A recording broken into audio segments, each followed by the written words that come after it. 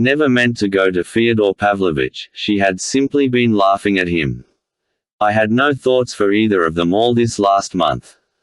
I was expecting another man who had wronged me. But I think, she said in conclusion, that there's no need for you to inquire about that, nor for me to answer you, for that's my own affair.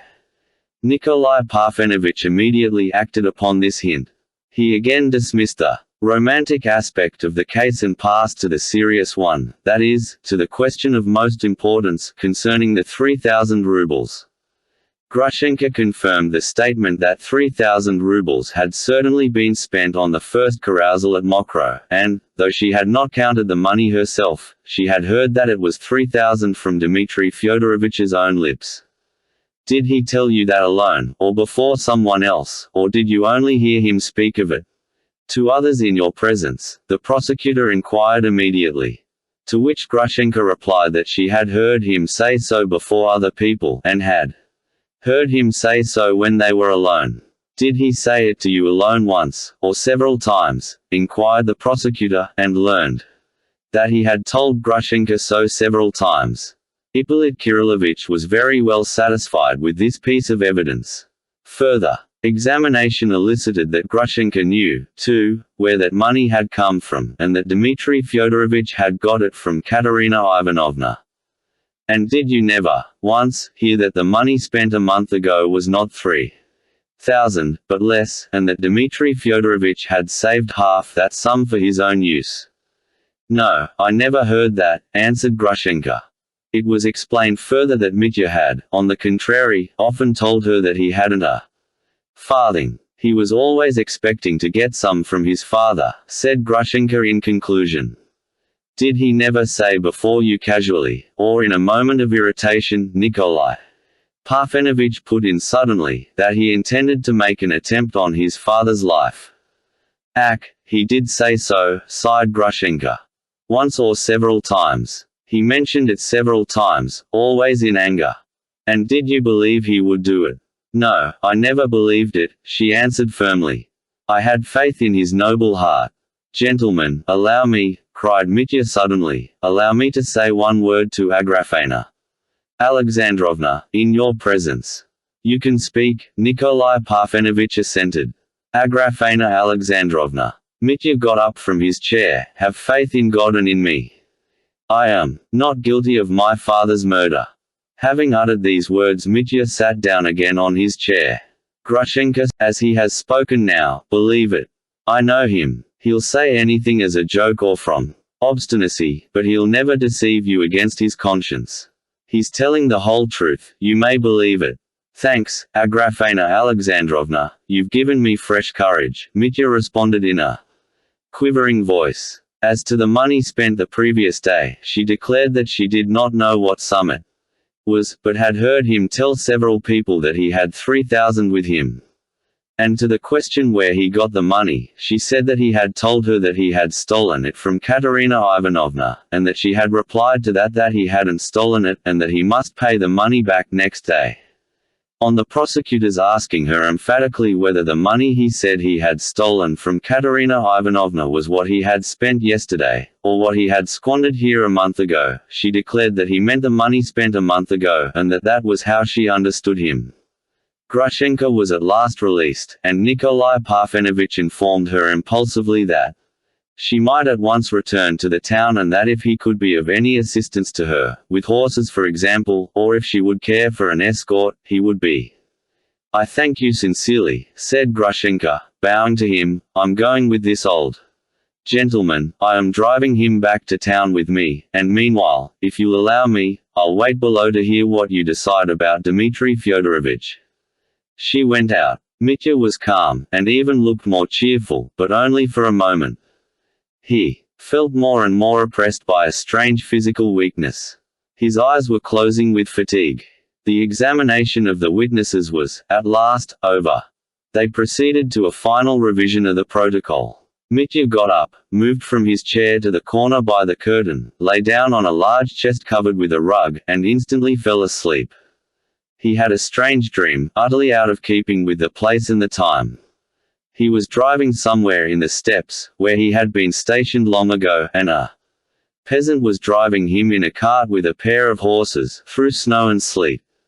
He was cold, it was early in November, and the snow was falling in big wet flakes, melting as soon as it touched the earth. And the peasant drove him smartly. He had a fair, long beard.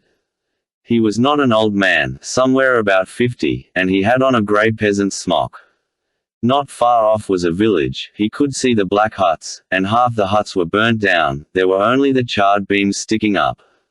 And as they drove in, there were peasant women drawn up along the road, a lot of women, a whole row, all thin and wan, with their faces a sort of brownish color, especially one at the edge, a tall, bony woman, who looked 40, but might have been only 20, with a long thin face. And in her arms was a little baby crying. And her breasts seemed so dried up that there was not a drop of milk in them. And the child cried, and held out its little bare arms, with its little fists blue from cold. Why are they crying? Why are they crying? But why is it weeping? Mitya persisted stupidly. Why are its little arms bare? Why don't they wrap it up? The babe's cold, its little clothes are frozen and don't warm it. But why is it? Why? Foolish Mitya still persisted. Why, they're poor people, burnt out. They've no bread. They're begging because they've been burnt out. No, Mitya, as it were, still did not understand. Tell me why it is those poor mothers stand there. Why are people poor? Why is the babe poor? Why is the step barren? Why don't they hug each other and kiss? Why don't they sing songs of joy? Why are they so dark from black misery? Why don't they feed the babe? And he felt that, though his questions were unreasonable and senseless, yet he wanted to ask just that, and he had to ask it just in that way. And he felt that a passion of pity, such as he had never known before, was rising in his heart, that he wanted to cry, that he wanted to do something for them all, so that the babe should weep no more, so that the dark-faced, dried-up mother should not weep, that no one should shed tears again from that moment, and he wanted to do it at once, regardless of all obstacles, with all the recklessness of the Karamazovs. And I'm coming with you. I won't leave you now for the rest of my life, I'm coming with you. He heard close beside him Grushenka's tender voice, thrilling with emotion. And his heart glowed, and he struggled forward towards the light, and he longed to live, to go on and on, towards the new, beckoning light, and to hasten, now, at once. What? Where? He exclaimed, opening his eyes, and sitting up on the chest, as though he had revived from a swoon, smiling brightly. Nikolai Parfenovitch was standing over him, suggesting that he should hear the protocol read aloud and sign it. Mitya guessed that he had been asleep an hour or more, but he did not hear Nikolai Parfenovitch. He was suddenly struck by the fact that there was a pillow under his head, which hadn't been there when he had leant back, exhausted, on the chest. Who put that pillow under my head? Who was so kind? He cried, with a sort of ecstatic gratitude, and tears in his voice, as though some great kindness had been shown him. He never found out who this kind man was, perhaps one of the peasant witnesses, or Nikolai Parfenovitch's little secretary, had compassionately thought to put a pillow under his head, but his whole soul was quivering with tears. He went to the table and said that he would sign whatever they liked.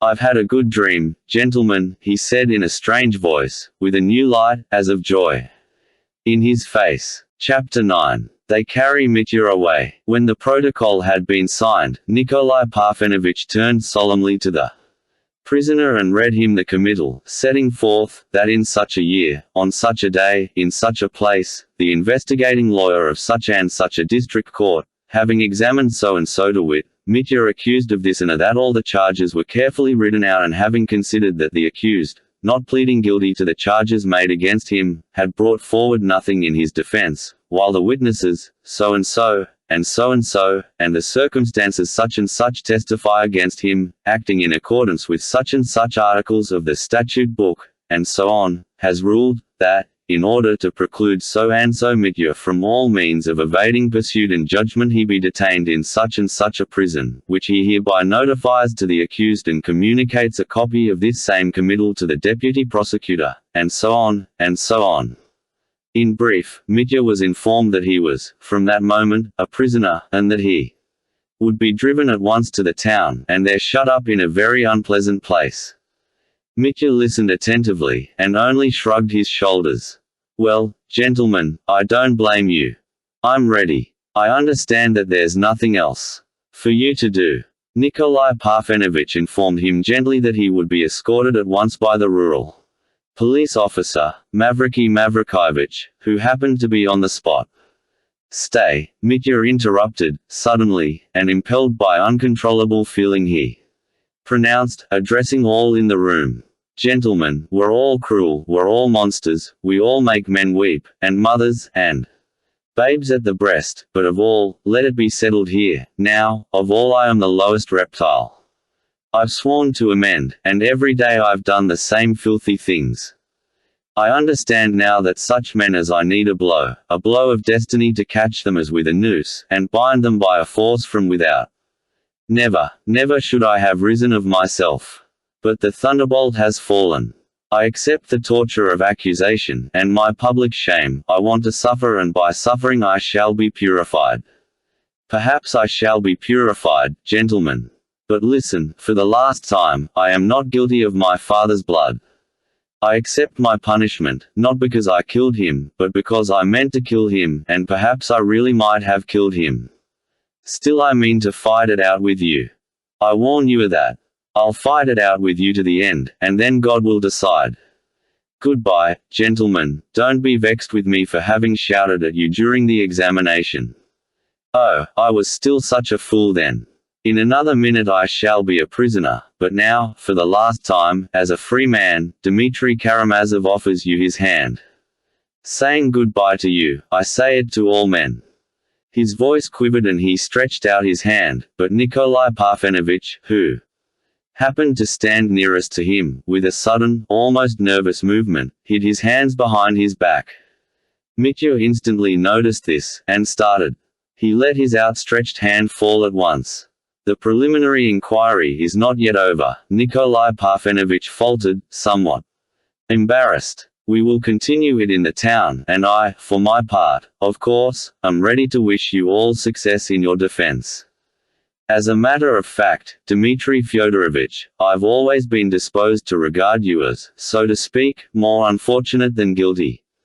All of us here, if I may make bold to speak for all, we are all ready to recognize that you are, at bottom, a young man of honor, but, alas, one who has been carried away by certain passions to a somewhat excessive degree. Nikolai Parfenovich's little figure was positively majestic by the time he had finished speaking. It struck Mitya that in another minute this boy would take his arm, lead him to another corner, and renew their conversation about girls. But many quite irrelevant and inappropriate thoughts sometimes occur even to a prisoner when he is being led out to execution. Gentlemen, you are good, you are humane, may I see her to say goodbye for the last time? Asked Mitya. Certainly, but considering in fact, now it is impossible except in the presence of. Oh, well, if it must be so, it must. Grushenka was brought in, but the farewell was brief, and of few words, and did not at all satisfy Nikolai Parfenovich. Grushenka made a deep bow to Mitya. I have told you I am yours, and I will be yours. I will follow you forever, wherever they may send you. Farewell. You are guiltless, though you've been your own undoing. Her lips quivered, tears flowed from her eyes. Forgive me, Grusha, for my love, for ruining you, too, with my love. Mitya would have said something more, but he broke off and went out. He was at once surrounded by men who kept a constant watch on him. At the bottom of the steps to which he had driven up with such a dash the day before with Andrei's 3 horses, 2 carts stood in readiness. Mavriky Mavrikovich, a sturdy, thick-set man with a wrinkled face, was annoyed about something, some sudden irregularity. He was shouting angrily. He asked Mitya to get into the cart with somewhat excessive surliness. When I stood him drinks in the tavern, the man had quite a different face, thought Mitya, as he got in. At the gates there was a crowd of people, peasants, women and drivers. Trifon Borisovich came down the steps too. All stared at Mitya. Forgive me at parting, good people. Mitya shouted suddenly from the cart. Forgive us too. He heard 2 or 3 voices. Goodbye to you, too, Trifon Borisovich. But Trifon Borisovich did not even turn round. He was, perhaps, too busy. He, too, was. Peasant who had been ordered to drive the second cart was pulling on his smock, stoutly maintaining that it was not his turn to go, but Akim's. But Akim was not to be seen. They ran to look for him. The peasant persisted and besought them to wait. You see what our peasants are, Mavriki Mavrikovich. They've no shame, exclaimed Trifon Borisovich. Akim gave you 25 kopecks the day before yesterday. You've drunk it all and now you cry out. I'm simply surprised at your good nature. With our low peasants, Mavriki Mavrikovich, that's all I can say. But what do we want a second cart for? Mitya put in. Let's start with the one, Mavriki Mavrikovich. I won't be unruly, I won't run away from you, old fellow. What do we want an escort for? I'll trouble you, sir, to learn how to speak to me if you've never been taught. I'm not, old fellow, to you, and you can keep your advice for another time. Mavriki Mavrikovich snapped out savagely, as though glad to vent his wrath. Mitya was reduced to silence. He flushed all over. A moment later he felt suddenly very cold. The rain had ceased, but the dull sky was still overcast with clouds, and a keen wind was blowing straight in his face. I've taken a chill, thought Mitya, twitching his shoulders. At last Mavriki Mavrikovich, too, got into the cart, sat down heavily, and, as though without noticing it, squeezed Mitya into the corner. It is true that he was out of humor and greatly disliked the task that had been laid upon him. Goodbye, Trifon Borisovich. Mitya shouted again, and felt himself, that he had not called out this time from good nature, but involuntarily, from resentment.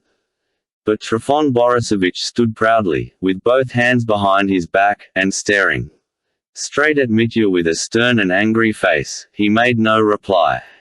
Goodbye, Dmitri Fyodorovich, goodbye. He heard all at once the voice of Karamazov, who had suddenly darted out. Running up to the cart he held out his hand to Mitya. He had no cap on. Mitya had time to seize and press his hand. Goodbye, dear fellow. I shan't forget your generosity, he cried warmly. But the cart moved and their hands parted. The bell began ringing and Mitya was driven off. Karamazov ran back, sat down in a corner, bent his head, hid his face in his hands, and burst out crying. For a long while he sat like that, crying as though he were a little boy instead of a young man of 20. Part 4. Book 10. The Boys. Chapter 1. Kolya Krasotkin. It was the beginning of November. There had been a hard frost, 11 degrees Reaumur. Without snow, but a little dry snow had fallen on the frozen ground during the night, and a keen dry wind was lifting and blowing it along the dreary streets of our town, especially about the market-place. It was a dull morning, but the snow had ceased. Not far from the market-place, close to Plotnikov's shop, there stood a small house, very clean both without and within. It belonged to Madame Krasotkin, the widow of a former provincial secretary, who had been dead for 14 years. His widow, still a nice-looking woman of 32, was living in her neat little house on her private means. She lived in respectable seclusion. She was of a soft but fairly cheerful disposition. She was about 18 at the time of her husband's death. She had been married only a year and had just borne him a son. From the day of his death she had devoted herself heart and soul to the bringing up of her precious treasure, her boy Kolya. Though she had loved him passionately those 14 years, he had caused her far more suffering than happiness. She had been trembling and fainting with terror almost every day, afraid he would fall ill, would catch cold, do something naughty, climb on a chair and fall off it, and so on and so on. When Kolya began going to school, the mother devoted herself to studying all the sciences with him so as to help him, and go through his lessons with him. She hastened to make the acquaintance of the teachers and their wives, even made up to Kolya's schoolfellows, and fawned upon them in the hope of thus saving Kolya from being teased, laughed at, or beaten by them. She went so far that the boys actually began to mock at him on her account and taunt him with being a mother's darling. But the boy could take his own part. He was a resolute boy, tremendously strong, as was rumored in his class, and soon proved to be the fact. He was agile, strong-willed, and of an audacious and enterprising temper. He was good at lessons, and there was a rumor in the school that he could beat the teacher, Dardanelov, at arithmetic and universal history. Though he looked down upon everyone, he was a good comrade and not supercilious. He accepted his schoolfellows' respect as his due, but was friendly with them. Above all, he knew where to draw the line. He could restrain himself on occasion, and in his relations with the teachers he never overstepped that last mystic limit beyond which a prank becomes an unpardonable breach of discipline.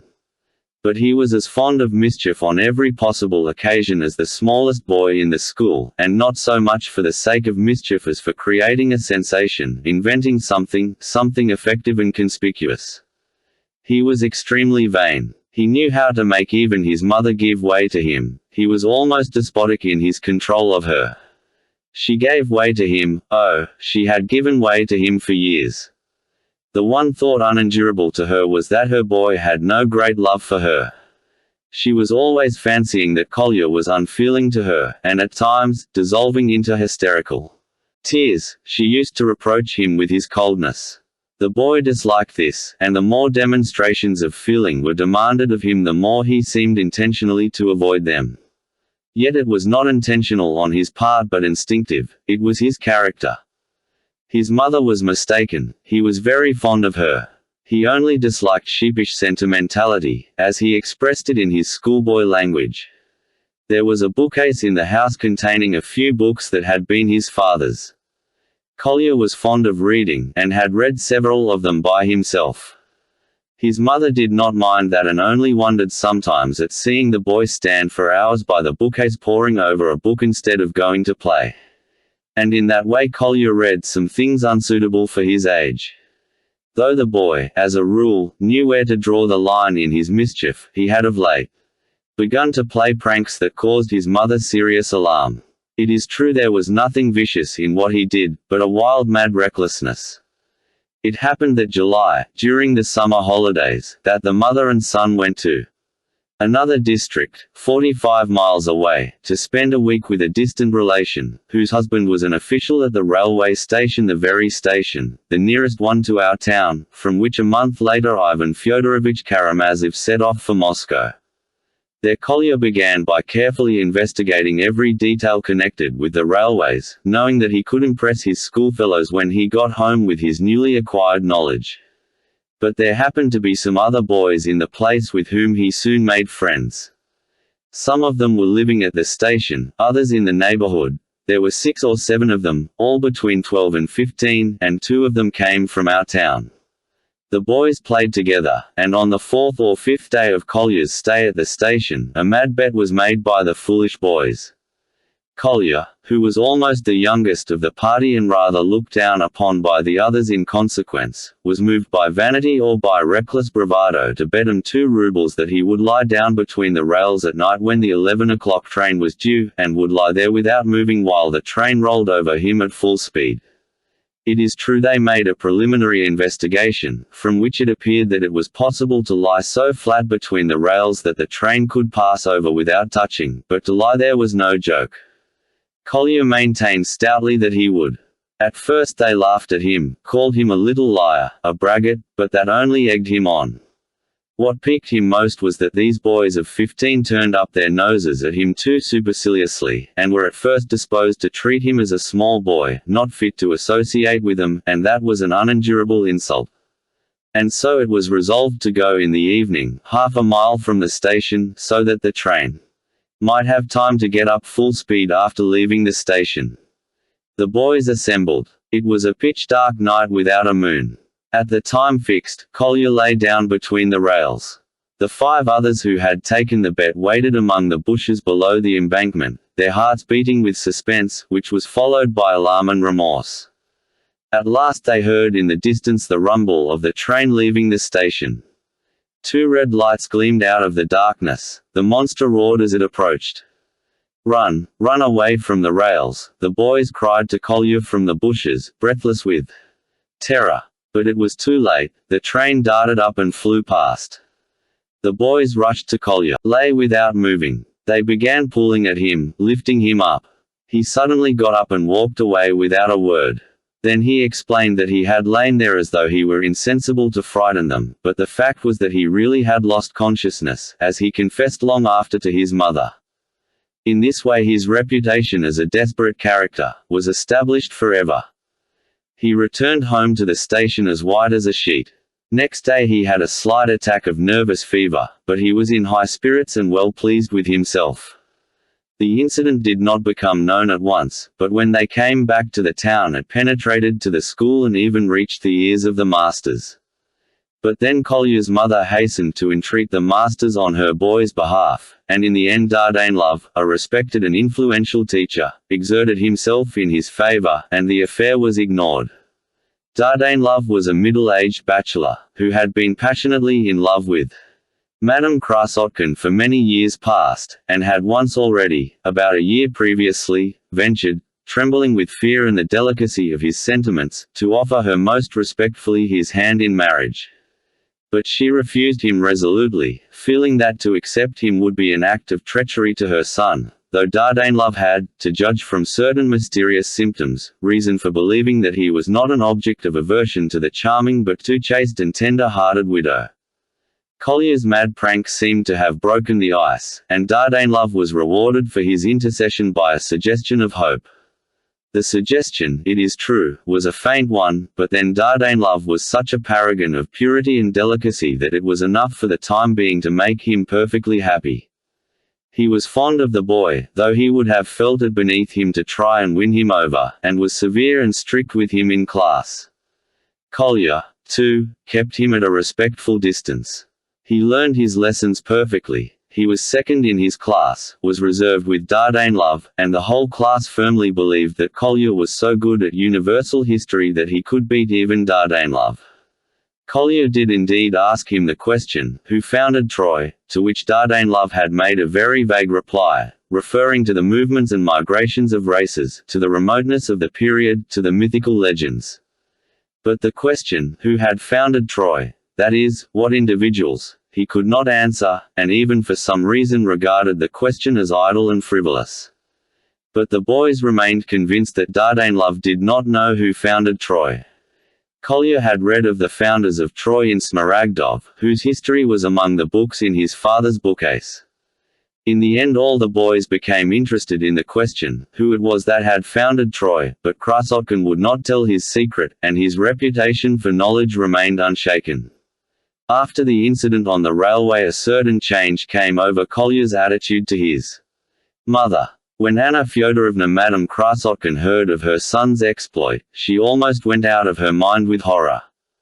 She had such terrible attacks of hysterics, lasting with intervals for several days, that Kolya, seriously alarmed at last, promised on his honor that such pranks should never be repeated. He swore on his knees before the holy image, and swore by the memory of his father, at Madame Krasotkin's instance, and the manly Kolya burst into tears like a boy of 6. And all that day the mother and son were constantly rushing into each other's arms sobbing. Next day Kolya woke up as unfeeling as before, but he had become more silent, more modest, sterner, and more thoughtful, and he did not, as it turned out, take the leading part in it, but was only implicated in it. But of this later. His mother still fretted and trembled, but the more uneasy she became, the greater were the hopes of Dardanelov. It must be noted that Kolya understood and divined what was in Dardanelov's heart and, of course, despised him profoundly for his feelings. He had in the past been so tactless as to show this contempt before his mother, hinting vaguely that he knew what Dardanelov was after. But from the time of the railway incident his behavior in this respect also was changed. He did not allow himself the remotest allusion to the subject and began to speak more respectfully of Dardanelov before his mother, which the sensitive woman at once appreciated with boundless gratitude. But at the slightest mention of Dardanelov by a visitor in Kolya's presence, she would flush as pink as a rose. At such moments Kolya would either stare out of the window scowling, or would investigate the state of his boots, or would shout angrily for Peregrine, the big, shaggy, mangy dog, which he had picked up a month before, brought home, and kept for some reason secretly indoors, not showing him to any of his schoolfellows. He bullied him frightfully, teaching him all sorts of tricks, so that the poor dog howled for him whenever he was absent at school, and when he came in, whined with delight, rushed about as if he were crazy, begged, lay down on the ground pretending to be dead, and so on, in fact, showed all the tricks he had taught him, not at the word of command, but simply from the zeal of his excited and grateful heart. I have forgotten, by the way, to mention that Kolya Krasotkin was the boy stabbed with a penknife by the boy already known to the reader as the son of Captain Sneguryov. Alusha had been defending his father when the schoolboys jeered at him, shouting the nickname Wisp of Tow. Chapter 2. Children. And so on that frosty, snowy, and windy day in November, Kolya Krasotkin was sitting at home. It was Sunday and there was no school. It had just struck 11, and he particularly wanted to go out on very urgent business, but he was left alone in charge of the house, for it so happened that all its elder inmates were absent owing to a sudden and singular event. Madame Krasotkin had let 2 little rooms, separated from the rest of the house by a passage, to a doctor's wife with her 2 small children. This lady was the same age as Anna Fyodorovna, and a great friend of hers. Her husband, the doctor, had taken his departure 12 months before, going first to Orenburg and then to Tashkent, and for the last 6 months she had not heard a word from him. Had it not been for her friendship with Madame Krasotkin, which was some consolation to the forsaken lady, she would certainly have completely dissolved away in tears. And now, to add to her misfortunes, Katerina, her only servant, was suddenly moved the evening before to announce, to her mistress's amazement, that she proposed to bring a child into the world before morning. It seemed almost miraculous to everyone that no one had noticed the probability of it before. The astounded doctor's wife decided to move Katerina while there was still time to an establishment in the town kept by a midwife for such emergencies. As she set great store by her servant, she promptly carried out this plan and remained there looking after her. By the morning all Madame Krasotkin's friendly sympathy and energy were called upon to render assistance and appeal to someone for help in the case. So both the ladies were absent from home. The Krasotkins' servant, Agafya, had gone out to the market, and Kolya was thus left for a time to protect and look after the kids, that is, the son and daughter of the doctor's wife, who were left alone. Kolya was not afraid of taking care of the house. Besides, he had Perevin, who had been told to lie flat, without moving, under the bench in the hall. Every time Kolya, walking to and fro through the rooms, came into the hall, the dog shook his head and gave 2 loud and insinuating taps on the floor with his tail, but alas, the whistle did not sound to release him. Kolya looked sternly at the luckless dog, who relapsed again into obedient rigidity. The one thing that troubled Kolya was the kids. He looked, of course, with the utmost scorn on Katerina's unexpected adventure, but he was very fond of the bereaved kiddies, and had already taken them a picture book. Nastya, the elder, a girl of 8, could read, and Kostya, the boy, aged 7, was very fond of being read to by her.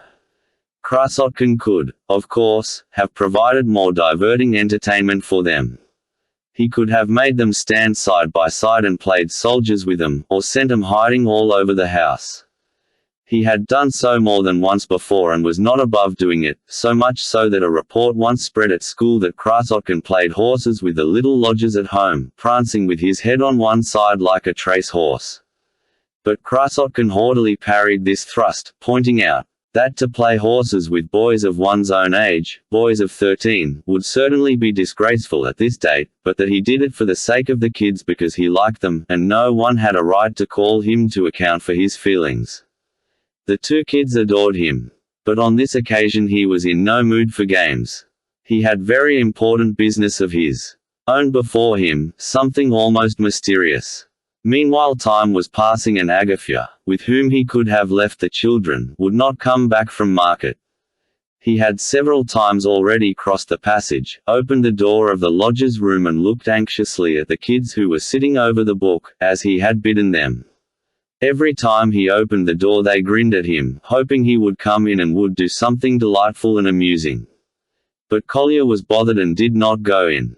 At last it struck 11 and he made up his mind, once for all, that if that damned Agafya did not come back within 10 minutes. He should go out without waiting for her, making the kids promise, of course, to be brave when he was away, not to be naughty, not to cry from fright.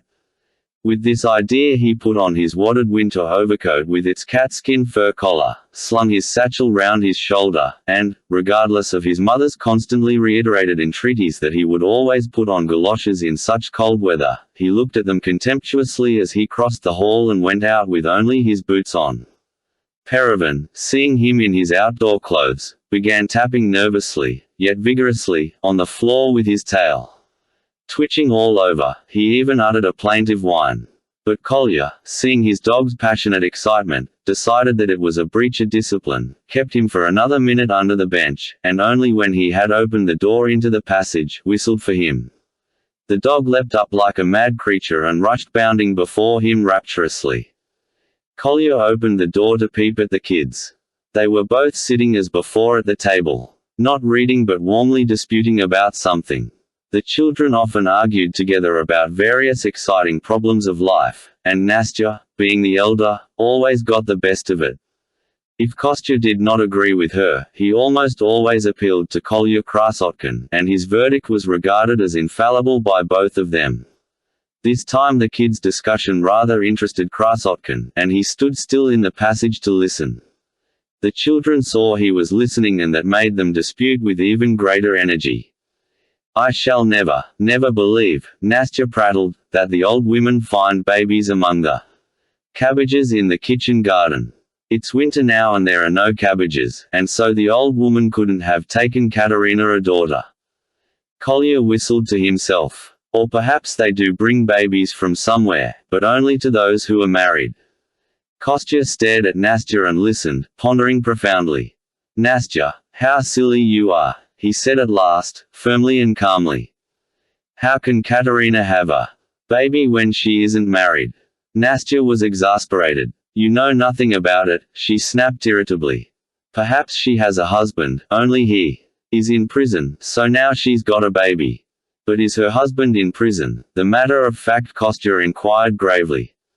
"Or, I tell you what," Nastya interrupted impulsively, completely rejecting and forgetting her first hypothesis. "She hasn't a husband, you are right there, but she wants to be married, and so she's been thinking of getting married, and thinking of it till now she's got it, that is, not a husband but a baby." "Well, perhaps so," Kostya agreed, entirely vanquished. "But you didn't say so before.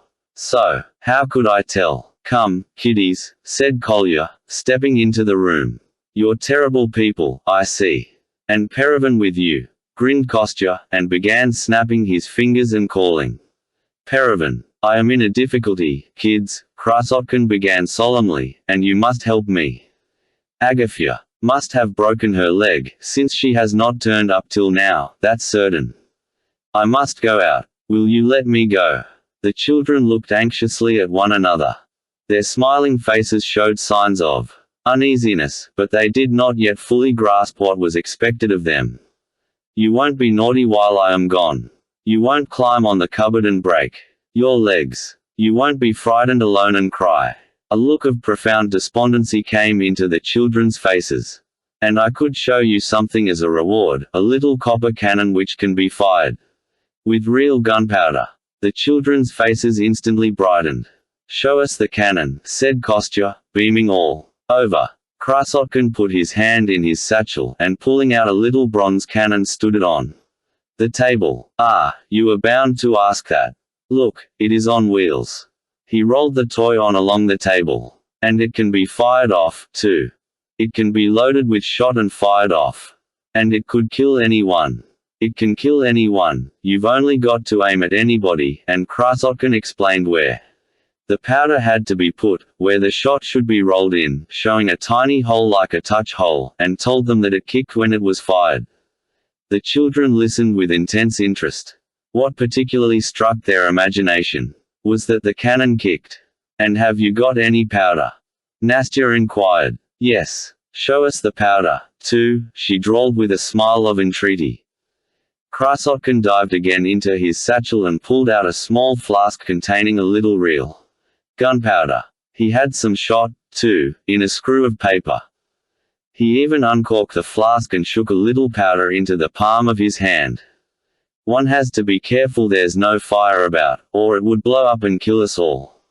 Krasotkin warned them. The children gazed at the powder with an awe-stricken alarm that only intensified their enjoyment. But Kostya liked the shot better.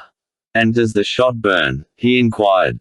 No, it doesn't. Give me a little shot, he asked in an imploring voice. I'll give you a little shot. Here, take it, but don't show it to your mother till I come back. Or she'll be sure to think it is gunpowder, and will die of fright and give you a thrashing. Mother never does whip us, Nastya observed at once. I know, I only said it to finish the sentence. And don't you ever deceive your mother. Except just this once, until I come back. And so, kiddies, can I go out? You won't be frightened and cry when I'm gone. We shall all cry, drawled Kostya, on the verge of tears already.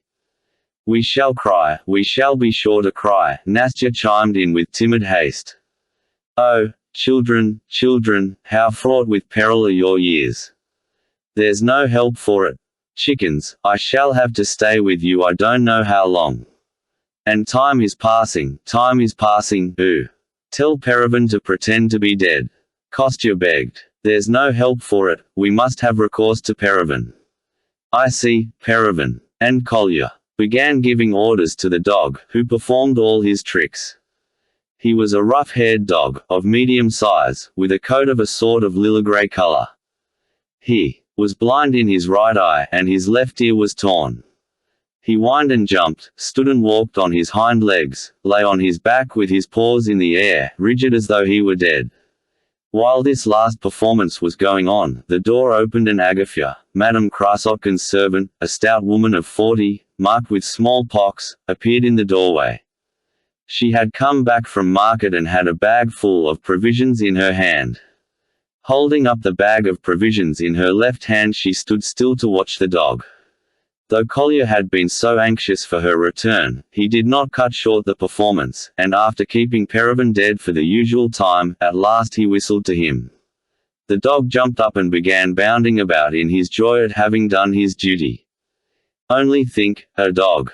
Agafya observed sententiously. Why are you late, female? Asked Krasotkin sternly. Female, indeed. Go on with you, you brat. Brat. Yes, a brat. What is it to you if I'm late? If I'm late, you may be sure I have good reason. And what am I going to swear for? Laughed Agafya. I shall look after them without that. No, you must swear on your eternal salvation. Else I shan't go. Well, don't then. What does it matter to me? It's cold out, stay at home. Kids, Kolya turned to the children, this woman will stay with you till I come back or till your mother comes, for she ought to have been back long ago. She will give you some lunch, too. You'll give them something, Agafya, won't you? That I can do. Goodbye, chickens, I go with my heart at rest. And you, Granny, he added gravely, in an undertone, as he passed Agafya, I hope you'll spare their tender years and not tell them any of your old woman's nonsense about Katerina. I see, Perevan. Get along with you, retorted Agafya, really angry this time. Chapter 3. The schoolboy. But Kolya did not hear her. At last he could go out. As he went out at the gate he looked round him, shrugged up his shoulders, and saying it is freezing, went straight along the street and turned off to the right towards the market-place. When he reached the last house but one before the market-place he stopped at the gate, pulled a whistle out of his pocket, and whistled with all his might as though giving a signal. He had not to wait more than a minute before a rosy-cheeked boy of about 11, wearing a warm, neat and even stylish coat, darted out to meet him. This was Smorov, a boy in the preparatory class 2 classes below Kolya Krasotkin, son of a well-to-do official. Apparently he was forbidden by his parents to associate with Krasotkin, who was well known to be a desperately naughty boy, so Smorov was obviously slipping out on the sly. He was, if the reader has not forgotten, one of the group of boys who 2 months before had thrown stones at Alyosha. He was the one who told Alyosha Karamazov about Alyosha. I've been waiting for you for the last hour, Krasotkin, said Smorov stolidly, and the boys strode towards the market-place. I am late, answered Krasotkin. I was detained by circumstances. You won't be thrashed for coming with me. Come, I say, I'm never thrashed. And you've got Perevan with you. Yes. You're taking him, too. Yes. Ah. If it were only Zhuchka. That's impossible. Zhuchka's non-existent. Zhuchka is lost in the mists of obscurity. Ah. Couldn't we do this? Smurov suddenly stood still. You see, Alusha says that Zhuchka was a shaggy, greyish, smoky-looking dog like Perevan. Couldn't you tell him this is Zhuchka, and he might believe you? Boy, shun a lie, that's one thing. Even with a good object, that's another. Above all, I hope you've not told them anything about my coming. Heaven forbid. I know what I am about. But you won't comfort him with Perevan, said Smurov, with a sigh. You know his father, the captain, the wisp of tow, told us that he was going to bring him a real mastiff pup, with a black nose, today. He thinks that would comfort Alusha, but I doubt it. And how is Alusha? Ah. He is bad, very bad. I believe he's in consumption. He is quite conscious, but his breathing's gone wrong. The other day he asked to have his boots on to be led round the room. He tried to walk, but he couldn't stand. Ah, I told you before, father, he said, that those boots were no good. I could never walk properly in them. He fancied it was his boots that made him stagger, but it was simply weakness, really. He won't live another week. Herzenstube is looking after him. Now they are rich again. They've got heaps of money. They are rogues. Who are rogues? Doctors and the whole crew of quacks collectively, and also, of course, individually. I don't believe in medicine. It's a useless institution. I mean to go into all that. But what's that sentimentality you've got up there? The whole class seems to be there every day. Not the whole class. It is only 10 of our fellows who go to see him every day. There's nothing in that. What I don't understand in all this is the part that Alexei Karamazov is taking in it. His brother's going to be tried tomorrow or next day for such a crime, and yet he has so much time to spend on sentimentality with boys. There's no sentimentality about it. You are going yourself now to make it up with Alusha. Make it up with him. What an absurd expression. But I allow no one to analyze my actions. And how pleased Alusha will be to see you. He has no idea that you are coming. Why was it you wouldn't come all this time?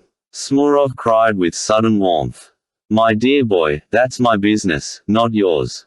I am going of myself because I choose to, but you've all been hauled there by Alexei Karamazov. There's a difference, you know. And how do you know? I may not be going to make it up at all. It's a stupid expression. It's not Karamazov at all. It is not his doing. Our fellows began going there of themselves. Of course, they went with Karamazov at first. And there's been nothing of that sort, no silliness. First one went, and then another. His father was awfully pleased to see us. You know he will simply go out of his mind if Alusha dies. He sees that Alusha's dying. And he seems so glad we've made it up with Alusha. Alusha asked after you, that was all. He just asks and says no more. His father will go out of his mind or hang himself. He behaved like a madman before. You know he is a very decent man. We made a mistake then. It's all the fault of that murderer who beat him then. Karamazov's a riddle to me all the same. I might have made his acquaintance long ago. But I like to have a proper pride in some cases. Besides, I have a theory about him which I must work out and verify. Kolya subsided into dignified silence. Smurov, too, was silent. Smurov, of course, worshipped Krasotkin and never dreamed of putting himself on a level with him. Rolls, cottons and threads, etc. in their booths. These Sunday markets were naively called fairs in the town, and there were many such fairs in the year. Perevan ran about in the wildest spirits, sniffing about first one side, then the other. When he met other dogs they zealously smelt each other over according to the rules of canine etiquette. I like to watch such realistic scenes, Smurov, said Kolya suddenly. Have you noticed how dogs sniff at one another when they meet? It seems to be a law of their nature. Yes, It is a funny habit. No, it is not funny. You are wrong there. There's nothing funny in nature, however funny it may seem to man with his prejudices. If dogs could reason and criticize us, they'd be sure to find just as much that would be funny to them, if not far more, in the social relations of men, their masters. Far more, indeed. I repeat that, because I am convinced that there is far more foolishness among us. That's Rakitin's idea, a remarkable idea. I am a socialist, Smurov. And what is a socialist? Asks Smurov. That's when all are equal and all have property in common, there are no marriages, and everyone has any religion and laws he likes best, and all the rest of it. You are not old enough to understand that yet.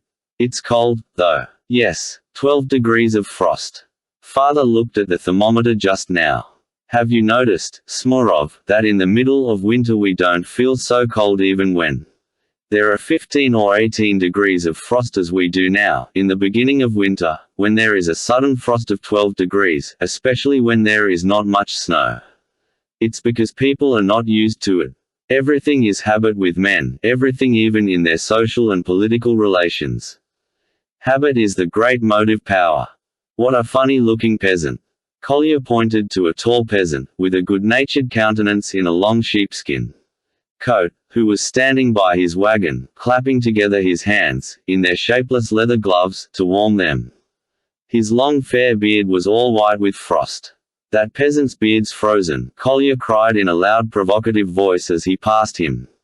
Lots of people's beards are frozen, the peasant replied, calmly and sententiously. Don't provoke him, observed Smurov. It's all right, he won't be cross, he's a nice fellow. Goodbye, Matvey. Goodbye. Is your name Matvey? Yes. Didn't you know? No, I didn't. It was a guess. You don't say so. You are a schoolboy, I suppose. Yes. You get whipped, I expect. Nothing. Does it hurt? Well, yes, it does. Eck, what a life. The peasant heaved a sigh from the bottom of his heart. Goodbye, Matvey. Goodbye. You are a nice chap, that you are. The boys went on. That was a nice peasant, Kolya observed to Smurov. I like talking to the peasants, and am always glad to do them justice. Why did you tell a lie, pretending we are thrashed? Asked Smurov. I had to say that to please him. How do you mean? You know, Smurov, I don't like being asked the same thing twice. I like people to understand at the first word. Some things can't be explained. According to a peasant's notions, schoolboys are whipped, and must be whipped. What would a schoolboy be if he were not whipped? And if I were to tell him we are not, he'd be disappointed. But you don't understand that. One has to know how to talk to the peasants. Only don't tease them, please, or you'll get into another scrape as you did about that goose. So you're afraid. Don't laugh, Kolya. Of course I'm afraid. My father would be awfully cross. I am strictly forbidden to go out with you. Don't be uneasy, nothing will happen this time. Hello, Natasha. He shouted to a market woman in one of the booths. Call me Natasha. What next? My name is Maria, the middle-aged market woman shouted at him. I am so glad it is Maria. Goodbye. Ah, you young rascal. A brat like you to carry on so. I'm in a hurry. I can't stay now. You shall tell me next Sunday. Kolya waved his hand at her, as though she had attacked him and not he her. I've nothing to tell you next Sunday. You set upon me, you impudent young monkey. I didn't say anything, bawled Maria. You want a whipping, that's what you want, you saucy jackanapes. There was a roar of laughter among the other market women round her. Suddenly a man, in a violent rage, darted out from the arcade of shops close by. He was a young man, not a native of the town, with dark, curly hair and a long, pale face, marked with smallpox. He wore a long blue coat and a peaked cap, and looked like a merchant's clerk. He was in a state of stupid excitement and brandished his fist at Kolya. I know you, he cried angrily, I know you. Kolya stared at him. He could not recall when he could have had a row with the man. But he had been in so many rows in the street that he could hardly remember 'em all. Do you? He asked sarcastically. I know you. I know you, the man repeated idiotically. So much the better for you. Well, it is time I was going. Goodbye. You are at your saucy pranks again, cried the man. You are at your saucy pranks. Again. I know, you are at it again. It's not your business, brother, if I am at my saucy pranks again, said Collier, standing still and scanning him. Not my business. No, it is not your business. Whose then? Whose then? Whose then? It's Trifon Nikititch's business, not yours. What Trifon Nikititch? Asked the youth, staring with loudish amazement at Collier, but still as angry as ever. Collier scanned him gravely. Have you been to the Church of the Ascension? He suddenly asked him, with stern emphasis. What Church of Ascension? What for? No, I haven't, said the young man, somewhat taken aback. Do you know Sabaneyev? Collier went on even more emphatically and even more severely. What Sabaneyev? No, I don't know him.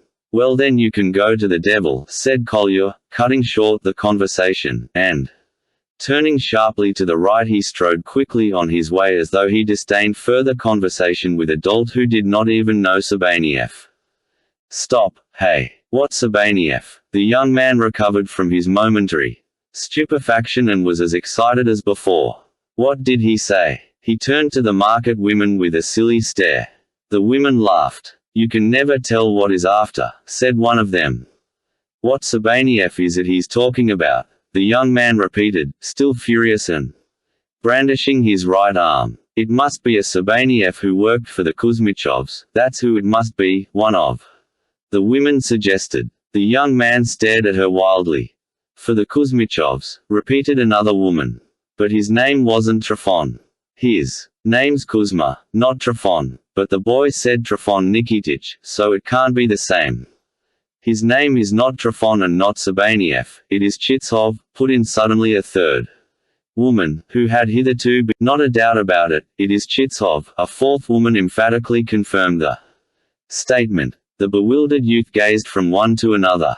But what did he ask for? What did he ask for? Good people, he cried almost in desperation. Do you know Sabaneyev? Says he.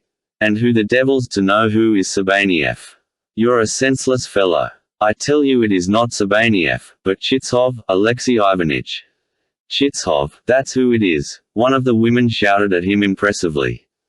What Chitsov? Who is he? Tell me, if you know. That tall, sniveling fellow who used to sit in the market in the summer. And what's your Chitsov to do with me, good people, eh? How can I tell what is to do with you? Put in another. You ought to know yourself. What you want with him, if you make such a clamor about him. He spoke to you, he did not speak to us, you stupid. Don't you really know him? Know whom? Chitsov. The devil take Chitsov and you with him. I'll give him a hiding, that I will. He was laughing at me. We'll give Chitsov a hiding. More likely he will give you one. You are a fool, that's what you are. Not Chitsov, you spiteful, mischievous woman. I'll give the boy a hiding. Catch him, he was laughing at me. The woman guffawed. But Collier was by now a long way off, marching along with a triumphant air. Smorov walked beside him, looking round at the shouting group far behind. He too was in high spirits, though he was still afraid of getting into some scrape in Collier's company. What Sabaneyev did you mean? He asked Collier, foreseeing what his answer would be. How do I know? Now there'll be a hubbub among 'em all day. I like to stir up fools in every class of society. There's another blockhead, that peasant there. You know, they say, there's no one stupider than a stupid Frenchman, but a stupid Russian shows it in his face just as much. Can't you see it all over his face that he is a fool, that peasant, eh? Let him alone, Collier. Let's go on. Nothing could stop me, now I am once off. Hey, good morning, peasant. A sturdy-looking peasant, with a round, simple face and grizzled beard, who was walking by, raised his head and looked at the boy. He seemed not quite sober. Good morning, if you are not laughing, do you forgive me, too? I quite forgive you. Go along. I say, you seem a clever peasant. Cleverer than you, the peasant answered unexpectedly, with the same gravity. I doubt it, said Kolya, somewhat taken aback. It's true, though. Perhaps it is. It is, brother. Goodbye, peasant. Goodbye. There are all sorts of peasants, Kolya observed to Smurov after a brief silence. How could I tell I had hit on a clever one? I am always ready to recognize intelligence in the peasantry. In the distance the cathedral clock struck 11:30. The boys made haste and they walked as far as Captain Sneguryev's lodging, a considerable distance, quickly and almost in silence. 20 paces from the house Kolya stopped and told Smurov to go on ahead and ask Karamazov to come out to him. One must sniff round a bit first, he observed to Smurov. Why ask him to come out? Smurov protested. You go in, they will be awfully glad to see you. What's the sense of making friends in the frost out here? I know why I want to see him out here in the frost, Kolya cut him short in the despotic tone. Chapter 4. The Lost Dog. Kolya leaned against the fence with an air of dignity, waiting for Alyosha to appear. Yes. He had long wanted to meet him. He had heard a great deal about him from the boys, but hitherto he had always maintained an appearance of disdainful indifference when he was mentioned, and he had even criticized what he heard about Alyosha. But secretly he had a great longing to make his acquaintance. There was something sympathetic and attractive in all he was told about Alyosha. So the present moment was important. To begin with, he had to show himself at his best, to show his independence, or he'll think of me as 13 and take me for a boy, like the rest of them. And what are these boys to him? I shall ask him when I get to know him. It's a pity I am so short, though. Tuzikov is younger than I am, yet he is half a head taller. But I have a clever face. I am not good looking. I know I'm hideous, but I've a clever face. I mustn't talk too freely. If I fall into his arms all at once, he may think. Tifu. How horrible if he should think. Such were the thoughts that excited Kolya while he was doing his utmost to assume the most independent air. What distressed him most was his being so short. He did not mind so much his hideous face, as being so short. On the wall in a corner at home he had the year before made a pencil mark to show his height, and every 2 months since he anxiously measured himself against it to see how much he had gained. But alas, he grew very slowly, and this sometimes reduced him almost to despair. His face was in reality by no means hideous. On the contrary, it was rather attractive, with a fair, pale skin, freckled. His small, lively grey eyes had a fearless look, and often glowed with feeling. He had rather high cheekbones, small, very red, but not very thick, lips. His nose was small and unmistakably turned up. I've a regular pug nose, Kolya used to mutter to himself when he looked in the looking-glass, and he always left it with indignation. But perhaps I haven't got a clever face, he sometimes thought, doubtful even of that. But it must not be supposed that his mind was preoccupied with his face and his height. On the contrary, however bitter the moments before the looking-glass were to him, he quickly forgot them, and forgot them for a long time, abandoning himself entirely to ideas and to real life, as he formulated it to himself. Alyosha came out quickly and hastened up to Kolya. Before he reached him, Kolya could see that he looked delighted. Can he be so glad to see me? Kolya wondered, feeling pleased. We may note here, in passing, that Alyosha's appearance had undergone a complete change since we saw him last. He had abandoned his cassock and was wearing now a well-cut coat, a soft, round hat, and his hair had been cropped short. All this was very becoming to him, and he looked quite handsome. His charming face always had a good-humored expression, but there was a gentleness and serenity in his good humor. 2. Kolya's surprise, Alyosha came out to him just as he was, without an overcoat. He had evidently come in haste. He held out his hand to Kolya at once. Here you are at last. How anxious we've been to see you. There were reasons which you shall know directly. Anyway, I am glad to make your acquaintance. I've long been hoping for an opportunity, and have heard a great deal about you, Kolya muttered, a little breathless. We should have met anyway. I've heard a great deal about you, too, but you've been a long time coming here. Tell me, how are things going? Alusha is very ill. He is certainly dying. How awful. You must admit that medicine is a fraud, Karamazov, cried Kolya warmly. Alusha has mentioned you often, very often, even in his sleep, in delirium, you know. 1. Can see that you used to be very, very dear to him before the incident with the knife. Then there's another reason. Tell me, is that your dog? Yes, Perevan, not Zhuchka. Alyosha looked at Kolya with eyes full of pity. Is she lost forever? I know you would all like it to be Zhuchka. I've heard all about it. Kolya smiled, mysteriously. Listen, Karamazov, I'll tell you all about it. That's what I came for. That's what I asked you to come out here for, to explain the whole episode to you before we go in, he began with animation. You see, Karamazov, Alusha came into the preparatory class last spring. Well, you know what our preparatory class is, a lot of small boys. They began teasing Alusha at once. I am 2 classes higher up, and, of course, I only look on at him from a distance. I saw the boy was weak and small, but he wouldn't give in to them, he fought with them. I saw he was proud, and his eyes were full of fire. I like children like that. And they teased him all the more. The worst of it was he was horribly dressed at the time, his breeches were too small for him, and there were holes in his boots. They worried him about it, they jeered at him.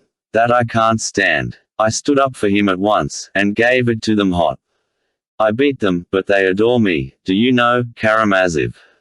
Kolya boasted impulsively. But I am always fond of children. I've 2 chickens in my hands at home now, that's what detained me today. So they left off beating Alusha and I took him under my protection. I saw the boy was proud. I tell you that, the boy was proud. But in the end he became slavishly devoted to me. He did my slightest bidding, obeyed me as though I were God, tried to copy me.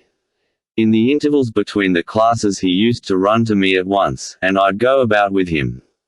On Sundays, too. They always laugh when an older boy makes friends with a younger one like that, but that's a prejudice. If it is my fancy, that's enough. I am teaching him, developing him. Why shouldn't I develop him if I like him? Here you, Karamazov, have taken up with all these nestlings. I see you want to influence the younger generation, to develop them, to be of use to them, and I assure you this trait in your character, which I knew by hearsay, attracted me more than anything. Let us get to the point, though. I noticed that there was a sort of softness and sentimentality coming over the boy, and you know I have a positive hatred of this sheepish sentimentality, and I have had it from a baby. There were contradictions in him, too. He was proud, but he was slavishly devoted to me, and yet all at once his eyes would flash and he'd refuse to agree with me. He'd argue, fly into a rage.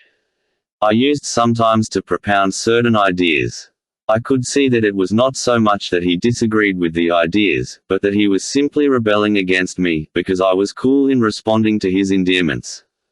And so, in order to train him properly, the tenderer he was, the colder I became. I did it on purpose, that was my idea. My object was to form his character, to lick him into shape, to make a man of him, and besides, no doubt, you understand me at a word. Suddenly I noticed for 3 days in succession he was downcast and dejected, not because of my coldness, but for something else, something more important. I wondered what the tragedy was. I have pumped him and found out that he had somehow got to know Smerdyakov, who was footman to your late father. It was before his death, of course, and he taught the little fool a silly trick, that is, a brutal, nasty trick. He told him to take a piece of bread, to stick a pin in it, and throw it to one of those hungry dogs who snap up anything without biting it, and then to watch and see what would happen. So they prepared a piece of bread like that and threw it to Zhuchka, that shaggy dog there's been such a fuss about. The people of the house it belonged to never fed it at all, though it barked all day. Do you like that stupid barking, Karamazov? I can't stand it. So it rushed at the bread, swallowed it, and began to squeal. It turned round and ran away, squealing as it ran out of sight. That was Alusha's own account of it. He confessed it to me, and cried bitterly. He hugged me, shaking all over. He kept on repeating, he ran away squealing. The sight of that haunted him. He was tormented by remorse, I could see that. I took it seriously. I determined to give him a lesson for other things as well. So I must confess I wasn't quite straightforward, and pretended to be more indignant perhaps than I was. "You've done a nasty thing," I said, "you are a scoundrel. I won't tell of it, of course, but I shall have nothing more to do with you for a time. I'll think it over and let you know through Smurov, that's the boy who's just come with me. He's always ready to do anything for me, whether I will have anything to do with you in the future or whether I give you up for good as a scoundrel." He was tremendously upset. I must own I felt I'd gone too far as I spoke, but there was no help for it. I did what I thought best at the time. A day or two after, I sent Smurov to tell him that I would not speak to him again. That's what we call it when two schoolfellows refuse to have anything more to do with one another. Secretly I only meant to send him to Coventry for a few days and then, if I saw signs of repentance, to hold out my hand to him again. That was my intention. But what do you think happened? He heard Smurov's message, his eyes flashed. "Tell Krasotkin from me," he cried, "that I will throw bread with pins to all the dogs, all of them. So he's going in for a little temper. We must smoke it out of him." And I began to treat him with contempt. Whenever I met him I turned away or smiled sarcastically. And just then that affair with his father happened. You remember. You must realize that he was fearfully worked up by what had happened already. The boys, seeing I'd given him up, set on him and taunted him, shouting, "Wisp of toe, wisp of toe." And he had soon regular skirmishes with them, which I am very sorry for. They seemed to have given him one very bad beating. One day he flew at them all as they were coming out of school. I stood a few yards off, looking on. And, I swear, I don't remember that I laughed. It was quite the other way. I felt awfully sorry for him. In another minute I would have run up to take his part. But he suddenly met my eyes. I don't character limit is exceeded. Plucky sometimes, Karamazov. I simply looked at him contemptuously, as though to say, "This is how you repay all my kindness. Do it again, if you like, I'm at your service." But he didn't stab me again. He broke down, he was frightened at what he had done, he threw away the knife, burst out crying, and ran away. I did not sneak on him, of course, and I made them all keep quiet, so it shouldn't come to the ears of the masters. I didn't even tell my mother till it had healed up. And the wound was a mere scratch. And then I heard that the same day he'd been throwing stones and had bitten your finger, but you understand now what a state he was in. Well, it can't be helped. It was stupid of me not to come and forgive him, that is, to make it up with him, when he was taken ill. I am sorry for it now. But I had a special reason. So now I've told you all about it, but I'm afraid it was stupid of me. "Oh, what a pity," exclaimed Alyosha, with feeling, "that I didn't know before what terms. You were on with him, or I'd have come to you long ago to beg you to go to him with me. Would you believe it, when he was feverish he talked about you in delirium. I didn't know how much you were to him. And you've really not succeeded in finding that dog. His father and the boys have been hunting all over the town for it. Would you believe it, since he's been ill, I've 3 times heard him repeat with tears, 'It's because I killed Zhuchka, father, that I am ill now. God is punishing me for it.' He can't get that idea out of his head. And if the dog were found and proved to be alive, one might almost fancy the joy would cure him. We have all rested our hopes on you. Tell me, what made you hope that I should be the one to find him?" Kolya asked, with great curiosity. "Why did you reckon on me rather than anyone else? There was a report that you were looking for the dog, and that you would bring it when you'd found it." Smurov said something of the sort. "We've all been trying to persuade Alyosha that the dog is alive, that it is been seen. The boys brought him a live hare. He just looked at it, with a faint smile, and asked them to set it free in the fields. And so we did. His father has just this moment come back, bringing him a mastiff pup, hoping to comfort him with that, but I think it only makes it worse. Tell me, Karamazov, what sort of man is the father? I know him, but what do you make of him? A mountebank, a buffoon. Oh, no, there are people a deep feeling who have been somehow crushed.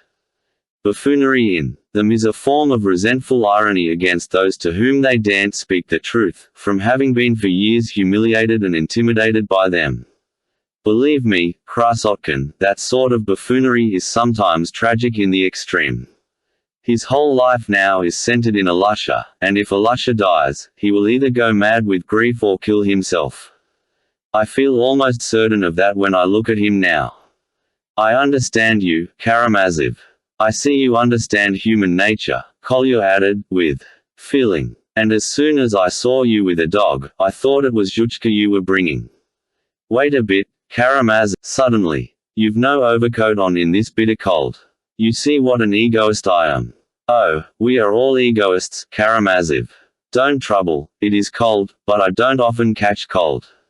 Let us go in, though, and, by the way.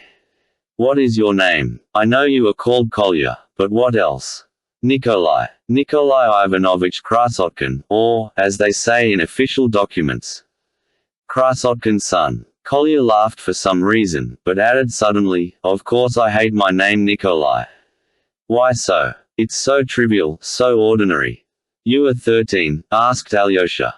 No, 14. That is, I shall be 14 very soon, in a fortnight. I'll confess one weakness of mine, Karamazov, just to you, since it is our first meeting, so that you may understand my character at once.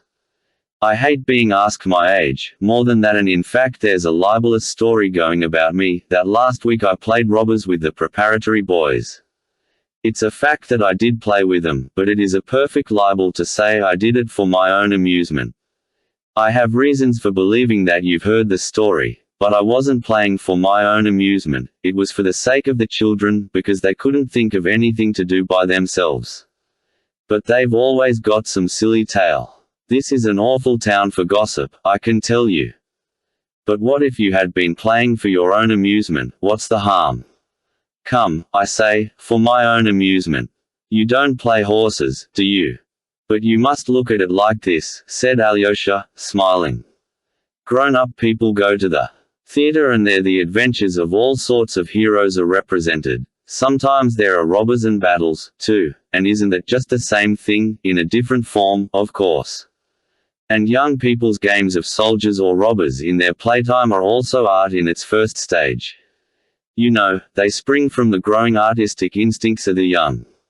And sometimes these games are much better than performances in the theater. The only difference is that people go there to look at the actors, while in these games the young people are the actors themselves.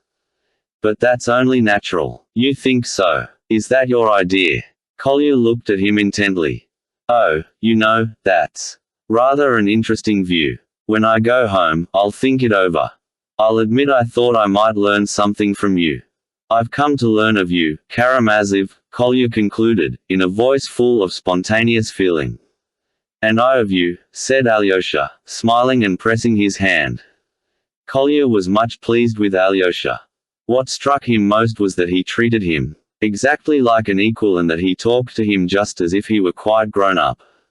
I'll show you something directly, Karamazov, it is a theatrical performance, too, he said, laughing nervously. That's why I've come. Let us go first to the people of the house, on the left. All the boys leave their coats in there, because the room is small and hot. Oh, I'm only coming in for a minute. I'll keep on my overcoat. Perevan will stay here in the passage and be dead. I see, Perevan, lie down and be dead. You see how he's dead. I'll go in first and explore, then I'll whistle to him when I think fit, and you'll see, he'll dash in like mad. Only Smurov must not forget to open the door at the moment. I'll arrange it all and you'll see. Chapter 5. By Alusha's bedside. The room inhabited by the family of the retired Captain Sneguryov is already familiar to the reader. It was close and crowded at that moment with a number of visitors. Several boys were sitting with Alusha, and though all of them, like Smurov, were prepared to deny that it was Alyosha who had brought them and reconciled them with Alusha, it was really the fact. All the art he had used had been to take them, one by one, to Alusha, without sheepish sentimentality, appearing to do so casually and without design. It was a great consolation to Alusha in his suffering. He was greatly touched by seeing the almost tender affection and sympathy shown him by these boys, who had been his enemies. Krasotkin was the only one missing, and his absence was a heavy load on Alusha's heart. Perhaps the bitterest of all his bitter memories was his stabbing Krasotkin, who had been his one friend and protector. Clever little Smorov, who was the first to make it up with Alusha, thought it was so. But when Smorov hinted to Krasotkin that Alyosha wanted to come and see him about something, the latter cut him short, bidding Smorov tell Karamazov at once that he knew best what to do, that he wanted no one's advice, and that, if he went to see Alusha, he would choose his own time, for he had his own reasons. That was a fortnight before this Sunday. That was why Alyosha had not been to see him, as he had meant to. But though he waited, he sent Smorov to him twice again. Both times Krasotkin met him with a curt, impatient refusal, sending Alyosha a message not to bother him any more, that if he came himself, he, Krasotkin, would not go to Alusha at all. Up to the very last day, Smorov did not know that Kolya meant to go to Alusha that morning, and only the evening before, as he parted from Smorov, Kolya abruptly told him to wait at home for him next morning, for he would go with him to the Snegoyevs, but warned him on no account to say he was coming, as he wanted to drop in casually. Smorov obeyed. Smorov's fancy that Kolya would bring back the lost dog was based on the words Kolya had dropped that they must be asses not to find the dog, if it was alive. When Smorov, waiting for an opportunity, timidly hinted at his guess about the dog, Krasotkin flew into a violent rage. "I'm not such an ass as to go hunting about the town for other people's dogs when I've got a dog of my own. And how can you imagine a dog could be alive after swallowing a pin? Sheepish sentimentality, that's what it is." For the last fortnight Alusha had not left his little bed under the icons in the corner. He had not been to school since the day he met Alyosha and bit his finger. He was taken ill the same day, though for a month afterwards he was sometimes able to get up and walk about the room and passage. But latterly he had become so weak that he could not move without help from his father. His father was terribly concerned about him. He even gave up drinking and was almost crazy with terror that his boy would die. And often, especially after leading him round the room on his arm and putting him back to bed, he would run to a dark corner in the passage and, leaning his head against the wall, he would break into paroxysms of violent weeping, stifling his sobs that they might not be heard by Alusha. Returning to the room, he would usually begin doing something to amuse and comfort his precious boy. He would tell him stories, funny anecdotes, or would mimic comic people he had happened to meet, even imitate the howls and cries of animals. But Alusha could not bear to see his father fooling and playing the buffoon. Though the boy tried not to show how he disliked it, he saw with an aching heart that his father was an object of contempt, and he was continually haunted by the memory of the wisp of tow and that terrible day. Nina, Alusha's gentle, crippled sister, did not like her father's buffoonery either. Varvara had been gone for some time past to Petersburg to study at the university. But the half-imbecile mother was greatly diverted and laughed heartily when her husband began capering about or performing something. It was the only way she could be amused. All the rest of the time she was grumbling and complaining that now everyone had forgotten her, that no one treated her with respect, that she was slighted, and so on. But during the last few days she had completely changed. She began looking constantly at Alusha's bed in the corner and seemed lost in thought. She was more silent, quieter, and, if she cried quietly so as not to be heard. The captain noticed the change in her with mournful perplexity. The boys' visits at first only angered her, but later on their merry shouts and stories began to divert her, and at last she liked them so much that, if the boys had given up coming, she would have felt dreary without them. When the children told some story or played a game, she laughed and clapped her hands. She called some of them to her and kissed them. She was particularly fond of Smorov. As for the captain, the presence in his room of the children, who came to cheer up Alusha, filled his heart from the first with ecstatic joy. He even hoped that Alusha would now get over his depression, and that would hasten his recovery. In spite of his alarm about Alusha, he had not, till lately, felt 1 minute's doubt of his boy's ultimate recovery. He met his little visitors with homage, waited upon them hand and foot. He was ready to be their horse and even began letting them ride on his back, but Alusha did not like the game and it was given up. He began buying little things for them, gingerbread and nuts, gave them tea and cut 'em sandwiches. It must be noted that all this time he had plenty of money. He had taken the 200 rubles from Katerina Ivanovna just as Alyosha had predicted he would. And afterwards Katerina Ivanovna, learning more about their circumstances and Alusha's illness, visited him herself, made the acquaintance of the family, and succeeded in fascinating the half-imbecile mother. Since then she had been lavish in helping them, and the captain, terror-stricken at the thought that his boy might be dying, forgot his pride and humbly accepted her assistance. All this time Dr. Herzenstube, who was called in by Katerina Ivanovna, came punctually every other day, but little was gained by his visits and he dosed the invalid mercilessly. But on that Sunday morning a new doctor was expected, who had come from Moscow, where he had a great reputation. Katerina Ivanovna had sent for him from Moscow at great expense, not expressly for Alusha, but for another object of which more will be said in its place hereafter. But, as he had come, she had asked him to see Alusha as well, and the captain had been. Krasotkin was coming, though he had long wished for a visit from the boy for whom Alusha was fretting. At the moment when Krasotkin opened the door and came into the room, the captain and all the boys were round Alusha's bed, looking at a tiny mastiff pup, which had only been born the day before, though the captain had bespoken it a week ago to comfort and amuse Alusha, who was still fretting over the lost and probably dead Zhuchka. Alusha, who had heard 3 days before that he was to be presented with a puppy, not an ordinary puppy, but a pedigree mastiff, a very important point, of course, tried from delicacy of feeling to pretend that he was pleased.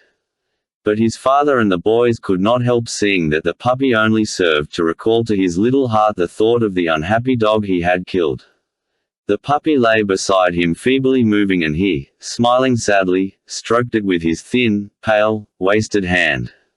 Clearly he liked the puppy, but it wasn't Zhuchka. If he could have had Zhuchka and the puppy, too, then he would have been completely happy. Krasotkin, cried one of the boys suddenly. He was the first to see him come in. Krasotkin's entrance made a general sensation. The boys moved away and stood on each side of the bed, so that he could get a full view of Alusha. The captain ran eagerly to meet Kolya.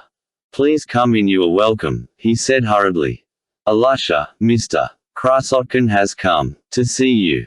But Krasotkin, shaking hands with him hurriedly, instantly showed his complete knowledge of the manners of good society.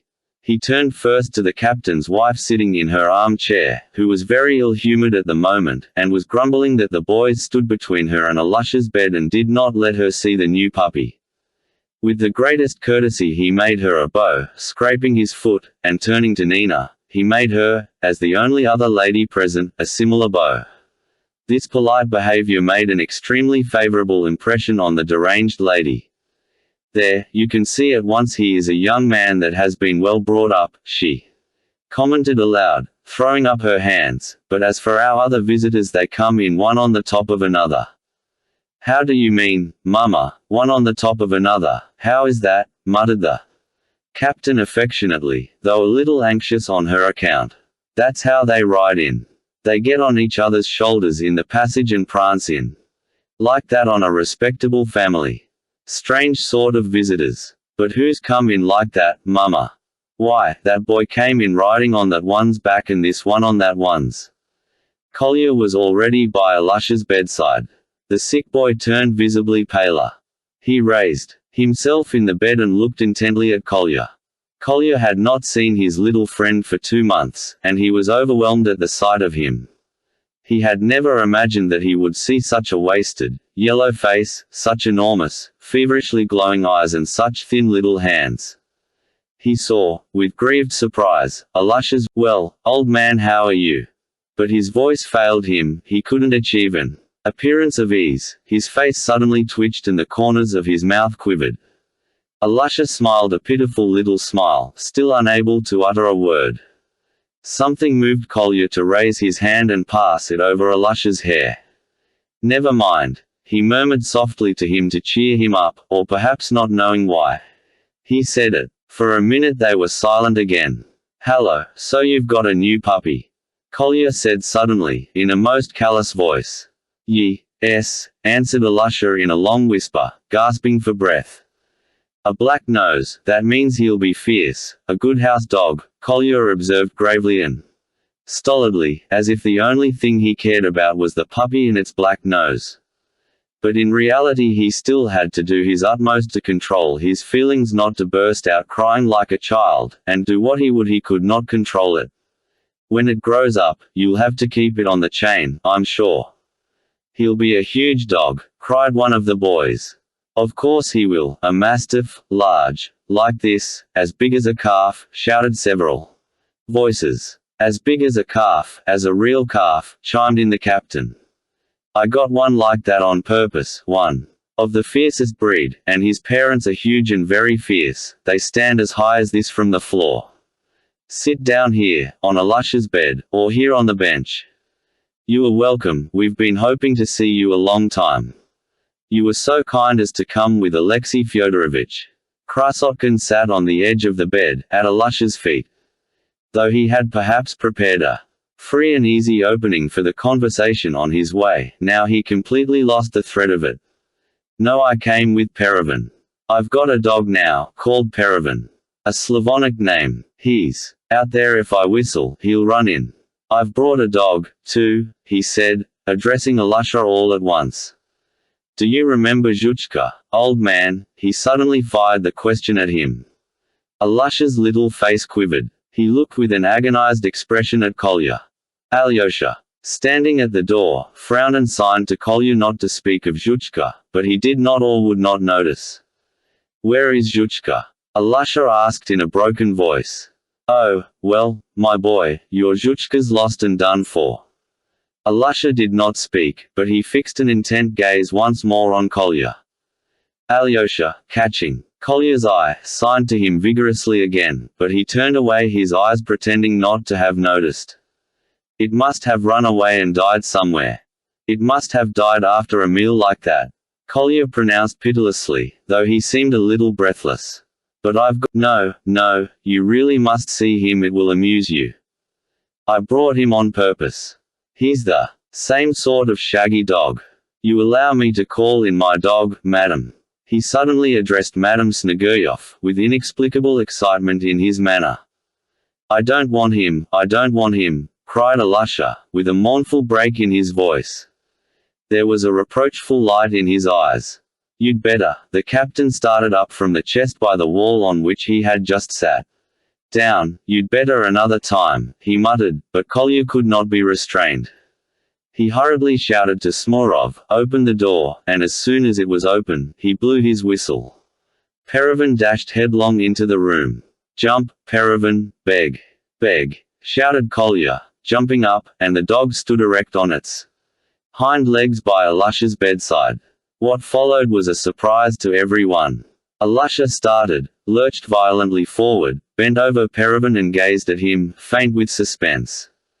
"It's Zhuchka," he cried suddenly, in a voice breaking with joy and suffering. "And who did you think it was?"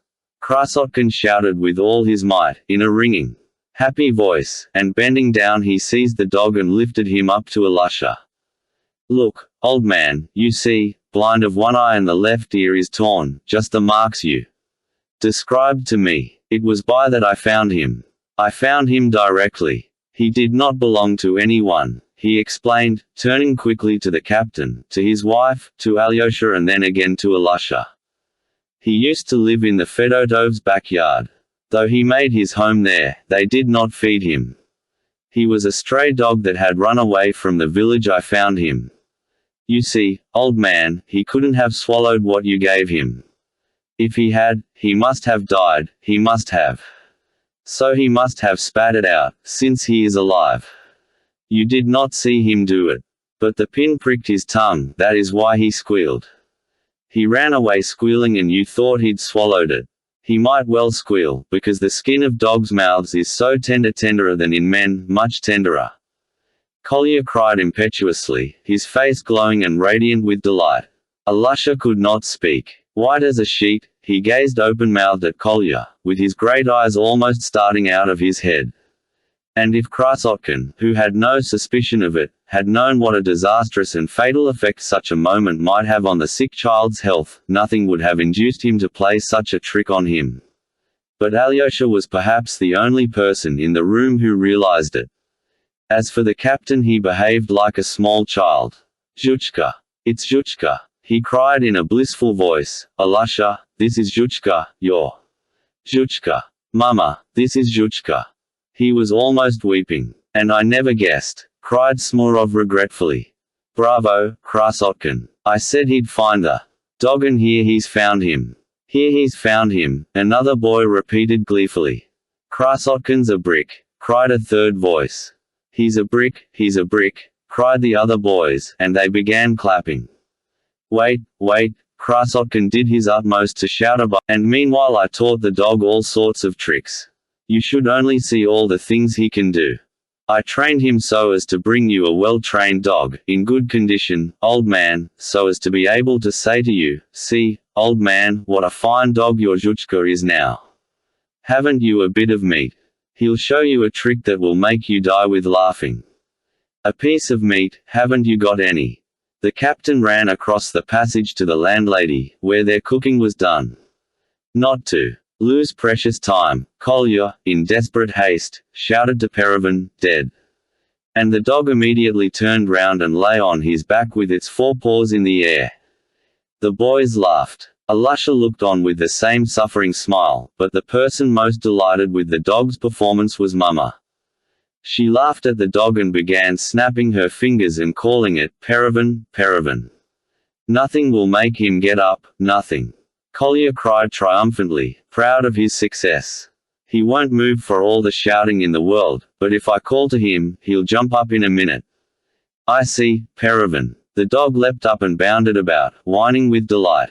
The captain ran back with a piece of cooked beef. "Is it hot?" Kolya inquired hurriedly, with a business-like air, taking the meat. "Dogs don't like hot things. No, it is all right. Look, everybody, look, Alasha, look, old man, why aren't you looking? He does not look at him, now I've brought him." The new trick consisted in making the dog stand motionless with his nose out and putting a tempting morsel of meat just on his nose. The luckless dog had to stand without moving, with the meat on his nose, as long as his master chose to keep him, without a movement, perhaps for half an hour. But he kept Perevin only for a brief moment. "Paid for," cried Kolya, and the meat passed in a flash from the dog's nose to his mouth. The audience, of course, expressed enthusiasm and surprise. "Can you really have put off coming all this time simply to train the dog?" exclaimed Alyosha, with an involuntary note of reproach in his voice. "Simply for that," answered Kolya, with perfect simplicity. "I wanted to show him in all his glory." "Perevin, Perevin," called Alasha suddenly, snapping his thin fingers and beckoning to the dog. "What is it? Let him jump up on the bed." "I see, Perevin." Kolya slapped the bed and Perevin darted up by Alasha. The boy threw both arms round his head and Perevin instantly licked his cheek. Alasha crept close to him, stretched himself out in bed and hid his face in the dog's shaggy coat. "Dear, dear," kept exclaiming the captain. Kolya sat down again on the edge of the bed. "Alasha, I can show you another trick. I've brought you a little cannon. You remember, I told you about it before and you said how much you'd like to see it. Well, here, I've brought it to you." And Kolya hurriedly pulled out of his satchel the little bronze cannon. He hurried, because he was happy himself. Another time he would have waited till the sensation made by Perevin had passed off, now he hurried on regardless of all consideration. "You happy now," he felt, "so here's something to make you happier." He was perfectly enchanted himself. "I've been coveting this thing for a long while. It is for you, old man, it is for you." It belonged to Morozov, it was no use to him, he had it from his brother. I swapped a book from father's bookcase for it, A Kinsman of Muhammad or Salutary Folly, a scandalous book published in Moscow 100 years ago, before they had any censorship. And Morozov has a taste for such things. He was grateful to me, too. Kolya held the cannon in his hand so that all could see and admire it. Alasha raised himself, and, with his right arm still round the dog, he gazed enchanted at the toy. The sensation was even greater when Kolya announced that he had gunpowder too, and that it could be fired off at once if it won't alarm the ladies. Mama immediately asked to look at the toy closer and her request was granted. She was much pleased with the little bronze cannon on wheels and began rolling it to and fro on her lap. She readily gave permission for the cannon to be fired, without any idea of what she had been asked. Kolya showed the powder and the shot. The captain, as a military man, undertook to load it, putting in a minute quantity of powder. He asked that the shot might be put off till another time. The cannon was put on the floor, aiming towards an empty part of the room. 3 grains of powder were thrust into the touch hole and a match was put to it. A magnificent explosion followed. Mama was startled, but at once laughed with delight. The boys gazed in speechless triumph. But the captain, looking at Alasha, was more enchanted than any of them. Kolya picked up the cannon and immediately presented it to Alasha, together with the powder and the shot. "I got it for you, for you. I've been keeping it for you a long time," he repeated once more. In his delight. "Oh, give it to me. No, give me the cannon," Mama began begging like a little child. Her face showed a piteous fear that she would not get it. Kolya was disconcerted. The captain fidgeted uneasily. "Mama, Mama," he ran to her, "the cannon's yours, of course, but let Alasha have it.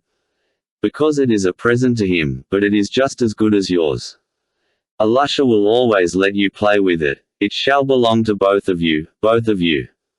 "No, I don't want it to belong to both of us. I want it to be mine altogether, not Alasha's," persisted Mama, on the point of tears. "Take it, Mother, here, keep it," Alasha cried. "Krasotkin, may I give it to my mother?" He turned to Krasotkin with an imploring face, as though he were afraid he might be offended at his giving his present to someone else. "Of course you may," Krasotkin assented heartily, and, taking the cannon from Alasha, he handed it himself to Mama with a polite bow. She was so touched that she cried. "Alasha, darling, he's the one who loves his Mama," she said tenderly, and at once began wheeling the cannon to and fro on her lap again. "Mama, and I'll bring you as much powder as you like, Alasha. We make the powder ourselves. Now." Borovikov found out how it is made. 24 parts of saltpeter, 10 of sulfur and 6 of birchwood charcoal. It's all pounded together, mixed into a paste with water and rubbed through a tammy sieve. That's how it is done. Smurov told me about your powder, only father says it is not real gunpowder," responded Alasha. "Not real." Kolya flushed. "It burns." "I don't know, of course." "No, I didn't mean that," put in the captain with a guilty face. "I only said that real powder is not made like that, but that's nothing, it can be made so." "I don't know, you know best.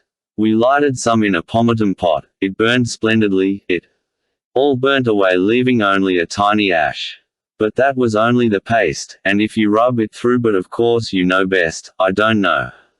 And Bulkin's father thrashed him on account of our powder, did you hear?" He turned to Alasha.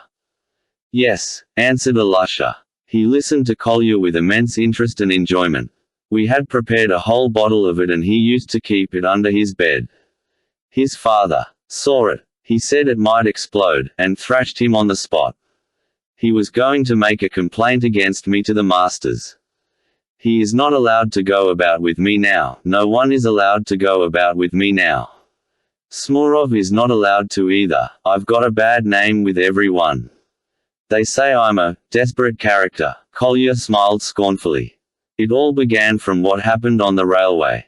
"Ah, we've heard of that exploit of yours, too," cried the captain. "How could you lie still on the line? Is it possible you weren't the least afraid, lying there under the train? Weren't you frightened?" The captain was abject in his flattery of Kolya. Not particularly, answered Collier carelessly. What's blasted my reputation more than anything here was that cursed goose, he said, turning again to Alusha. But though he assumed an unconcerned air as he talked, he still could not control himself and was continually missing the note he tried to keep up. Ah, I heard about the goose. Alusha laughed, beaming all over. They told me, but I didn't understand. Did they really take you to the court? The most stupid, trivial affair. They made a mountain of a molehill as they always do. Collier began carelessly. I was walking through the marketplace here one day, just when they'd driven in the geese. I stopped and looked at them. All at once a fellow, who is an errand boy at Plotnikov's now, looked at me and said, "What are you looking at the geese for?" I looked at him. He was a stupid, moon-faced fellow of 20. I am always on the side of the peasantry, you know. I like talking to the peasants. We've dropped behind the peasants. That's an axiom. I believe you are laughing, Karamazov. No, heaven forbid, I am listening, said Alyosha with a most good-natured air, and a sensitive Collier was immediately reassured. My theory, Karamazov, is clear and simple, he hurried on again, looking pleased. I believe in the people and am always glad to give them their due, but I am not for spoiling them, that is a sine qua non. But I was telling you about the goose.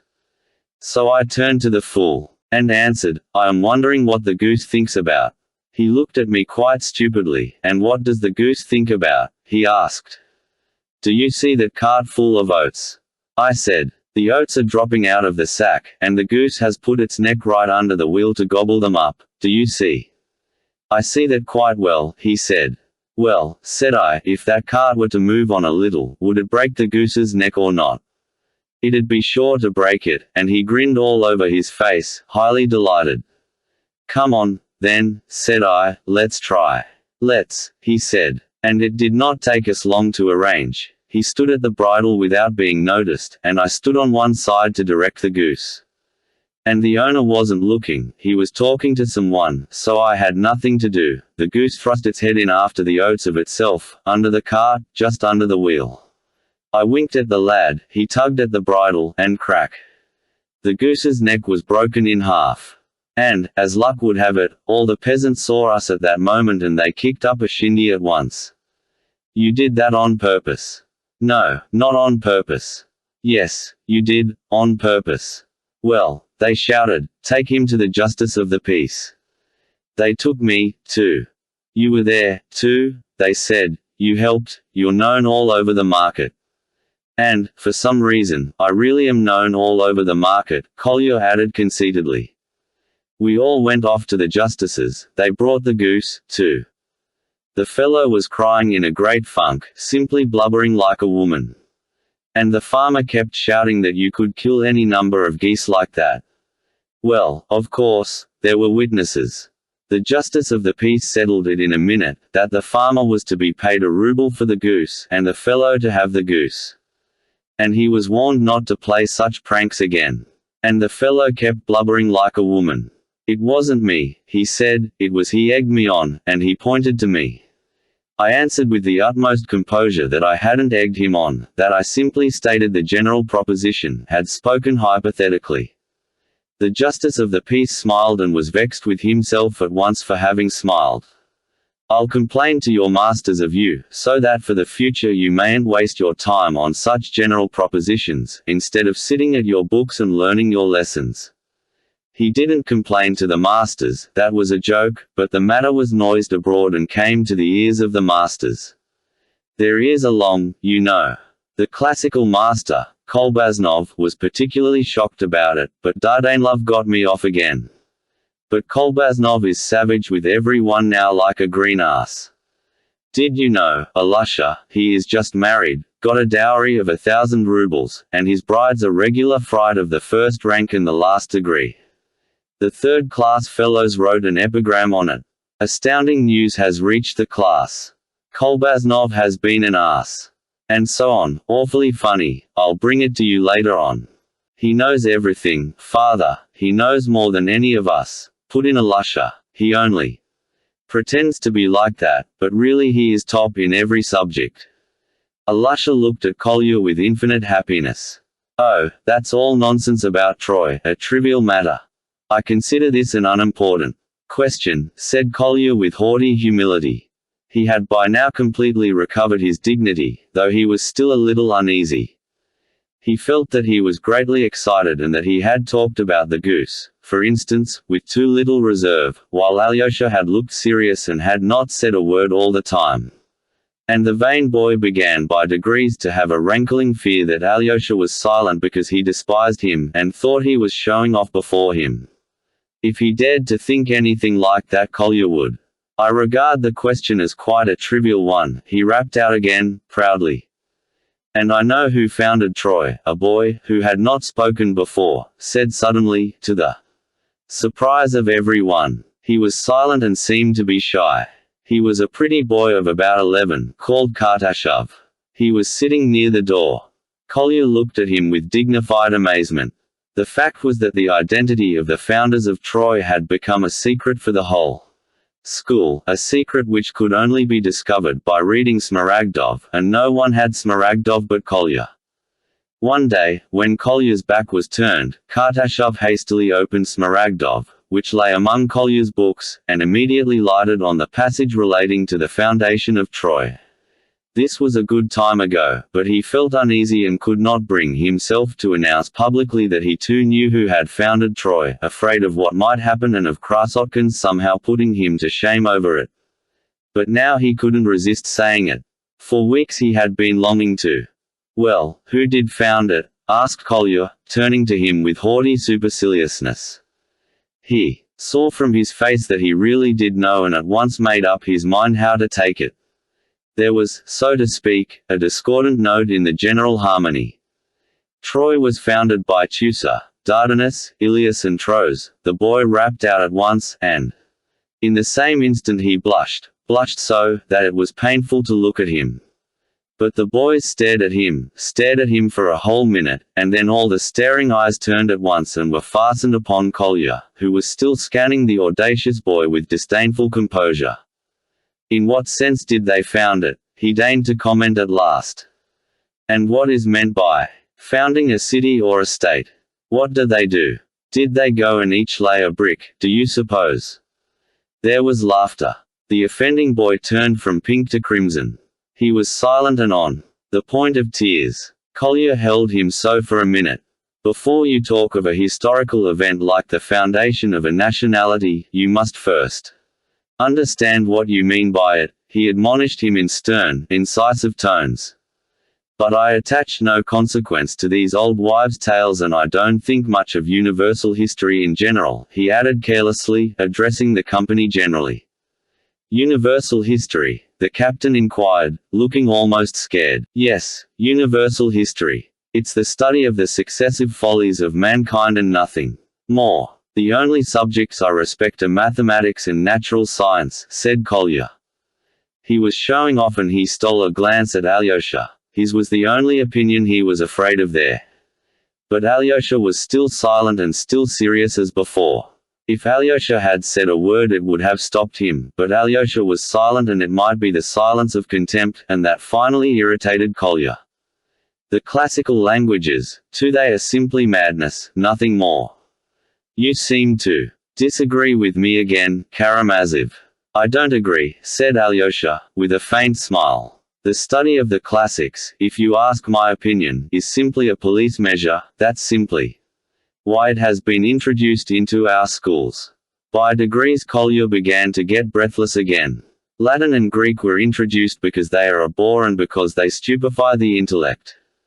It was dull before, so what could they do to make things duller? It was senseless enough before, so what could they do to make it more senseless? So they thought of Greek and Latin. That's my opinion, I hope I shall never change it, Kolya finished abruptly. His cheeks were flushed. That's true, assented Smorov suddenly, in a ringing tone of conviction. He had listened attentively. And yet he is first in Latin himself, cried one of the group of boys suddenly. Yes, father, he says that and yet he is first in Latin, echoed Alusha. What of it? Kolya thought fit to defend himself, though the praise was very sweet too. Him. I am fagging away at Latin because I have to, because I promised my mother to pass my examination, and I think that whatever you do, it is worth doing it well. But in my soul I have a profound contempt for the classics and all that fraud. You don't agree, Karamazov? Why, fraud? Alyosha smiled again. Well, all the classical authors have been translated into all languages, so it was not for the sake of studying the classics they introduced Latin, but solely as a police measure, to stupefy the intelligence. So what can one call it but a fraud? Why, who taught you all this? Cried Alyosha, surprised at last. In the first place, I am capable of thinking for myself without being taught. Besides, what I said just now about the classics being translated, our teacher Kolbaznov has said to the whole of the third class. The doctor has come, cried Nina, who had been silent till then. A carriage belonging to Madame Holikov drove up to the gate. The captain, who had been expecting the doctor all the morning, rushed headlong out to meet him. Mama pulled herself together and assumed a dignified air. Alyosha went up to Alyosha and began setting his pillows straight. Nina, from her invalid chair, anxiously watched him putting the bed tidy. The boys hurriedly took leave. Some of them promised to come again in the evening. Kolya called Perevan and the dog jumped off the bed. I won't go away, I won't go away, Kolya said hastily to Alyosha. I'll wait in the passage. And come back when the doctor's gone. I'll come. But by now the doctor had entered, an important-looking person with long, dark whiskers and a shiny, shaven chin, wearing a bearskin coat.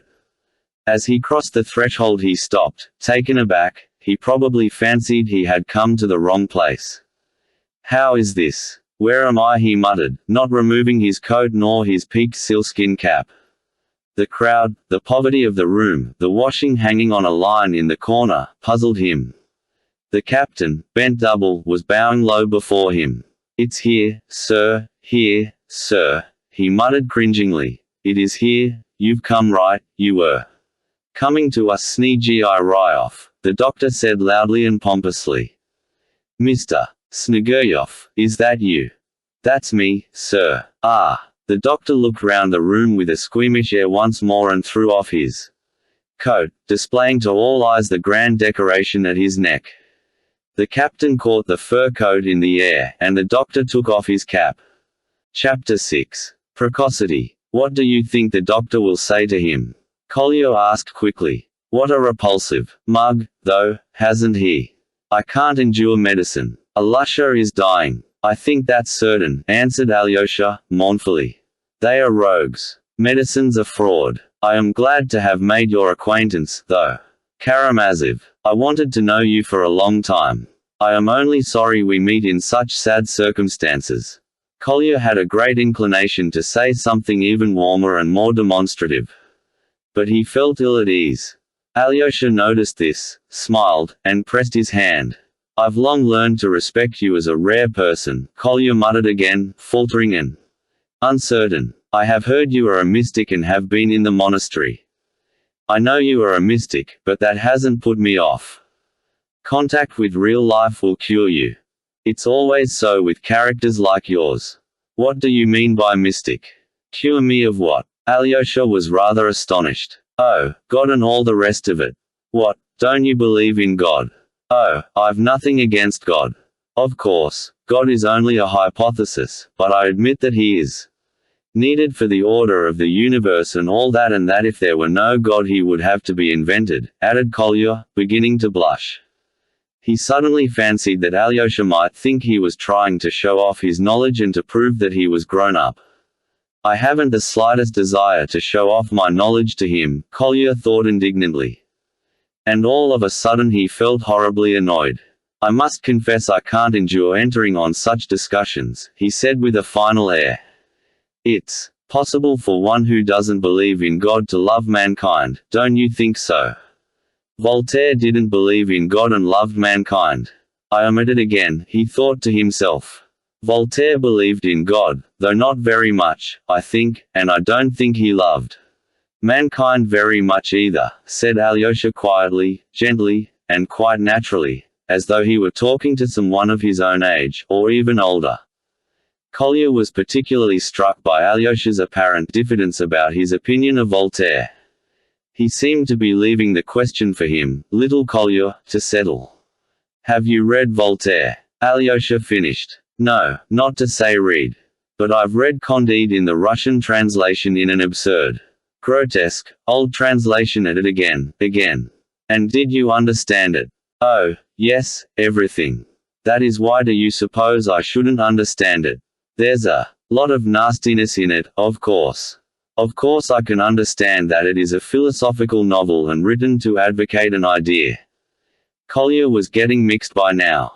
"I am a socialist, Karamazov, I am an incurable socialist," he announced suddenly, apropos of nothing. "A socialist?" laughed Alyosha. "But when have you had time to become one?" "Why, I thought you were only 13.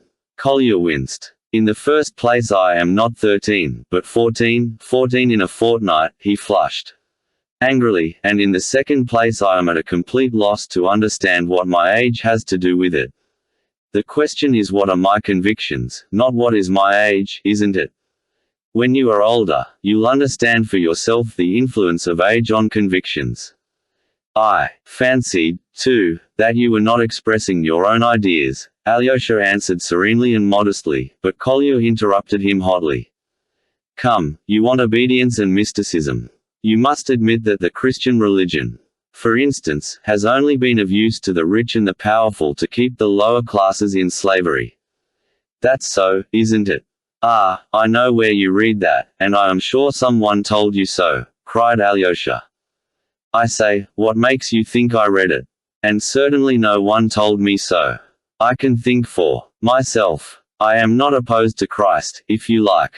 He was a most humane person, and if he were alive today, he would be found in the ranks of the revolutionists, and would perhaps play a conspicuous part. There's no doubt about that." "Oh, where did you get that from? What fool have you made friends with?" exclaimed Alyosha. "Come, the truth will out. It has so chanced that I have often talked to Mr. Rakitin, of course, but old Byelinsky said that, too, so they say." "Byelinsky? I don't remember. He hasn't written that anywhere. If he didn't write it, they say he said it. I heard that from a but never mind. And have you read Byelinsky?" "Well, no, I haven't read all of him, but I read the passage about Tatiana, why she didn't go off with Onyegin. Didn't go off with Onyegin. Surely you don't understand that already." "Why, you seem to take me for little Smurov," said Collier, with a grin of irritation. "But, please don't suppose I am such a revolutionist. I often disagree with Mr. Rakitin. Though I mention Tatiana, I am not at all for the emancipation of women. I acknowledge that women are a subject race and must obey. Les femmes tricotant, as Napoleon said." Collier, for some reason, smiled, and on that question at least I am quite of one mind with that pseudo-great man. "I think, too, that to leave one's own country and fly to America is mean, worse than mean, silly. Why go to America when one may be of great service to humanity here? Now especially. There's a perfect mass of fruitful activity open to us." "That's what I answered." "What do you mean?" "Answered whom? Has someone suggested you're going to America?" "Already. I must own, they've been at me to go, but I declined."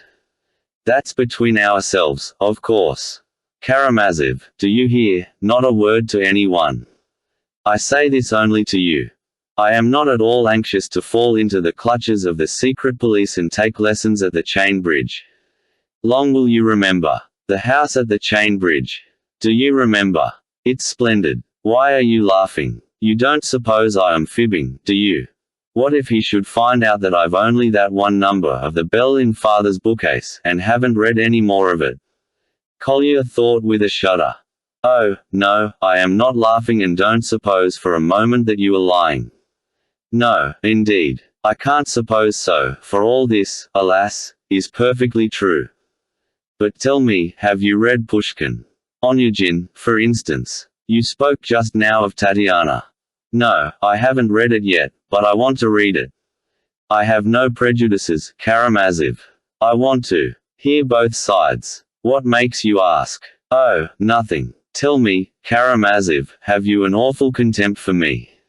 Kolya rapped out suddenly, and drew himself up before Alyosha, as though he were on drill. Be so kind as to tell me, without beating about the bush. I have a contempt for you. Alyosha looked at him wondering. What for? I am only sad that a charming nature such as yours should be perverted by all this crude nonsense before you have begun life. Don't be anxious about my nature, Kolya interrupted, not without complacency. But it is true that I am stupidly sensitive, crudely sensitive. You smiled just now, and I fancied you seemed to. Oh, my smile meant something quite different. I'll tell you why I smiled. Not long ago I read the criticism made by a German who had lived in Russia, on our students and schoolboys of today. Show a Russian schoolboy, he writes, a map of the stars, which he knows nothing about, and he will give you back the map next day with corrections on it. No knowledge and unbounded conceit. That's what the German meant to say about the Russian schoolboy. Yes, that's perfectly right. Kolya laughed suddenly. Exactly so. Bravo the German. But he did not see the good side. What do you think? Conceit may be, that comes from youth, that will be corrected if need be, but, on the other hand, there is an independent spirit almost from childhood, boldness of thought and conviction, and not the spirit of these sausage-makers, groveling before authority. No, she whispered to me suddenly as I was coming away, why didn't you come before? And in such a voice, so reproachfully. I think she is awfully nice and pathetic. Yes, yes. Well, you'll be coming often, you will see what she is like. It would do you a great deal of good to know people like that, to learn to value a great deal which you will find out from knowing these people, Alyosha observed warmly. That would have more effect on you than anything. Oh, how I regret and blame myself for not having come sooner. Kolya exclaimed, with bitter feeling. Yes, it is a great pity. You saw for yourself how delighted the poor child was to see you. And how he fretted for you to come. Don't tell me. You make it worse. But it serves me right. What kept me from coming was my conceit, my egoistic vanity, and the beastly willfulness, which I never can get rid of, though I've been struggling with it all my life. I see that now. I am a beast in lots of ways, Karamazov. No, you have a charming nature, though it has been distorted, and I quite understand why. You have had such an influence on this generous, morbidly sensitive boy, Alyosha answered warmly. And you say that to me, cried Kolya, and would you believe it, I thought. I've thought, several times since I've been here, that you despised me. If only you knew how I prize your opinion. But are you really so sensitive? At your age, would you believe it, just now, when you were telling your story, I thought, as I watched you, that you must be very sensitive. You thought so. What an eye you've got, I say. I bet that was when I was talking about the goose. That was just when I was fancying you had a great contempt for me for being in such a hurry to show off, and for a moment I quite hated you for it, and began talking like a fool. Then I fancied, just now, here, when I said that if there were no God he would have to be invented, that I was in too great a hurry to display my knowledge, especially as I got that phrase out of a book. But I swear I wasn't showing off out of vanity, though I really don't know why. Because I was so pleased.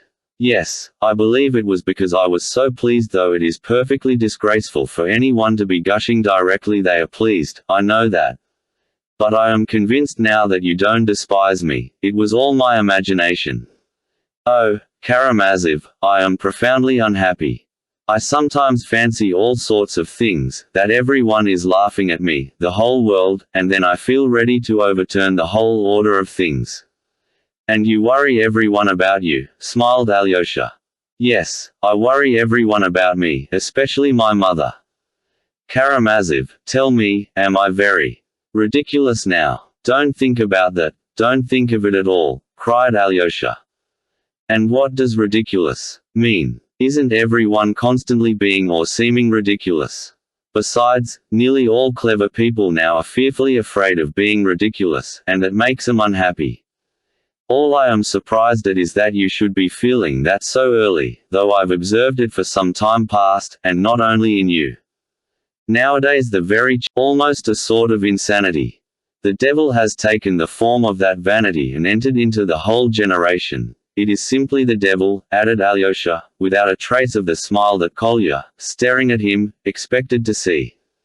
"You are like everyone else," said Alyosha, in conclusion, "that is, like very many others. Only you must not be like everybody else, that's all. Even if everyone is like that. Yes, even if everyone is like that. You be the only one not like it. You really are not like everyone else. Here you are not ashamed to confess to something bad and even ridiculous. And who will admit so much in these days? No one. And people have even ceased to feel the impulse to self-criticism. Don't be like everyone else, even if you are the only one. Splendid. I was not mistaken in you. You know how to console one. Oh, how I have longed to know you, Karamazov. I've long been eager for this meeting. Can you really have thought about me, too? You said just now that you thought of me, too. Yes, I'd heard of you and had thought of you, too, and if it is partly vanity that makes you ask, it doesn't matter. Do you know, Karamazov, our talk has been like a declaration of love, said Kolya, in a bashful and melting voice. That's not ridiculous, is it? Not at all ridiculous, and if it were, it wouldn't matter, because it has been a good thing. Alyosha smiled brightly. But do you know, Karamazov, you must admit that you are a little ashamed yourself. Now, I see it by your eyes. Kolya smiled with a sort of sly happiness. Why ashamed? Well, why are you blushing? It was you made me blush, laughed Alyosha, and he really did blush. Oh, well, I am a little, goodness knows why, I don't know, he muttered, almost embarrassed. Oh, how I love you and admire you at this moment just because you are rather ashamed. Because you are just like me, cried Kolya, in positive ecstasy. His cheeks glowed, his eyes beamed. You know, Kolya, you will be very unhappy in your life, something made Alyosha say. Suddenly. I know. How you know it all beforehand. Kolya agreed at once. But you will bless life on the whole, all the same. Just so, hurrah. You are a prophet. Oh, we shall get on together, Karamazov. Do you? No, what delights me most, is that you treat me quite like an equal. But we are not equals, no, we are not, you are better. But we shall get on. Do you know, all this last month, I've been saying to myself, either we shall be friends at once, forever, or we shall part enemies to the grave. And saying that, of course, you loved me, Alyosha laughed gaily. Chapter 7. Alyosha. The doctor came out of the room again, muffled in his fur coat and with his cap on his head. His face looked almost angry and disgusted, as though he were afraid of getting dirty. He cast a cursory glance round the passage, looking sternly at Alyosha and Kolya as he did so. Alyosha waved from the door to the coachman, and the carriage that had brought the doctor drove up. The captain darted out after the doctor, and, bowing apologetically, stopped him to get the last word. The poor fellow looked utterly crushed. There was a scared look in his eyes. Your Excellency, is it possible?" he began, but could not go on and clasped his hands in despair. Yet he still gazed imploringly at the doctor, as though a word from him might still change the poor boy's fate. "I can't help it, I am not God," the doctor answered offhand, though with the customary impressiveness. "Doctor, Your Excellency, and will it be soon, soon? You must be prepared for anything," said the doctor in emphatic and incisive tones, and, dropping his eyes, he was about to step out to the coach. "Your Excellency, for Christ's sake," the terror-stricken captain stopped him again. "Your Excellency, but can nothing, absolutely nothing save him now?" "It's not in my hands now," said the doctor impatiently, "but Hunnam," he stopped suddenly. "If you could, for instance, send your patient at once, without delay." The words "at once, without delay," the doctor uttered with an almost wrathful sternness that made the captain start to Syracuse. The change to the new beneficial climatic conditions might possibly affect. "To Syracuse?" cried the captain, unable to grasp what was said. "Syracuse is in Sicily," Kolya jerked out suddenly in explanation.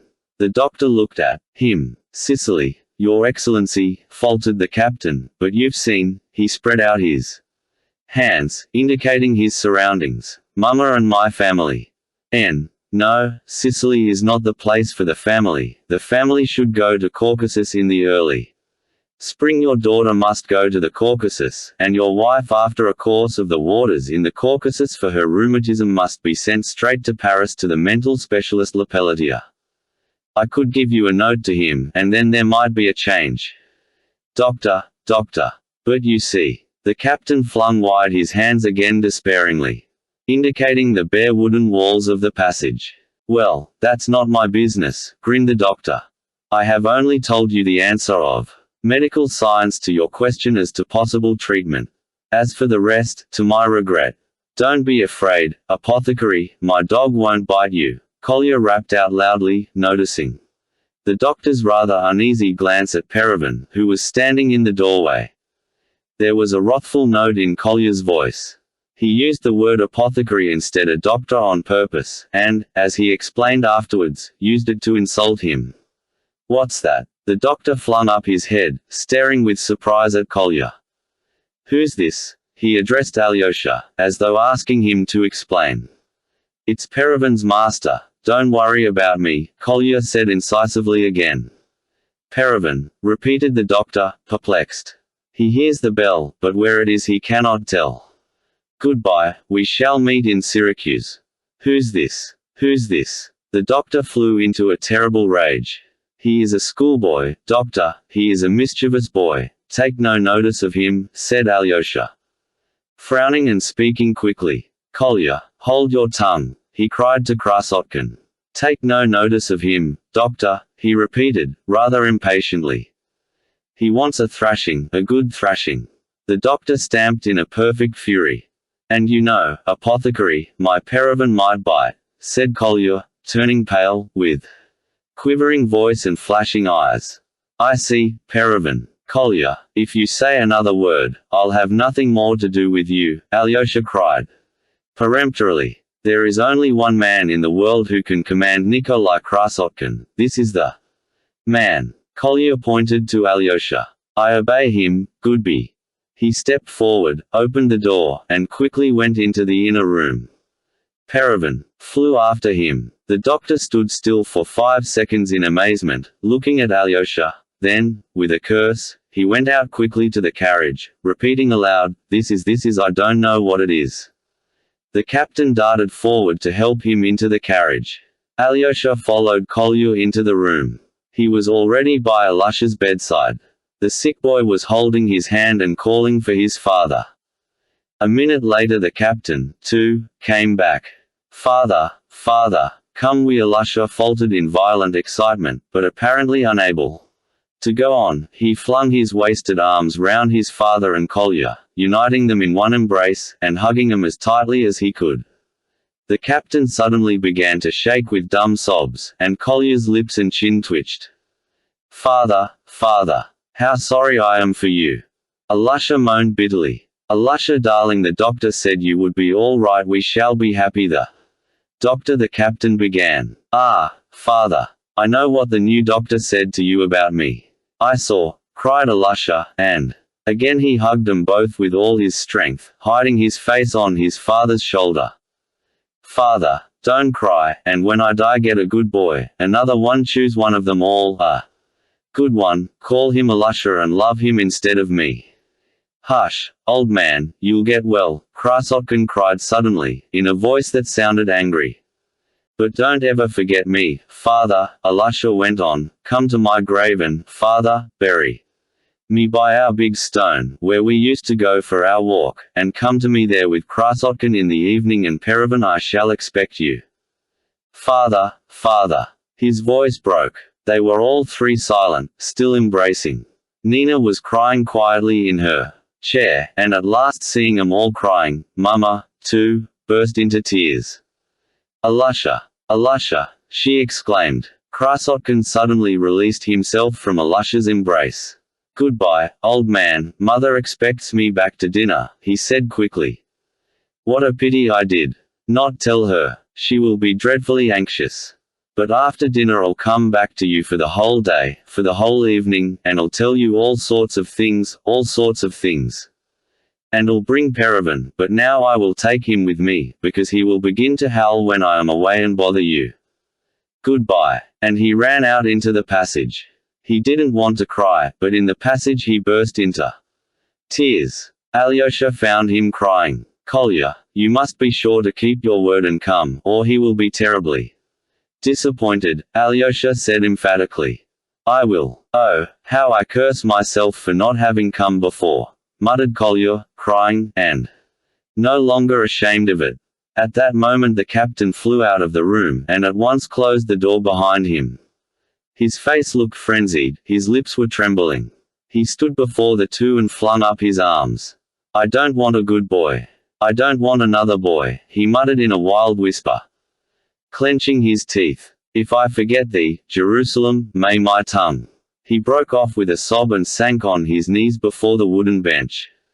Pressing his fists against his head, he began sobbing with absurd whimpering cries, doing his utmost that his cries should not be heard in the room. Kolya ran out into the street. "Goodbye, Karamazov. Will you come yourself?" he cried sharply and angrily to Alyosha. "I will certainly come in the evening." What was that he said about Jerusalem? What did he mean by that?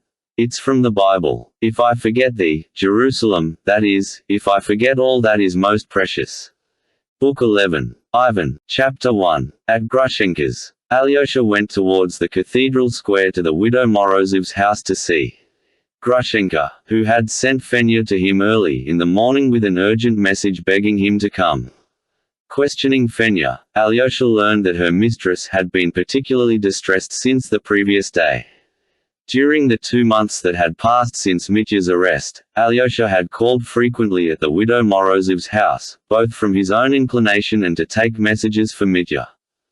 3 days after Mitya's arrest, Grushenka was taken very ill and was ill for nearly 5 weeks.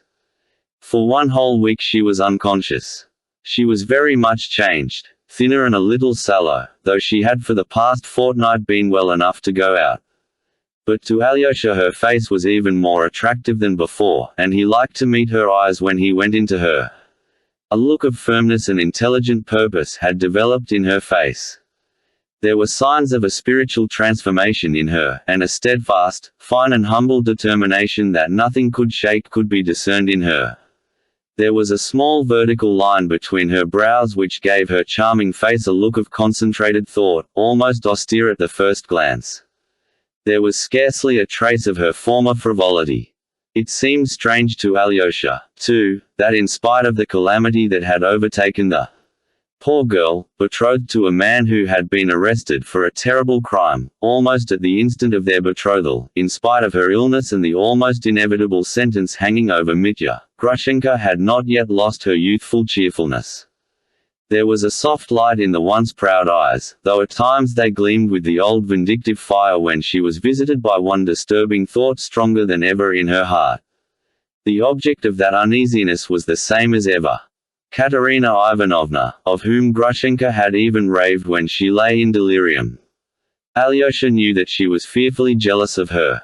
Yet Katerina Ivanovna had not once visited Mitya in his prison, though she might have done it whenever she liked.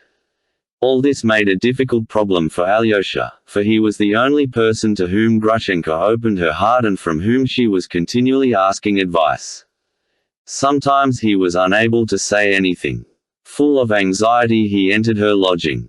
She was at home. She had returned from seeing Mitya half an hour before, and from the rapid movement with which she leapt up from her chair to meet him he saw that she had been expecting him with great impatience. A pack of cards dealt for a game of fools lay on the table.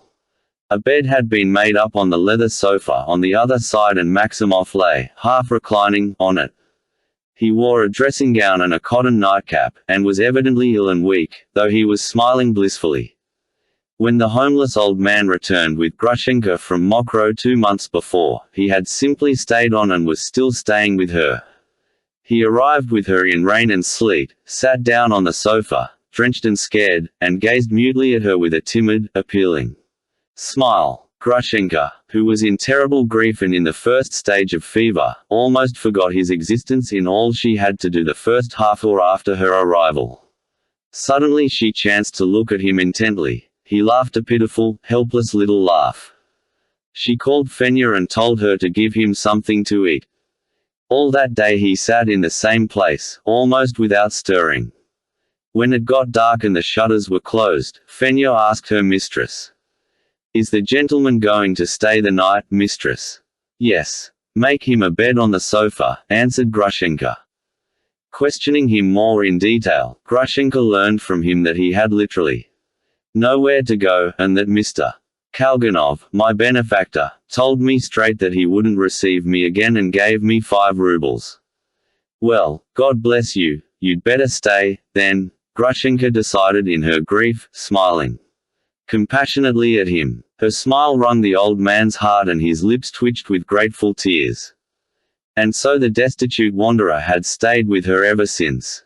He did not leave the house even when she was ill. Fenya and her grandmother, the cook, did not turn him out, but went on serving him meals and making up his bed on the sofa. Grushenka had grown used to him, and coming back from seeing Mitya, whom she had begun to visit in prison before she was really well, she would sit down and begin talking to Maximushka about trifling matters, to keep her from thinking of her sorrow. The old man turned out to be a good storyteller on occasions, so that at last he became necessary to her. Grushenka saw scarcely anyone else beside Alyosha, who did not come every day and never stayed long. Her old merchant lay seriously ill at this time, at his last gasp as they said in the town, and he did, in fact, die a week after Mitya's trial. 3 weeks before his death, feeling the end approaching, he made his sons, their wives and children, come upstairs to him at last and bade them not leave him again. From that moment he gave strict orders to his servants not to admit Grushenka and to tell her if she came, "The master wishes you long life and happiness and tells you to forget him." But Grushenka sent almost every day to inquire after him. "You've come at last," she cried, flinging down the cards and joyfully greeting Alyosha.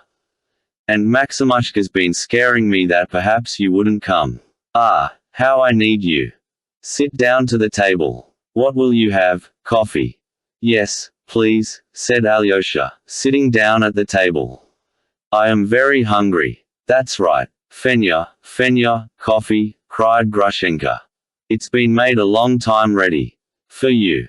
And bring some little pies, and mind they are hot. Do you know, we've had a storm over those pies today. I took them to the prison for him, and would you believe it, he threw them back to me. He would not eat them. He flung one of them on the floor and stamped on it. So I said to him, 'I shall leave them with the warder. If you don't eat them before evening, it will be that your venomous spite is enough for you.' With that I went away. We quarreled again, would you believe it? Whenever I go we quarrel." Grushenka said all this in one breath in her agitation. Maximov, feeling nervous, at once smiled and looked on the floor. "What did you quarrel about this time?" asked Alyosha. "I didn't expect it in the least. Only fancy, he is jealous of the Pole. Why are you keeping him?" he said. "So you've begun keeping him. He is jealous of me all the time, jealous eating and sleeping. He even took it into his head to be jealous of Kuzma last week. But he knew about the Pole before. Yes, but there it is. He has known about him from the very beginning, but today he suddenly got up and began scolding about him. I am ashamed to repeat what he said. Silly fellow. Rakitin went in as I came out. Perhaps Rakitin is egging him on. What do you think?" she added carelessly. "He loves you, that's what it is. He loves you so much. And now he is particularly worried. I should think he might be, with the trial tomorrow. And I went to him to say something about tomorrow, for I dread to think what's going to happen then. You say that he is worried, but how worried I am. And he talks about the Pole. He's too silly. He is not jealous of Maximushka yet, anyway. My wife was dreadfully jealous over me, too," Maximov put in his word. "Jealous of you?" Grushenka laughed in spite of herself. Of whom could she have been jealous? Of the servant girls. Hold your tongue, Maximushka, I am in no laughing mood now. I feel angry. Don't ogle the pies. I shan't give you any, they are not good for you, and I won't give you any vodka either. I have to look after him, too, just as though I kept an almshouse, she laughed. I don't deserve your kindness. I am a worthless creature, said Maximov, with tears in his voice. You would do better to spend your kindness on people of more use than me. Ek, everyone is of use, Maximushka, and how can we tell who's of most use? If only that Pole didn't exist, Alyosha. He's taken it into his head to fall ill, too, today. I've been to see him also. And I shall send him some pies, too, on purpose. I hadn't sent him any, but Mitya accused me of it, so now I shall send some. Ah, here's Fenya with a letter. Yes, it is from the Poles, begging again.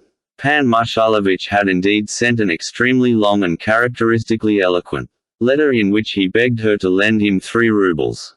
In the letter was enclosed a receipt for the sum, with a promise to repay it within 3 months, signed by Pan Vrublevsky as well. Grushenka had received many such letters, accompanied by such receipts, from her former lover during the fortnight of her convalescence. But she knew that the 2 Poles had been to ask after her health during her illness. The first letter Grushenka got from him was a long one, written on large notepaper and with a big family crest. Finally Grushenka received a letter in which both the Poles begged her for only 1 ruble and included a receipt signed by both. Then Grushenka suddenly felt sorry for them, and at dusk she went round herself to their lodging. She found the 2 Poles in great poverty, almost destitution, without food or fuel, without cigarettes, in debt to their landlady. The 200 rubles they had carried off from Mitya at Mokroe had soon disappeared. But Grushenka was surprised at their meeting her with arrogant dignity and self-assertion, with the greatest punctilio and pompous speeches. Grushenka simply laughed, and gave her former admirer 10 rubles. Then, laughing, she told Mitya of it and he was not in the least jealous. But ever since, the Poles had attached themselves to Grushenka and bombarded her daily with requests for money, and she had always sent them small sums. And now that day Mitya had taken it into his head to be fearfully jealous. Like a fool, I went round to him just for a minute, on the way to see Mitya, for he is ill. 2. My Pole, Grushenka began again with nervous haste. I was laughing, telling Mitya about it. Fancy, I said, my Pole had the happy thought to sing his old songs to me to the guitar. He thought I would be touched and marry him. Mitya leapt up swearing. So, there, I'll send 'em the pies. Fenya, is it that little girl they've sent? Here, give her 3 rubles and pack a dozen pies up in a paper and tell her to take them. And you, Alyosha, be sure to tell Mitya that I did send 'em the pies. I wouldn't tell him for anything, said Alyosha, smiling. Ek, you think he is unhappy about it? Why, he's jealous on purpose. He doesn't care, said Grushenka bitterly. On purpose? Queried Alyosha. I tell you you are silly, Alyosha. You know nothing about it, with all your cleverness. I am not offended that he is jealous of a girl like me. I would be offended if he were not jealous. I am like that. I am not offended at jealousy. I have a fierce heart, too. I can be jealous myself. Only what offends me is that he doesn't love me at all. I tell you he is jealous now on purpose. Am I blind? Don't I see? He began talking to me just now of that woman, of Katerina, saying she was this and that, how she had ordered a doctor from Moscow for him, to try and save him, how she had ordered the best counsel, the most learned one, too. So he loves her, if he'll praise her to my face, more shame to him. He's treated me badly himself, so he attacked me, to make out I am in fault first and to throw it all on me. You were with your Pole before me, so I can't be blamed for Katerina, that's what it amounts to. He wants to throw the whole blame on me. He attacked me on purpose, I tell you, but I'll. Grushenka could not finish saying what she would do. She hid her eyes in her handkerchief and sobbed violently. He doesn't love Katerina Ivanovna, said Alyosha firmly. Well, whether he loves her or not, I'll soon find out for myself, said Grushenka, with a menacing note in her voice, taking the handkerchief from her eyes. Her face was distorted. Alyosha saw sorrow. Enough of this foolishness, she said suddenly. It is not for that I sent for you. Alyosha. Darling, tomorrow. What will happen tomorrow? That's what worries me. And it is only me it worries. I look at everyone and no one is thinking of it. No one cares about it. Are you thinking about it even? Tomorrow he'll be tried, you know. Tell me, how will he be tried? You know it is the valet. The valet killed him. Good heavens. Can they condemn him in place of the valet, and will no one stand up for him? They haven't troubled the valet at all, have they?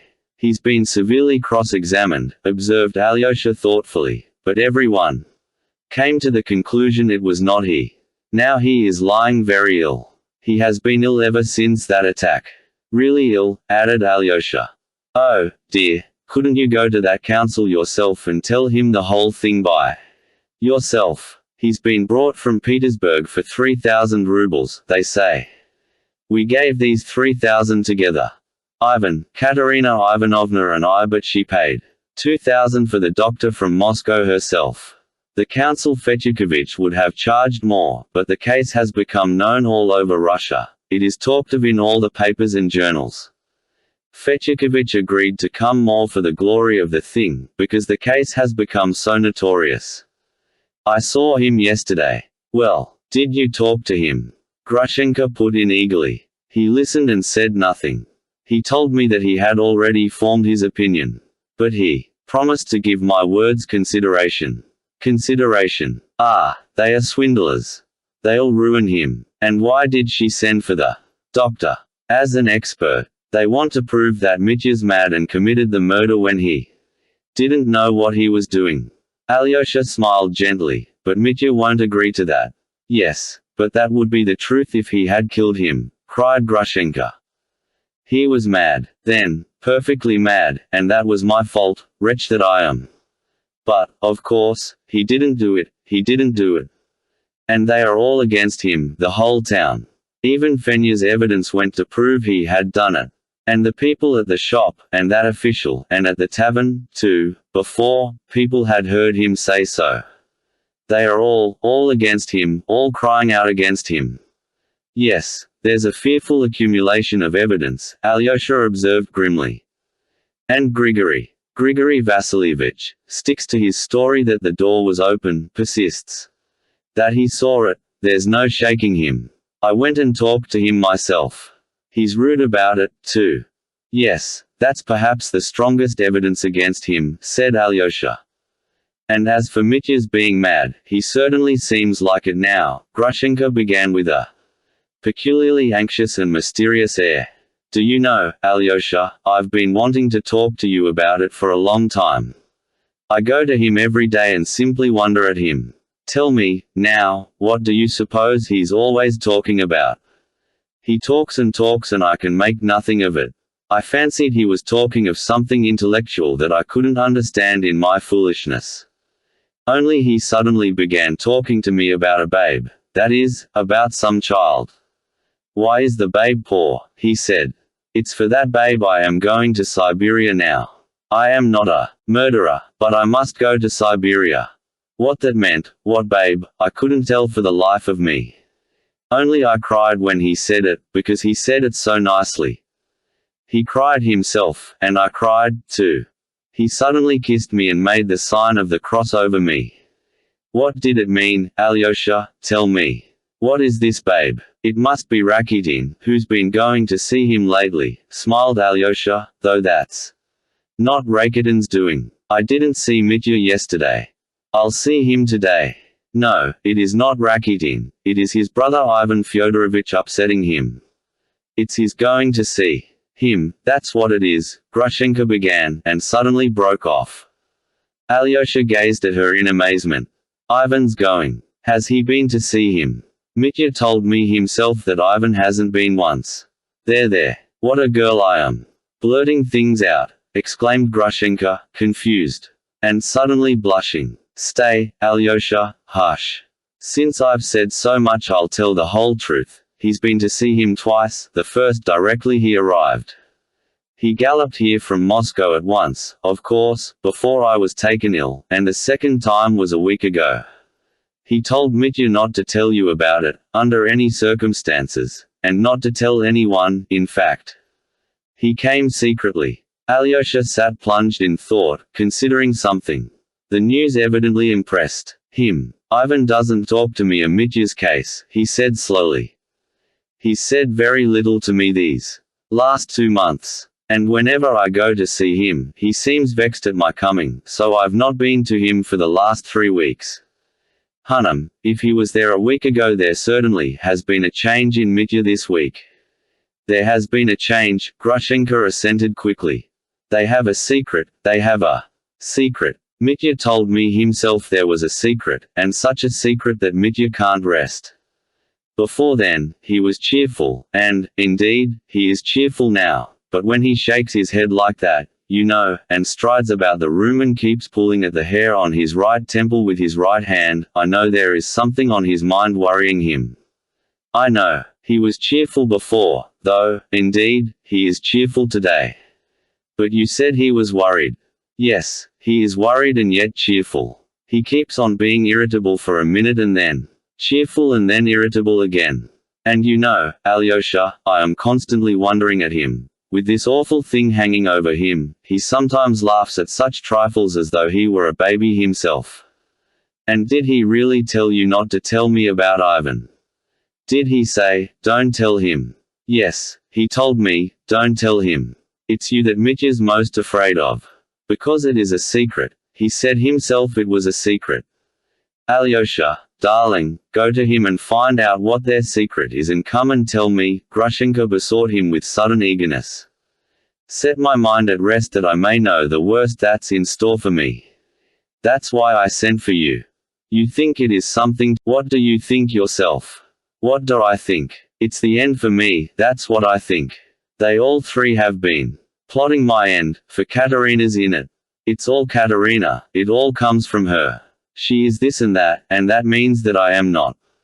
He tells me that beforehand, warns me. He is planning to throw me over, that's the whole secret. They've planned it together, the three of them. Mitya, Katerina, and Ivan Fyodorovich. Alyosha, I've been wanting to ask you a long time. A week ago he suddenly told me that Ivan was in love with Katerina, because he often goes to see her. Did he tell me the truth or not? Tell me, on your conscience, tell me the worst. I won't tell you a lie. Ivan is not in love with Katerina Ivanovna, I think. Oh, that's what I thought. He is lying to me, shameless deceiver, that's what it is. And he was jealous of me just now, so as to put the blame on me afterwards. He is stupid, he can't disguise what he is doing. He is so open, you know. But I'll give it to him, I'll give it to him. You believe I did it, he said. He said that to me. He reproached me with that. God forgive him. You wait, I'll make it hot for Katerina at the trial. I'll just say a word then I'll tell everything then. And again she cried bitterly. This I can tell you for certain, Grushenka, Alyosha said, getting up. First, that he loves you more than anyone in the world, and you only believe me. I know, I do know. The second thing is that I don't want to worm his secret out of him, but if he'll tell me of himself today, I shall tell him straight out that I have promised to tell you. Then I'll come to you today, and tell you. Only I fancy Katerina Ivanovna has nothing to do with it, and that the secret is about something else. That's certain. It isn't likely it is about Katerina Ivanovna, it seems to me. Goodbye for now. Alyosha shook hands with her. Grushenka was still crying. He saw that she put little faith in his consolation, but she was better for having had her sorrow out, for having spoke. Chapter 2. The injured foot. The first of these things was at the house of Madame Holikov, and he hurried there to get it over as quickly as possible and not be too late for Mitya. Madame Holikov had been slightly ailing for the last 3 weeks. Her foot had for some reason swollen up, and though she was not in bed, she lay all day half reclining on the couch in her boudoir, in a fascinating but decorous deshabille. Alyosha had once noted with innocent amusement that, in spite of her illness, Madame Holikov had begun to be rather dressy. Top knots, ribbons, loose wrappers, had made their appearance, and he had an inkling of the reason, though he dismissed such ideas from his mind as frivolous. During the last 2 months the young official, Pohodin, had become a regular visitor at the house. Alyosha had not called for 4 days and he was in haste to go straight to Lise, as it was. With her he had to speak, for Lise had sent a maid to him the previous day, specially asking him to come to her about something very important, a request which, for certain reasons, had interest for Alyosha. But while the maid went to take his name into Lise, Madame Holikov heard of his arrival from someone, and immediately sent to beg him to come to her just for 1 minute. Alyosha reflected that it was better to accede to the mama's request, or else she would be sending down to Lise's room every minute that he was there. Madame Holikov was lying on a couch. She was particularly smartly dressed and was evidently in a state of extreme nervous excitement. She greeted Alyosha with cries of rapture. "It's ages, perfect ages since I've seen you. It's a whole week, only think of it. Ah, but you were here only 4 days ago, on Wednesday. You have come to see Lise. I'm sure you meant to slip into her room on tiptoe, without my hearing you. My dear, dear Alexei Fyodorovitch, if you only knew how worried I am about her. But of that later, though that's the most important thing, of that later. Dear Alexei Fyodorovitch, I trust you implicitly with my Lise. Since the death of Father Zosima, God rest his soul, she crossed herself. I look upon you as a monk, though you look charming in your new suit. Where did you find such a tailor in these parts? No, that's not the chief thing, that later. Forgive me for sometimes calling you Alyosha. An old woman like me may take liberties, she smiled coquettishly, but that will do later, too. The important thing is that I shouldn't forget what is important. Please remind me of it yourself. As soon as my tongue runs away with me, you just say, the important thing. Ack, how do I know now what is of most importance? Ever since Lise took back her promise, her childish promise, Alexei Fyodorovitch, to marry you, you've realized, of course, that it was only the playful fancy of a sick child who had been so long confined to her chair. Thank God, she can walk now. That new Dr. Katya sent for from Moscow for your unhappy brother, who will tomorrow. But why speak of tomorrow? I am ready to die at the very thought of tomorrow. Ready to die of curiosity. That doctor was with us yesterday and saw Lise. I paid him 50 rubles for the visit. But that's not the point again. You see, I'm mixing everything up. I am in such a hurry. Why am I in a hurry? I don't understand. It's awful how I seem growing unable to understand anything. Everything seems mixed up in a sort of tangle. I am afraid you are so bored you will jump up and run away, and that will be all I shall see of you. Goodness. Why are we sitting here and no coffee? Yulia, Glafira, coffee. Alyosha made haste to thank her, and said that he had only just had coffee. Where? At Agrafena Alexandrovna's. At that woman's. Ah, it is she has brought ruin on everyone. I know nothing about it, though. They say she has become a saint, though it is rather late in the day. She had better have done it before. What use is it now? Hush, Alexei Fyodorovitch, for I have so much to say to you that I am afraid I shall tell you nothing. This awful trial I shall certainly go, I am making arrangements. I shall be carried there in my chair, besides I can sit up. I shall have people with me. And, you know, I am a witness. How shall I speak? I don't know what I shall say. One has to take an oath, hasn't one? Yes. But I don't think you will be able to go. I can sit up. Ah, you put me out. Ah, this trial, this savage act, and then they are all going to Siberia, some are getting married, and all this so quickly, everything's changing, and at last, nothing. All grow old and have death to look forward to. Well, so be it. I am weary. This Katya, set charming person, has disappointed all my hopes.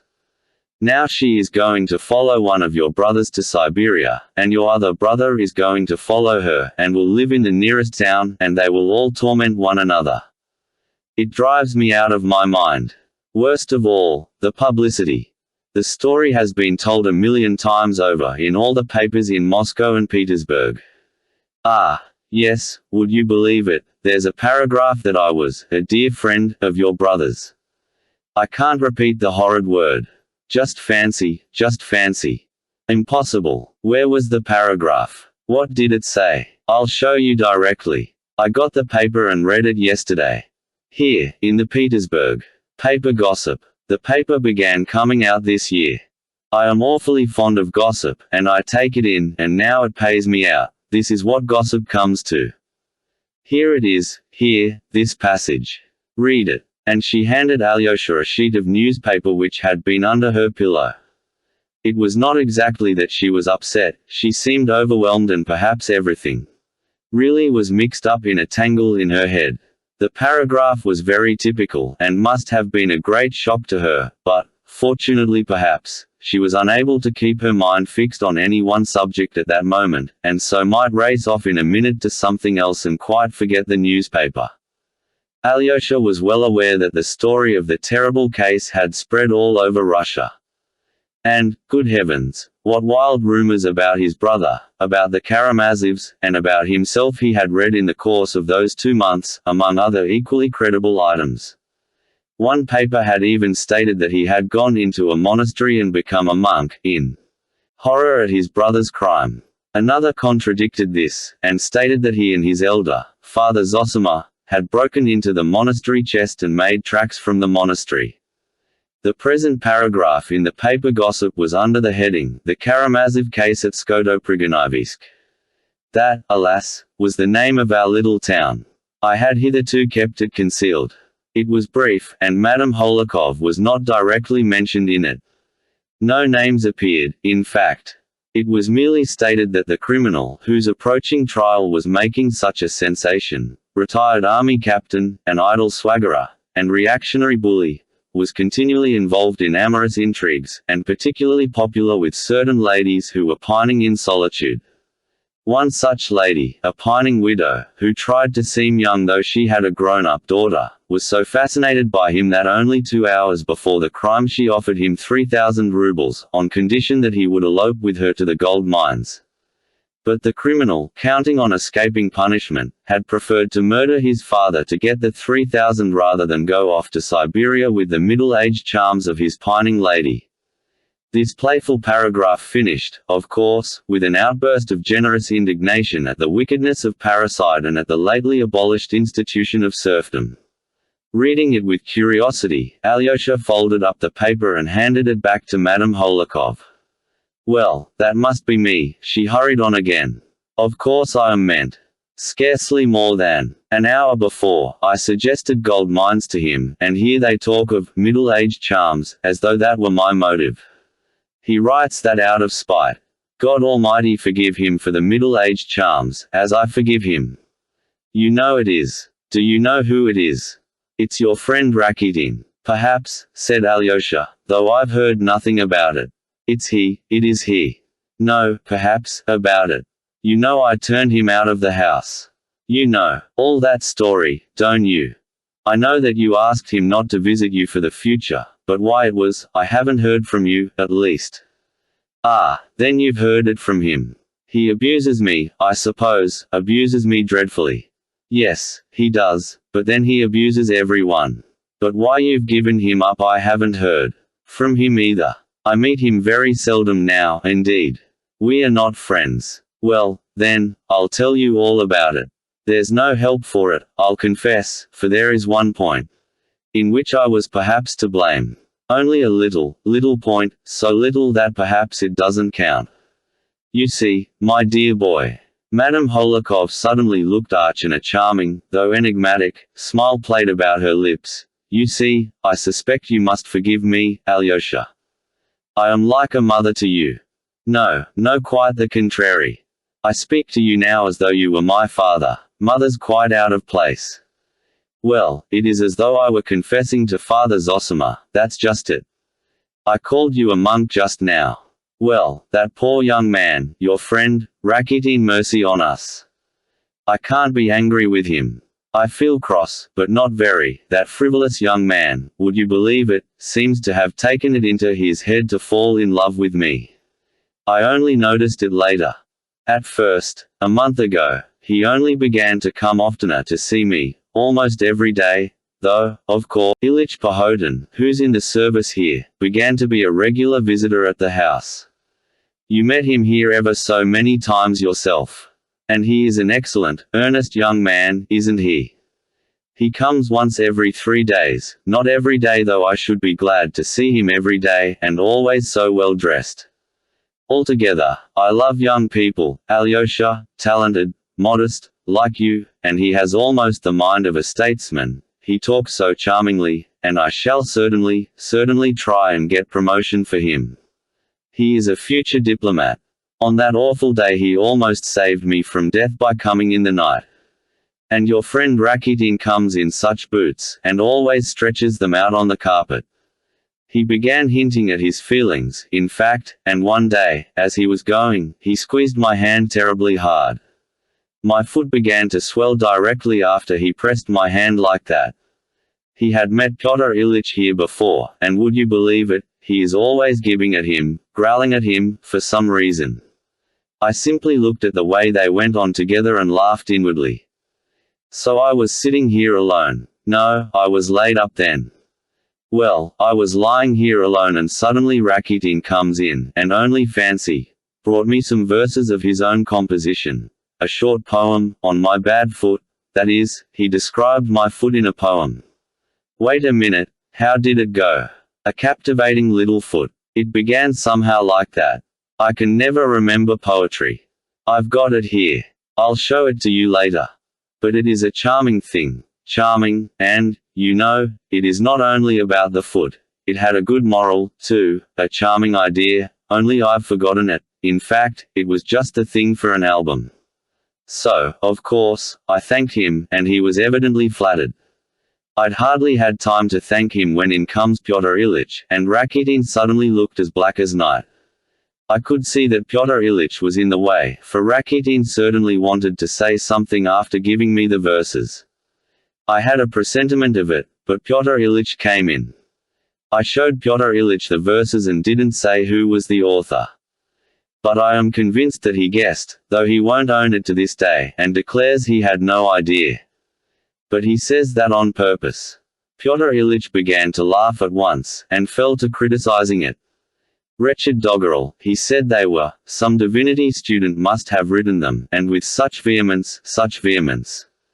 Then, instead of laughing, your friend flew into a rage. Good gracious! I thought, they'll fly at each other. It was I who wrote them, said he. I wrote them as a joke, he said, for I think it degrading to write verses. But they are good poetry. They want to put a monument to your Pushkin for writing about women's feet, while I wrote with a moral purpose, and you, said he, are an advocate of serfdom. You've no humane ideas, said he. You have no modern enlightened feelings, you are uninfluenced by progress, you are a mere official, he said, and you take bribes. Then I began screaming and imploring them. And, you know, Pyotr Ilyich is anything but a coward. He at once took up the most gentlemanly tone, looked at him sarcastically, listened, and apologized. I'd no idea, said he. I shouldn't have said it, if I had known. I should have praised it. Poets are all so irritable, he said. In short, he laughed at him under cover of the most gentlemanly tone. He explained to me afterwards that it was all sarcastic. I thought he was in earnest. Only as I lay there, just as before you now, I thought, would it, or would it not, be the proper thing for me to turn Rakitin out for shouting so rudely at a visitor in my house? And, would you believe it, I lay here, shut my eyes, and wondered, would it be the proper thing or not?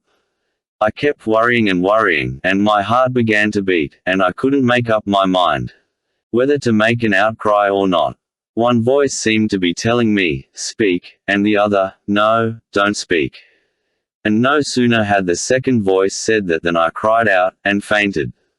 Of course, there was a fuss. I got up suddenly and said to Rakitin, "It's painful for me to say it, but I don't wish to see you in my house again." So I turned him out. Ah, Alexei Fyodorovich, I know myself I did wrong. I was putting it on. I wasn't angry with him at all, really, but I suddenly fancied, that was what did it, that it would be such a fine scene.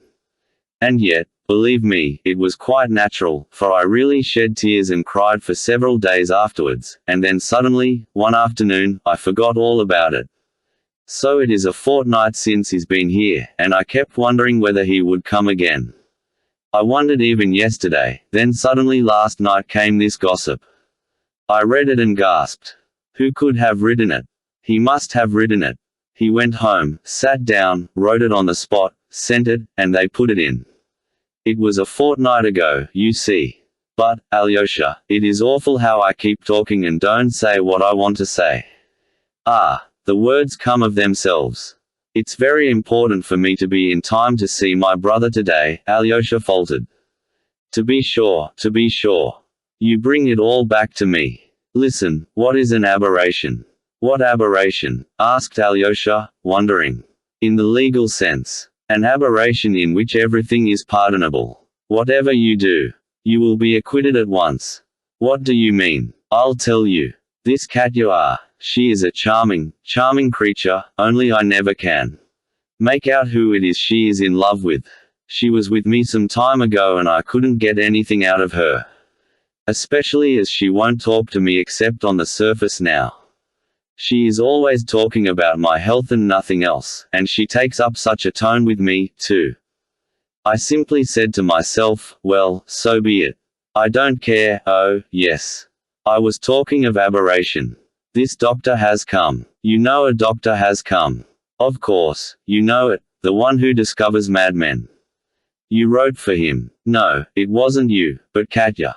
It's all Katya's doing. Well, you see, a man may be sitting perfectly sane and suddenly have an aberration. He may be conscious and know what he is doing and yet be in a state of aberration. And there's no doubt that Dmitri Fyodorovich was suffering from aberration. They found out about aberration as soon as the law courts were reformed. It's all the good effect of the reformed law courts. The doctor has been here and questioned me about that evening, about the gold mines. How did he seem then? He asked me. He must have been in a state of aberration. He came in shouting, money, money, 3,000. Give me 3,000, and then went away and immediately did the murder. I don't want to murder him, he said, and he suddenly went and murdered him. That's why they'll acquit him, because he struggled against it and yet he murdered him. But he didn't murder him, Alyosha interrupted rather sharply.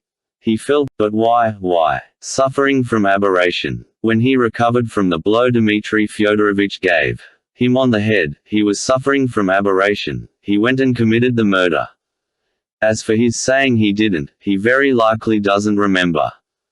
Only, you know, it'll be better, ever so much better, if Dmitri Fyodorovich murdered him.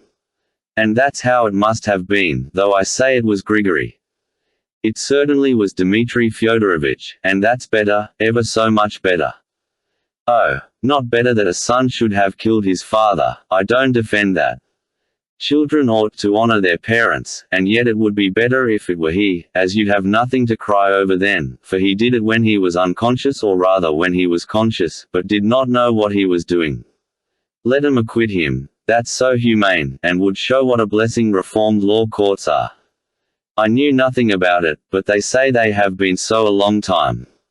And when I heard it yesterday, I was so struck by it that I wanted to send for you at once. And if he is acquitted, make him come straight from the law courts to dinner with me, and I'll have a party of friends, and we'll drink to the reformed law courts. I don't believe he'd be dangerous. Besides, I'll invite a great many friends, so that he could always be let out if he did anything. And then he might be made a justice of the peace or something in another town, for those who have been in trouble themselves make the best judges. And, besides, who isn't suffering from aberration nowadays? You, I, all of us are in a state of aberration, and there are ever so many examples of it. A man sits singing a song, suddenly something annoys him, he takes a pistol and shoots the first person he comes across, and no one blames him for it. I read that lately, and all the doctors confirm it. The doctors are always confirming. They confirm anything. Why, my Lise is in a state of aberration. She made me cry again yesterday, and the day before, too, and today I suddenly realized that it is all due to aberration. Oh, Lise grieves me so.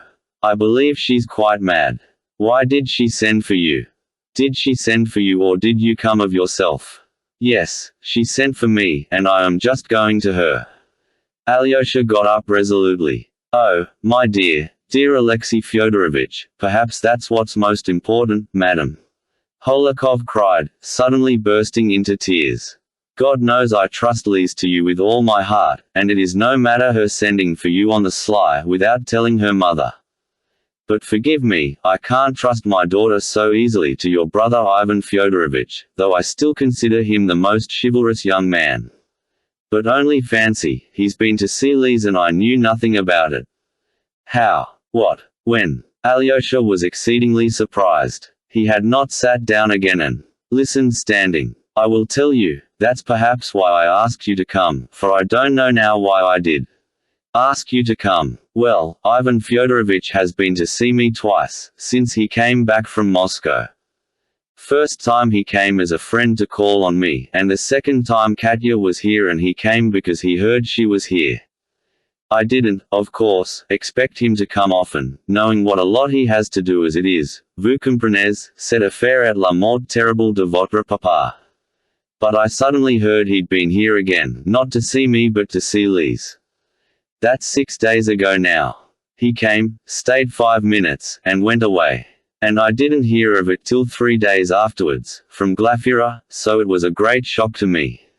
I sent for Lise directly. She laughed. He thought you were asleep, she said, and came in to me to ask after your health.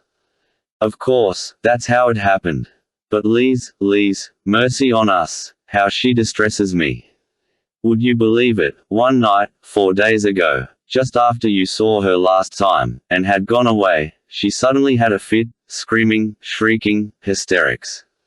Why is it I never have hysterics? Then, next day another fit, and the same thing on the third, and yesterday too, and then yesterday that aberration. She suddenly screamed out, I hate Ivan Fyodorovich. I insist on your never letting him come to the house again. I was struck dumb at these amazing words, and answered, on what grounds could I refuse to see such an excellent young man, a young man of such learning too, and so unfortunate? For all this business is a misfortune, isn't it? She suddenly burst out laughing at my words, and so rudely, you know. Well, I was pleased. I thought I had amused her and the fits would pass off, especially as I wanted to refuse to see Ivan Fyodorovich anyway on account of his strange visits without my knowledge, and meant to ask him for an explanation. But early this morning Lise waked up and flew into a passion with Yulia and, would you believe it, slapped her in the face. That's monstrous. I am always polite to my servants. And an hour later she was hugging Yulia's feet and kissing them. She sent a message to me that she wasn't coming to me at all, and would never come and see me again, and when I dragged myself down to her, she rushed to kiss me, crying, and as she kissed me, she pushed me out of the room without saying a word, so I couldn't find out what was the matter. Now, dear Alexei Fyodorovich, I rest all my hopes on you, and, of course, my whole life is in your hands. I simply beg you to go to Lise and find out everything from her, as you alone can, and come back and tell me, her mother, for you understand it will be the death of me, simply the death of me, if this goes on, or else I shall run away. I can stand no more. I have patience, but I may lose patience, and then something awful will happen. Ah, dear me. At last, Pyotr Ilyich, cried Madame Holikov, beaming all over as she saw Pohodin enter the room. You are late, you are late. Well, sit down, speak, put us out of suspense. What does the council say? Where are you off to, Alexei Fyodorovich? To Lise. Oh, yes. You won't forget what I asked you. It's a question of life and death. Of course, I won't forget, if I can, but I am so late, muttered Alyosha, beating a hasty Retreat. No, be sure to come in. Don't say, if you can. I shall die if you don't, madam. Holikov called after him, but Alyosha had already left the room. Chapter 3. A little demon. Going into Liz, he found her half reclining in the invalid chair in which she had been wheeled when she was unable to walk. She did not move to meet him, but her sharp, keen eyes were simply riveted on his face. There was a feverish look in her eyes, her face was pale and yellow. Alyosha was amazed at the change that had taken place in her in 3 days. She was positively thinner. She did not hold out her hand to him. He touched the thin, long fingers which lay motionless on her dress, then he sat down facing her, without a word. I know you were in a hurry to get to the prison, Liz said curtly, and Mama's kept you there for hours. She's just been telling you about me and Yulia. How do you know? Asked Alyosha. I've been listening. Why do you stare at me? I want to listen and I do listen. There's no harm in that. I don't apologize. You are upset about something. On the contrary, I am very happy. I've only just been reflecting for the 30th time. What a good thing it is I refused you and shall not be your wife. You are not fit to be a husband. If I were to marry you and give you a note to take to the man I loved after you, you'd take it and be sure to give it to him and bring an answer back, too. If you were 40, you would still go on taking my love letters for me. She suddenly laughed. There is something spiteful and yet open-hearted about you, Alyosha smiled to her. The open-heartedness consists in my not being ashamed of myself with you. What's more, I don't want to feel ashamed with you, just with you. Alyosha, why is it I don't respect you? I am very fond of you, but I don't respect you. If I respected you, I shouldn't talk to you without shame, should I? No, but do you believe that I am not ashamed with you? No, I don't believe it. Liz laughed nervously again. She spoke rapidly. I sent your brother, Dmitry Fyodorovich, some sweets in prison. Alyosha, you know, you are quite pretty. I shall love you awfully for having so quickly allowed me not to love you. Why did you send for me today, Liz? I wanted to tell you of a longing I have. I should like someone to torture me, marry me, and then torture me, deceive me and go away. I don't want to be happy. You are in love with disorder. Yes, I want disorder. I keep wanting to set fire to the house. I keep imagining how I'll creep up and set fire to the house on the sly. It must be on the sly. They'll try to put it out, but it'll go on burning. And I shall know and say nothing. Ah, what silliness. And how bored I am. She waved her hand with a look of repulsion. It's your luxurious life, said Alyosha, softly. Is it better, then, to be poor? Yes, it is better. That's what your monk taught you. That's not true. Let me be rich and all the rest poor. I'll eat sweets and drink cream and not give any to anyone else. Ak, don't speak, don't say anything. She shook her hand at him, though Alyosha had not opened his mouth. You've told me all that before, I know it all by heart. It bores me. If I am ever poor, I shall murder somebody, and even if I am rich, I may murder someone, perhaps. Why do nothing? But do you know, I should like to reap, cut the rye. I'll marry you, and you shall become a peasant, a real peasant. We'll keep a cult, shall we? Do you know Kalganov? Yes. He is always wandering about, dreaming. He says, why live in real life? It's better to dream. One can dream the most delightful things, but real life is a bore. But he'll be married soon for all that. He's been making love to me already.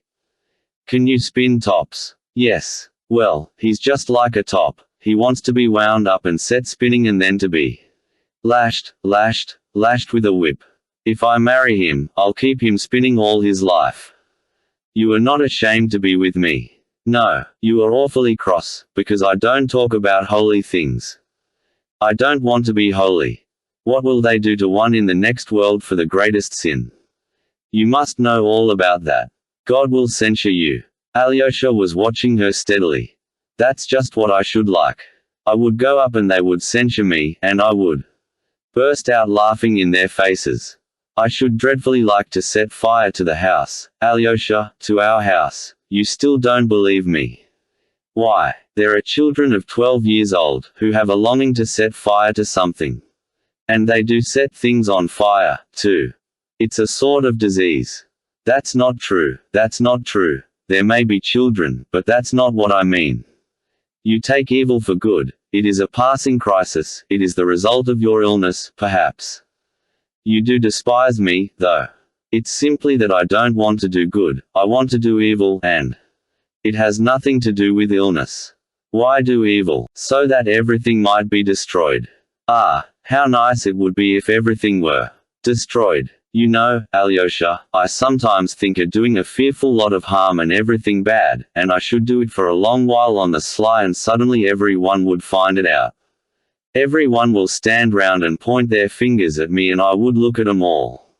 That would be awfully nice. Why would it be so nice, Alyosha? I don't know. It's a craving to destroy something good or, as you say, to set fire to something. It happens sometimes. I not only say it, I shall do it. I believe you. Ah, how I love you for saying you believe me. And you are not lying one little bit. But, perhaps you think that I am saying all this on purpose to annoy you. No, I don't think that, though perhaps there is a little desire to do that in it, too. There is a little. I never can tell lies to you, she declared, with a strange fire in her eyes. What struck Alyosha above everything was her earnestness. There was not a trace of humor or jesting in her face now, though, in old days, fun and gaiety never deserted her even at her most earnest moments.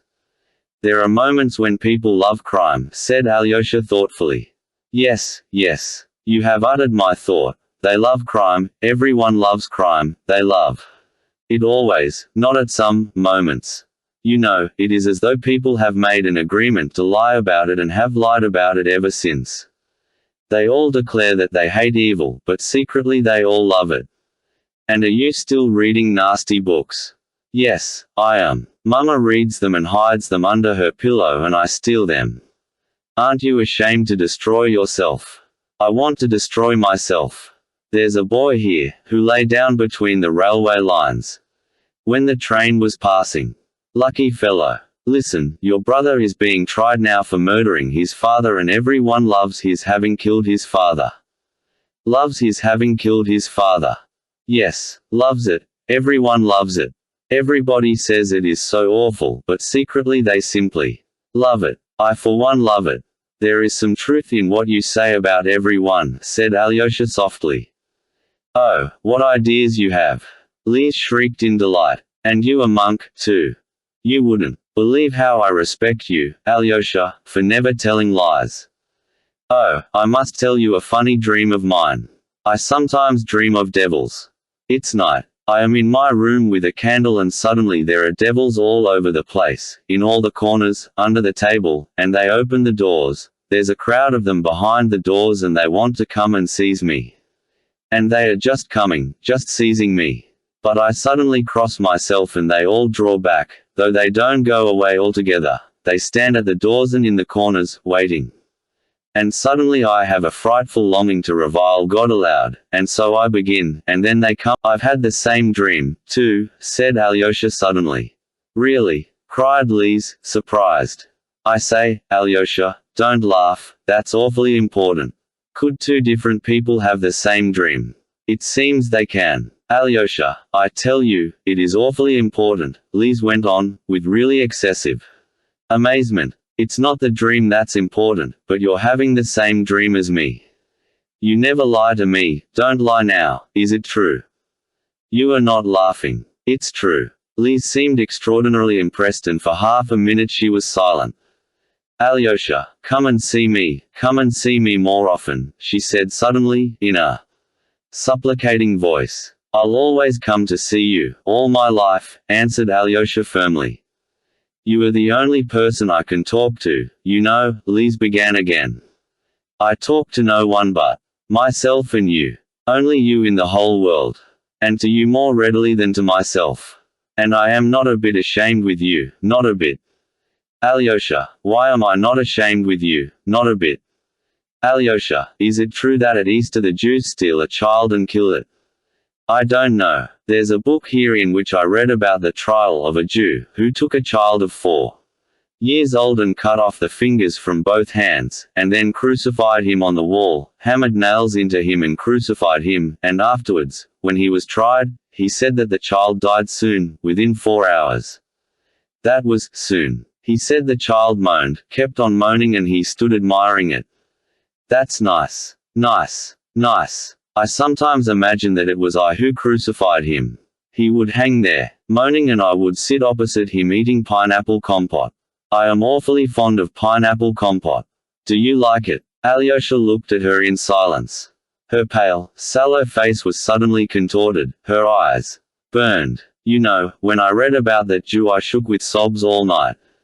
I kept fancying how the little thing cried and moaned a child of 4 years old understands, you know, and all the while the thought of pineapple compote haunted me. In the morning I wrote a letter to a certain person, begging him particularly to come and see me. He came and I suddenly told him all about the child and the pineapple compote. All about it, all, and said that it was nice. He laughed and said it really was nice. Then he got up and went away. He was only here 5 minutes. Did he despise me? Did he despise me? Tell me, Alyosha, did he despise me or not?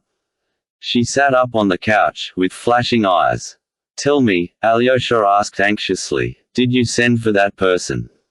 Yes, no, not about that at all. But when he came, I asked him about that at once.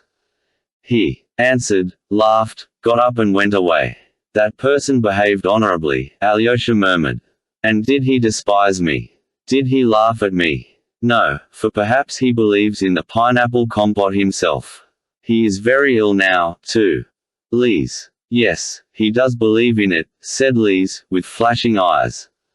He doesn't despise anyone, Alyosha went on. Only he does not believe anyone. If he doesn't believe in people, of course, he does despise them. Then he despises me. You, too. Good. Lise seemed to grind her teeth. When he went out laughing, I felt that it was nice. To be despised. The child with fingers cut off is nice, and to be despised is nice. And she laughed in Alyosha's face, a feverish malicious laugh. Do you know, Alyosha, do you know, I should like. Alyosha, save me. She suddenly jumped from the couch, rushed to him and seized him with both hands. Save me, she almost groaned. Is there anyone in the world I could tell what I've told you? I've told you the truth, the truth. I shall kill myself, because I loathe everything. I don't want to live, because I loathe everything. I loathe everything, everything. Alyosha, why don't you love me in the least? She finished in a frenzy. But I do love you, answered Alyosha warmly. And will you weep over me, will you? Yes. Not because I won't be your wife, but simply weep for me. Yes. Thank you. It's only your tears I want. Everyone else may punish me and trample me underfoot. Everyone, not excepting anyone.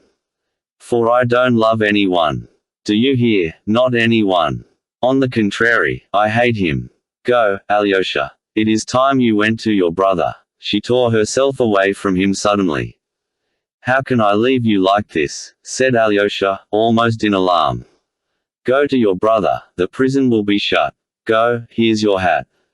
Give my love to Mitya, go. Go. And she almost forcibly pushed Alyosha out of the door. He looked at her with pained surprise, when he was suddenly aware of a letter in his right hand, a tiny letter folded up tight and sealed. He glanced at it and instantly read the address, to Ivan Fyodorovich Karamazov. He looked quickly at Lise. Her face had become almost menacing. Give it to him, you must give it to him, she ordered him, trembling and beside herself. Today, at once, or I'll poison myself. That's why I sent for you.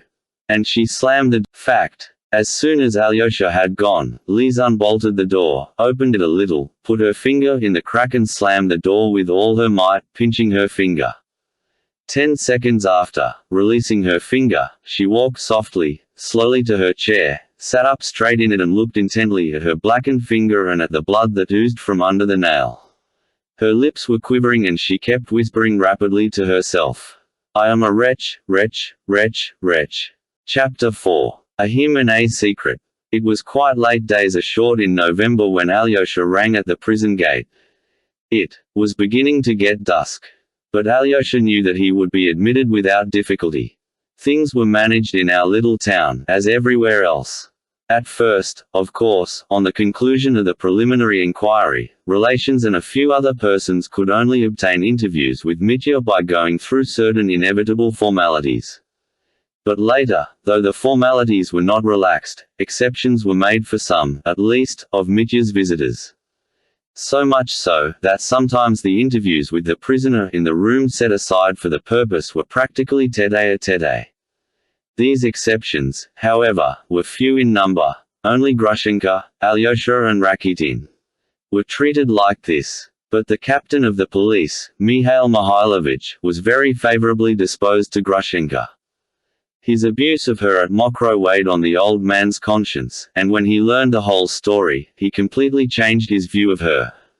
And strange to say, though he was firmly persuaded of his guilt, yet after Mitya was once in prison, the old man came to take a more and more lenient view of him. He was a man of good heart, perhaps, he thought, who had come to grief from drinking and dissipation.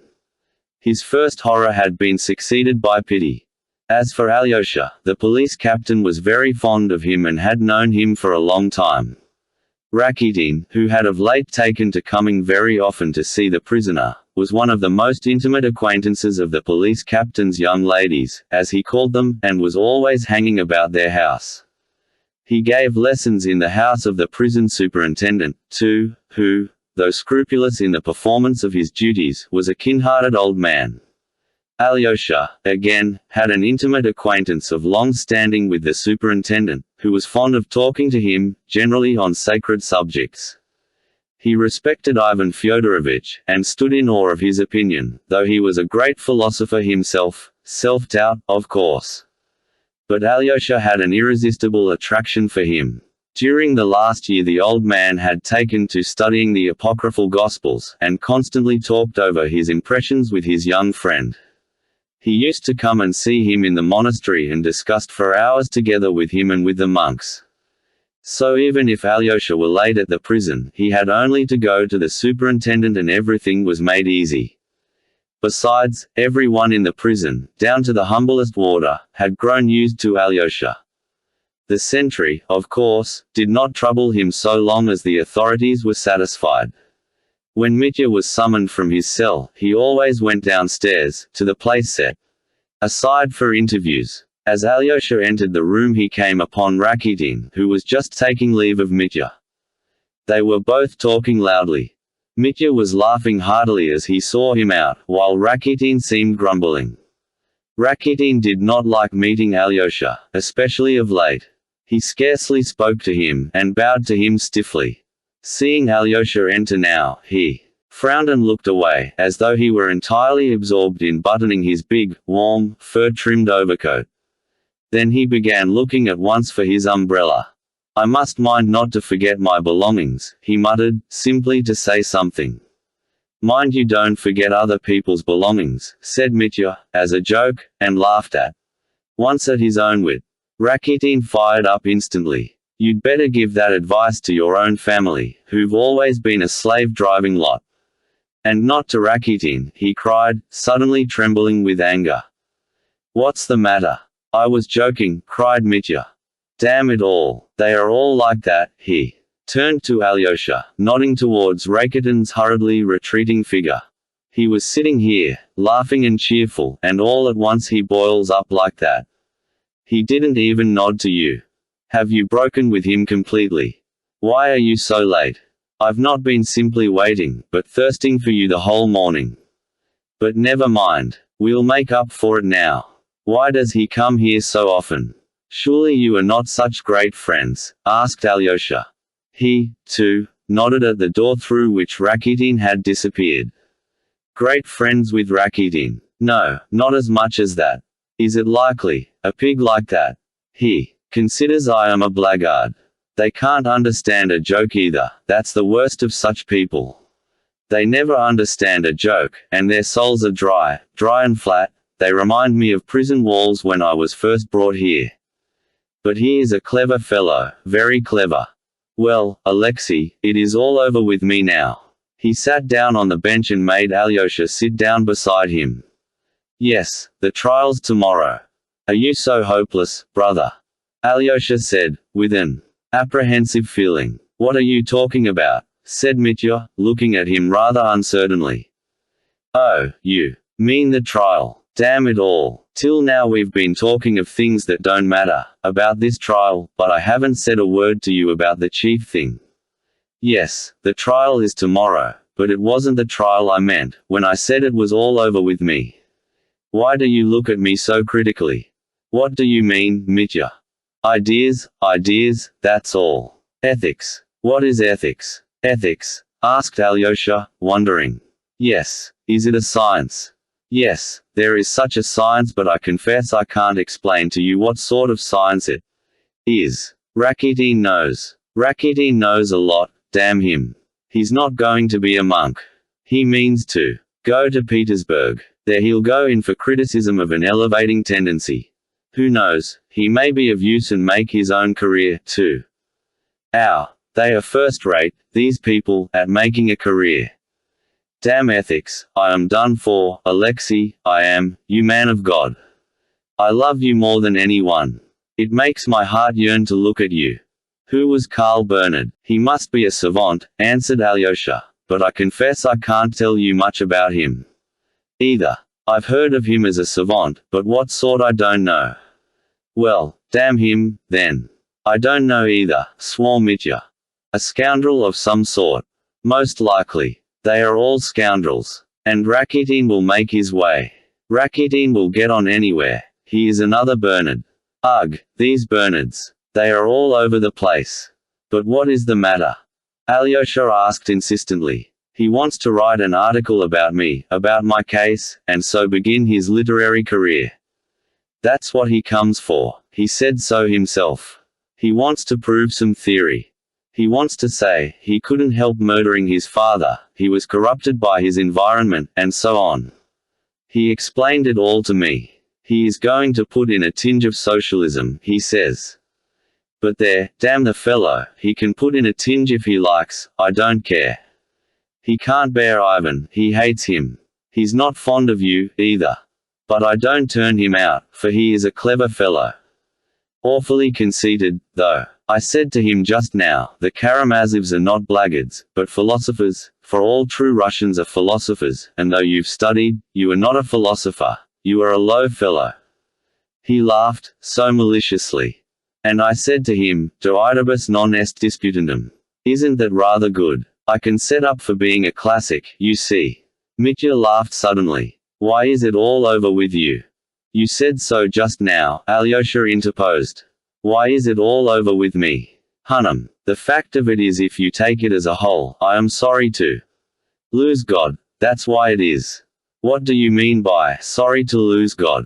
Imagine, inside, in the nerves, in the head, that is, these nerves are there in the brain, damn them. There are sort of little tails, the little tails of those nerves, and as soon as they begin quivering, that is, you see, I look at something with my eyes and then they begin quivering, those little tails, and when they quiver, then an image appears. It doesn't appear at once, but an instant, a second, passes and then something like a moment appears. That is, not a moment. Devil take the moment, but an image. That is, an object, or an action, damn it. That's why I see and then think, because of those tails, not at all because I've got a soul, and that I am some sort of image and likeness. All that is nonsense. Rakitin explained it all to me yesterday, brother, and it simply bowled me over. It's magnificent, Alyosha, this science. A new man's arising, that I understand. And yet I am sorry to lose God. Well, that's a good thing, anyway, said Alyosha. That I am sorry to lose God. It's chemistry, brother, chemistry. There's no help for it. Your Reverence, you must make way for chemistry. And Rakitin does dislike God. Doesn't he dislike him? That's the sore point with all of them. But they conceal it. They tell lies. They pretend. Will you preach this in your reviews? I asked him. Oh, well, if I did it openly, they won't let it through, he said. He laughed. But what will become of men then? I asked him. Without God, such people out, but now I listen to them. He talks a lot of sense, too. Writes well. He began reading me an article last week. I copied out 3 lines of it. Wait a minute. Here it is. Mitya hurriedly pulled out a piece of paper from his pocket and read. In order to determine this question, it is above all essential to put one's personality in contradiction to one's reality. Do you understand that? No, I don't, said Alyosha. He looked at Mitya and listened to him with curiosity. I don't understand either. It's dark and obscure, but intellectual. Everyone writes like that now, he says. It is the effect of their environment. They are afraid of the environment. He writes poetry, too, the rascal. He's written in honor of Madame Holokov's foot. Ha ha ha. I've heard about it, said Alyosha. Have you? And have you heard the poem? No, I've got it. Here it is. I'll read it to you. You don't know. I haven't told you. There's quite a story about it. He's a rascal. 3 weeks ago he began to tease me. You've got yourself into a mess, like a fool, for the sake of 3,000, but I'm going to collar 150,000. I am going to marry a widow and buy a house in Petersburg. And he told me he was courting Madame Holikov. She hadn't much brains in her youth, and now at 40 she has lost what she had. But she's awfully sentimental, he says. That's how I shall get hold of her. When I marry her, I shall take her to Petersburg and there I shall start a newspaper. And his mouth was simply watering, the beast, not for the widow, but for the 150,000. And he made me believe it. He came to see me every day. She is coming round, he declared. He was beaming with delight. And then, all of a sudden, he was turned out of the house. Pahodin's carrying everything before him, bravo. I could kiss the silly old noodle for turning him out of the house. And he had written this doggerel. It's the first time I've soiled my hands with writing poetry, he said. It's to win her heart, so it is in a good cause. When I get hold of the silly woman's fortune, I can be of great social utility. They have this social justification for every nasty thing they do. Anyway, it is better than your Pushkin's poetry, he said, for I've managed to advocate enlightenment even in that. I understand what he means about Pushkin. I quite see that, if he really was a man of talent and only wrote about women's feet. But wasn't Rakitin stuck up about his doggerel? The vanity of these fellows. On the convalescence of the swollen foot of the object of my affections, he thought of that for a title. He's a waggish fellow. A captivating little foot, though swollen and red and tender. The doctors come and plasters put. But still they can't, for as her foot swells, strange to say, her intellect is on the wane. Oh, for some remedy I pray, that may restore both foot and brain. He is a pig, a regular pig, but he's very arch, the rascal. And he really has put in a progressive idea. And wasn't he angry when she kicked him out? He was gnashing his teeth. He's taken his revenge already, said Alyosha. He's written a paragraph about Madame Holikov. And Alyosha told him briefly about the paragraph in Gossip. That's his doing, that's his doing. Mitya assented, frowning. That's him. These paragraphs I know the insulting things that have been written about Grushenka, for instance. And about Katya, too. Hunnam. He walked across the room with a harassed air. Brother, I cannot stay long, Alyosha said, after a pause. Tomorrow will be a great and awful day for you. The judgment of God will be accomplished. I am amazed at you. You walk about here, talking of I don't know what. No, don't be amazed at me, Mitya broke in warmly. Am I to talk of that stinking dog? Of the murderer? We've talked enough of him. I don't want to say more of the stinking son of stinking Lizaveta. God will kill him, you will see. Hush. He went up to Alyosha excitedly and kissed him. His eyes glowed. Rakitin wouldn't understand it. He began in a sort of exultation. But you'll understand it all. That's why I was thirsting for you.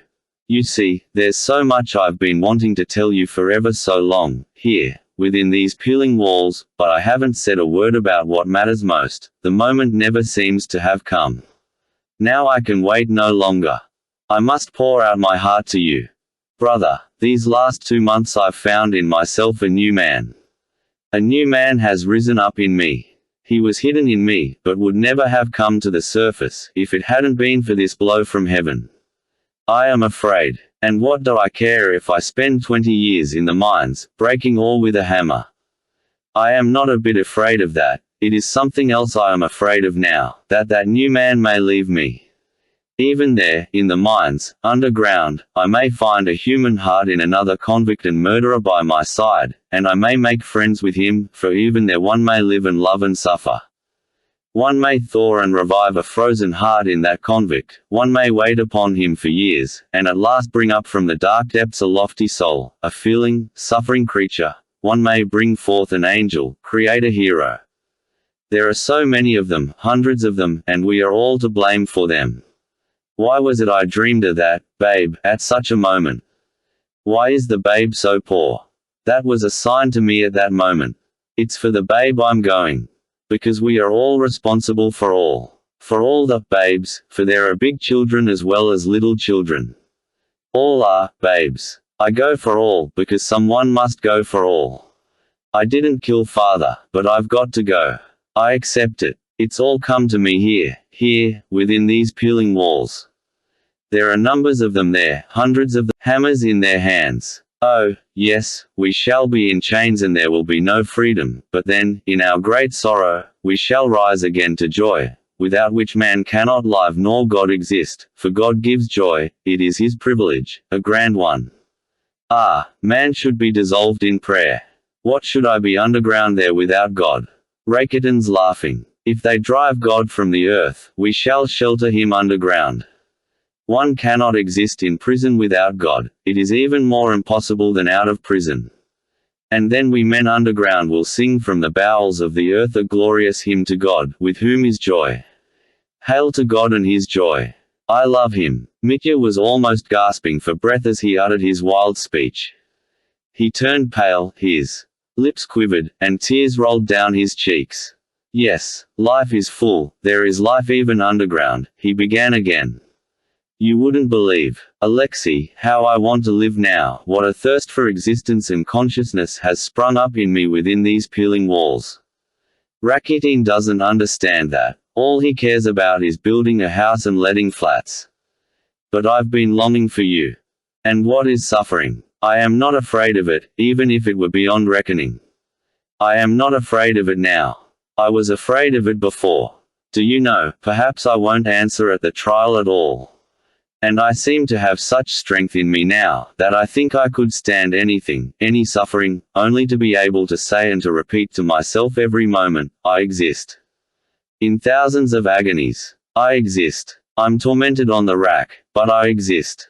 Though I sit alone on a pillar, I exist. I see the sun, and if I don't see the sun, I know it is there. And there's a whole life in that, in knowing that the sun is there.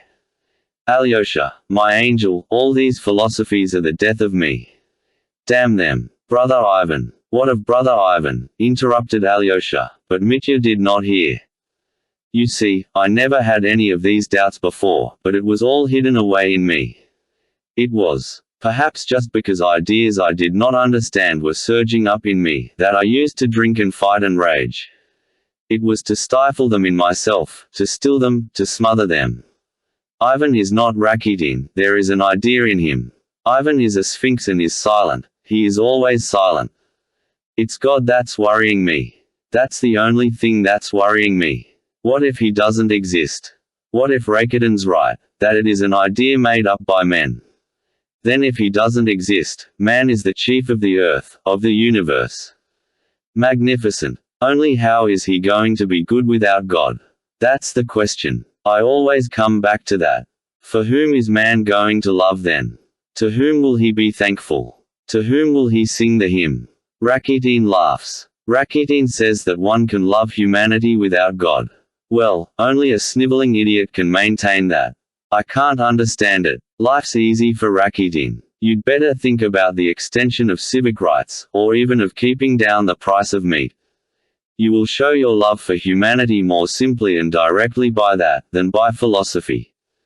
I answered him, well, but you, without a god, are more likely to raise the price of meat, if it suits you, and make a ruble on every kopeck. He lost his temper. But after all, what is goodness? Answer me that, Alexei. Goodness is one thing with me and another with a Chinaman. What did he say? Alyosha took it up quickly. I said to him, then everything is lawful, if it is so. He frowned. Fyodor Pavlovitch, our papa, he said, was a pig, but his ideas were right enough. That was what he dropped. That was all he said. That was going one better than Rakitin. Yes, Alyosha assented bitterly. When was he with you? Of that later. Now I must speak of something else. I have said nothing about Ivan to you. Before. I put it off to the last. When my business here is over and the verdict has been given, then I'll tell you something. I'll tell you everything. We've something tremendous on hand. And you shall be my judge in it. But don't begin about that now, be silent. You talk of tomorrow, of the trial, but, would you believe it, I know nothing about it. Have you talked to the council? What's the use of the council? I told him all about it. He's a soft, city-bred rogue, Bernard. But he doesn't believe me, not a bit of it. Only imagine, he believes I did it. I see it. In that case, I asked him, why have you come to defend me? Hang 'em all, they've got a doctor down, too, want to prove I'm mad. I won't have that. Katerina Ivanovna wants to do her duty to the end, whatever the strain. Mitya smiled bitterly. The cat. Hard-hearted creature. She knows that I said of her at Mokroe that she was a woman of great wrath. They repeated it. Yes, the facts against me have grown numerous as the sands of the sea. Grigory sticks to his point. Grigory's honest, but a fool. Many people are honest because they are fools. That's Rakitin's idea.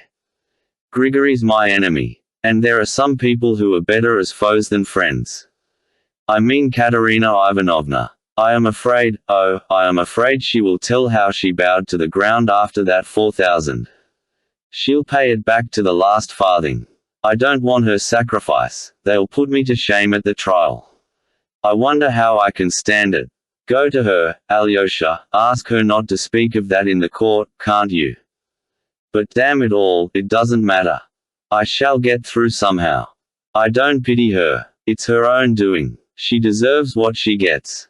I shall have my own story to tell, Alexei. He smiled bitterly again. Only Grusha.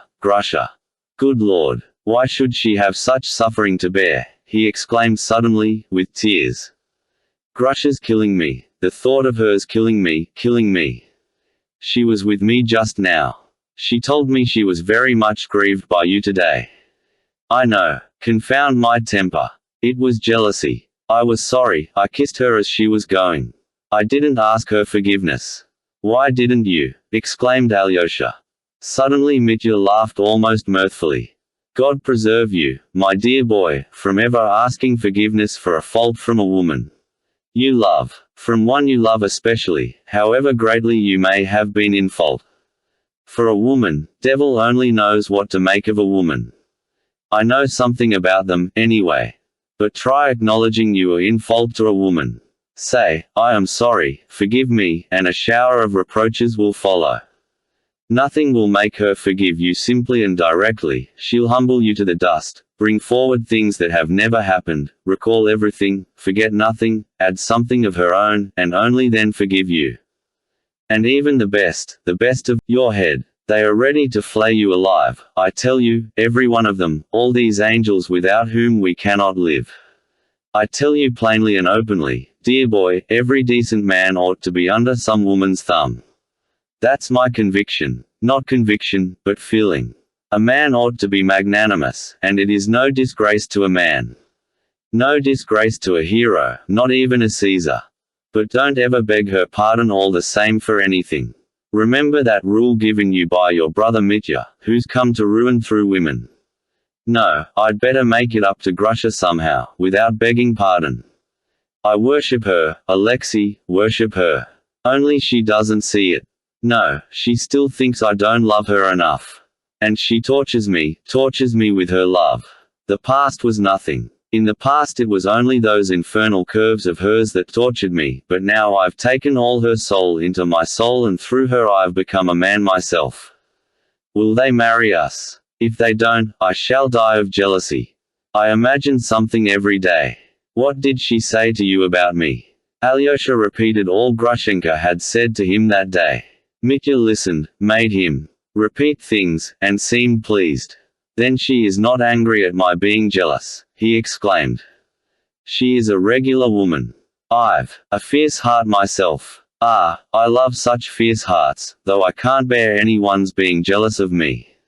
I can't endure it. We shall fight. But I shall love her, I shall love her infinitely. Will they marry us? Do they let convicts marry? That's the question. And without her I can't exist. Mitya walked frowning across the room. It was almost dark. He suddenly seemed terribly worried. So there's a secret, she says, a secret. We have got up a plot against her, and Katya is mixed up in it, she thinks. No, my good Grushenka, that's not it. You are very wide of the mark, in your foolish feminine way. Alyosha, darling, well, here goes. I'll tell you our secret. He looked round, went close up quickly to Alyosha, who was standing before him, and whispered to him with an air of mystery, though in reality no one could hear them. The old warder was dozing in the corner, and not a word could reach the ears of the soldiers on guard. I will tell you all our secret, Mitya whispered hurriedly. I meant to tell you later, for how could I decide on anything without you? You are everything to me. Though I say that Ivan is superior to us, you are my angel. It's your decision will decide it. Perhaps it is you that is superior and not Ivan. You see, it is a question of conscience, question of the higher conscience. The secret is so important that I can't settle it myself, and I've put it off till I could speak to you. But anyway it is too early to decide now, for we must wait for the verdict. As soon as the verdict is given, you shall decide my fate. Don't decide it now. I'll tell you now. You listen, but don't decide. Stand and keep quiet. I won't tell you everything. I'll only tell you the idea, without details, and you keep quiet. Not a question, not a movement. You agree. But, goodness, what shall I do with your eyes? I'm afraid your eyes will tell me your decision, even if you don't speak. I'm afraid. Alyosha, listen. Ivan suggests my escaping. I won't tell you the details. It is all been thought out. It can all be arranged. Hush, don't decide. I should go to America with Grusha. You know I can't live without Grusha. What if they won't let her Thinks not. And without Grusha what should I do there underground with a hammer? I should only smash my skull with the hammer. But, on the other hand, my conscience. I should have run away from suffering. A sign has come, I reject the sign. I have a way of salvation and I turn my back on it. Ivan says that in America, with the goodwill, I can be of more use than underground. But what becomes of our him from underground? What's America? America is vanity again. And there's a lot of swindling in America, too, I expect. I should have run away from crucifixion. I tell you, you know, Alexei, because you are the only person who can understand this. There's no one else. It's folly, madness to others, all I've told you of the hymn. They'll say I'm out of my mind or a fool. I am not out of my mind and I am not a fool. Ivan understands about the hymn, too. He understands, only he doesn't answer. He doesn't speak. He doesn't believe in the hymn. Don't speak, don't speak. I see how you look. You have already decided. Don't decide, spare me. I can't live without Grusha. Wait till after the trial. Mitya ended beside himself. He held Alyosha with both hands on his shoulders, and his yearning, feverish eyes were fixed on his brothers. They don't let convicts marry, do they? He repeated for the third time in a supplicating voice. Alyosha listened with extreme surprise and was deeply moved. Tell me one thing, he said. Is Ivan very keen on it, and whose idea was it? His, and he is very keen on it. He didn't come to see me at first, then he suddenly came a week ago and he began about it straight away. He is awfully keen on it. He doesn't ask me, but orders me to escape. He doesn't doubt of my obeying him, though I showed him all my heart as I have to you, and told him about the hymn, too. He told me he'd arrange it, he's found out about everything. Butter that later. He's simply set on it. It's all a matter of money. He'll pay 10,000 for escape and give me 20,000 for America. And he says we can arrange a magnificent escape for 10,000. And he told you on no account to tell me? Alyosha asked again. To tell no one, and especially not you. On no account to tell you. He is afraid, no doubt, that you'll stand before me as my conscience. Don't tell him I told you. Don't tell him, for anything. You are right, Alyosha pronounced. It is impossible to decide anything before the trial is over. After the trial you'll decide of yourself. Then you'll find that new man in yourself and he will decide. A new man, or a Bernard who'll decide a la Bernard, for I believe I'm a contemptible Bernard myself, said Mitya, with a bitter grin. But, brother, have you no hope then of being acquitted? Mitya shrugged his shoulders nervously and shook his head. Alyosha, darling, it is time. You were going, he said, with a sudden haste. There's the superintendent shouting in the yard. He'll be here directly. We are late, it is irregular. Embrace me quickly. Kiss me. Sign me with the cross, darling, for the cross I have to bear tomorrow. They embraced and kissed. Ivan, said Mitya suddenly, suggests my escaping, but, of course, he believes I did it. A mournful smile came onto his lips. Have you asked him whether he believes it? Asked Alyosha. No, I haven't. I wanted to, but I couldn't. I hadn't the courage. But I saw it from his eyes. Well, goodbye. Once more they kissed hurriedly, and Alyosha was just going out, when Mitya suddenly called him back. Stand facing me. That's right. And again he seized Alyosha, putting both hands on his shoulders. His face became suddenly quite pale, so that it was dreadfully apparent, even through the gathering darkness. His lips twitched, his eyes fastened upon Alyosha. Alyosha, tell me the whole truth, as you would before God. Do you believe I did it? Do you in yourself, believe it? The whole truth, don't lie, he cried desperately. Everything seemed heaving before Alyosha, and he felt something like a stab at his heart. Hush. What do you mean? He faltered helplessly. The whole truth, the whole, don't lie, repeated Mitya. I've never for one instant believed that you were the murderer, broke in a shaking voice from Alyosha's breast, and he raised his right hand in the air, as though calling God to witness his words. Mitya's whole face was lighted up with bliss. Thank you, he articulated slowly, as though letting a sigh escape him after fainting. Now you have given me new life. Would you believe it, till this moment I've been afraid to ask you, even you. Well, go. You've given me strength for tomorrow. God bless you. Come, go along. Love Ivan, was Mitya's last word. Alyosha went out in tears. Such distrustfulness in Mitya, such lack of confidence even to him, to Alyosha. All this suddenly opened before Alyosha an unsuspected depth of hopeless grief and despair in the soul of his unhappy brother. Intense, infinite compassion overwhelmed him instantly. There was a poignant ache in his torn heart. Love Ivan, he suddenly recalled Mitya's words. And he was going to Ivan. He badly wanted to see Ivan all day. He was as much worried about Ivan as about Mitya. Chapter 5. Not you, not you. On the way to Ivan he had to pass the house where Katerina Ivanovna was living. There was light in the windows. He suddenly stopped and resolved to go in. He had not seen Katerina Ivanovna for more than a week. But now it struck him that Ivan might be with her, especially on the eve of the terrible day. Ringing, and mounting the staircase, which was dimly lighted by a Chinese lantern, he saw a man coming down, and as they met, he recognized him as his brother. So he was just coming from Katerina Ivanovna. Ah, it is only you, said Ivan dryly. Well, goodbye. You are going to her. Yes. I don't advise you to. She's upset and you'll upset her more. A door was instantly flung open above, and a voice cried suddenly.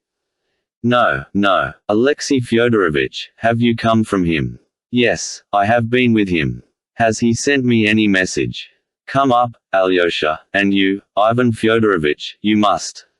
Come back, you must. Do you hear? There was such a peremptory note in Katya's voice that Ivan, after a moment's hesitation, made up his mind to go back with Alyosha. She was listening, he murmured angrily to himself, but Alyosha heard it. Excuse my keeping my greatcoat on, said Ivan, going into the drawing room.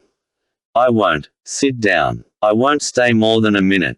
Sit down, Alexey Fyodorovich, said Katerina Ivanovna, though she remained standing.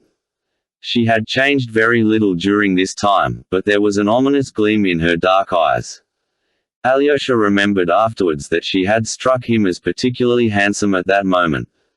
What did he ask you to tell me? Only one thing, said Alyosha, looking her straight in the face, that you would spare yourself and say nothing at the trial of what he was a little confused passed between you at the time of your first acquaintance in that town. Ah, that I bowed down to the ground for that money. She broke into a bitter laugh. Why, is he afraid for me or for himself? He asks me to spare, whom? Him or myself? Tell me, Alexey Fyodorovich. Alyosha watched her intently, trying to understand her. Both yourself and him, he answered softly. I am glad to hear it, she snapped out maliciously, and she suddenly blushed. You don't know me yet, Alexey Fyodorovich, she said menacingly. And I don't know myself yet. Perhaps you'll want to trample me underfoot after my examination tomorrow. You will give your evidence honorably, said Alyosha. That's all that's wanted. Women are often dishonorable, she snarled. Only an hour ago I was thinking I felt afraid to touch that monster as though he were a reptile, but no, he is still a human being to me. But did he do it? Is he the murderer? She cried, all of a sudden, hysterically, turning quickly to Ivan. Alyosha saw at once that she had asked Ivan that question before, perhaps only a moment before he came in, and not for the first time, but for the 100th, and that they had ended by quarreling. I've been to see Smerdyakov. It was you who persuaded me that he murdered his father. It's only you I believed, she continued, still addressing Ivan. He gave her a sort of strained smile. Alyosha started at her tone. He had not suspected such familiar intimacy between them. Well, that's enough, anyway, Ivan cut short the conversation. I am going. I'll come tomorrow. And turning at once, he walked out of the room and went straight downstairs. With an imperious gesture, Katerina Ivanovna seized Alyosha by both hands. Follow him. Overtake him. Don't leave him alone for a minute, she said, in a hurried whisper. He's mad. Don't you know that he's mad? He is in a fever, nervous fever. The doctor told me so. Go, run after him. Alyosha jumped up and ran after Ivan, who was not 50 paces ahead of him. What do you want? He turned quickly on Alyosha, seeing that he was running after him. She told you to catch me up, because I'm mad. I know it all by heart, he added irritably. She is mistaken, of course, but she is right that you are ill, said Alyosha. I was looking at your face just now. You look very ill, Ivan. Ivan walked on without stopping. Alyosha followed him. And do you know, Alexey Fyodorovich, how people do go out of their mind? Ivan asked in a voice suddenly quiet, without a trace of irritation, with a note of the simplest curiosity. No, I don't. I suppose there are all kinds of insanity. And can one observe that one's going mad oneself? I imagine one can't see oneself clearly in such circumstances, Alyosha answered with surprise. Ivan paused for half a minute. If you want to talk to me, please change the subject, he said suddenly. Oh, while I think of it, I have a letter for you, said Alyosha timidly, and he took Lisa's note from his pocket and held it out to Ivan. They were just under a lamp post. She's not 16 yet, I believe, and already offering herself, he said contemptuously. Striding along the street again. How do you mean, offering herself? Exclaimed Alyosha. As wanton women offer themselves, to be sure. How can you, Ivan, how can you? Alyosha cried warmly, in a grieved voice. She is a child. You are insulting a child. She is ill, She is very ill, too. She is on the verge of insanity, too, perhaps. I had hoped to hear something from you that would save her. You'll hear nothing from me. If she is a child, I am not her nurse. Be quiet, Alexei. Don't go on about her. I am not even thinking about it. They were silent again for a moment. She will be praying all night now to the Mother of God to show her how to act. Tomorrow at the trial, he said sharply and angrily again. You mean Katerina Ivanovna? Yes. Whether she's to save Mitya or ruin him. She'll pray for light from above. She can't make up her mind for herself, you see. She has not had time to decide yet. She takes me for her nurse, too. She wants me to sing lullabies to her. Katerina Ivanovna loves you, brother, said Alyosha sadly. Perhaps, but I am not very keen on her. She is suffering. Why do you sometimes say things to her that give her hope? Alyosha went on, with timid reproach. I know that you've given her hope. Forgive me for speaking to you like this, he added. I can't behave to her as I ought. Break off altogether and tell her so straight out, said Ivan, irritably. I must wait till sentence is passed on the murderer. If I break off with her now, she will avenge herself on me by ruining that scoundrel tomorrow at the trial, for she hates him and knows she hates him. It's all a lie, lie upon lie. As long as I don't break off with her, she goes on hoping, and she won't ruin that monster, knowing how I want to get him out of trouble. If only that damned verdict would come. The words murderer and monster echoed painfully in Alyosha's heart. But how can she ruin Mitya? He asked, pondering on Ivan's words. What evidence can she give that would ruin Mitya? You don't know that yet. She's got a document in her hands, in Mitya's own writing, that proves conclusively that he did murder Fyodor Pavlovich. That's impossible, cried Alyosha. Why is it impossible? I've read it myself. Who? You mean the myth about that crazy idiot, the epileptic, Smerdyakov? Alyosha suddenly felt himself trembling all over. You know who? Broke helplessly from him. He could scarcely breathe. Who? Who? Ivan cried almost fiercely. All his restraint suddenly vanished. I only know one thing, Alyosha went on, still almost in a whisper, it wasn't you killed Father. Not you. What do you mean by, not you? Ivan was thunderstruck. It was not you killed Father, not you. Alyosha repeated firmly. The silence lasted for half a minute. I know I didn't. Are you raving? Said Ivan, with a pale, distorted smile. His eyes were riveted on Alyosha. They were standing again under a lamp post. No, Ivan. You've told yourself several times that you were the murderer. When did I say so? I was in Moscow. When have I said so? Ivan faltered helplessly. You've said so to yourself many times, when you've been alone during these 2 dreadful months, Alyosha went on softly and distinctly as before. Yet he was speaking now, as it were, not of himself, not of his own will, but obeying some irresistible command. You have accused yourself and have confessed to yourself that you were the murderer and no one else. But you didn't do it, you were mistaken, you were not the murderer. Do you hear? It was not you. God has sent me to tell you so.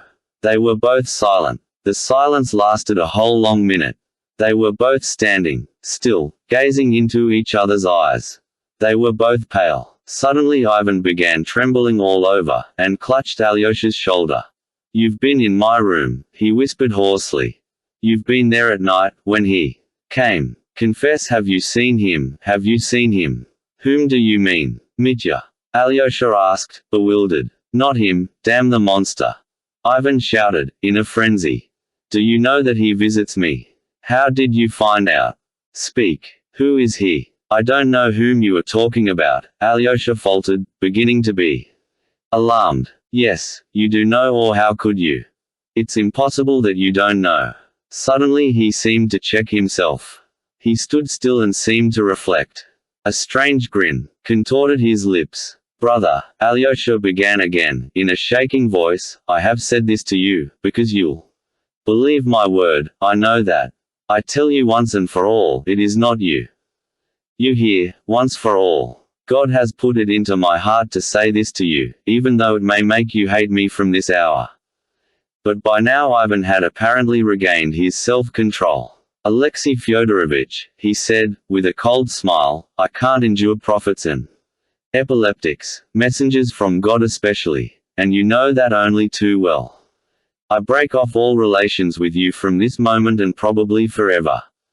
I beg you to leave me at this turning. It's the way to your lodgings, too. You'd better be particularly careful not to come to me today. Do you hear?" He turned and walked on with a firm step, not looking back. "Brother," Alyosha called after him, "if anything happens to you today, turn to me before anyone." But Ivan made no reply. Alyosha stood under the lamp post at the crossroads, till Ivan had vanished into the darkness. Then he turned and walked slowly homewards. Both Alyosha and Ivan were living in lodgings. Neither of them was willing to live in Fyodor Pavlovich's empty house. Alyosha had a furnished room in the house of some working people. Ivan lived some distance from him. He had taken a roomy and fairly comfortable lodge attached to a fine house that belonged to a well-to-do lady, the widow of an official. But his only attendant was a deaf and rheumatic old crone who went to bed at 6 o'clock every evening and got up at 6 in the morning. Ivan had become remarkably indifferent to his comforts of late, and very fond of being alone. He did everything for himself in the one room he lived in, and rarely entered any of the other rooms in his abode. He reached the gate of the house and had his hand on the bell, when he suddenly stopped. He felt that he was trembling all over with anger. Suddenly he let go of the bell, turned back with a curse, and walked with rapid steps in the opposite direction. He walked a mile and a half to a tiny, slanting, wooden house, almost a hut, where Maria Kondratyevna, the neighbor who used to come to Fyodor Pavlovich's kitchen for soup and to whom Smerdyakov had once sung his songs and played on the guitar, was now lodging. She had sold their little house, and was now living here with her mother. Smerdyakov, who was ill, almost dying, had been with them ever since Fyodor Pavlovich's death. It was to him Ivan was going now, drawn by a sudden and irresistible prompting. Chapter 6. The first interview with Smerdyakov. This was the third time that Ivan had been to see Smerdyakov since his return from Moscow. The first time he had seen him and talked to him was on the first day of his arrival, then he had visited him once more, a fortnight later. But his visits had ended with that second one, so that it was now over a month since he had seen him. And he had scarcely heard anything of him. Ivan had only returned 5 days after his father's death, so that he was not present at the funeral, which took place the day before he came back.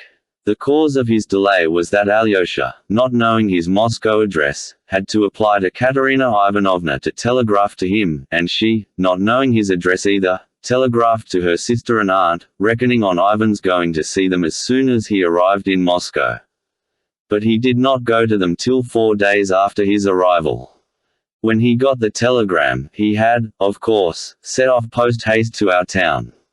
The first to meet him was Alyosha, and Ivan was greatly surprised to find that, in opposition to the general opinion of the town, he refused to entertain a suspicion against Mitya, and spoke openly of Smerdyakov as the murderer. Later on, after seeing the police captain and the prosecutor, and hearing the details of the charge and the arrest, he was still more surprised at Alyosha, and ascribed his opinion only to his exaggerated brotherly feeling and sympathy with Mitya, of whom Alyosha, as Ivan knew, was very fond. By the way, let us say a word or two of Ivan's feeling to his brother Dmitri. He positively disliked him, at most, felt sometimes a compassion for him, and even that was mixed with great contempt, almost repugnance. Mitya's whole personality, even his appearance, was extremely unattractive to him. Ivan looked with indignation on Katerina Ivanovna's love for his brother. Yet he went to see Mitya on the first day of his arrival, and that interview, far from shaking Ivan's belief in his guilt, positively strengthened it. He found his brother agitated, nervously excited. Mitya had been talkative, but very absent-minded and incoherent. He used violent language, accused Smerdyakov, and was fearfully muddled.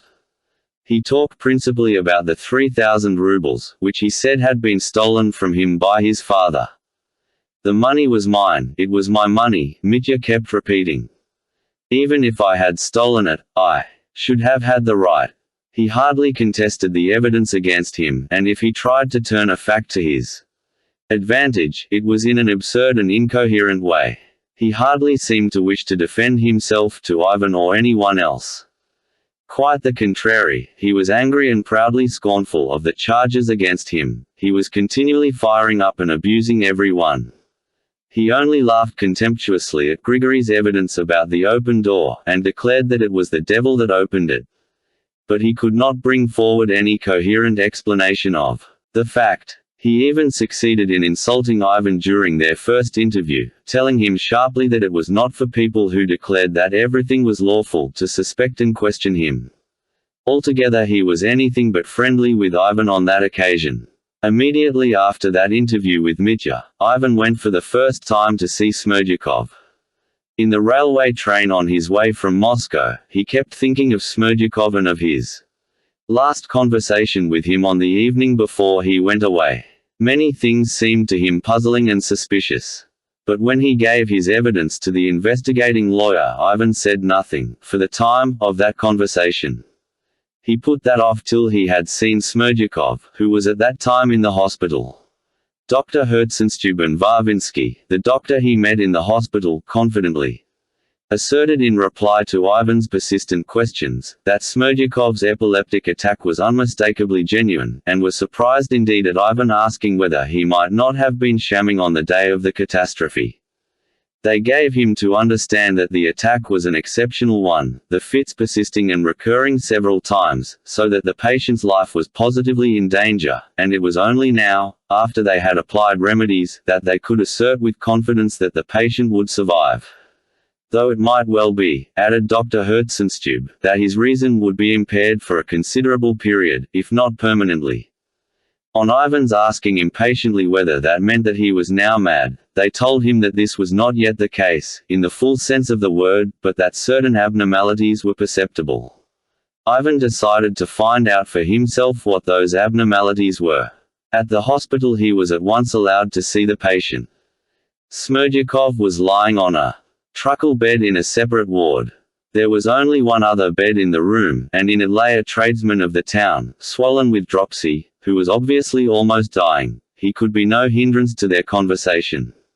Smerdyakov grinned uncertainly on seeing Ivan, and for the first instant seemed nervous. So at least Ivan fancied. But that was only momentary. For the rest of the time he was struck, on the contrary, by Smerdyakov's composure.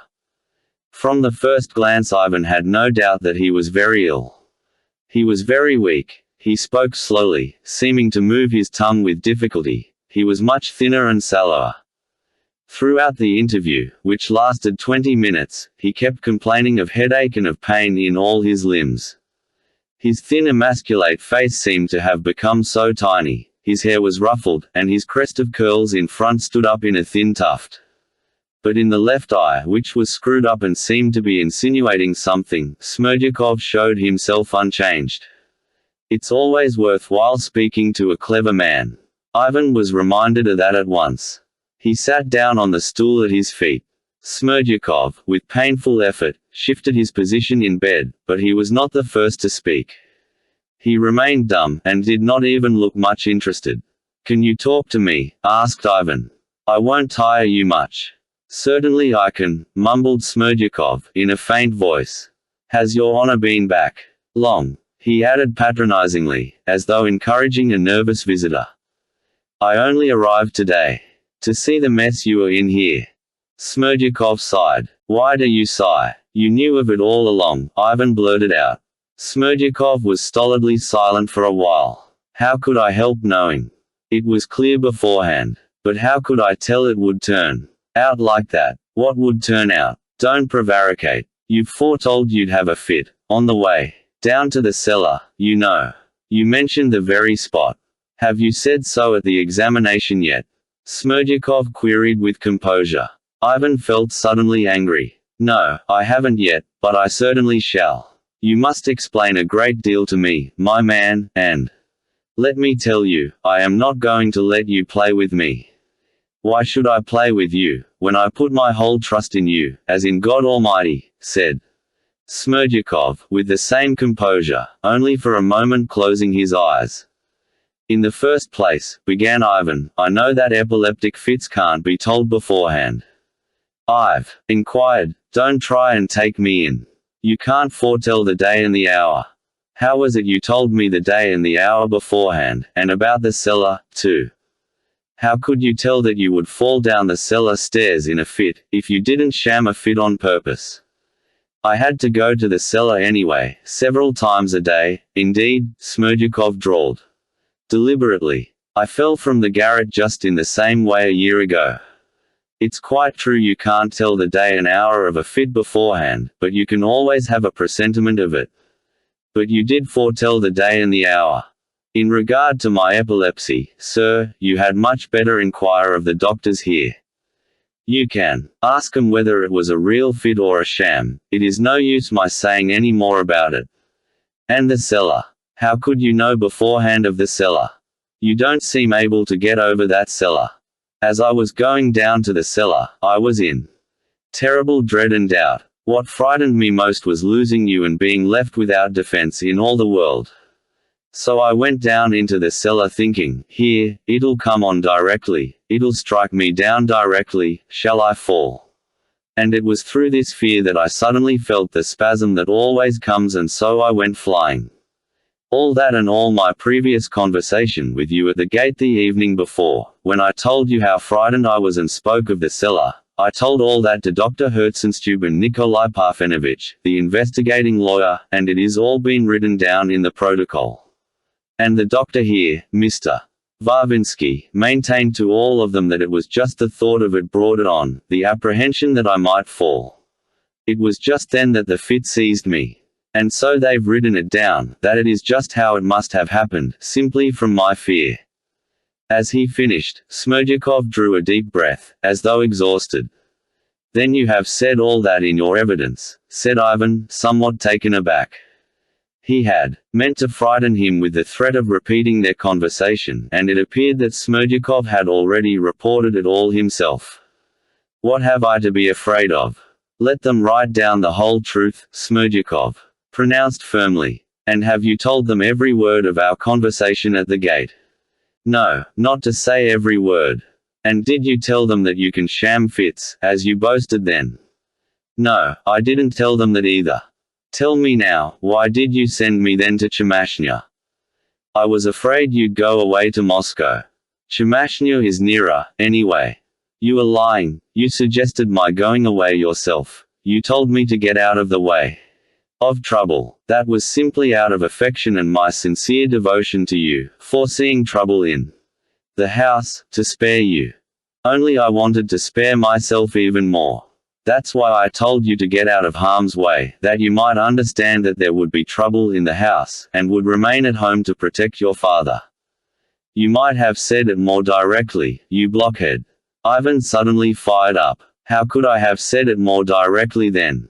It was simply my fear that made me speak. And you might have been angry, too.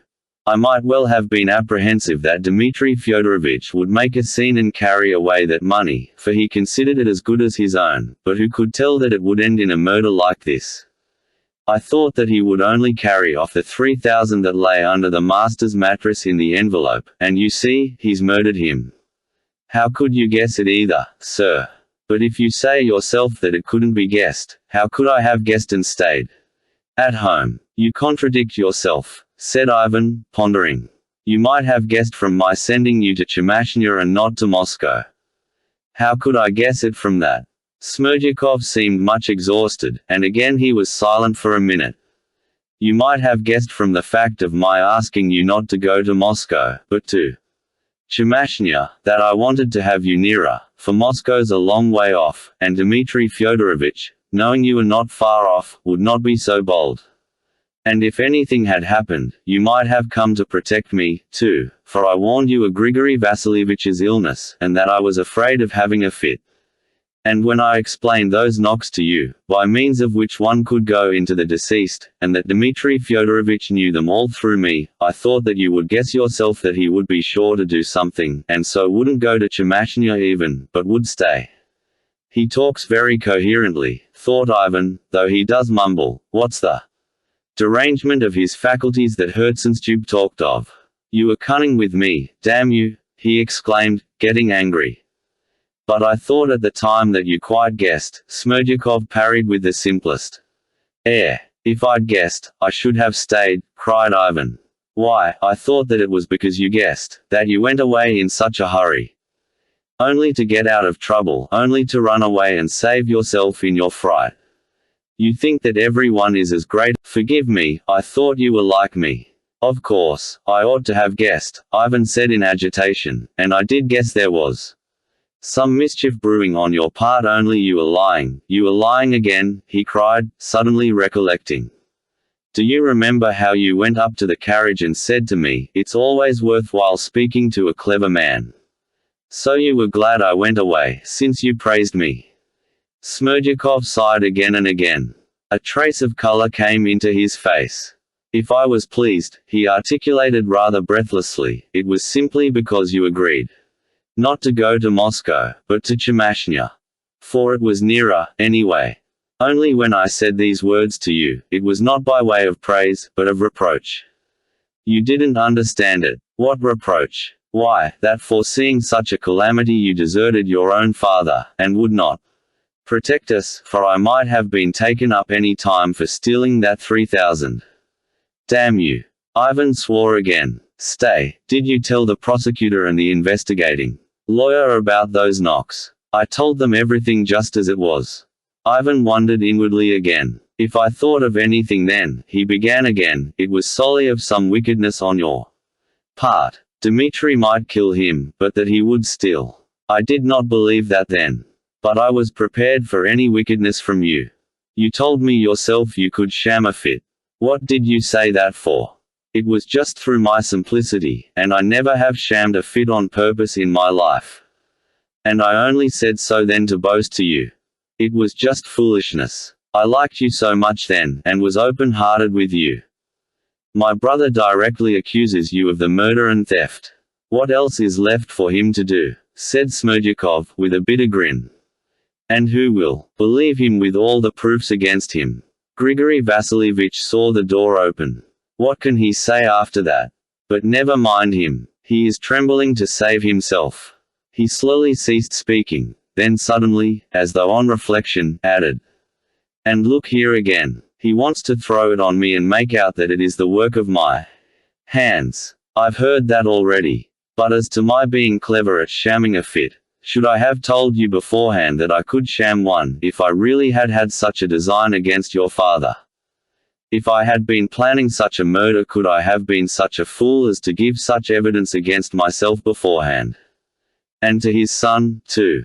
Upon my word, is that likely? As if that could be, such a thing has never happened. No one hears this talk of ours now, except Providence itself, and if you were to tell of it to the prosecutor and Nikolai Parfenovitch, you might defend me completely by doing so, for who would be likely to be such a criminal if he is so open-hearted beforehand? Any one can see that. Well, and Ivan got up to cut short the conversation, struck by Smerdyakov's last argument. I don't suspect you at all, and I think it is absurd, indeed, to suspect you. On the contrary, I am grateful to you for setting my mind at rest. Now I am going, but I'll come again. Meanwhile, goodbye. Get well. Is there anything you want? I am very thankful for everything. Marfa Ignatievna does not forget me, and provides me anything I want, according to her kindness. Good people visit me every day. Goodbye. But I shan't say anything of your being able to sham a fit, and I don't advise you to, either. Something made Ivan say suddenly. I quite understand. And if you don't speak of that, I shall say nothing of that conversation of ours at the gate. Then it happened that Ivan went out, and only when he had gone a dozen steps along the corridor, he suddenly felt that there was an insulting significance in Smerdyakov's last words. He was almost on the point of turning back, but it was only a passing impulse, and muttering, nonsense, he went out of the hospital. His chief feeling was one of relief at the fact that it was not Smerdyakov, but Mitya, who had committed the murder, though he might have been expected to feel the opposite. He did not want to analyze the reason for this feeling, and even felt a positive repugnance at prying into his sensations. He felt as though he wanted to make haste to forget something. In the following days he became convinced of Mitya's guilt, as he got to know all the weight of evidence against him. There was evidence of people of no importance, Fenya and her mother, for instance, but the effect of it was almost overpowering. As to Pohodin, the people at the tavern, and at Plotnikov's shop, as well as the witnesses at Mokro, their evidence seemed conclusive. It was the details that were so damning. The secret of the knocks impressed the lawyers almost as much as Grigory's evidence as to the open door. Grigory's wife, Marfa, in answer to Ivan's questions, declared that Smerdyakov had been lying all night the other side of the partition wall. He was not 3 paces from our bed, and that although she was a sound sleeper she waked several times and heard him moaning. He was moaning the whole time, moaning continually. Talking to Herzenstube, and giving it as his opinion that Smerdyakov was not mad, but only rather weak, Ivan only evoked from the old man a subtle smile. "Do you know how he spends his time now?" he asked. "Learning lists of French words by heart. He has an exercise book under his pillow with the French words written out in Russian letters for him by someone, he. Ivan ended by dismissing all doubts. He could not think of Dmitri without repulsion. Only one thing was strange, however. Alyosha persisted that Dmitri was not the murderer, and that in all probability Smerdyakov was. Ivan always felt that Alyosha's opinion meant a great deal to him, and so he was astonished at it now. Another thing that was strange was that Alyosha did not make any attempt to talk about Mitya with Ivan, that he never began on the subject and only answered his questions. This, too, struck Ivan particularly. But he was very much preoccupied at that time with something quite apart from that. On his return from Moscow, he abandoned himself hopelessly to his mad and consuming passion for Katerina Ivanovna. This is not the time to begin to speak of this new passion of Ivan's, which left its mark on all the rest of his life. This would furnish the subject for another novel which I may perhaps never write. But I cannot omit to mention here that when Ivan, on leaving Katerina Ivanovna with Alyosha, as I've related already, told him, "I am not keen on her," it was an absolute lie. He loved her madly, though at times he hated her so that he might have murdered her. Many causes helped to bring about this feeling. Shattered by what had happened with Mitya, she rushed on Ivan's return to meet him as her one salvation. She was hurt, insulted and humiliated in her feelings. And here the man had come back to her, who had loved her so ardently before. She knew that very well, and whose heart and intellect she considered so superior to her own. But the sternly virtuous girl did not abandon herself altogether to the man she loved, in spite of the Karamazov violence of his passions and the great fascination he had for her. She was continually tormented at the same time by remorse for having deserted Mitya, and in moments of discord and violent anger, and they were numerous, she told Ivan so plainly. This was what he had called to Alyosha lies upon lies. There was, of course, much that was false in it, and that angered Ivan more than anything. But of all this later.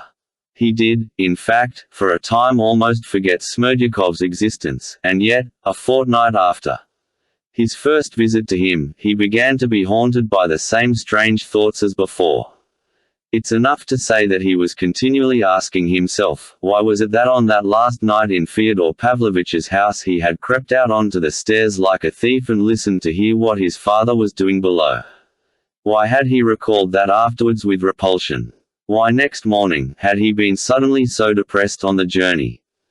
Why, as he reached Moscow, had he said to himself, I am a scoundrel? And now he almost fancied that these tormenting thoughts would make him even forget Katerina Ivanovna, so completely did they take possession of him again. It was just after fancying this, that he met Alyosha in the street. He stopped him at once, and put a question to him. Do you remember when Dmitri burst in after dinner and beat father, and afterwards I told you in the yard that I reserved the right to desire? Tell me, did you think then that I desired father's death or not? I did think so, answered Alyosha, softly. It was so, too. It was not a matter of guessing. But didn't you fancy then that what I wished was just that one reptile should devour another, that is, just that Dmitri should kill father, and as soon as possible, and that I myself was even prepared to help to bring that about? Alyosha turned rather pale, and looked silently into his brother's face. "Speak," cried Ivan. "I want above everything to know what you thought then. I want the truth, the truth." He drew a deep breath, looking angrily at Alyosha before his answer came. "Forgive me, I did think that, too, at the time," whispered Alyosha, and he did not add one softening phrase. "Thanks," snapped Ivan, and, leaving Alyosha, he went quickly on his way. From that time, Alyosha noticed that Ivan began obviously to avoid him and Chapter 7. The second visit to Smerdyakov. By that time Smerdyakov had been discharged from the hospital. Ivan knew his new lodging, the dilapidated little wooden house, divided in two by a passage on one side of which lived Maria Kondratyevna and her mother, and on the other, Smerdyakov. No one knew on what terms he lived with them, whether as a friend or as a lodger. It was supposed afterwards that he had come to stay with them as Maria Kondratyevna's betrothed, and was living there for a time without paying for board or lodging. Both mother and daughter had the greatest respect for him and looked upon him as greatly superior to themselves. Ivan knocked, and, on the door being opened, went straight into the passage. By Maria Kondratyevna's directions he went straight to the better room on the left, occupied by Smerdyakov. There was a tiled stove in the room and it was extremely hot.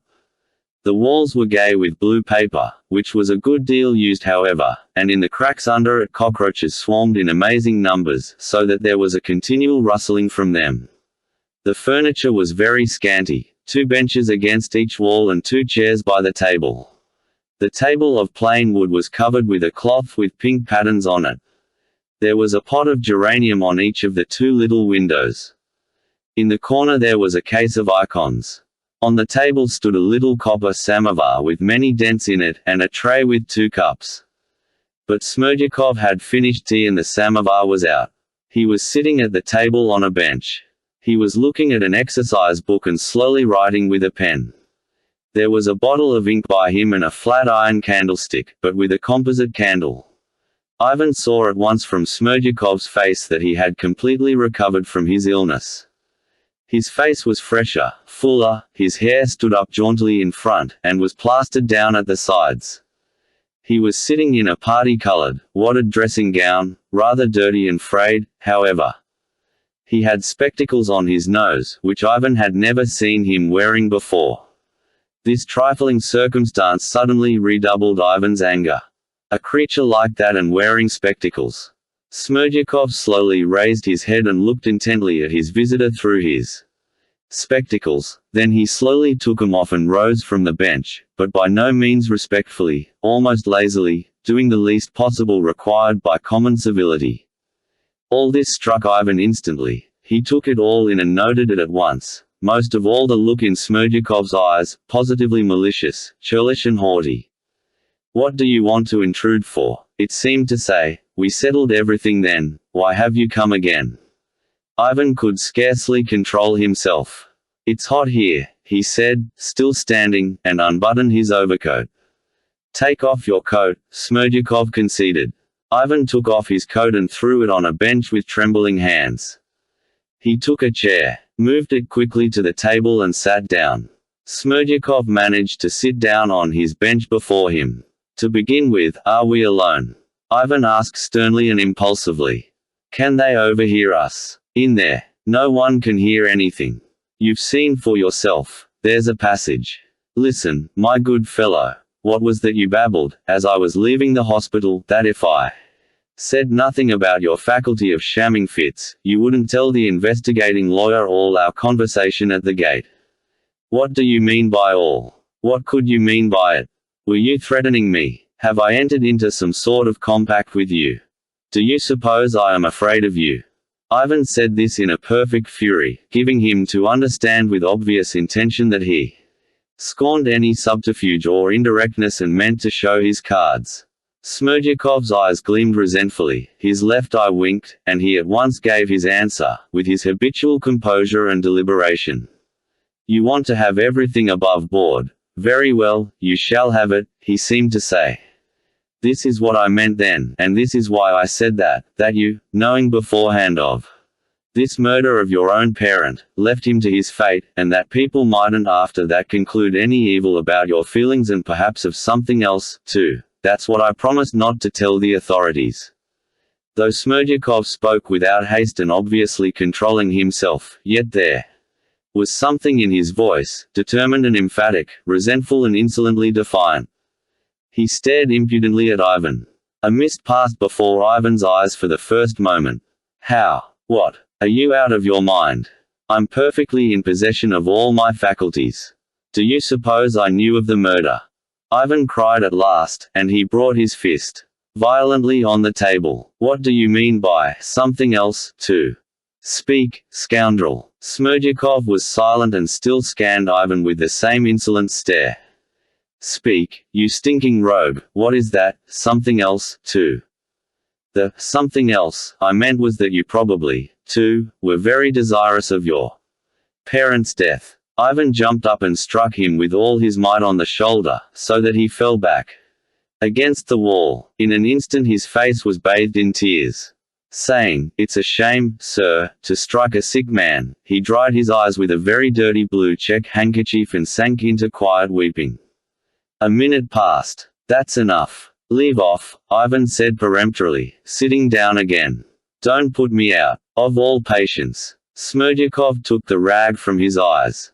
Every line of his puckered face reflected the insult he had. I didn't know what thoughts were in your mind then, said Smerdyakov resentfully, and so I stopped you then at the gate to sound you on that very point. To sound what? What? Why, that very circumstance, whether you wanted your father to be murdered or not. What infuriated Ivan more than anything was the aggressive, insolent tone to which Smerdyakov persistently adhered. It was you murdered him, he cried suddenly. Smerdyakov smiled contemptuously. You know of yourself, for a fact, that it wasn't I murdered him. And I should have thought that there was no need for a sensible man to speak of it again. But why had you such a suspicion about me at the time? As you know already, it was simply from fear. For I was in such a position, shaking with fear, that I suspected everyone. I resolved to sound you, too, for I thought if you wanted the same as your brother, then the business was as good as settled and I should be crushed like a fly, too. Look here, you didn't say that a fortnight ago. I meant the same when I talked to you in the hospital, only I thought you'd understand. Without wasting words, and that being such a sensible man you wouldn't care to talk of it openly. What next? Come answer, I insist. What was it? What could I have done to put such a degrading suspicion into your mean soul? As for the murder, you couldn't have done that and didn't want to, but as for wanting someone else to do it, that was just what you did want. And how coolly he speaks. But why should I have wanted it? What grounds had I for wanting it? What grounds had you? What about the inheritance? Said Smerdyakov sarcastically. And, as it were, vindictively. Why, after your parents' death there was at least 40,000 to come to each of you, and very likely more, but if Fyodor Pavlovitch got married then to that lady, Agrafena Alexandrovna, she would have had all his capital made over to her directly after the wedding, for she's plenty of sense, so that your parent would not have left you 2 rubles between the 3 of you. And were they far from a wedding, either? Not a hair's breadth. That lady had only to lift her little finger and he would have run after her to church, with his tongue out. Ivan restrained himself with painful effort. Very good, he commented at last. You see, I haven't jumped up, I haven't knocked you. You'd each have not 40, but 60,000 each. There's not a doubt you did reckon on Dmitri Fyodorovitch. What I put up with from you.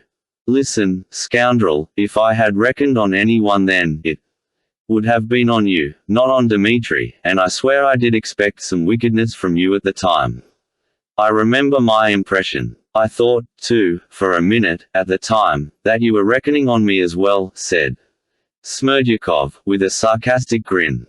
So that it was just by that more than anything you showed me what was in your mind. For if you had a foreboding about me and yet went away, you as good as said to me, you can murder my parent, I won't hinder you. You scoundrel. So that's how you understood it. It was all that going to Chemashnya. Why, you were meaning to go to Moscow and refused all your father's entreaties to go to Chemashnya, and simply at a foolish word from me you consented at once. What reason had you to consent to Chemashnya? Since you went to Chemashnya with no reason, simply at my word, it shows that you must have expected something from me. No, I swear I didn't, shouted Ivan, grinding his teeth. You didn't. Then you ought, as your father's son, to have had me taken to the lock-up. And thrashed at once for my words then, or at least, to have given me a punch in the face on the spot. But you were not a bit angry, if you please, and at once in a friendly way acted on my foolish word and went away, which was utterly absurd, for you ought to have stayed to save your parent's life. How could I help drawing my conclusions? Ivan sat scowling, both his fists convulsively pressed on his knees. Yes, I am sorry I didn't punch you in the face, he said with a bitter smile. I couldn't have taken you to the lock-up just then. Who would have believed me, and what charge could I bring against you? But the punch in the face, oh, I'm sorry I didn't think of it. Though blows are forbidden, I should have pounded your ugly face to a jelly. Smerdyakov looked at him almost with relish. In the ordinary occasions of life, he said in the same complacent and sententious tone, in which he had taunted Grigory and argued with him about religion at Fyodor Pavlovitch's table, in the ordinary occasions of life, blows on the face are forbidden nowadays by law, and people have given them up, but in exceptional occasions of life people still fly to blows, not only among us but all over the world, be it even the fullest Republic of France, just as in the time of Adam and Eve, and they never will leave off, but you, even in an exceptional case, did not dare. What are you learning French words for? Ivan nodded towards the exercise book lying on the table. Why shouldn't I learn 'em so as to improve my education, supposing that I may myself chance to go some day to those happy parts of Europe? Listen, monster. Ivan's eyes flashed and he trembled all over. I am not afraid of your accusations. You can say what you like about me, and if I don't beat you to death, it is simply because I suspect you of that crime and I'll drag you to justice. I'll unmask you. To my thinking, you'd better keep quiet, for what can you accuse me of, considering my absolute innocence, and who would believe you? Only if you begin, I shall tell everything, too, for I must defend myself.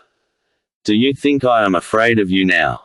If the court doesn't believe all I've said to you just now, the public will, and you will be ashamed. That's as much as to say, it's always worthwhile speaking to a sensible man, eh? Snarled Ivan. You hit the mark, indeed. And you'd better be sensible. Ivan got up, shaking all over with indignation, put on his coat, and without replying further to Smerdyakov, without even looking at him, walked quickly out of the cottage. The cool evening air refreshed him. There was a bright moon in the sky. A nightmare of ideas and sensations filled his soul. Shall I go at once and give information against Smerdyakov? But what information can I give? He is not guilty, anyway. On the contrary, he'll accuse me. And in fact, why did I set off for Chemashnya then? What for? What for? Ivan asked himself. Yes, of course, I was expecting something and he is right. And he remembered for the 100th time how, on the last night in his father's house, he had listened on the stairs. But he remembered it now with such anguish that he stood still on the spot as though he had been stabbed. Yes, I expected it then, that's true. I wanted the murder, I did want the murder. Did I want the murder? Did I want it? I must kill Smerdyakov. If I don't dare kill Smerdyakov now, life is not worth living. Ivan did not go home, but went straight to Katerina Ivanovna and alarmed her by his appearance. He was like a madman. He repeated all his conversation with Smerdyakov, every syllable of it. He couldn't be calmed, however much she tried to soothe him. He kept walking about the room, speaking strangely, disconnectedly. At last he sat down, put his elbows on the table, leaned his head on his hands and pronounced this strange sentence. If it is not Dmitri, but Smerdyakov who's the murderer, I share his guilt, for I put him up to it. Whether I did, I don't know yet. But if he is the murderer, and not Dmitri, then, of course, I am the murderer, too." When Katerina Ivanovna heard that, she got up from her seat without a word, went to her writing table, opened a box standing on it, took out a sheet of paper and laid it before Ivan. This was the document of which Ivan spoke to Alyosha later on as a conclusive proof that Dmitri had killed his father. It was the letter written by Mitya to Katerina Ivanovna when he was drunk, on the very evening he met Alyosha at the crossroads on the way to the monastery, after the scene at Katerina Ivanovna's, when Grushenka had insulted her.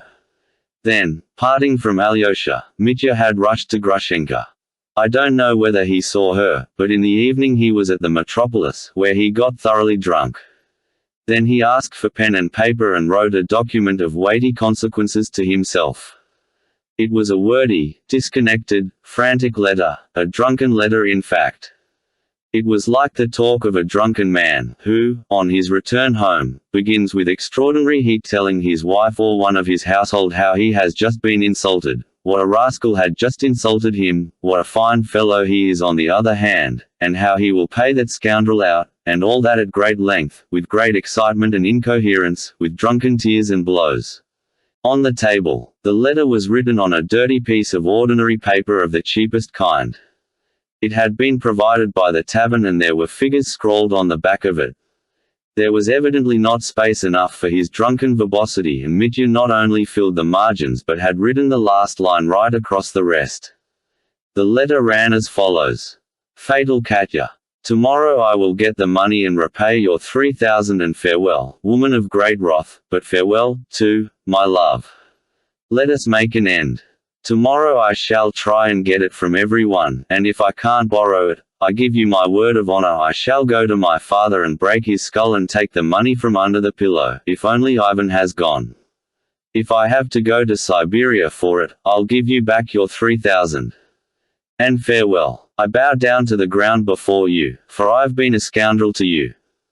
Forgive me. No, better not forgive me, you'll be happier and so shall I. Better Siberia than your love, for I love another woman and you got to know her too well today, so how can you forgive? I will murder the man who's robbed me. I'll leave you all and go to the east so as to see no one again. Not her either, for you are not my only tormentress, she is too. Farewell. P.S. I write my curse, but I adore you. I hear it in my heart. One string is left, and it vibrates. Better tear my heart in two. I shall kill myself, but first of all that cur. I shall tear 3,000 from him and fling it to you. Though I've been a scoundrel to you, I am not a thief. You can expect 3,000. The cur keeps it under his mattress, in pink ribbon. I am not a thief, but'll murder my thief. Katya, don't look disdainful. Dmitri is not a thief, but a murderer.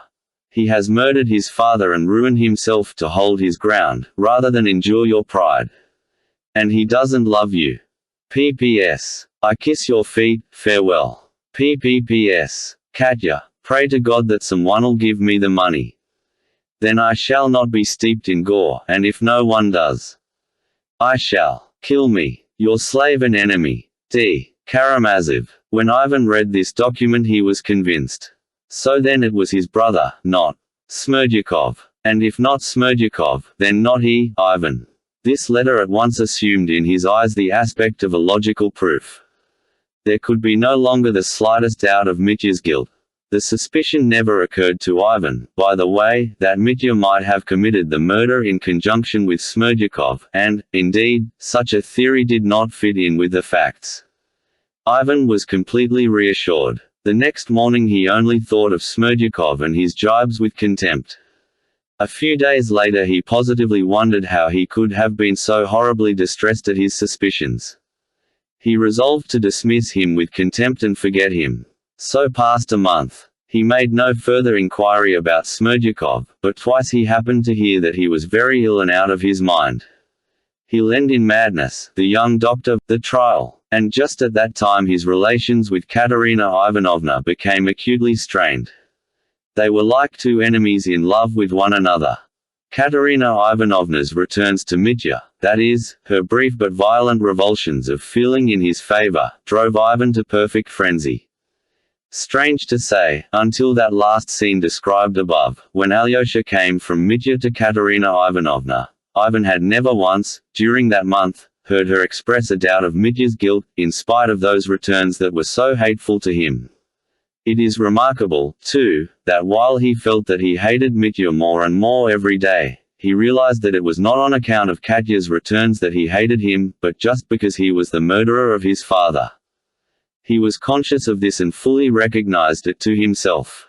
Nevertheless, he went to see Mitya 10 days before the trial and proposed to him a plan of escape, a plan he had obviously thought over a long time.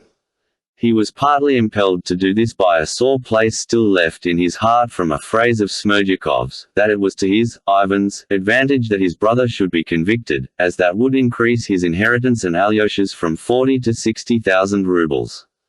He determined to sacrifice 30,000 on arranging Mitya's escape. On his return from seeing him, he was very mournful and dispirited. He suddenly began to feel that he was anxious for Mitya's escape, not only to heal that sore place by sacrificing 30,000, but for another reason. Is it because I am as much a murderer at heart? He asked himself. Something very deep down seemed burning and rankling in his soul. His pride above all suffered cruelly all that month. But that later. When, after his conversation with Alyosha, Ivan suddenly decided with his hand on the bell of his lodging to go to Smerdyakov, he obeyed a sudden and peculiar impulse of indignation. He suddenly remembered how Katerina Ivanovna had only just cried out to him in Alyosha's presence. "It was you, persuaded me of his, that is, Mitya's guilt." Ivan was thunderstruck when he recalled it.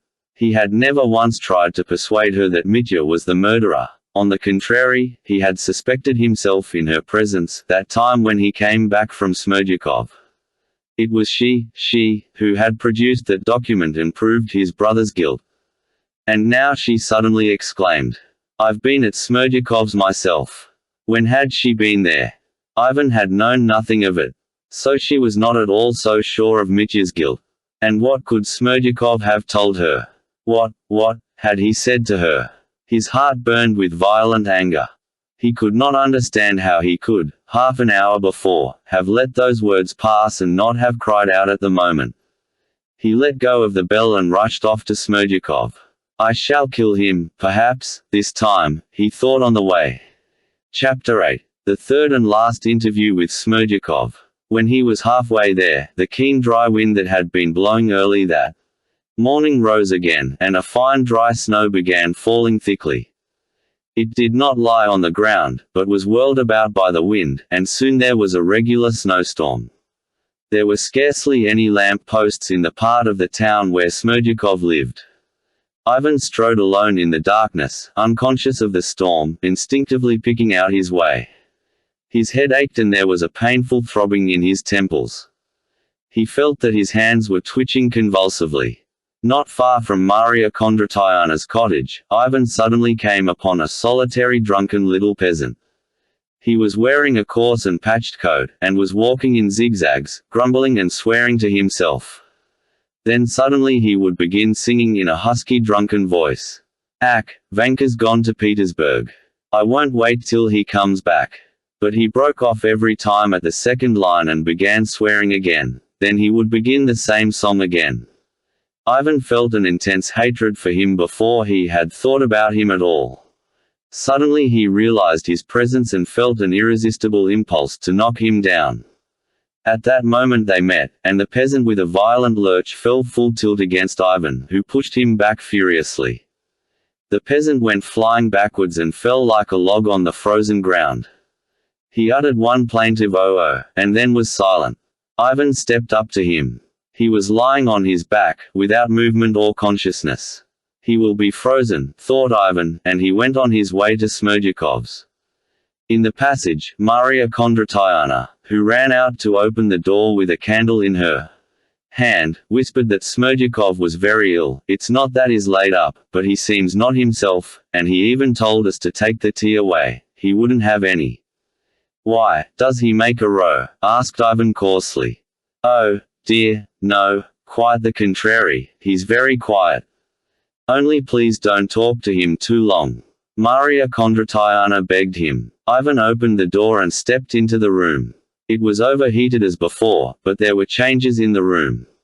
One of the benches at the side had been removed, and in its place had been put a large old mahogany leather sofa, on which a bed had been made up, with fairly clean white pillows. Smerdyakov was sitting on the sofa, wearing the same dressing gown. The table had been brought out in front of the sofa, so that there was hardly room to move. On the table lay a thick book in yellow cover, but Smerdyakov was not reading it. He seemed to be sitting doing nothing. He met Ivan with a slow silent gaze, and was apparently not at all surprised at his coming. There was a great change in his face. He was much thinner and sallower. His eyes were sunken and there were blue marks under them. Why, you really are ill. Ivan stopped short. I won't keep you long, I won't even take off my coat. Where can one sit down? He went to the other end of the table, moved up a chair and sat down on it. Why do you look at me without speaking? I've only come with one question, and I swear I won't go without an answer. Has the young lady, Katerina Ivanovna, been with you? Smerdyakov still remained silent, looking quietly at Ivan as before. Suddenly, with a motion of his hand, he turned his face away.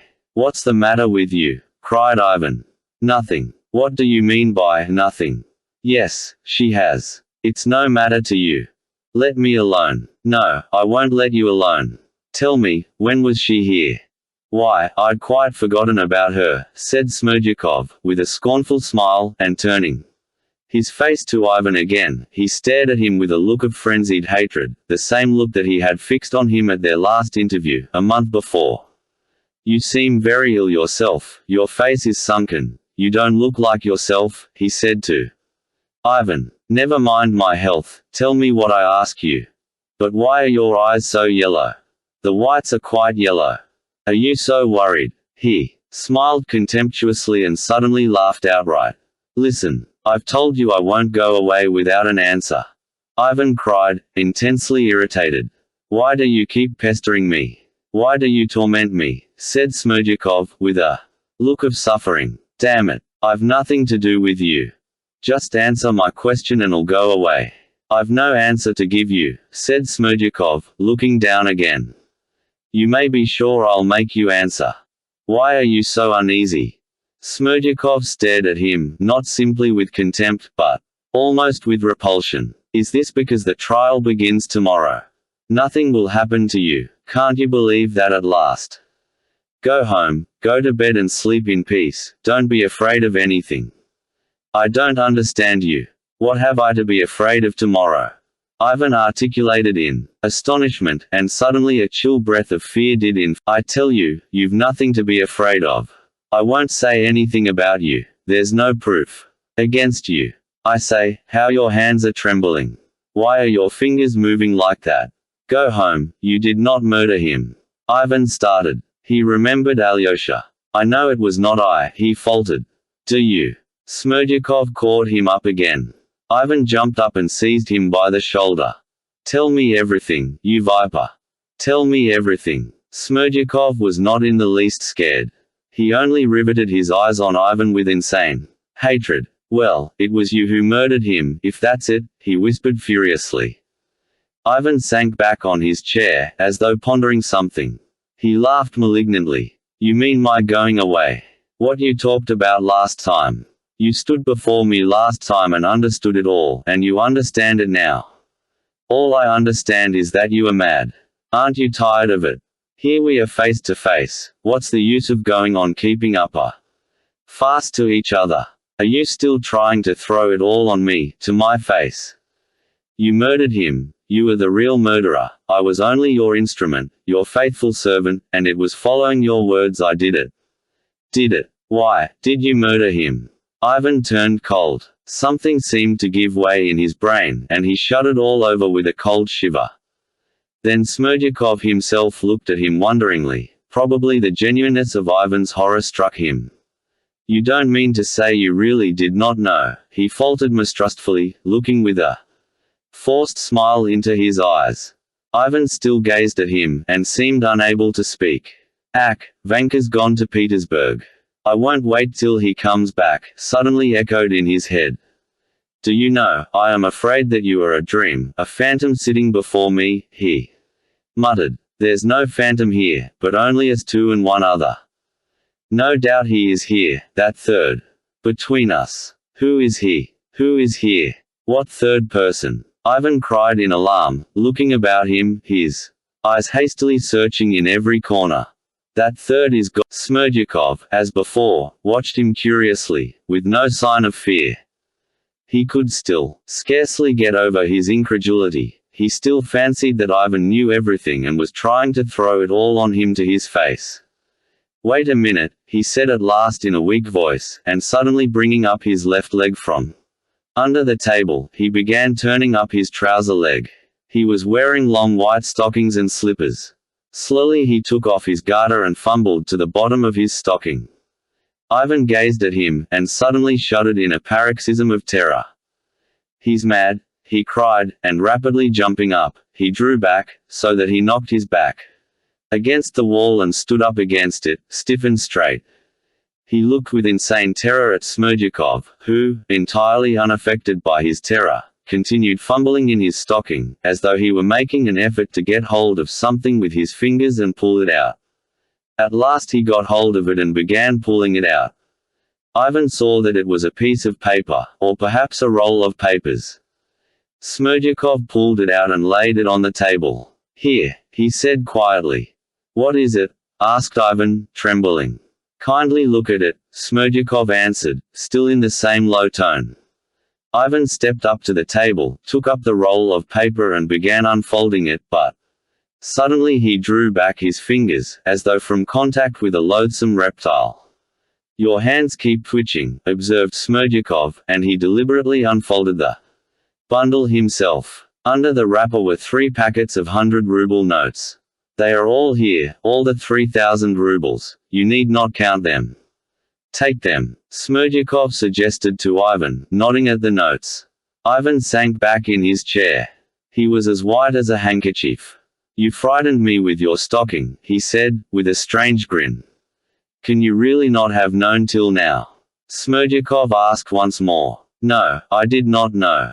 I kept thinking of Dmitri. Brother. He suddenly clutched his head in both hands. Listen, did you kill him alone? With my brother's help or without? It was only with you, with your help, I killed him, and Dmitri Fyodorovich is quite innocent. All right. Talk about me later. Why do I keep on trembling? I can't speak properly. You were bold enough then.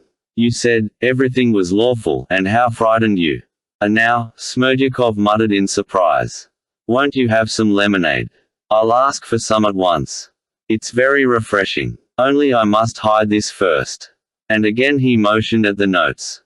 He was just going to get up and call at the door to Maria Kondratyevna to make some lemonade and bring it them, but, looking for something to cover up the notes that she might not see them, he first took out his handkerchief, and as it turned out to be very dirty, took up the big yellow. I won't have any lemonade, he said.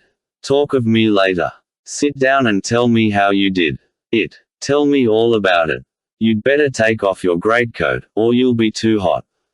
Ivan, as though he'd only just thought of it, took off his coat, and, without getting up from his chair, threw it on the bench. Speak, please, speak. He seemed calmer. He waited, feeling sure that Smerdyakov would tell him all about it. How it was done, sighed Smerdyakov. It was done in a most natural way, following your very words. Of my words later, Ivan broke in again, apparently with complete self-possession. Firmly uttering his words, and not shouting as before. Only tell me in detail how you did it. Everything, as it happened. Don't forget anything. The details, above everything, the details, I beg you. You'd gone away, then I fell into the cellar. In a fit or in a sham one? A sham one, naturally. I shammed it all. I went quietly down the steps to the very bottom and lay down quietly, and as I lay down I gave a scream, and struggled, till they carried me out. Stay. And were you shamming all along, afterwards, and in the hospital? No, not at all. Next day, in the morning, before they took me to the hospital, I had a real attack, and a more violent one than I've had for years. For 2 days I was quite unconscious. All right, go on. They laid me on the bed. I knew I'd be the other side of the partition, for whenever I was ill, Marfa Ignatievna used to put me there, near them. She's always been very kind to me, from my birth up. At night I moaned, but quietly. I kept expecting Dmitri Fyodorovich to come. Expecting him to come to you, not to me. I expected him to come into the house, for I'd no doubt that he'd come that night, for being without me and getting no news, he'd be sure to come and climb over the fence, as he used to, and do something. And if he hadn't come, then nothing would have happened. I should never have brought myself to it without him. All right, speak more intelligibly, don't hurry, above all, don't leave anything out. I expected him to stay, Ivan interrupted. If he had killed him, he would have taken the money and carried it away. You must have considered that. What would you have got by it afterwards? I don't see. But he would never have found the money. That was only what I told him, that the money was under the mattress. But that wasn't true. It had been lying in a box. And afterwards I suggested to Fyodor Pavlovitch, as I was the only person he trusted, to hide the envelope with the notes in the corner behind the icons, for no one would have guessed that place, especially if they came in a hurry. So that's where the envelope lay, in the corner behind the icons. It would have been absurd to keep it under the mattress. The box, anyway, could be locked. But all believe it was under the mattress. A stupid thing to believe. So if Dmitri Fyodorovich had committed the murder, finding nothing, he would either have run away in a hurry, afraid of every sound, as always happens with murderers, or he would have been arrested. So I could always have clambered up to the icons and have taken away the money next morning or even that night, and it would have all been put down to Dmitri Fyodorovich. I could reckon upon that. But what if he did not kill him, but only knocked him down? If he did not kill him, of course, I would not have ventured to take the money, and nothing would have happened. But I calculated that he would beat him senseless, and I should have time to take it then, and then I'd make out to Fyodor Pavlovitch that it was no one but Dmitri Fyodorovich who had taken the money after beating him. Stop, I am getting mixed. Then it was Dmitri after all who killed him. You only took the money. No, he didn't kill him. Well, I might as well have told you now that he was the murderer. But I don't want to lie to you now, because if you really haven't understood till now, as I see for myself, and are not pretending, so as to throw your guilt on me to my very face, you are still responsible for it all, since you knew of the murder and charged me to do it, and went away knowing all about it. And so I want to prove to your face this evening that you are the only real murderer in the whole affair, and I am not the real murderer, though I did kill him. You are the rightful murderer. Why, am I a murderer? Oh, God! Ivan cried, unable to restrain himself at last, and forgetting that he had put off discussing himself till the end of the conversation. You still mean that Chemashnya? Stay, tell me, why did you want my consent, if you really took Chemashnya for consent? How will you explain that now? Assured of your consent, I should have known that you wouldn't have made an outcry over those 3,000 being lost, even if I'd been suspected, instead of Dmitri Fyodorovich, or as his accomplice. On the contrary, you would have protected me from others. And when you got your inheritance you would have rewarded me when you were able, all the rest of your life. For you'd have received your inheritance through me, seeing that if he had married Agrafena Alexandrovna, you wouldn't have had a farthing. Ah! Then you intended to worry me all my life afterwards, snarled Ivan. And what if I hadn't gone away then? If you had stayed, nothing would have happened. I should have known that you didn't want it done, and should have attempted nothing. As you went away, it meant you assured me that you wouldn't dare to inform against me at the trial, and that you'd overlook my having the 3,000. And, indeed, you couldn't have prosecuted me afterwards, because then I should have told it all in the court. That is, not that I had stolen the money or killed him. I shouldn't have said that, but that you'd put me up to the theft and the murder, though I didn't consent to it. That's why I needed your consent, so that you couldn't have cornered me afterwards, for what proof could you have had? I could always have cornered you, revealing your eagerness for your father's death, and I tell you the public would have believed it all, and you would have been ashamed for the rest of your life. Was I then so eager, was I? Ivan snarled again. To be sure you were, and by your consent you silently sanctioned my doing it. Smerdyakov looked resolutely at Ivan. He was very weak and spoke slowly and wearily, but some hidden inner force urged him on. He evidently had some design. Ivan felt that. Go on, he said. Tell me what happened that night. What more is there to tell? I lay there and I thought I heard the master shout. And before that Grigory Vasilievich had suddenly got up and came out, and he suddenly gave a scream, and then all was silence and darkness. I lay there waiting, my heart beating. I couldn't bear it. I got up at last, went out. I saw the window open on the left into the garden, and I stepped to the left to listen whether he was sitting there alive, and I heard the master moving about, sighing, so I knew he was alive. Eck, I thought. I went to the window and shouted to the master, it's I. And he shouted to me, he's run away. He meant Dmitri Fyodorovich had been. He's killed Grigory. Where? I whispered. There, in the corner, he pointed. He was whispering, too. Wait a bit, I said. I went to the corner of the garden to look, and there I came upon Grigory Vasilievich lying by the wall, covered with blood, senseless.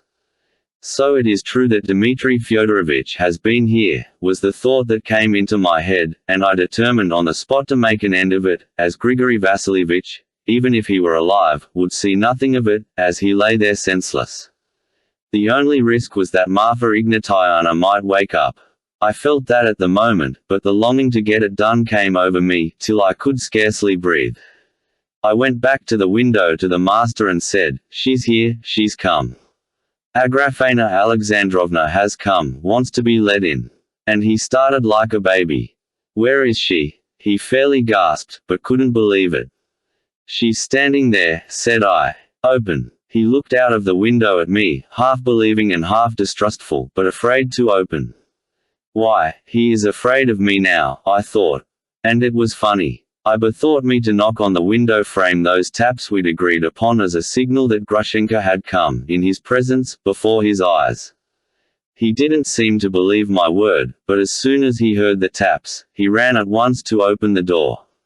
He opened it. I would have gone in, but he stood in the way to prevent me passing. Where is she? Where is she? He looked at me, all of a tremble. Well, thought I, if he's so frightened of me as all that, it is a bad lookout. And my legs went weak with fright that he wouldn't let me in or would call out, or Marfa Ignatievna would run up, or something else might happen. And call to her yourself from the study. He ran to the window, put the candle in the window. Grushenka, he cried, Grushenka, are you here? Though he cried that, he didn't want to lean out of the window, he didn't want to move away from me, for he was panic-stricken, he was so frightened he didn't dare to turn his back on me. Why, here she is, said I. I went up to the window and leaned right out of it. Here she is, she's in the bush, laughing at you, don't you see her? He suddenly believed it. He was all of a shake, he was awfully crazy about her, and he leaned right out of the window. I snatched up that iron paper weight from his table, do you remember, weighing about 3 pounds. I swung it and hit him on the top of the skull with the corner of it. He didn't even cry out. He only sank down suddenly, and I hit him again and a third time. And the third time I knew I'd broken his skull. He suddenly rolled on his back, face upwards, covered with blood. I looked round. There was no blood on me, not a spot. I wiped the paperweight, put it back, went up to the icons, took the money out of the envelope, and flung the envelope on the floor and the pink ribbon beside it. I went out into the garden all of a tremble, straight to the apple tree with a hollow in it, you know that hollow. I'd marked it long before and put a rag and a piece of paper ready in it. I wrapped all the notes in the rag and stuffed it deep down in the hole. And there it stayed for over a fortnight. I took it out later, when I came out of the hospital. I went back to my bed, lay down and thought, if Grigory Vasilievich has been killed outright it may be a bad job for me, but if he is not killed and recovers, it will be first-rate, for then he'll bear witness that Dmitri Fyodorovich has been here, and so he must have killed him and taken the money. Then I began groaning with suspense and impatience, so as to wake Marfa Ignatievna as soon as possible. At last she got up and she rushed to me, but when she saw Grigory Vasilievich was not there, she ran out, and I heard her scream in the garden. And that set it all going and set my mind at rest.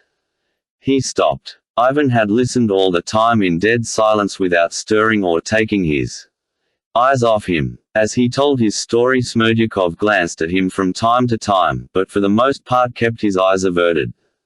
When he had finished he was evidently agitated and was breathing hard. The perspiration stood out on his face. But it was impossible to tell whether it was remorse he was feeling, or what. "Stay," cried Ivan, pondering. "What about the door? If he only opened the door to you. How could Grigory have seen it open before? For Grigory saw it before you went." It was remarkable that Ivan spoke quite amicably, in a different tone, not angry as before. So if anyone had opened the door at that moment and peeped in at them, he would certainly have concluded that they were talking peaceably about some ordinary, though interesting, subject. As for that door and Grigory Vasilievich's having seen it open, that's only his fancy," said Smerdyakov, with a wry smile. "He is not a man, I assure you, but an obstinate mule. He didn't see it, but fancied he had seen it, and there's no shaking him. It's just our luck he took that notion into his head, for they can't fail to convict Dmitri were telling me. I thought you spoke about it as though it were the right thing to do, but why, I can't understand. I did that for a good reason. For if a man had known all about it, as I did for instance, if he'd seen those notes before, and perhaps had put them in that envelope himself, and had seen the envelope sealed up and addressed, with his own eyes, if such a man had done the murder, what should have made him tear open the envelope afterwards, especially in such desperate haste, since he'd know for certain the notes must be in the envelope? No, if the robber had been someone like me, he'd simply have put the envelope straight in his pocket and got away with it as fast as he could. But it'd be quite different with Dmitri Fyodorovich. He only knew about the envelope by hearsay. He had never seen it, and if he'd found it, for instance, under the mattress, he'd have torn it open as quickly as possible to make sure the notes were in it. And he'd have thrown the envelope down, without having time to think that it would be evidence against him. Because he was not an habitual thief and had never directly stolen anything before, for he is a gentleman born, and if he did bring himself to steal, it would not be regular stealing, but simply taking what was his own, for he'd told the whole town he meant to before, and had even bragged aloud before every one that he'd go and take his property from Fyodor Pavlovich. I didn't say that openly to the prosecutor when I was being examined, but quite the contrary, I brought him to it by a hint, as though I didn't see it myself, and as though he'd thought of it himself and I hadn't prompted him, so that Mr. Prosecutor's mouth positively watered at my suggestion. "But can you possibly have thought of all that on the spot?" cried Ivan, overcome with astonishment. He looked at Smerdyakov again with alarm. "Mercy on us! Could anyone think of it all in such a desperate hurry? It was all thought out beforehand." Well, it was the devil helped you," Ivan cried again. "No, you are not a fool, you are far cleverer than I thought." He got up, obviously intending to walk across the room. He was in terrible distress. But, as the table blocked his way, and there was hardly room to pass between the table and the wall, he only turned round where he stood and sat down again. Perhaps the impossibility of moving irritated him, as he suddenly cried out almost as furiously as before. "Listen, you miserable, contemptible creature. Don't you understand that if I haven't killed you, it is simply because I am keeping you to answer tomorrow at the trial? God sees," Ivan raised his hand, "perhaps I, too, was guilty. Perhaps I really had a secret desire for my father's death, but I swear I was not as guilty as you think, and perhaps I didn't urge you on at all. No, no, I didn't urge you on. But no matter, I will give evidence against myself tomorrow at the trial. I'm determined to. I shall tell everything, everything. But we'll make our appearance together.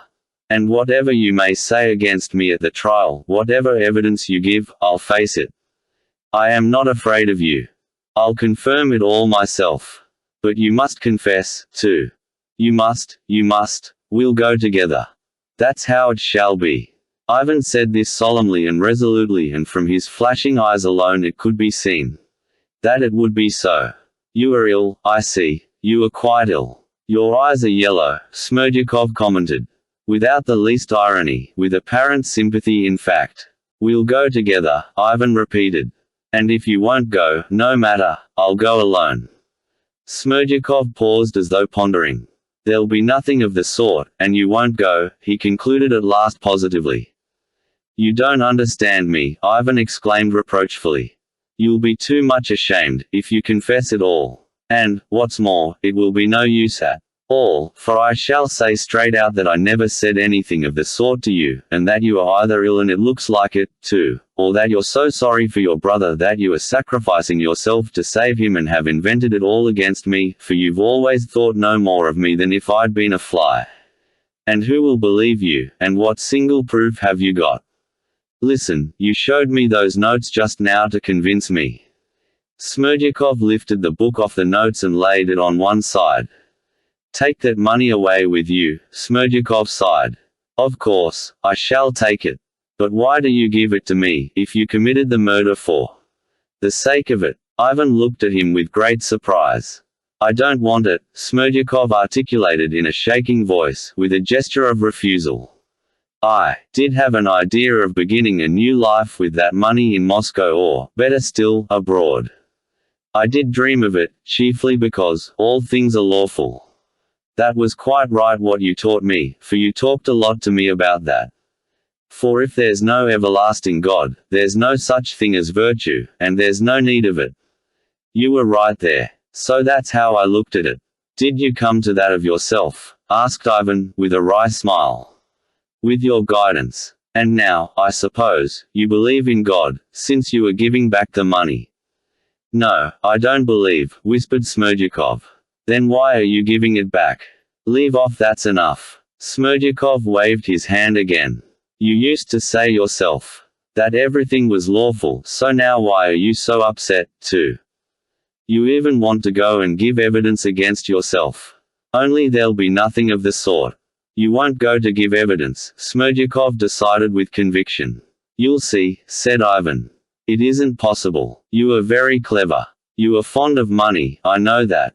You like to be respected, too, for you're very proud. You are far too fond of female charms, too, and you mind most of all about living in undisturbed comfort, without having to depend on anyone. That's what you care most about. You won't want to spoil your life forever by taking such a disgrace on yourself. You are like Fyodor Pavlovitch, you are more like him than any of his children, you've the same soul. Ivan took the 3 rolls of notes and put them in his pocket without wrapping them in anything. I shall show them at the court tomorrow, he said. Nobody will believe you, as you've plenty of money of your own. You may simply have taken it out of your cash box and brought it to the court. Ivan rose from his seat.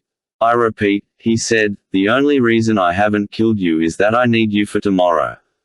Remember that, don't forget it. Well, kill me. Kill me now, Smerdyakov said, all at once looking strangely at Ivan. You won't dare do that even, he added, with a bitter smile. You won't dare to do anything, you, who used to be so bold. Till tomorrow, cried Ivan, and moved to go out. Stay a moment. Show me those notes again. Ivan took out the notes and showed them to him. Smerdyakov looked at them for 10 seconds. Well, you can go, he said, with a wave of his hand. Ivan Fyodorovich, he called after him again. What do you want? Ivan turned without stopping. Goodbye. Till tomorrow. Ivan cried again, and he walked out of the cottage.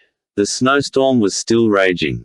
He walked the first few steps boldly, but suddenly began staggering. It's something physical, he thought with a grin.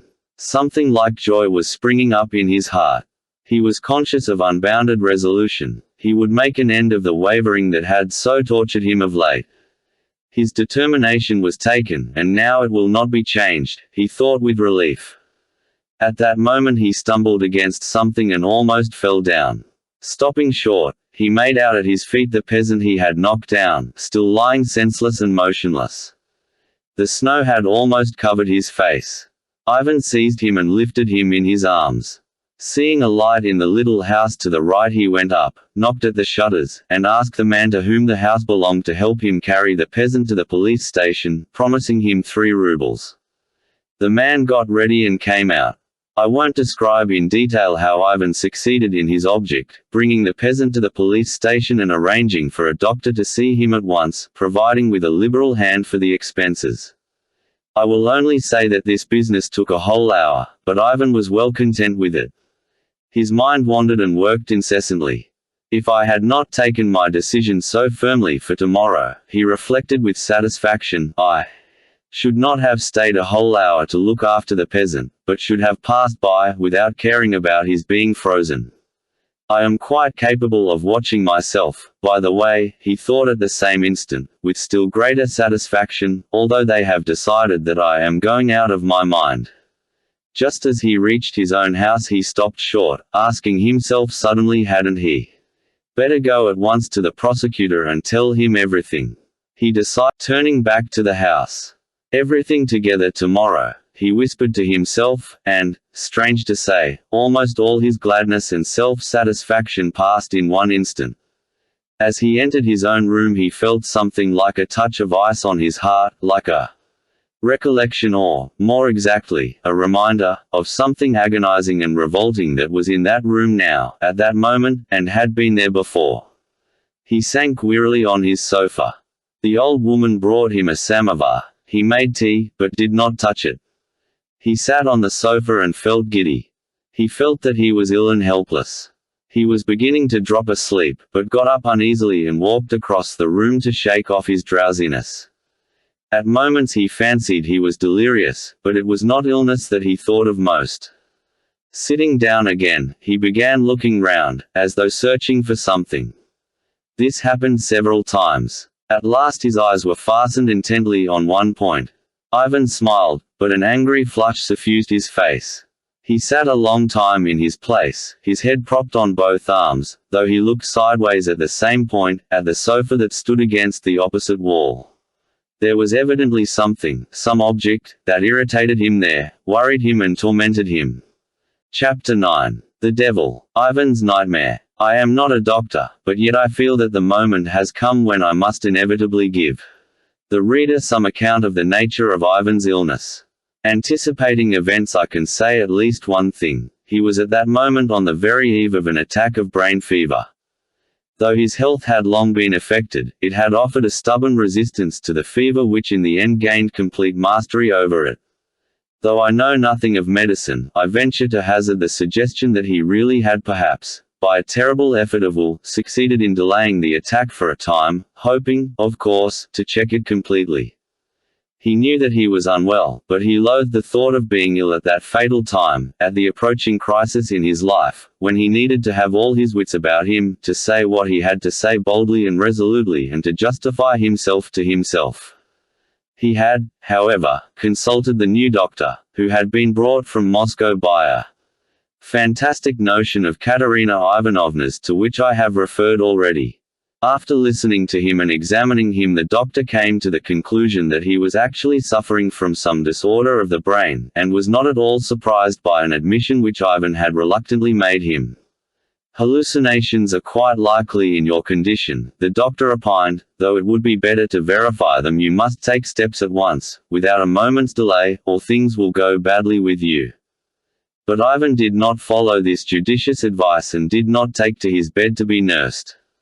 I am walking about, so I am strong enough. If I drop, it'll be different then. Anyone may nurse me who likes, he decided, dismissing the subject. And so he was sitting almost conscious himself of his delirium and, as I have said already, looking persistently at some object on the sofa against the opposite wall. Someone appeared to be sitting there, though goodness knows how he had come in, for he had not been in the room when Ivan came into it, on his return from Smerdyakov. This was a person or, more accurately speaking, a Russian gentleman of a particular kind, no longer young, qui fait la cinquantaine, as the French say, with rather long, still thick, dark hair, slightly streaked with grey and a small pointed beard. He was wearing a brownish reefer jacket, rather shabby, evidently made by a good tailor though, and of a fashion at least 3 years old, that had been discarded by smart and well-to-do people for the last 2 years. His linen and his long scarf-like necktie were all such as are worn by people who aim at being stylish, but on closer inspection his linen was not over-clean and his wide scarf was very threadbare. The visitor's check trousers were of excellent cut, but were too light in color and too tight for the present fashion. His soft fluffy white hat was out of keeping with the season. In brief, there was every appearance of gentility on straightening means. It looked as though the gentleman belonged to that class of idle landowners who used to flourish in the times of serfdom. He had unmistakably been, at some time, in good and fashionable society, had once had good connections, had possibly preserved them indeed, but, after a gay youth, becoming gradually impoverished on the abolition of serfdom, he had sunk into the position of a poor relation of the best class, wandering from one good old friend to another and received by them for his companionable and accommodating disposition and as being, after all, a gentleman who could be asked to sit down with any one, though, of course, not in a place of honor. Such gentlemen of accommodating temper and dependent position, who can tell a story, take a hand at cards, and who have a distinct aversion for any duties that may be forced upon them, are usually solitary creatures, either bachelors or widowers. Sometimes they have children, but if so, the children are always being brought up at a distance, at some aunt's, to whom these gentlemen never allude in good society, seeming ashamed of the relationship. They gradually lose sight of their children altogether, though at intervals they receive a birthday or Christmas letter from them and sometimes even answer it. The countenance of the unexpected visitor was not so much good-natured, as accommodating and ready to assume any amiable expression as occasion might arise. He had no watch, but he had a tortoise-shell lorgnette on a black ribbon. On the middle finger of his right hand was a massive gold ring with a cheap opal stone in it. Ivan was angrily silent and would not begin the conversation. The visitor waited and sat, exactly like a poor relation who had come down from his room to keep his host company at tea, and was discreetly silent, seeing that his host was frowning and preoccupied. But he was ready for any affable conversation as soon as his host should begin it. All at once his face expressed a sudden solicitude. "I say," he began to Ivan, "excuse me, I only mention it to remind you. You went to Smerdyakov's to find out about Katerina Ivanovna, but you came away without finding out anything about her, you probably forgot." "Ah, yes," broke from Ivan, and his face grew gloomy with uneasiness. "Yes, I'd forgotten, but it doesn't matter now, never mind, till tomorrow," he muttered to himself. "And you," he added, addressing his visitor, "I should have remembered that myself in a minute, for that was just what was tormenting me. Why do you interfere, as if I should believe that you prompted me, and that I didn't remember it of myself?" "Don't believe it then," said the gentleman, smiling amicably. "What's the good of believing against your will? Besides, proofs are no help to believing, especially material proofs. Thomas believed, not because he saw Christ risen, but because he wanted to believe, before he saw. Look at the spiritualists, for instance. I am very fond of them, only fancy, they imagine that they are serving the cause of religion, because the devils show them their horns from the other world.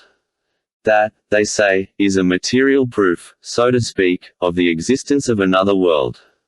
The other world and material proofs, what next? And if you come to that, does proving there's a devil prove that there's a God? I want to join an idealist society, I'll lead the opposition in it, I'll say I am a realist, but not a materialist, he. Listen." Ivan suddenly got up from the table. "I seem to be delirious. I am delirious, in fact, talk any nonsense you like, I don't care. You won't drive me to fury, as you did last time. But I feel somehow ashamed. I want to walk about the room.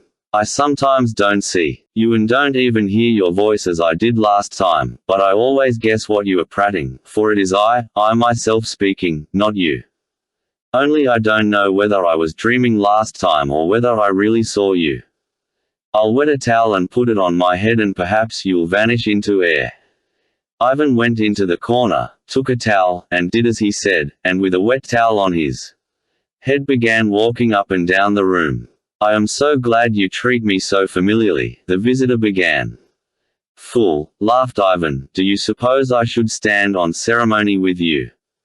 I am in good spirits now, though I've a pain in my forehead and in the top of my head. Only please don't talk philosophy, as you did last time. If you can't take yourself off, talk of something amusing. Talk gossip, you are a poor relation, you ought to talk gossip. What a nightmare to have. But I am not afraid of you. I'll get the better of you. I won't be taken to a madhouse. Say charmant, poor relation. Yes, I am in my natural shape. For what am I on earth but a poor relation? By the way, I am listening to you and am rather surprised to find you are actually beginning to take me for something real, not simply your fancy, as you persisted in declaring last time. Never for 1 minute have I taken you for reality, Ivan cried with a sort of fury. You are a lie, you are my illness, you are a phantom. It's only that I don't know how to destroy you and I see I must suffer for a time. You are my hallucination. You are the incarnation of myself, but only of one side of me, of my thoughts and feelings, but only the nastiest and stupidest of them. From that point of view you might be of interest to me, if only I had time to waste on you. Excuse me, I'll catch you. When you flew out at Alyosha under the lamp-post this evening and shouted to him, you learnt it from him. How do you know that he visits me? You were thinking of me then. So for one brief moment you did believe that I really exist, the gentleman laughed blandly. Yes, that was a moment of weakness, but I couldn't believe in you. I don't know whether I was asleep or awake last time. Perhaps I was only dreaming then and didn't see you really at all. And why were you so surly with Alyosha just now? He is a dear. I've treated him badly. Over Father Zosima. Don't talk of Alyosha. How dare you, you flunky. Ivan laughed again. You scold me, but you laugh. That's a good sign. But you are ever so much more polite than you were last time, and I know why. That great resolution of yours. Don't speak of my resolution, cried Ivan, savagely. I understand, say noble, say charmant, you are going to defend your brother and to sacrifice yourself, say chevaleresque. Hold your tongue, I'll kick you. I shan't be altogether sorry, for then my object will be attained. If you kick me, you must believe in my reality, for people don't kick ghosts. Joking apart, it doesn't matter to me, scold if you like, though it is better to be a trifle more polite even to me. Fool, scolding you, I scold myself. Ivan laughed again. You are myself, only with a different face. You just say what I am thinking and are incapable of saying anything new. If I am like you in my way of thinking, it is all to my credit, the gentleman declared, with delicacy and dignity. You choose out only my worst thoughts, and what's more, the stupid ones. You are stupid and vulgar. You are awfully stupid. No, I can't put up with you. What am I to do? What am I to do? Ivan said through his clenched teeth. My dear friend, above all things I want to behave like a gentleman and to be recognized as such. The visitor began in an excess of deprecating and simple-hearted pride, typical of a poor relation. I am poor, but I won't say very honest, but it is an axiom generally accepted in society that I am a fallen angel. I certainly can't conceive how I can ever have been an angel.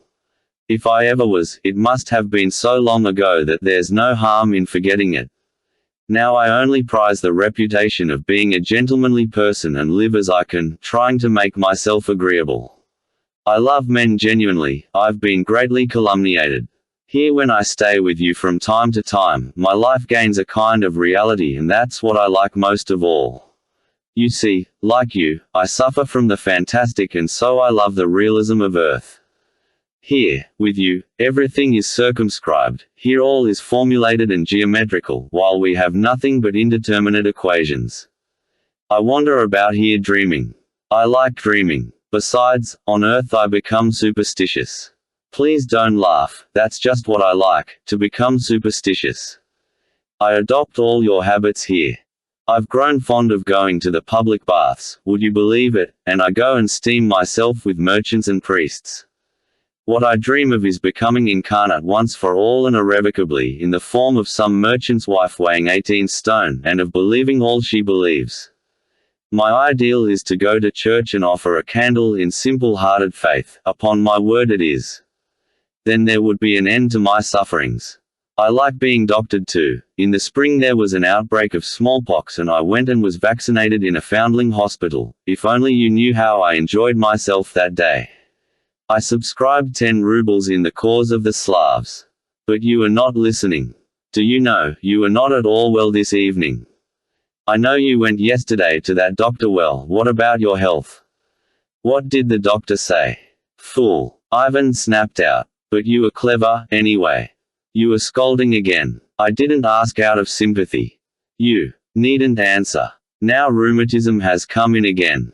Fool. Repeated Ivan. You keep saying the same thing, but I had such an attack of rheumatism last year that I remember it to this day.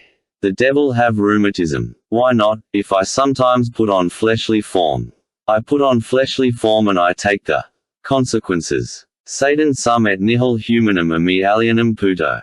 What, Satan sum et nihil humanum, that's not bad for the devil. I am glad I've pleased you at last. But you didn't get that from me. Ivan stopped suddenly, seeming struck. That, c'est du nouveau, ingest si pas. This time I'll act honestly and explain to you. Listen, in dreams and especially in nightmares, from indigestion or anything, a man sees sometimes such artistic visions, such complex and real actuality, such events, even a whole world of events, woven into such a plot, with such unexpected details from the most exalted matters to the last button on a cuff, as I swear Leo Tolstoy has never invented.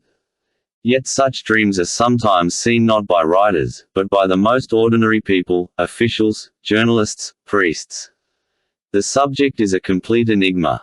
A statesman confessed to me, indeed, that all his best ideas came to him when he was asleep. Well, that's how it is now, though I am your hallucination, yet just as in a nightmare, I say original things which had not entered your head before. So I don't repeat your ideas, yet I am only your nightmare, nothing more. You are lying, your aim is to convince me you exist apart and are not my nightmare, and now you are asserting you are a dream. My dear fellow, I've adopted a special method today, I'll explain it to you afterwards. Stay, where did I break off? Oh, yes. I caught cold then, only not here but yonder. Where is yonder? Tell me, will you be here long?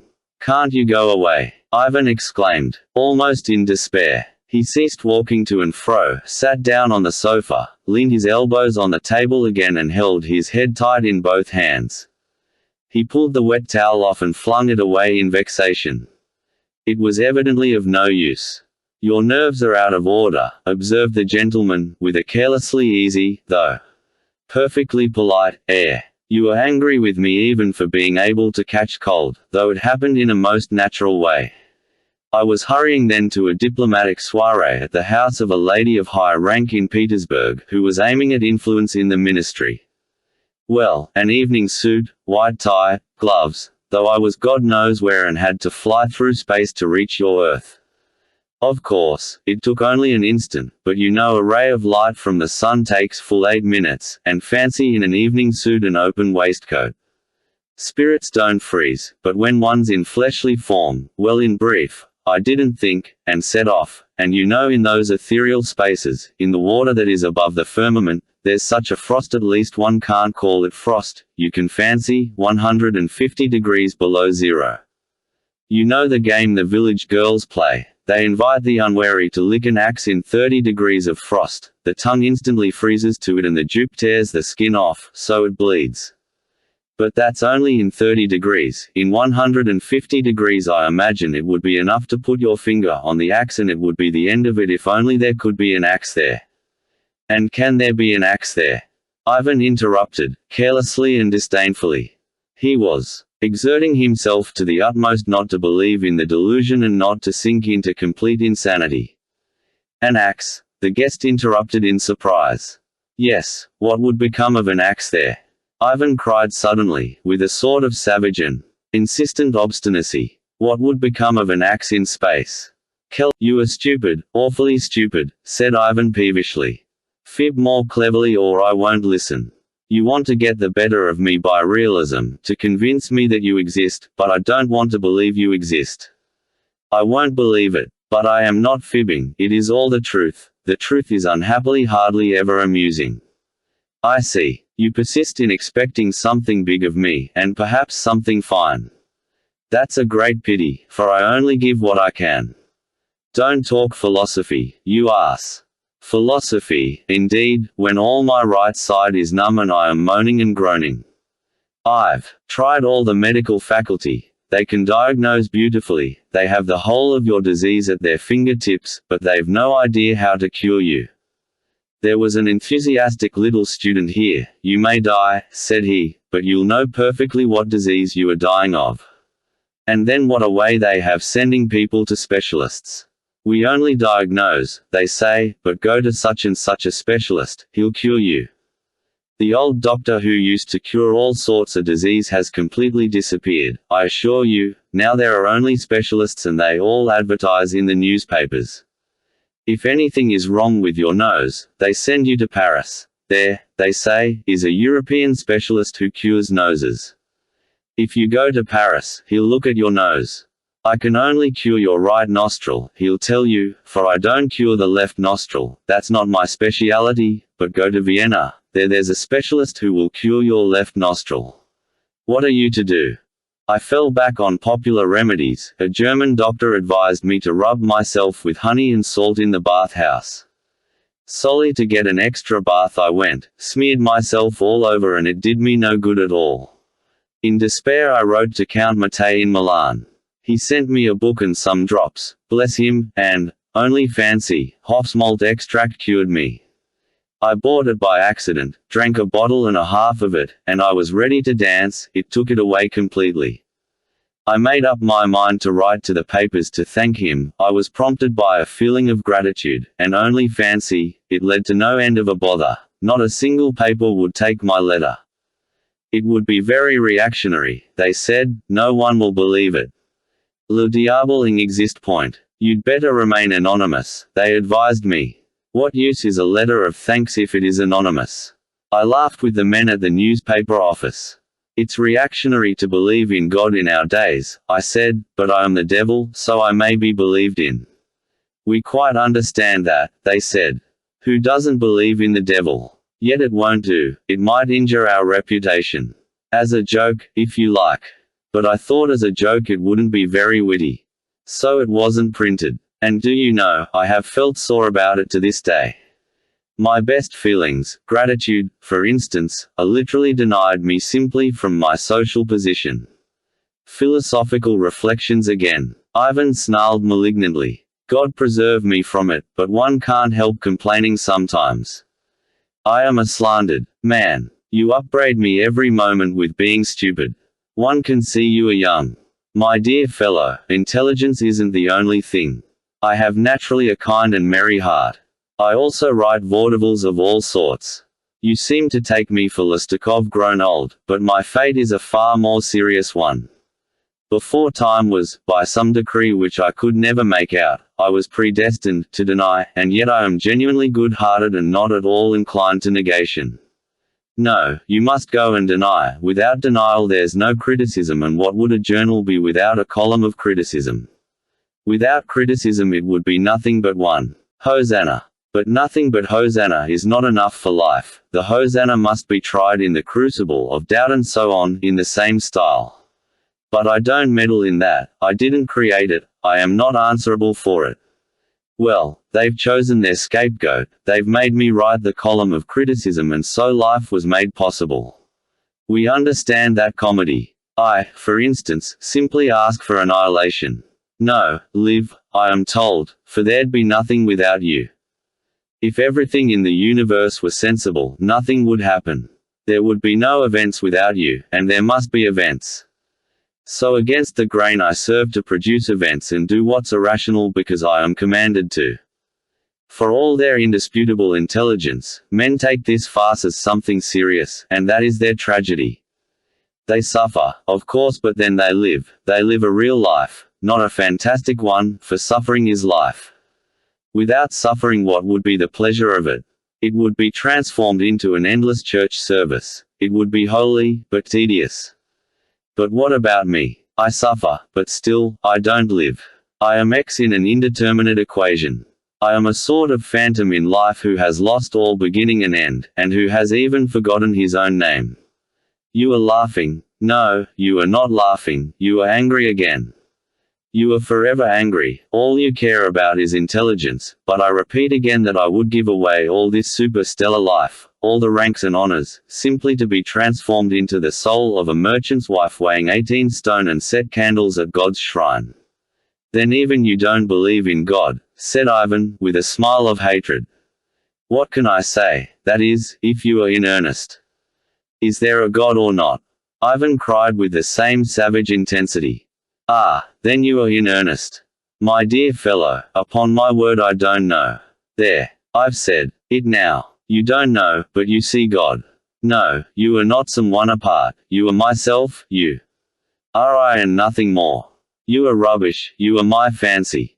Well, if you like, I have the same philosophy as you, that would be true.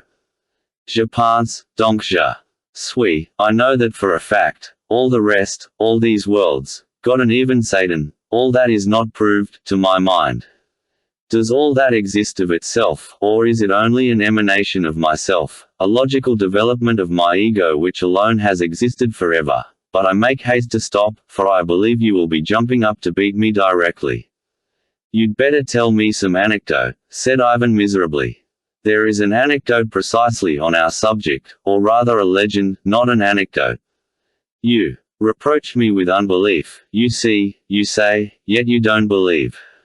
But, my dear fellow, I am not the only one like that. We are all in a muddle over there now, and all through your science. Once there used to be atoms, 5 senses, 4 elements, and then everything hung together somehow. There were atoms in the ancient world even, but since we've learned that you've discovered the chemical molecule and protoplasm and the devil knows what, we had to lower our crest. There's a regular muddle, and, above all, superstition, scandal. There's as much scandal among us as among you. You know, a little more in fact, and spying, indeed, for we have our secret police department where private information is received. Well, this wild legend belongs to our Middle Ages. Not yours, but ours, and no one believes it even among us, except the old ladies of 18 stone, not your old ladies I mean, but ours. We've everything you have. I am revealing one of our secrets out of friendship for you, though it is forbidden. This legend is about paradise. There was, they say, here on earth a thinker and philosopher. He rejected everything, laws, conscience, faith, and, above all, the future life. He died. He expected to go straight to darkness and death, and he found a future life before him. He was astounded and indignant. This is against my principles, he said. And he was punished for that. That is, you must excuse me, I am just repeating what I heard myself. It is only a legend. He was sentenced to walk a quadrillion kilometers in the dark. We've adopted the metric system, you know, and when he has finished that quadrillion, the gates of heaven would be opened to him and he'll be forgiven. And what tortures have you in the other world besides the quadrillion kilometers? Asked Ivan, with a strange eagerness. What tortures? Ah, don't ask. In old days we had all sorts, but now they have taken chiefly to moral punishments, the stings of conscience, and all that nonsense. We got that, too, from you, from the softening of your manners. And who's the better for it? Only those who have got no conscience, for how can they be tortured by conscience when they have none? But decent people who have conscience and a sense of honor suffer for it. Reforms, when the ground has not been prepared for them, especially if they are institutions copied from abroad, do nothing but mischief. The ancient fire was better. Well, this man, who was condemned to the quadrillion kilometers, stood still, looked round and lay down across the road. I won't go, I refuse on principle. Take the soul of an enlightened Russian atheist and mix it with the soul of the prophet Jonah, who sulked for 3 days and nights in the belly of the whale, and you get the character of that thinker who lay across the road. What did he lie on there? Well, I suppose there was something to lie on. You are not laughing. Bravo! Cried Ivan, still with the same strange eagerness. Now he was listening with an unexpected curiosity. Well, is he lying there now? That's the point, that he isn't. He lay there almost 1,000 years and then he got up. And went on. What an ass! Cried Ivan, laughing nervously and still seeming to be pondering something intently. Does it make any difference whether he lies there forever or walks the quadrillion kilometers? It would take 1 billion years to walk it. Much more than that. I haven't got a pencil and paper or I could work it out. But he got there long ago, and that's where the story begins. What? He got there. But how did he get the 1 billion years to do it? Why, you keep thinking of our present Earth. But our present Earth may have been repeated 1 billion times. Why, it is become extinct, been frozen, cracked, broken to bits, disintegrated into its elements. Again, the water above the firmament, then again a comet, again a sun, again from the sun it becomes Earth, and the same sequence may have been repeated endlessly and exactly the same to every detail, most unseemly and insufferably tedious. Well, what happened when he arrived? Why, the moment the gates of paradise were open and he walked in, before he had been there 2 seconds, by his watch, though to my thinking his watch must have long dissolved into its elements on the way, he cried out that those 2 seconds were worth walking not a quadrillion kilometers but a quadrillion of quadrillions, raised to the quadrillionth power. In fact, he sang, Hosanna, and overdid it so, that some persons there of lofty ideas wouldn't shake hands with him at first. He'd become too rapidly reactionary, they said. The Russian temperament. I repeat, it is a legend. I give it for what it is worth. So that's the sort of ideas we have on such subjects even now. I've caught you.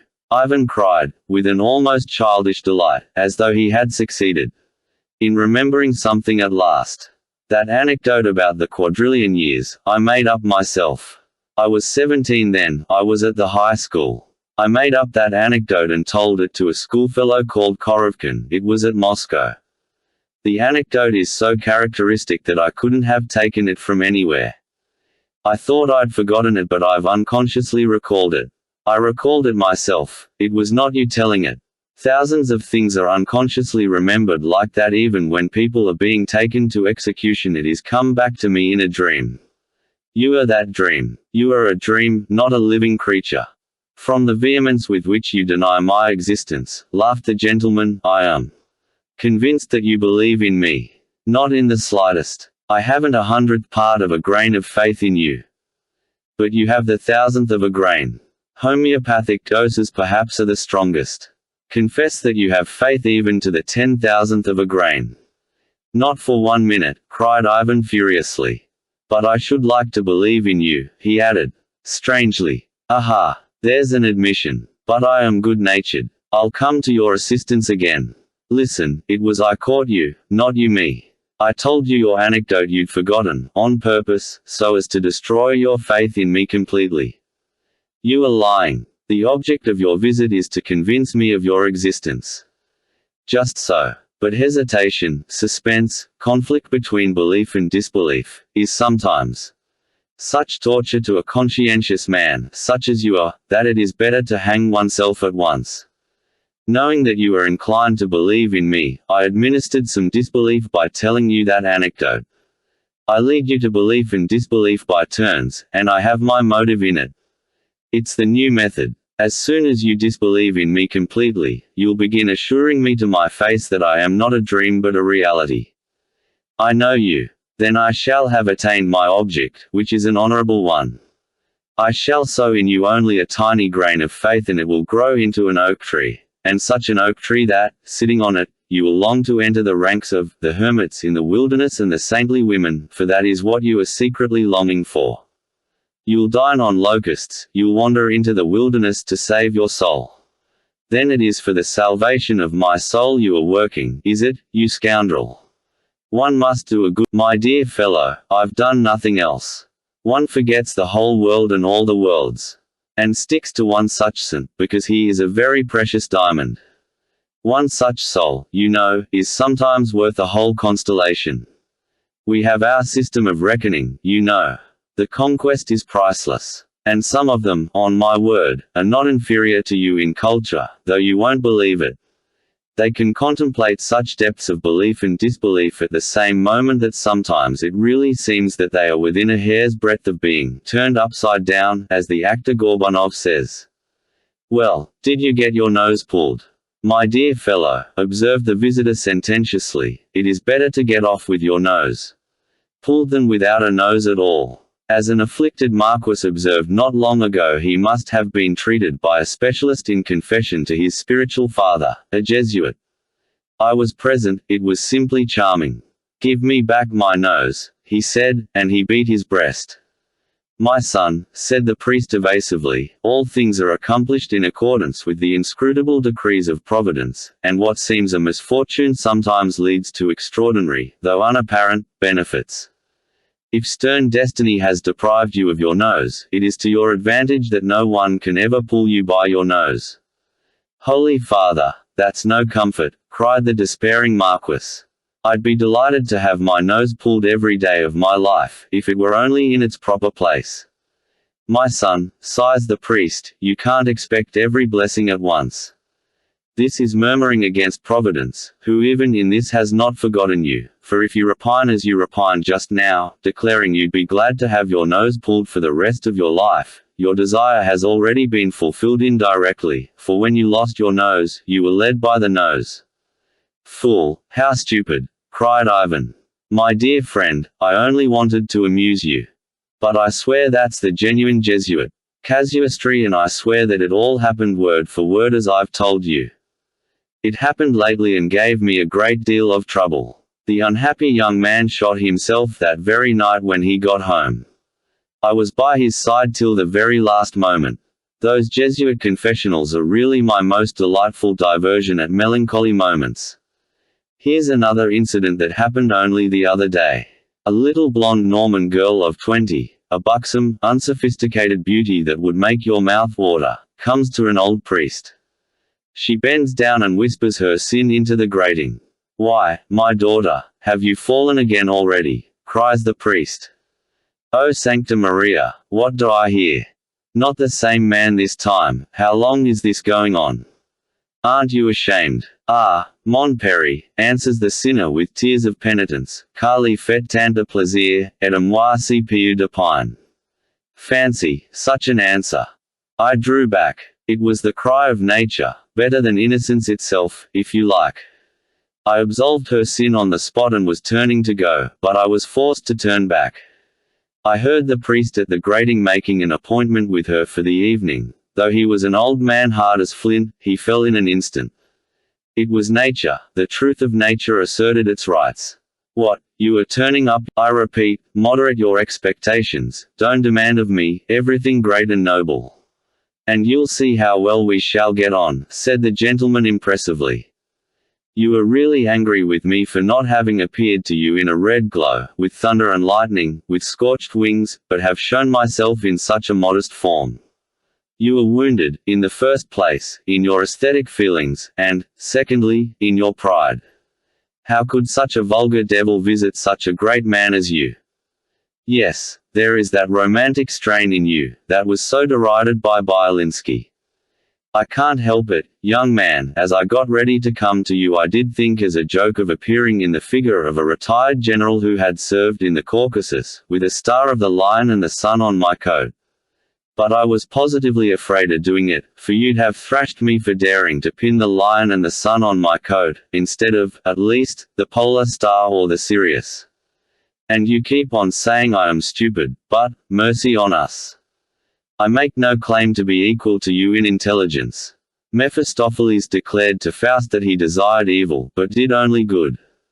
Well, he can say what he likes, it is quite the opposite with me. I am perhaps the one man in all creation who loves the truth and genuinely desires good. I was there when the Word, who died on the cross, rose up into heaven bearing on his bosom the soul of the penitent thief. I heard the glad shrieks of the cherubim singing and shouting Hosanna, and the thunderous rapture of the seraphim which shook heaven and all creation, and I swear to you by all that's sacred, I long to join the choir and shout Hosanna with them all. The word had almost escaped me, had almost broken from my lips. You know how susceptible and aesthetically impressionable I am. But common sense, oh, a most unhappy trait in my character, kept me in due bounds, and I let the moment pass. For what would have happened, I reflected, what would have happened after my Hosanna? Everything on earth would have been extinguished at once and no events could have occurred. And so, solely from a sense of duty and my social position, I was forced to suppress the good moment and to stick to my nasty task. Somebody takes all the credit of what's good for himself, and nothing but nastiness is left for me. But I don't envy the honor of a life of idle imposture. I am not ambitious. Why am I, of all creatures in the world, doomed to be cursed by all decent people and even to be kicked? For if I put on mortal form I am bound to take such consequences sometimes. I know, of course, there's a secret in it, but they won't tell me the secret for anything, for then perhaps, seeing the meaning of it, I might bawl Hosanna, and the indispensable minus would disappear at once, and good sense would reign supreme throughout the whole world. And that, of course, would mean the end of everything, even of magazines and newspapers, for who would take them in? I know that at the end of all things I shall be reconciled. I, too, shall walk my quadrillion and learn the secret. But till that happens I am sulking and fulfill my destiny, though it is against the grain, that is, to ruin thousands for the sake of saving one. How many souls have had to be ruined and how many honorable reputations destroyed for the sake of that one righteous man, Job, over whom they made such a fool of me in old days.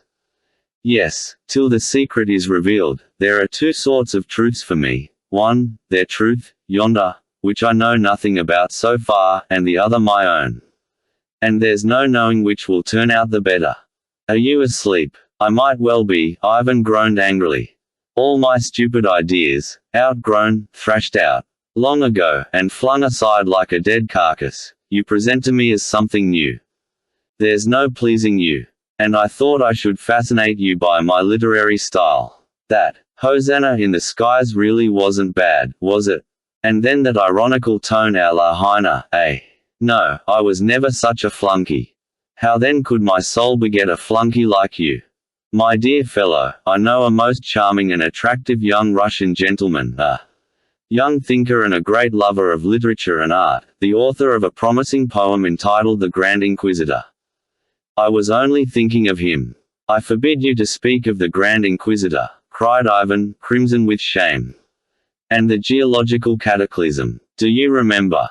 That was a poem. Now, hold your tongue, or I'll kill you. You'll kill me. No, excuse me, I will speak. I came to treat myself to that pleasure. Oh, I love the dreams of my ardent young friends, quivering with eagerness for life. There are new men, you decided last spring, when you were meaning to come here. They propose to destroy everything and begin with cannibalism. Stupid fellows. They didn't ask my advice. I maintain that nothing need be destroyed, that we only need to destroy the idea of God in man. That's how we have to set to work. It's that we must begin with. Oh, blind race of men who have no understanding. As soon as men have all of them denied God, and I believe that period, analogous with geological periods, will come to pass, the old conception of the universe will fall of itself without cannibalism, and, what's more, the old morality, and everything will begin anew. Men will unite to take from life all it can give, but only for joy and happiness in the present world. Man will be lifted up with a spirit of divine titanic pride, and the Mangad will appear. From hour to hour extending his conquest of nature infinitely by his will and his science, man will feel such lofty joy from hour to hour in doing it that it will make up for all his old dreams of the joys of heaven. Everyone will know that he is mortal and will accept death proudly and serenely like a god. His pride will teach him that it is useless for him to repine at life's being a moment, and he will love his brother without need of reward. Love will be sufficient only for a moment of life, but the very consciousness of its momentariness will intensify its fire, which now is dissipated in dreams of eternal love beyond the grave, and so on in the same style. Charming. Ivan sat with his eyes on the floor, and his hands pressed to his ears, but he began. Trembling all over. The voice continued. The question now is, my young thinker reflected, is it possible that such a period will ever come? If it does, everything is determined and humanity is settled forever. But as, owing to man's inveterate stupidity, this cannot come about for at least 1,000 years, everyone who recognizes the truth even now may legitimately order his life as he pleases, on the new principles.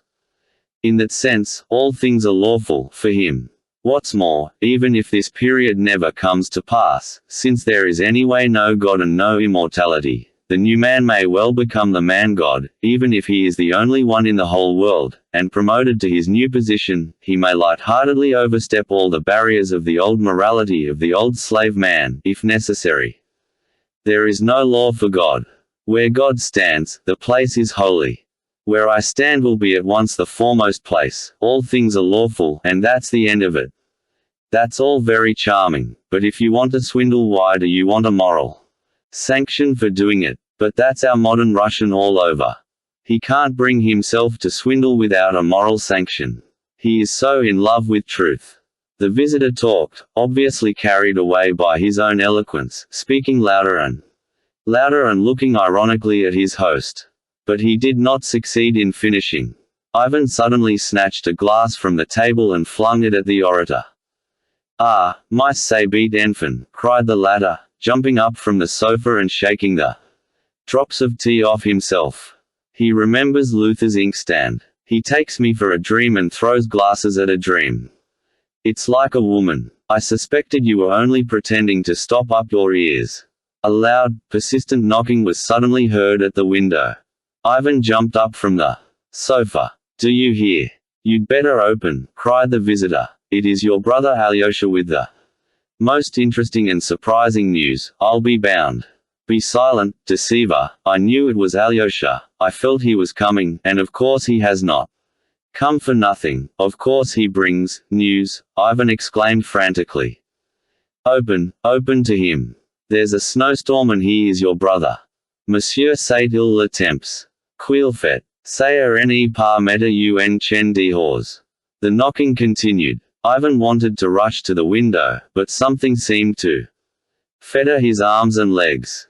He strained every effort to break his chains, but in vain. The knocking at the window grew louder and louder. At last the chains were broken and Ivan leapt up from the sofa. He looked round him wildly. Both candles had almost burnt out, the glass he had just thrown at his visitor stood before him on the table, and there was no one on the sofa opposite.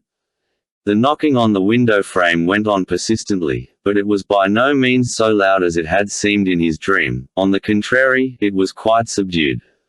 It was not a dream.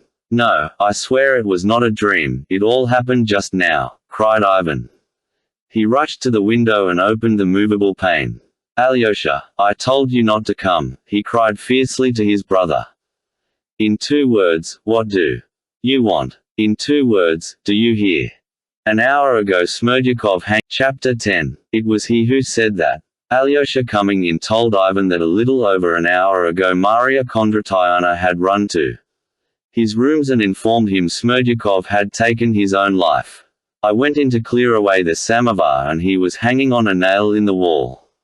On Alyosha's inquiring whether she had informed the police, she answered that she had told no one, "But I flew straight to you, I've run all the way." She seemed perfectly crazy, Alyosha reported, and was shaking like a leaf. When Alyosha ran with her to the cottage, he found Smerdyakov still hanging. On the table lay a note. "I destroy my life of my own will and desire, so as to throw no blame on any one." Alyosha left the note on the table and went straight to the police captain and told him all about it. And from him I've come straight to you," said Alyosha, in conclusion, looking intently into Ivan's face. He had not taken his eyes off him while he told his story, as though struck by something in his expression. "Brother," he cried suddenly, "you must be terribly ill. You look and don't seem to understand what I tell you." "It's a good thing you came," said Ivan, as though brooding, and not hearing Alyosha's exclamation. "I knew he had hanged himself." "From whom?" "I don't know. But I knew." "Did I know?" "Yes. He told me. He told me so just now." Ivan stood in the middle of the room, and still spoke in the same brooding tone, looking at the ground. "Who is he?" asked Alyosha, involuntarily looking round. "He's slipped away." Ivan raised his head and smiled softly. "He was afraid of you, of a dove like you. You are a pure cherub. Dmitri calls you a cherub." Cherub, the thunderous rapture of the seraphim. What a seraphim! Perhaps a whole constellation. But perhaps that constellation is only a chemical molecule. There's a constellation of the lion and the sun. Don't you know it? "Brother, sit down," said Alyosha in alarm. "For goodness sake, sit down on the sofa. You are delirious. Put your head on the pillow, that's right. Would you like a wet towel on your head? Perhaps it will do you good. Give me the towel. It is here on the chair. I just threw it down there. It's not here. Don't worry yourself. I know where it is." "Here," said Alyosha, finding a clean towel, folded up and unused, by Ivan's dressing table in the other corner of the room. Ivan looked strangely at the towel. Recollection seemed to come back to him for an instant. "Stay." He got up from the sofa. "An hour ago I took that new towel from there and wetted it. I wrapped it round my head and threw it down here. How is it? It is dry. There was no other." "You put the towel on your head?" asked Alyosha. "Yes, and walked up and down the room an hour ago. Why have the candles burnt down?" "So, what's the time?" "Nearly 12. No, no, no." Ivan cried suddenly. It was not a dream. He was here. He was sitting here. On that sofa. When you knocked at the window, I threw a glass at him. This one.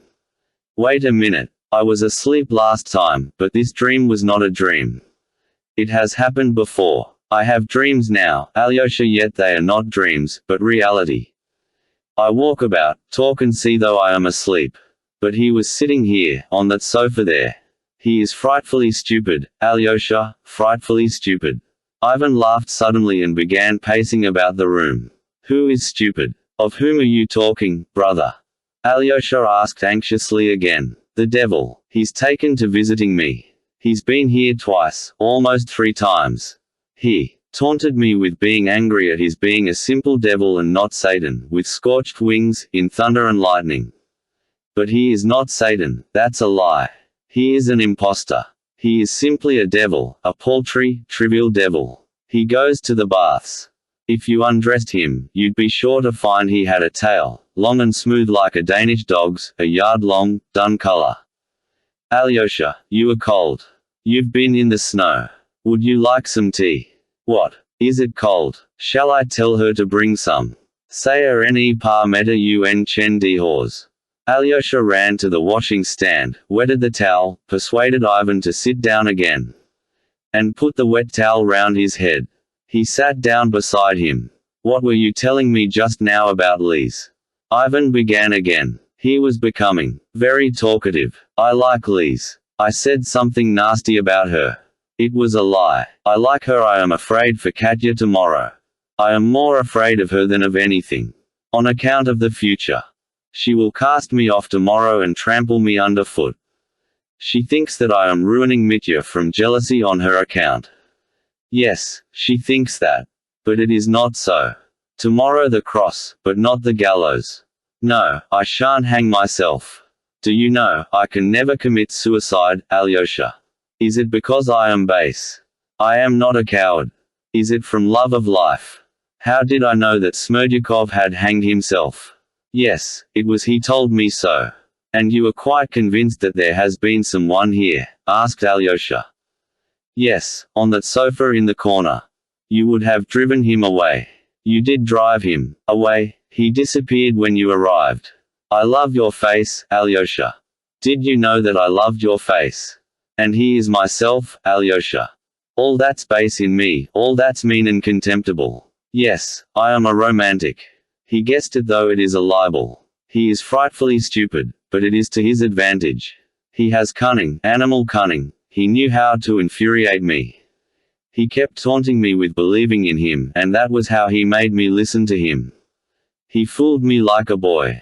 He told me a great deal that was true about myself, though I should never have owned it to myself.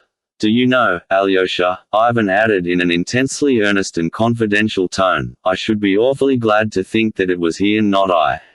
He has worn you out, said Alyosha, looking compassionate. He's been teasing me. And you know he does it so cleverly, so cleverly. Conscience. What is conscience? I make it up for myself. Why am I tormented by it?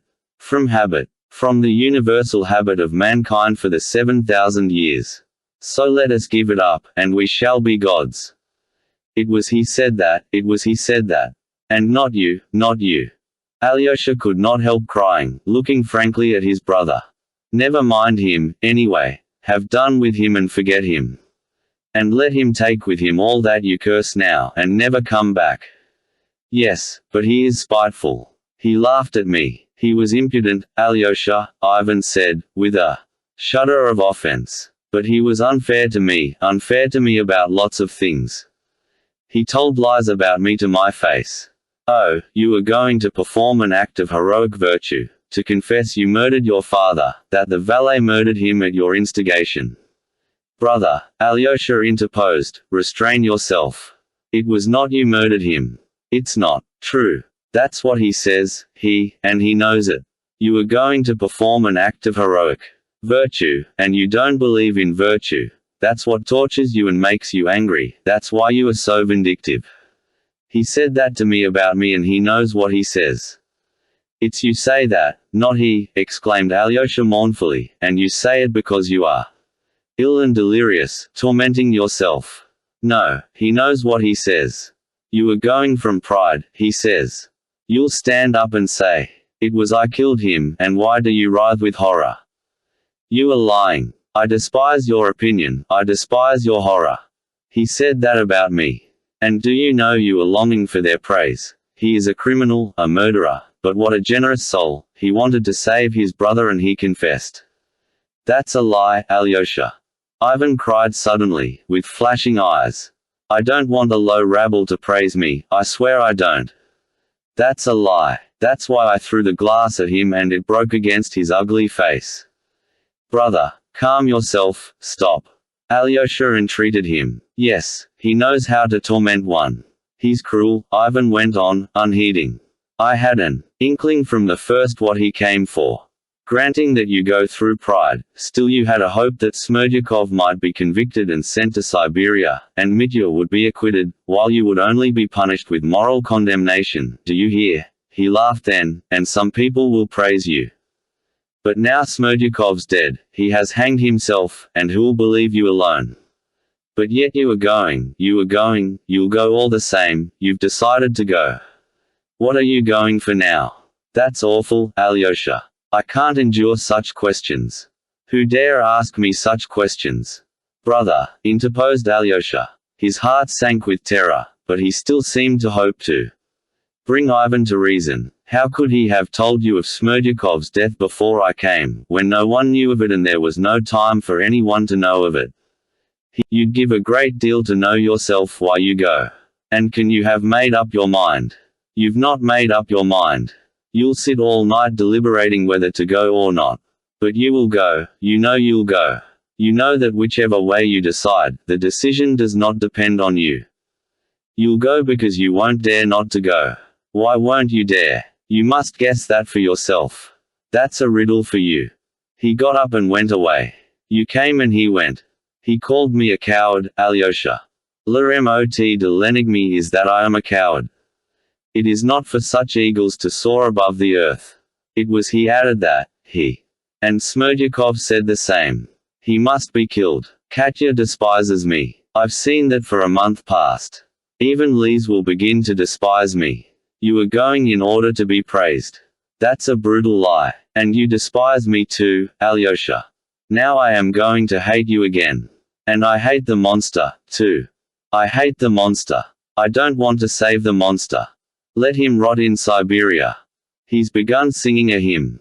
Oh, tomorrow I'll go, stand before them, and spit in their faces. He jumped up in a frenzy, flung off the towel, and fell to pacing up and down the room.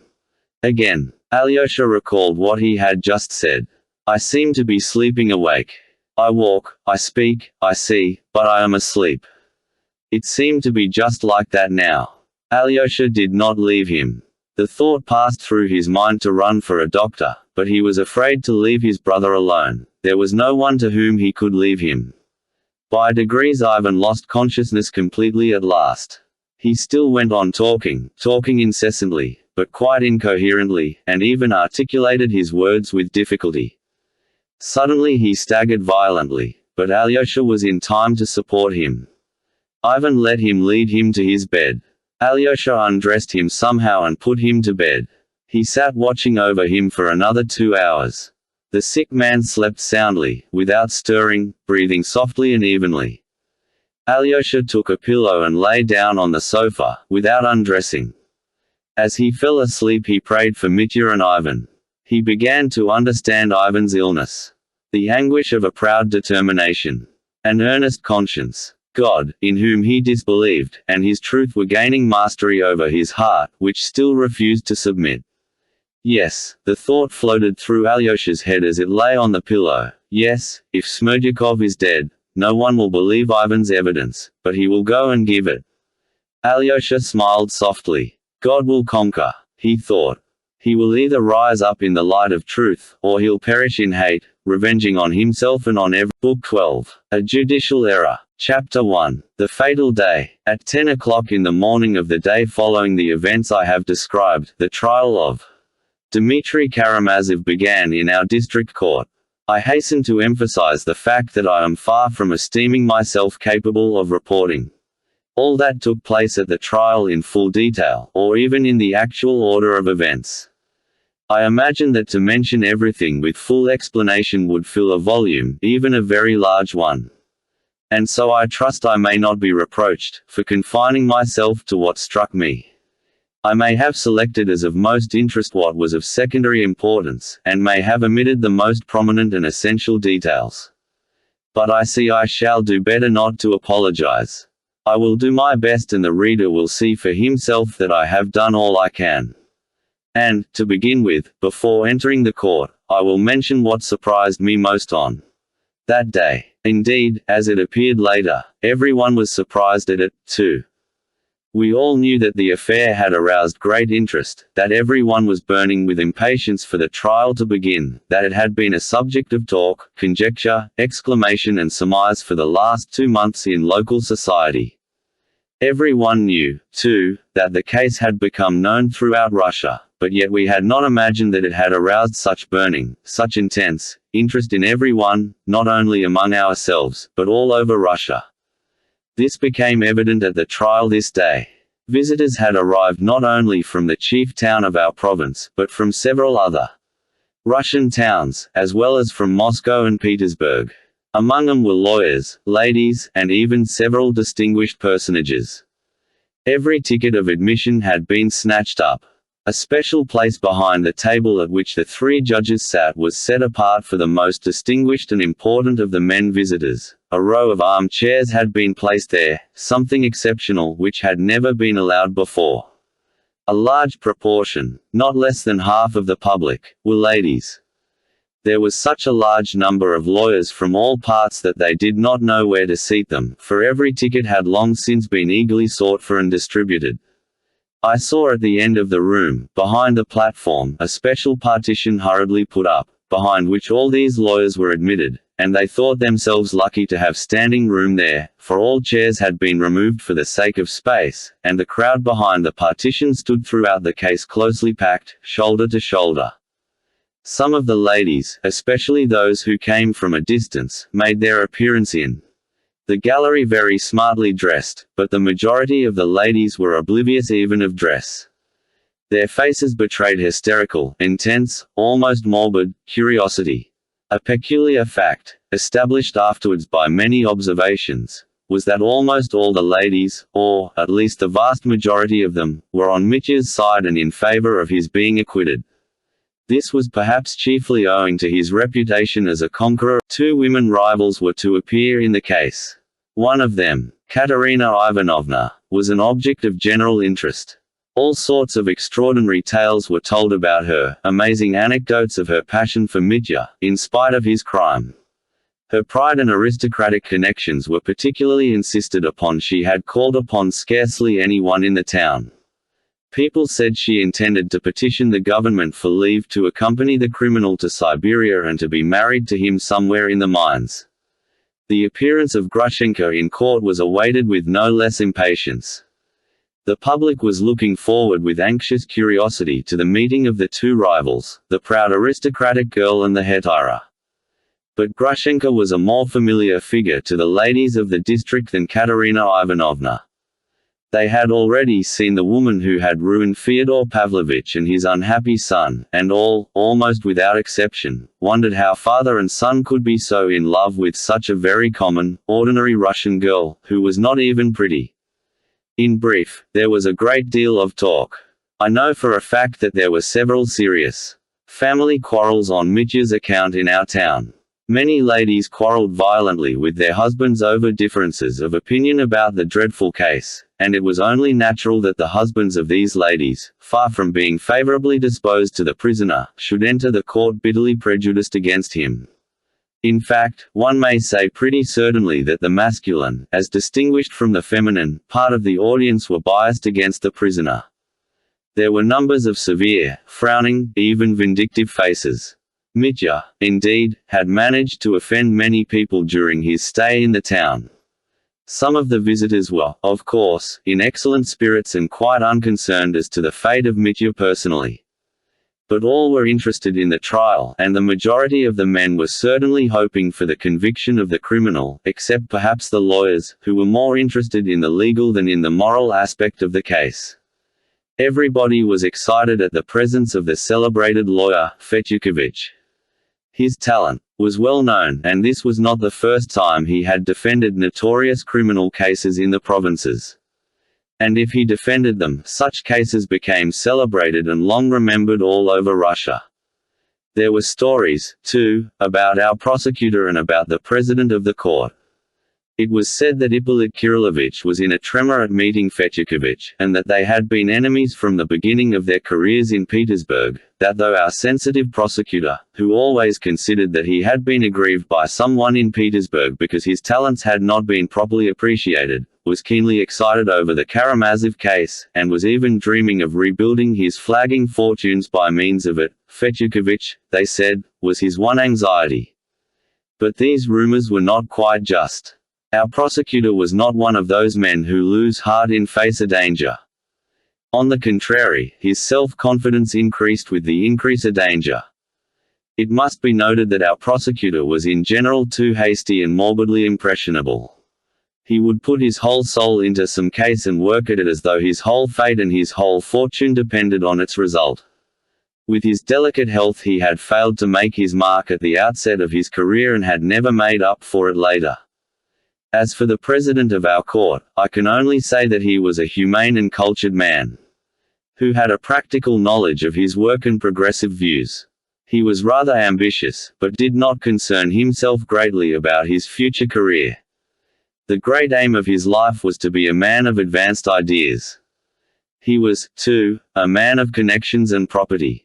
He felt, as we learnt afterwards, rather strongly about the Karamazov case, but from a social, not from a personal standpoint. He was interested in it as a social phenomenon, in its classification and its character as a product of our social conditions, as typical of the national character, and so on, and so on. His attitude to the personal aspect of the case, to its tragic significance and the persons involved in it, including the prisoner, was rather indifferent and abstract, as was perhaps fitting, indeed. The court was packed and overflowing long before the judges made their appearance. Our court is the best hall in the town, spacious, lofty, and good for sound. On the right of the judges, who were on a raised platform, a table and 2 rows of chairs had been put ready for the jury. On the left was the place for the prisoner and the counsel for the defense. In the middle of the court, near the judges, was a table with the material proofs. On it lay Fyodor Pavlovich's white silk dressing gown, stained with blood, the fatal brass pestle with which the supposed murder had been committed. Mitya's shirt, with a blood-stained sleeve. His coat, stained with blood in patches over the pocket in which he had put his handkerchief. The handkerchief itself, stiff with blood and by now quite yellow. The pistol loaded by Mitya at Pohodin's with a view to suicide, and taken from him on the sly at Mokro by Trifon Borisovich.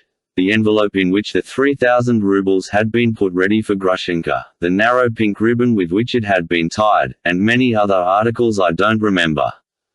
In the body of the hall, at some distance, came the seats for the public. But in front of the balustrade a few chairs had been placed for witnesses who remained in the court after giving their evidence. At 10 o'clock the 3 judges arrived, the president, 1 honorary justice of the peace, and 1 other. The prosecutor, of course, entered immediately after. The president was a short, stout, thick-set man of 50, with a dyspeptic complexion, dark hair turning grey and cut short, and a red ribbon, of what order I don't remember. The prosecutor struck me and the others, too, as looking particularly pale, almost green. His face seemed to have grown suddenly thinner, perhaps in a single night, for I had seen him looking as usual only 2 days before. The president began with asking the court whether all the jury were present. But I see I can't go on like this, partly because some things I did not hear, others I did not notice, and others I have forgotten, but most of all because, as I have said before, I have literally no time or space to mention everything that was said and done. I only know that neither side objected to very many of the jurymen. I remember the 12 jurymen, 4 were petty officials of the town, 2 were merchants, and 6 peasants and artisans of the town. I remember, long before the trial, questions were continually asked with some surprise, especially by ladies. Can such a delicate, complex and psychological case be submitted for decision to petty officials and even peasants? And what can an official, still more a peasant, understand in such an affair? All the 4 officials in the jury were, in fact, men of no consequence and of low rank. Except one who was rather younger, they were grey-headed men, little known in society, who had vegetated on a pitiful salary, and who probably had elderly, unpresentable wives and crowds of children, perhaps even without shoes and stockings. At most, they spent their leisure over cards and, of course, had never read a single book. The 2 merchants looked respectable, but were strangely silent and stolid.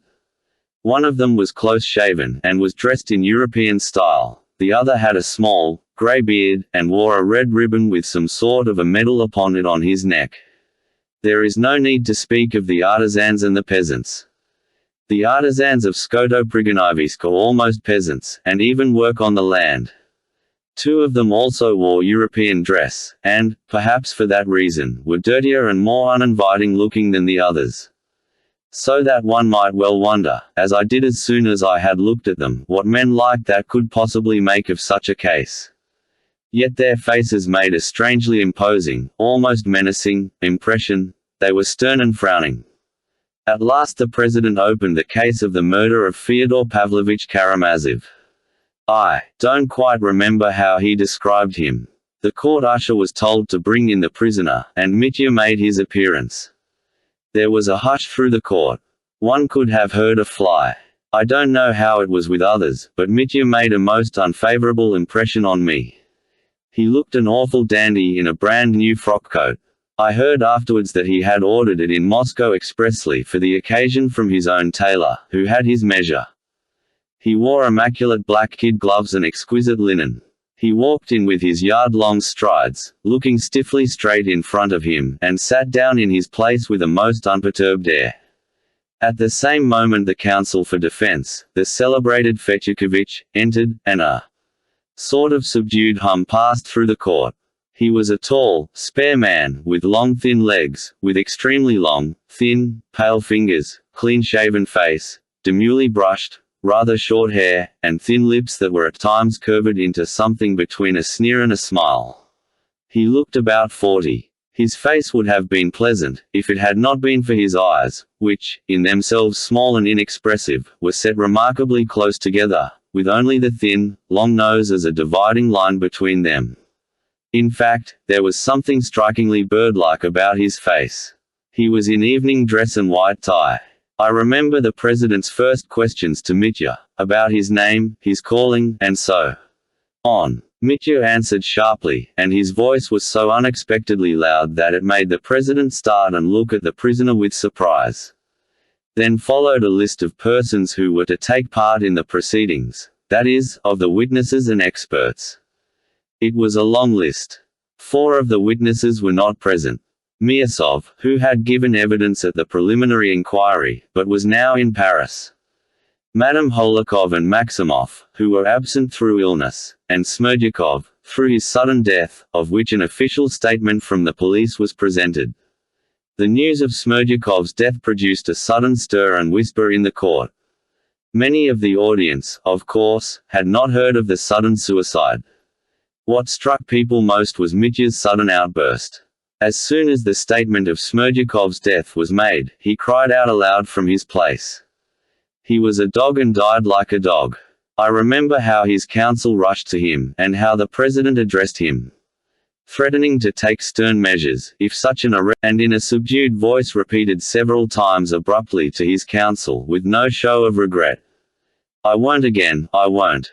It escaped me. I won't do it again." And, of course, this brief episode did him no good with the jury or the public.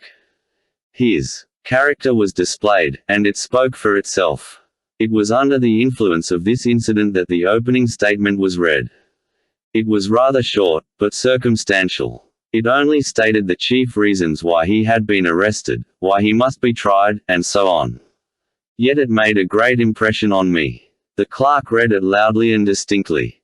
The whole tragedy was suddenly unfolded before us, concentrated, in bold relief, in a fatal and pitiless light. I remember how, immediately after it had been read, the president asked Mitya in a loud impressive voice, "Prisoner, do you plead guilty?" Mitya suddenly rose from his seat. "I pled guilty to drunkenness and dissipation," he exclaimed, again in a startling, almost frenzied, voice, "to idleness and debauchery. I meant to become an honest man for good, just at the moment when I was struck down by fate. But I am not guilty of the death of that old man, my enemy and my father. No, no, I am not guilty of robbing him. I could not be. Dmitry Karamazov is a scoundrel, but not a thief." He sat down again, visibly trembling all over. The president again briefly, but impressively, admonished him to answer only what was asked, and not to go off into irrelevant exclamations. Then he ordered the case to proceed. All the witnesses were led up to take the oath. Then I saw them all together. The brothers of the prisoner were, however, allowed to give evidence without taking the oath. After an exhortation from the priest and the president, the witnesses were led away and were made to sit as far as Chapter 2. Dangerous witnesses. I do not know whether the witnesses for the defense and for the prosecution were separated into groups by the president, and whether it was arranged to call them in a certain order. But no doubt it was so. I only know that the witnesses for the prosecution were called first. I repeat, I don't intend to describe all the questions step by step. Besides, my account would be to some extent superfluous, because in the speeches for the prosecution and for the defense the whole course of the evidence was brought together and set in a strong and significant light, and I took down parts of those 2 remarkable speeches in full, and will quote them in due course, together with one extraordinary and quite unexpected episode, which occurred before the final speeches, and undoubtedly influenced the sinister and fatal outcome of the trial. I will only observe that from the first moments of the trial one peculiar characteristic of the case was conspicuous and observed by all, that is, the overwhelming strength of the prosecution as compared with the arguments the defense had to rely upon. Everyone realized it from the first moment that the facts began to group themselves round a single point, and the whole horrible and bloody crime was gradually revealed. Everyone, perhaps, felt from the first that the case was beyond dispute, that there was no doubt about it, that there could be really no discussion, and that the defense was only a matter of form, and that the prisoner was guilty, obviously and conclusively guilty.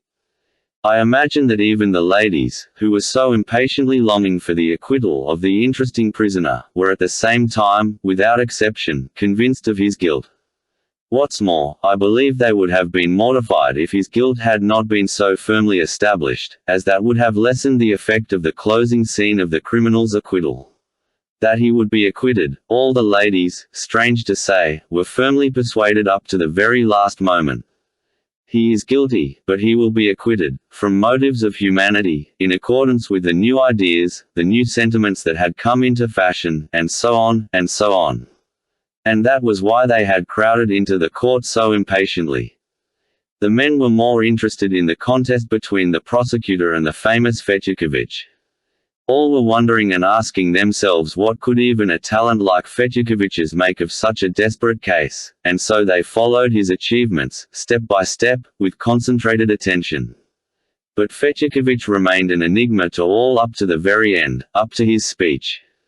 Persons of experience suspected that he had some design, that he was working towards some object, but it was almost impossible to guess what it was. His confidence and self-reliance were unmistakable, however.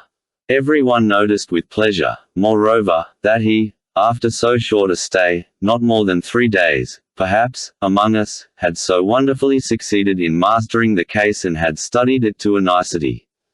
People described with relish, afterwards, how cleverly he had taken down all the witnesses for the prosecution, and as far as possible perplexed them and, what's more, had aspersed their reputation and so depreciated the value of their evidence.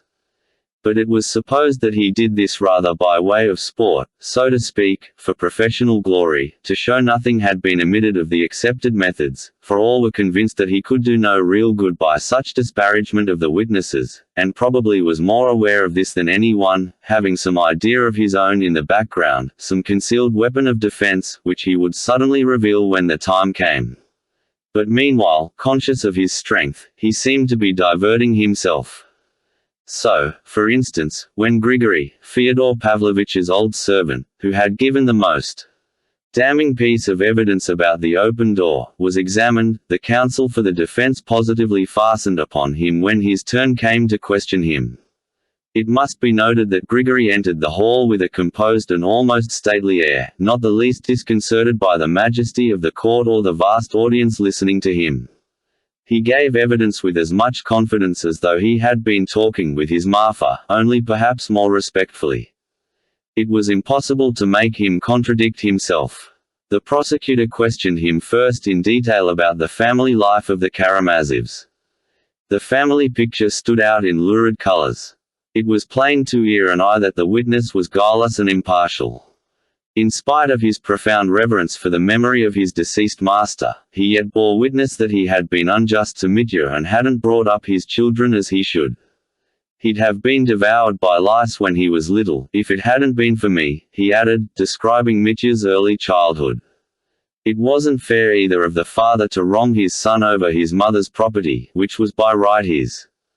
In reply to the prosecutor's question what grounds he had for asserting that Fyodor Pavlovich had wronged his son in their money relations, Grigory, to the surprise of everyone, had no proof at all to bring forward, but he still persisted that the arrangement with the son was unfair, and that he ought to have paid him several thousand rubles more.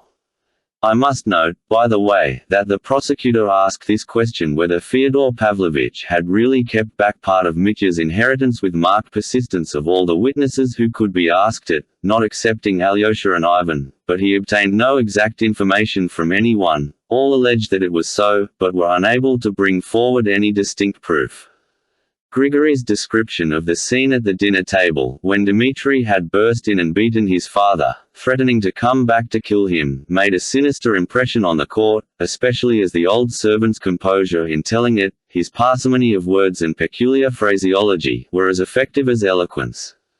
He observed that he was not angry with Mitya for having knocked him down and struck him on the face. He had forgiven him long ago, he said.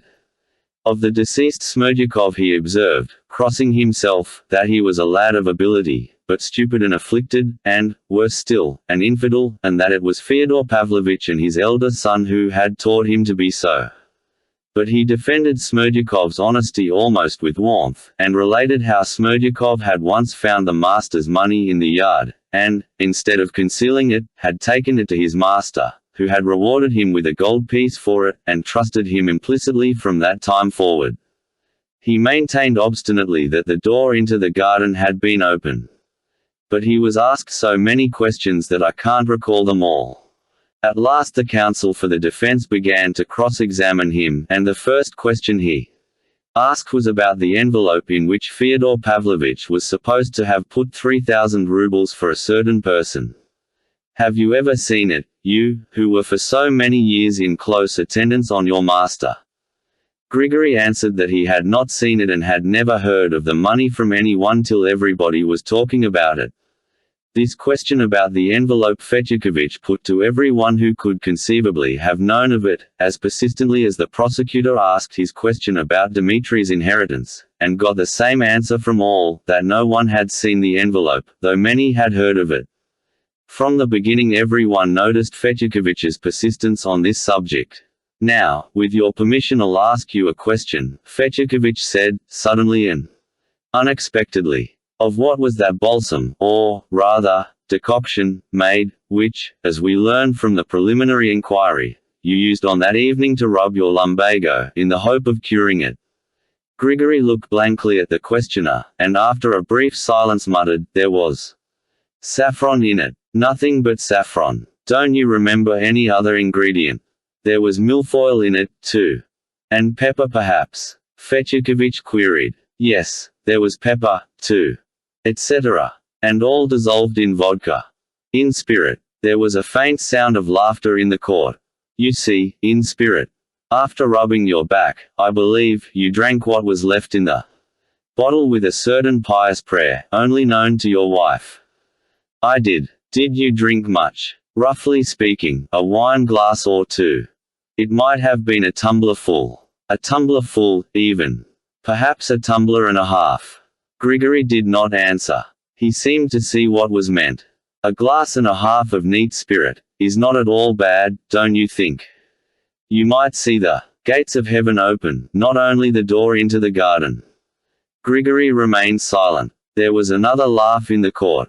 The president made a movement. "Do you know for a fact," Fetyukovitch persisted, "whether you were awake or not when you saw the open door?" "I was on my I don't know." "And what year is it, Anno Domini, do you know?" Grigory stood with a perplexed face, looking straight at his tormentor. Strange to say, it appeared he really did not know what year it was. "But perhaps you can tell me how many fingers you have on your hands." "I am a servant," Grigory said suddenly, in a loud and distinct voice.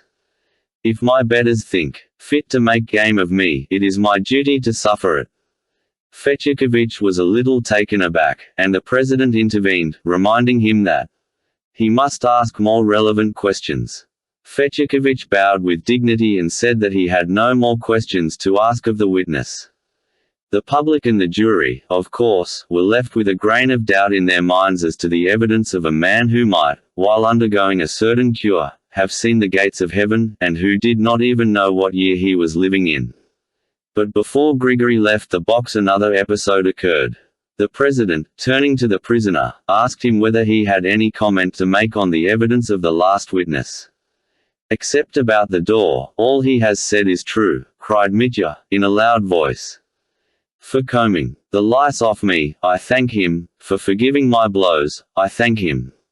The old man has been honest all his life and as faithful to my father as 700 poodles." "Prisoner, be careful in your language," the president admonished him. "I am not a poodle," Grigory muttered. "All right, it is I am a poodle myself," cried Mitya. "If it is an insult, I take it to myself and I beg his pardon. I was a beast and cruel to him. I was cruel to Aesop too." "What Aesop?" the president asked sternly again. "Oh, Piero my father, Fyodor Pavlovitch." The president again and again warned Mitya impressively and very sternly to be more Careful in his language. You are injuring yourself in the opinion of your judges. The counsel for the defense was equally clever in dealing with the evidence of Rakitin. I may remark that Rakitin was one of the leading witnesses and one to whom the prosecutor attached great significance. It appeared that he knew everything. His knowledge was amazing. He had been everywhere, seen everything, talked to everybody, knew every detail of the biography of Fyodor Pavlovich and all the Karamazovs. Of the envelope, it is true, he had only heard from Mitya himself. But he described minutely Mitya's exploits in the metropolis, all his compromising doings and sayings, and told the story of Captain Sneguryev's wisp of tow. But even Rakitin could say nothing positive about Mitya's inheritance, and confined himself to contemptuous generalities. Who could tell which of them was to blame, and which was in debt to the other, with their crazy Karamazov way of muddling things so that no one could make head or tail of it.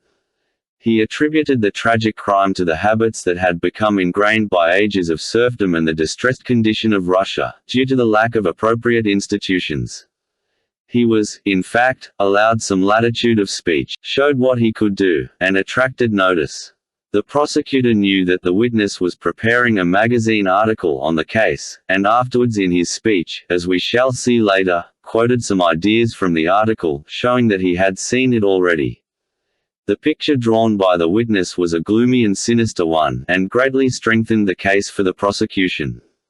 Altogether, Rakitin's discourse fascinated the public by its independence and the extraordinary nobility of its ideas. There were even 2 or 3 outbreaks of applause when he spoke of serfdom and the distressed condition of Russia. But Rakitin, in his youthful ardor, made a slight blunder, of which the counsel for the defense at once adroitly took advantage.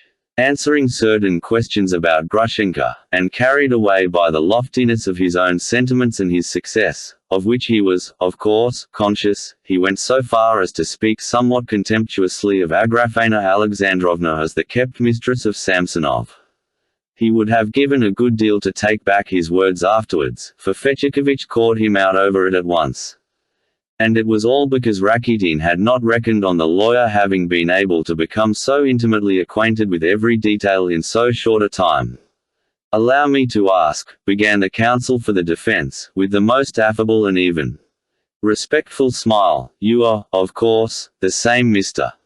Rakitin whose pamphlet, The Life of the Deceased Elder, Father Zosima, published by the diocesan authorities, full of profound and religious reflections and preceded by an excellent and devout dedication to the bishop, I have just read with such pleasure. I did not write it for publication, it was published afterwards," muttered Rakitin, for some reason fearfully disconcerted and almost ashamed. "Oh, that's excellent. A thinker like you can, and indeed ought to, take the widest view of every social question. Your most instructive pamphlet has been widely circulated through the patronage of the bishop, and has been of appreciable service. But this is the chief thing I should like to learn from you. You stated just now that you were very intimately acquainted with Madame Svietlov. It must be noted that Grushenka's surname was Svietlov. I heard it for the first time that day, during the case. I cannot answer for all my acquaintances. I am a young man, and who can be responsible for every one he meets?" cried Rakitin, flushing all over. "I understand, I quite understand," cried Fetyukovich, as though he, too, were embarrassed and in haste to excuse himself.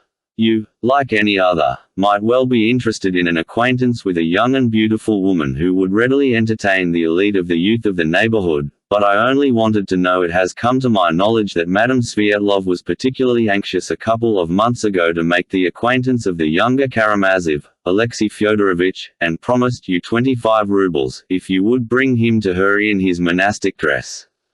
And that actually took place on the evening of the day on which the terrible crime, which is the subject of the present investigation, was committed.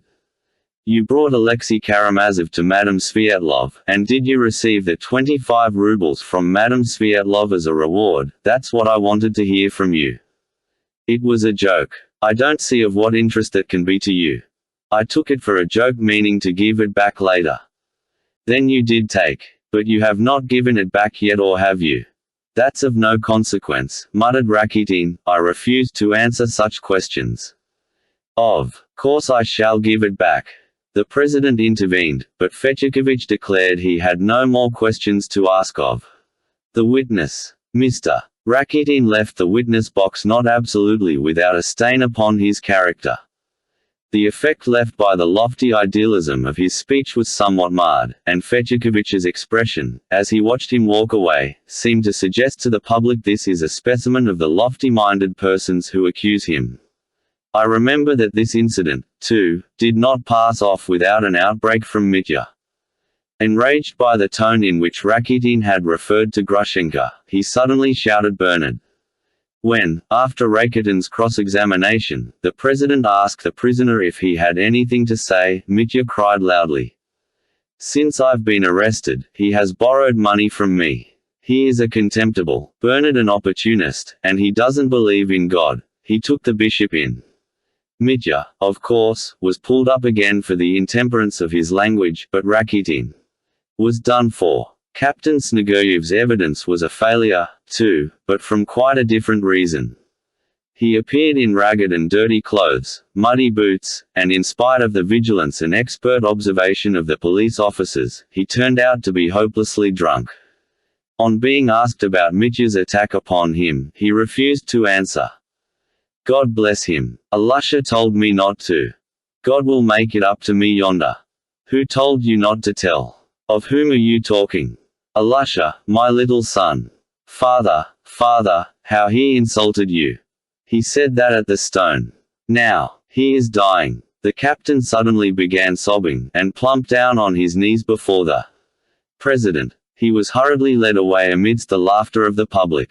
The effect prepared by the prosecutor did not come off at all. Fechikovich went on making the most of every opportunity, and amazed people more and more by his minute knowledge of the case. Thus, for example, Trifon Borisovich made a great impression, of course, very prejudicial to Mitya. He calculated almost on his fingers that on his first visit to Mokro, Mitya must have spent 3,000 rubles, or very little less. Just think what he squandered on those gypsy girls alone. And as for our lousy peasants, it wasn't a case of flinging half a ruble in the street. He made them presents of 25 rubles each, at least, he didn't give them less. And what a lot of money was simply stolen from him. And if anyone did steal, he did not leave a receipt. How could one catch the thief when he was flinging his money away all the time? Our peasants are robbers, you know, they have no care for their souls.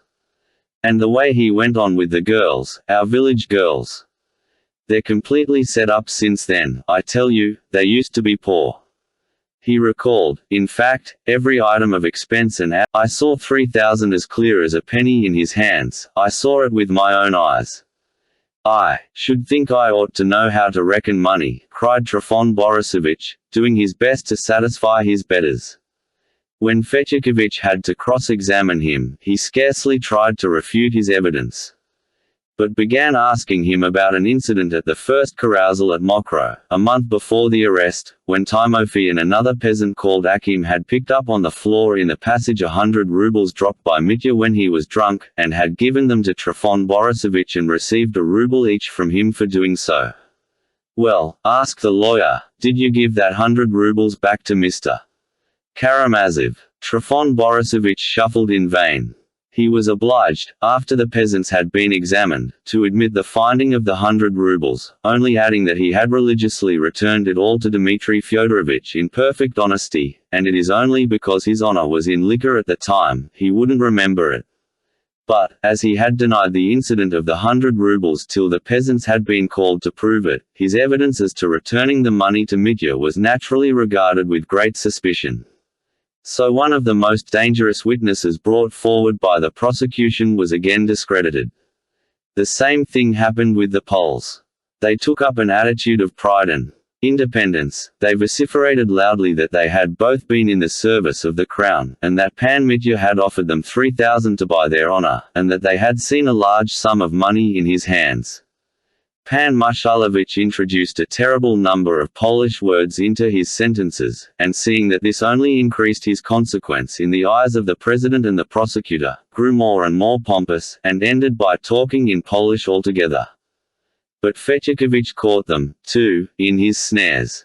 Trifon Borisovich, recalled, was forced, in spite of his evasions, to admit that Pan Wróblewski had substituted another pack of cards for the one he had provided, and that Pan Mashalevich had cheated during the game. Kalganov confirmed this, and both the Poles left the witness box with damaged reputations, amidst laughter from the public. Then exactly the same thing happened with almost all the most dangerous witnesses. Fetyukovich succeeded in casting a slur on all of them, and dismissing them with a certain derision. The lawyers and experts were lost in admiration, and were only at a loss to understand what good purpose could be served by it, for all, I repeat, felt that the case for the prosecution could not be refuted, but was growing more and more tragically overwhelming. But from the confidence of the great magician they saw that he was serene, and they waited, feeling that such a man had not come from Peter. Chapter 3. The medical experts and a pound of nuts. The evidence of the medical experts, too, was of little use to the prisoner. And it appeared later that Fetyukovich had not reckoned much upon it. The medical line of defense had only been taken up through the insistence of Katerina Ivanovna, who had sent for a celebrated doctor from Moscow on purpose. The case for the defense could, of course, lose nothing by it and might, with luck, gain something from it. There was, however, an element of comedy about it, through the difference of opinion of the doctors. The medical experts were the famous doctor from Moscow, our doctor, Herzenstube, and the young doctor, Varvinsky. The two latter appeared also as witnesses for the prosecution. The first to be called in the capacity of expert was Dr. Herzenstube. He was a grey and bald old man of 70, of middle height and sturdy build. He was much esteemed and respected by every one in the town. He was a conscientious doctor and an excellent and pious man, a Hernuta or Moravian brother, I am not quite sure which. He had been living amongst us for many years and behaved with wonderful dignity. He was a kind-hearted and humane man. He treated the sick, poor and peasants for nothing, visited them in their slums and huts, and left money for medicine, but he was as obstinate as a mule. If once he had taken an idea into his head, there was no shaking it. Almost every one in the town was aware, by the way, that the famous doctor had, within the first 2 or 3 days of his presence among us, uttered some extremely offensive allusions to Dr. Herzenstube's qualifications. Though the Moscow doctor asked 25 rubles for a visit, several people in the town were glad to take advantage of his arrival, and rushed to consult him regardless of expense. All these had, of course, been previously patients of Dr. Herzenstube, and a celebrated doctor had criticized his treatment with extreme harshness. Finally, he had asked the patients as soon as he saw them, "Well, who has been cramming you with nostrums?" Herzenstube. He. Dr. Herzenstube, of course, heard all this, and now all the 3 doctors made their appearance, one after another, to be examined. Dr. Herzenstube roundly declared that the abnormality of the prisoner's mental faculties was self-evident. Then, giving his grounds for this opinion, which I omit here, he added that the abnormality was not only evident in many of the prisoner's actions in the past, but was apparent even now at this very moment. When he was asked to explain how it was apparent now at this moment, the old doctor, with simple-hearted directness, pointed out that the prisoner on entering the court had an extraordinary air, remarkable in the circumstances, that he had marched in like a soldier, looking straight before him, though it would have been more natural for him to look to the left where, among the public, the ladies were sitting, seeing that he was a great admirer of the fair sex and must be thinking much of what the ladies are saying of him now, the old man concluded in his peculiar language. I must add that he spoke Russian readily, but every phrase was formed in German style, which did not, however, trouble him, for it had always been a weakness of his to believe that he spoke Russian perfectly, better indeed than Russians. And he was very fond of using Russian proverbs, always declaring that the Russian proverbs were the best and most expressive sayings in the whole world. I may remark, too, that in conversation, through absent-mindedness he often forgot the most ordinary words, which sometimes went out of his head, though he knew them perfectly.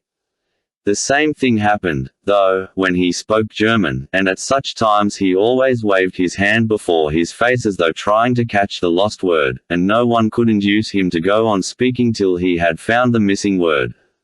His remark that the prisoner ought to have looked at the ladies on entering roused a whisper of amusement in the audience. All our ladies were very fond of our old doctor. They knew, too, that having been all his life a bachelor and a religious man of exemplary conduct, he looked upon women as lofty creatures. And so his unexpected observation struck every one as very queer. The Moscow doctor, being questioned in his turn, definitely and emphatically repeated that he considered the prisoner's mental condition abnormal in the highest degree. He talked at length and with erudition of aberration and mania, and argued that, from all the facts collected, the prisoner had undoubtedly been in a condition of aberration for several days before his arrest, and, if the crime had been committed by him, it must, even if he were conscious of it, have been almost involuntary, as he had not the power to control the morbid impulse that possessed him. But apart from temporary aberration, the doctor diagnosed mania, which premised, in his words, to lead to complete insanity in the future. It must be noted that I report this in my own words. The doctor made use of very learned and professional language. All his actions are in contravention of common sense and logic, he continued. Not to refer to what I have not seen, that is, the crime itself and the whole catastrophe. The day before yesterday, while he was talking to me, he had an unaccountably fixed look in his eye. He laughed unexpectedly when there was nothing to laugh at. He showed continual and inexplicable irritability, using strange words, bernard, ethics, and others equally inappropriate.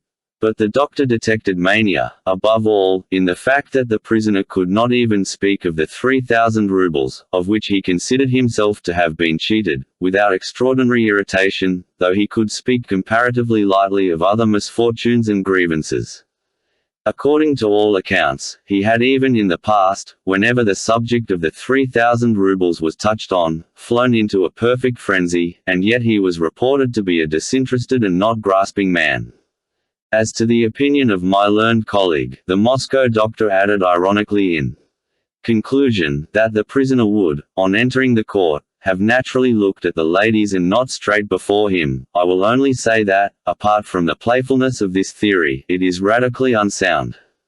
For though I fully agree that the prisoner, on the contrary, to the right to find his legal adviser, on whose help all his hopes rest and on whose defense all his future depends. The doctor expressed his opinion positively and emphatically.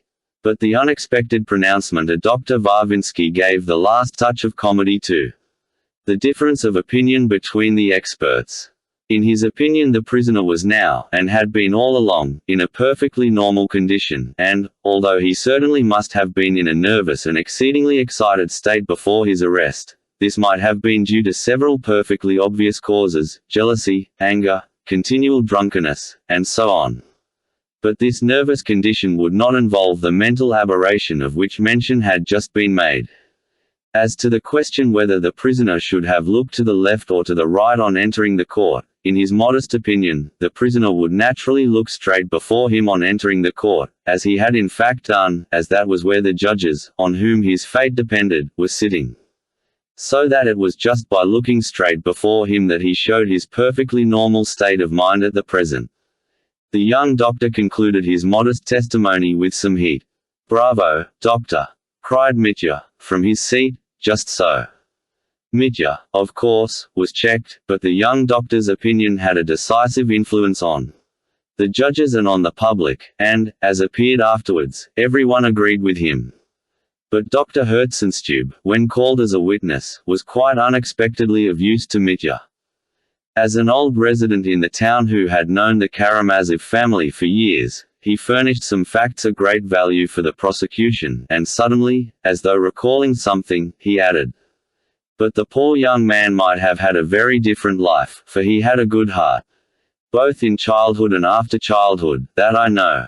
But the Russian proverb says, if a man has one head, it is good, But if another clever man comes to visit him, it would be better still, for then there will be 2 heads and not only 1. 1 head is good, but 2 are better, the prosecutor put in impatiently. He knew the old man's habit of talking slowly and deliberately, regardless of the impression he was making and of the delay he was causing, and highly prizing his flat, dull and always gleefully complacent German wit. The old man was fond of making jokes.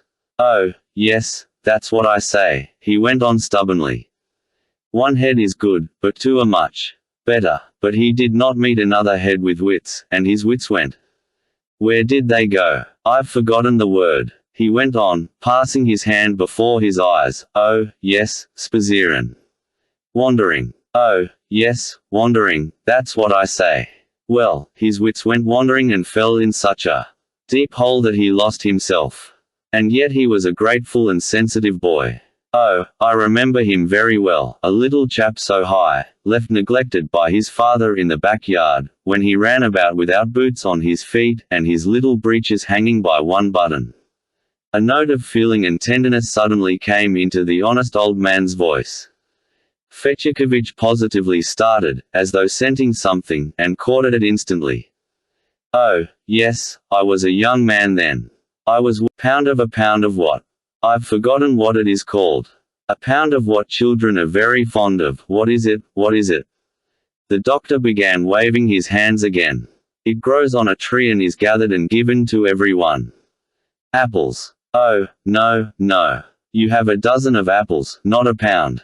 "No, there are a lot of them, and all little. You put them in the mouth and crack." "Nuts." "Quite so, nuts, I say so," the doctor repeated in the calmest way, as though he had been at no loss for a word. "And I bought him a pound of nuts, for no one had ever bought the boy a pound of nuts before. And I lifted my finger and said to him, 'Boy, Gott der Vater.' He laughed and said, 'Gott der Vater. Gott der Sohn.' He laughed again and lisped, 'Gott der Sohn. Gott der Heilige Geist.' Then he laughed and said as best he could, 'Gott der Heilige Geist.' I went away, and 2 days after I happened to be passing, and he shouted to me of himself, 'Uncle, Gott der Vater, Gott der Sohn,' and he had only forgotten, 'Gott der Heilige Geist.' But I reminded him of it, and I felt very sorry for him again. But he was taken away, and I did not see him again. 23 years passed. I am sitting one morning in my study, a white-haired old man, when there walks into the room a blooming young man, whom I should never have recognized, but he held up his finger and said, laughing, 'Gott der Vater, Gott der Sohn, and Gott der Heilige Geist. I have just arrived and have come to thank you for that pound of nuts, for no one else ever bought me a pound of nuts. You were the only one that ever did.' And then I remembered my happy youth and the poor child in the yard, without boots on his feet, and my heart was touched, and I said, 'You are a grateful young man, for you have remembered all your life the pound of nuts I bought you in your childhood.' And I embraced him and blessed him. And I shed tears. He laughed, but he shed tears, too, for the Russian often laughs when he ought to be weeping. But he did weep. I saw it. And now, alas! And I am weeping now, German, I am weeping now, too, you saintly man," Mitya cried suddenly. In any case, the anecdote made a certain favorable impression on the public. But the chief sensation in Mitya's favor was created by the evidence of Katerina Ivanovna, which I will describe directly. Indeed, when the witnesses at Decharge, that is, called by the defense, began giving evidence, fortune seemed all at once markedly more favorable to Mitya, and what was particularly striking, this was a surprise even to the counsel for the defense. But before Katerina Ivanovna was called, Alyosha was examined, and he recalled a fact which seemed to furnish positive evidence against one important point made by the prosecution. Chapter 4. Fortune smiles on Mitya. It came quite as a surprise even to Alyosha himself. He was not required to take the oath. And I remember that both sides addressed him very gently and sympathetically. It was evident that his reputation for goodness had preceded him. Alyosha gave his evidence modestly and with restraint, but his warm sympathy for his unhappy brother was unmistakable. In answer to one question, he sketched his brother's character as that of a man, violent-tempered perhaps and carried away by his passions, but at the same time honorable, proud and generous, capable of self-sacrifice, if necessary. He admitted, however, that, through his passion for Grushenka and his rivalry with his father, his brother had been of late in an intolerable position. But he repelled with indignation the suggestion that his brother might have committed a murder for the sake of gain, though he recognized that the 3,000 rubles had become almost an obsession with Mitya, that he looked upon them as part of the inheritance he had been cheated of by his father, and that, indifferent as he was to money as a rule, he could not even speak of that 3,000 without fury. As for the rivalry of the two ladies, as the prosecutor expressed it, that is, of Grushenka and Katya, he answered evasively and was even unwilling to answer one or two questions altogether. "Did your brother tell you, anyway, that he intended to kill your father?" asked the prosecutor. "You can refuse to answer if you think necessary," he added. "He did not tell me so directly," answered Alyosha. "How so?" "Did he indirectly? He spoke to me once of his hatred for our father and his fear that at an extreme moment, at a moment of fury, he might perhaps murder him. And you believed him." "I am afraid to say that I did. But I never doubted that some higher feeling would always save him at the fatal moment, as it has indeed saved him, for it was not he killed my father," Alyosha said firmly, in a loud voice that was heard throughout the court. The prosecutor started like a war horse at the sound of a trumpet. "Let me assure you that I fully believe in the complete sincerity of your conviction and do not explain it by or identify it with your affection for your unhappy brother. Your peculiar view of the whole tragic episode is known to us already from the preliminary investigation. I won't attempt to conceal from you that it is highly individual and contradicts all the other evidence collected by the prosecution. And so I think it essential to press you to tell me what facts have led you to this conviction of your brother's innocence and of the guilt of another person against whom you gave evidence at the preliminary inquiry." "I only answered the questions asked me at the preliminary inquiry," replied Alyosha, slowly and calmly. "I made no accusation against Smerdyakov of myself. Yet you gave evidence against him. I was led to do so by my brother Dmitri's words. I was told what took place at his arrest, and how he had pointed to Smerdyakov before I was examined. I believe absolutely that my brother is innocent, and if he didn't commit the murder, then Smerdyakov. Why Smerdyakov? And why are you so completely persuaded of your brother's innocence?" "I cannot help believing my brother. I know he wouldn't lie to me. I saw from his face he wasn't lying. Only from his face. Is that all the proof you have?" "I have no other proof." "And of Smerdyakov's guilt you have no proof whatever but your brother's word and the expression of his face?" "No, I have no other proof." The prosecutor dropped the examination at this point. The impression left by Alyosha's evidence on the public was most disappointing. There had been talk about Smerdyakov before the trial, someone had heard something, someone had pointed out something else. It was said that Alyosha had gathered together some extraordinary proofs of his brother's innocence and Smerdyakov's guilt, and after all there was nothing, no evidence except certain moral convictions so natural in a brother. But Fetyukovich began his cross-examination. On his asking Alyosha when it was that the prisoner had told him of his hatred for his father and that he might kill him, and whether he had heard it, for instance, at their last meeting before the catastrophe, Alyosha started as he answered, as though only just recollecting and understanding something. "I remember one circumstance now which I'd quite forgotten myself. It wasn't clear to me at the time, but now, and, obviously only now for the first time struck by an idea," he recounted eagerly how, at his last interview with Mitya that evening under the tree, on the road to the monastery, Mitya had struck himself on the breast, the upper part of the breast, and had repeated several times that he had a means of regaining his honor, that means was here on his breast. "I thought, when he struck himself on the breast, he meant that it was in his heart," Alyosha continued, "that he might find in his heart strength to save himself from some awful disgrace which was awaiting him and which he did not dare confess even to me. I must confess I did think at the time that he was speaking of our father, and that the disgrace he was shuddering at was the thought of going to our father and doing some violence to him. Yet it was just then that he pointed to something on his breast, so that I remember the idea struck me at the time that the heart is not on that part of the breast, but below, and that he struck himself much too high. Just so, Mitya cried from his place. That's right, Alyosha, it was the little bag I struck with my fist. Fetyukovich flew to him in hot haste entreating him to keep quiet, and at the same instant pounced on Alyosha. Alyosha, carried away himself by his recollection, warmly expressed his theory that this disgrace was probably just that 1,500 rubles on him, which he might have returned to Katerina Ivanovna as half of what he owed her, but which he had yet determined not to repay her and to use for another purpose, namely, to enable him to elope with Grushenka, if she consented. "It is so, it must be so," exclaimed Alyosha, in sudden excitement. My brother cried several times that half of the disgrace, half of it he said half several times he could free himself from at once, but that he was so unhappy in his weakness of will that he wouldn't do it, that he knew beforehand he was incapable of doing it. And you clearly, confidently remember that he struck himself just on this part of the breast? Fetyukovich asked eagerly. Clearly and confidently, for I thought at the time, why does he strike himself up there, when the heart is lower down? And the thought seemed stupid to me at the time. I remember it seeming stupid. It flashed through my mind. That's what brought it back to me just now. How could I have forgotten it till now? It was that little bag he meant when he said he had the means but wouldn't give back that 1,500.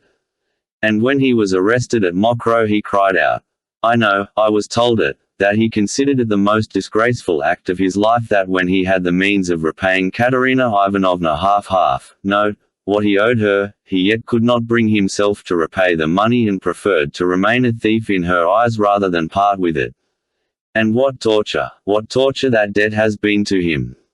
Alyosha exclaimed in conclusion. The prosecutor, of course, intervened. He asked Alyosha to describe once more how it had all happened, and several times insisted on the question, had the prisoner seemed to point to anything. Perhaps he had simply struck himself with his fist on the breast. But it was not with his fist, cried Alyosha. He pointed with his fingers and pointed. Here, very high up. How could I have so completely forgotten it till this moment? The president asked Mitya what he had to say to the last witness's evidence. Mitya confirmed it, saying that he had been pointing to the 1,500 rubles which were on his breast, just below the neck, and that was, of course, the disgrace, a disgrace I cannot deny, the most shameful act of my whole life, cried Mitya. I might have repaid it and didn't repay it. I preferred to remain a thief in her eyes rather than give it back. And the most shameful part of it was that I knew beforehand I shouldn't give it back. You are right, Alyosha. Thanks, Alyosha. So Alyosha's cross-examination ended. What was important and striking about it was that one fact at least had been found, and even though this were only one tiny bit of evidence, a mere hint at evidence, it did go some little way towards proving that the bag had existed and had contained assigned to him. He kept repeating to himself, how was it I forgot? How could I have forgotten it? And what made it come back to me now? Katerina Ivanovna was called to the witness box. As she entered, something extraordinary happened in the court. The ladies clutched their lorgnettes and opera glasses. There was a stir among the men, some stood up to get a better view. Everybody alleged afterwards that Mitya had turned white as a sheet on her entrance. All in black, she advanced modestly, almost timidly. It was impossible to tell from her face that she was agitated, but there was a resolute gleam in her dark and gloomy eyes. I may remark that many people mentioned that she looked particularly handsome at that moment. She spoke softly but clearly, so that she was heard all over the court. She expressed herself with composure, or at least tried to appear composed. The president began his examination discreetly and very respectfully, as though afraid to touch on certain chords, and showing consideration for her great unhappiness.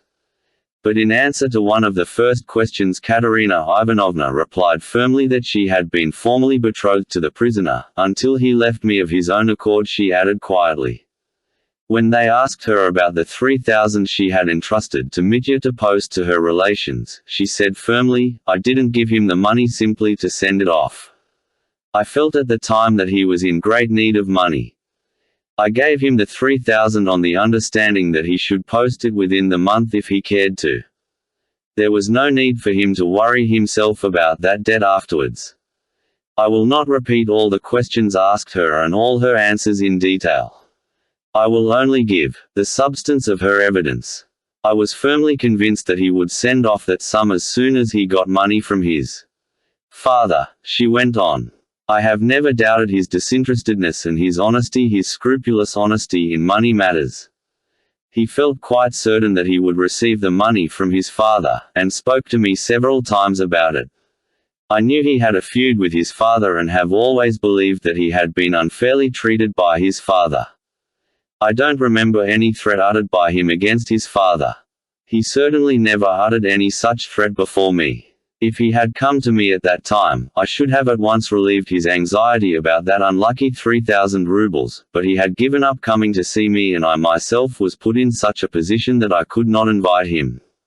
And I had no right, indeed, to be exacting as to that money, she added suddenly, and there was a ring of resolution in her voice.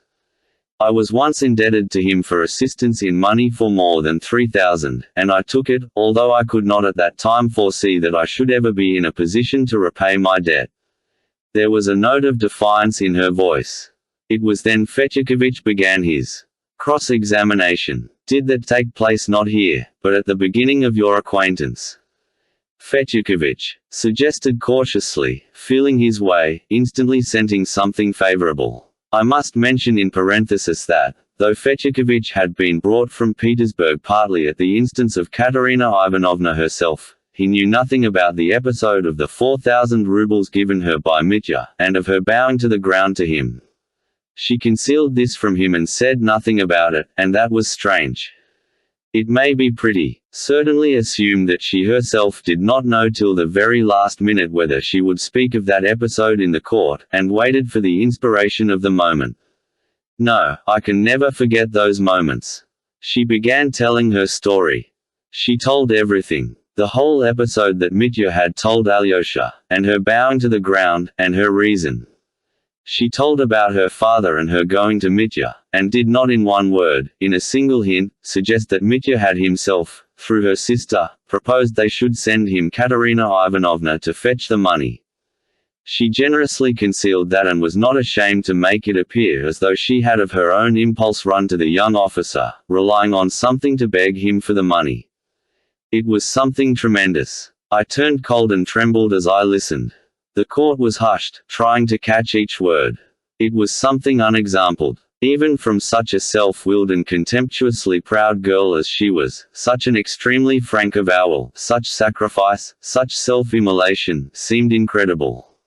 And for what, for whom?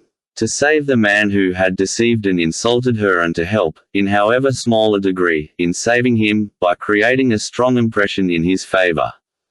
And, indeed, the figure of the young officer who, with a respectful bow to the innocent girl, handed her his last 4,000 rubles, all he had in the world, was thrown into a very sympathetic and attractive light, but I had a painful misgiving at heart. I felt that calumny might come of it later, and it did. In fact, it did. It was repeated all over the town afterwards with spiteful laughter that the story was perhaps not quite complete. That is, in the statement that the officer had let the young lady depart with nothing but a respectful bow. It was hinted that something was here omitted.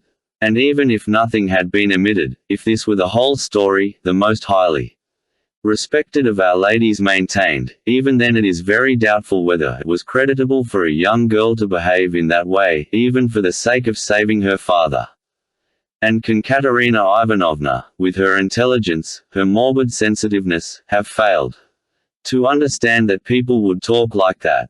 She must have understood it, yet she made up her mind to tell everything. Of course, all these nasty little suspicions as to the truth of her story only arose afterwards, and at the first moment all were deeply impressed by it. As for the judges and the lawyers, they listened in reverent, almost shame-faced silence to Katerina Ivanovna. The prosecutor did not venture upon even one question on the subject. Fechikovich made a low bow to her. Oh, he was almost triumphant. Much ground had been gained. For a man to give his last 4,000 on a generous impulse and then for the same man to murder his father for the sake of robbing him of 3,000, the idea seemed too incongruous. Fechikovich felt that now the charge of theft, at least, was as good as disproved. The case was thrown into quite a different light. There was a wave of sympathy for Mitya. As for him, I was told that once or twice, while Katerina Ivanovna was giving her evidence, he jumped up from his seat, sank back again, and hid his face in his hands. But when she had finished, he suddenly cried in a sobbing voice, "Katya, why have you ruined me?" and his sobs were audible all over the court. But he instantly restrained himself, and cried again, "Now I am condemned." Then he sat rigid in his place, with his teeth clenched and his arms across his chest. Katerina Ivanovna remained in the court and sat down in her place. She was, with her eyes cast down. Those who were sitting near her declared that for a long time she shivered all over as though in a fever. Grushenka was called. I am approaching the sudden catastrophe which was perhaps the final cause of Mitya's ruin. For I am convinced, so is everyone, all the lawyers said the same afterwards, that if the episode had not occurred, the prisoner would at least have been recommended to mercy. But of that later. A few words first about Grushenka. She, too, was dressed entirely in black, with her magnificent black shawl on her shoulders. She walked to the witness box with her smooth, noiseless tread, with the slightly swaying gait common in women of full figure. She looked steadily at the president, turning her eyes neither to the right nor to the left. To my thinking she looked very handsome at that moment, and not at all pale, as the ladies alleged afterwards. They declared, too, that she had a concentrated and spiteful expression. I believe that she was simply irritated and painfully conscious of the contemptuous and inquisitive eyes of our scandal-loving public. She was proud and could not stand contempt. She was one of those people who flare up, angry and eager to retaliate, at the mere suggestion of contempt. There was an element of timidity, too, of course, and inward shame at her own timidity, so it was not strange that her tone kept changing. At one moment it was angry, contemptuous and rough, and at another there was a sincere note of self-condemnation. Sometimes she spoke as though she were taking a desperate plunge, as though she felt, "I don't care what happens, I'll say it." Apropos of her acquaintance with Fyodor Pavlovich, she remarked curtly, "That's all nonsense, and was it my fault that he would pester me?" But a minute later she added, "It was all my fault. I was laughing at 'em both, at the old man and at him, too, and I brought both of them to this. It was all on account of me it happened. Samsonov's name came up somehow. That's nobody's business," she snapped at once. With a sort of insolent defiance. "He was my benefactor. He took me when I hadn't a shoe to my foot, when my family had turned me out." The president reminded her, though very politely, that she must answer the questions directly, without going off into irrelevant details. Grushenka crimsoned and her eyes flashed. The envelope with the notes in it she had not seen, but had only heard from that wicked wretch that Fyodor Pavlovich had an envelope with notes for 3,000 in it. But that was all foolishness. I was only laughing. I wouldn't have gone to him for anything. "To whom are you referring as that wicked wretch?" inquired the prosecutor. "The lackey, Smerdyakov, who murdered his master and hanged himself last night." She was, of course, at once asked what ground she had for such a definite accusation, but it appeared that she, too, had no grounds for it. "Dmitri Fyodorovich told me so himself. You can believe him. The woman who came between us has ruined him. She is the cause of it all, let me tell you," Grushenka added. She seemed to be quivering with hatred, and there was a vindictive note in her voice. She was again asked to whom she was referring. "The young lady, Katerina I." At this point the president checked her sternly, begging her to moderate her language. But the jealous woman's heart was burning, and she did not care what she did. When the prisoner was arrested at Mokro, the prosecutor asked, "Everyone saw and heard you run out of the next room and cry out. It's all my fault. We'll go to Siberia together. So you already believed him to have murdered his father? I don't remember what I felt at the time, answered Grushenka. Everyone was crying out that he had killed his father, and I felt that it was my fault, that it was on my account he had murdered him. But when he said he wasn't guilty, I believed him at once, and I believe him now and always shall believe him. He is not the man to tell a lie. Fetyukovich began his cross-examination. I remember that among other things he asked about Rakitin and the 25 rubles you paid him for bringing Alexei Fyodorovich Karamazov to see you. There was nothing strange about his taking the money, sneered Grushenka, with angry contempt. He was always coming to me for money. He used to get 30 rubles a month at least out of me, chiefly for luxuries. He had enough to keep him without my help. What led you to be so liberal to Mr. Rakitin? Fetyukovich asked, in spite of an uneasy movement on the part of the president. Why, he is my cousin. His mother was my mother's sister. But he's always besought me not to tell anyone here of it. He is so dreadfully ashamed of me. This fact was a complete surprise to everyone. No one in the town nor in the monastery, not even Mitya, knew of it. I was told that Rakitin turned purple with shame where he sat. Grushenka had somehow heard before she came into the court that he had given evidence against Mitya, and so she was angry. The whole effect on the public, of Rakitin's speech, of his noble sentiments, of his attacks upon serfdom and the political disorder of Russia, was this time finally ruined. Fetyukovich was satisfied. It was another godsend. Grushenka's cross-examination did not last long and, of course, there could be nothing particularly new in her evidence. She left a very disagreeable impression on the public. Hundreds of contemptuous eyes were fixed upon her as she finished giving her evidence and sat down again in the court, at a good distance from Katerina Ivanovna. Mitya was silent throughout her evidence.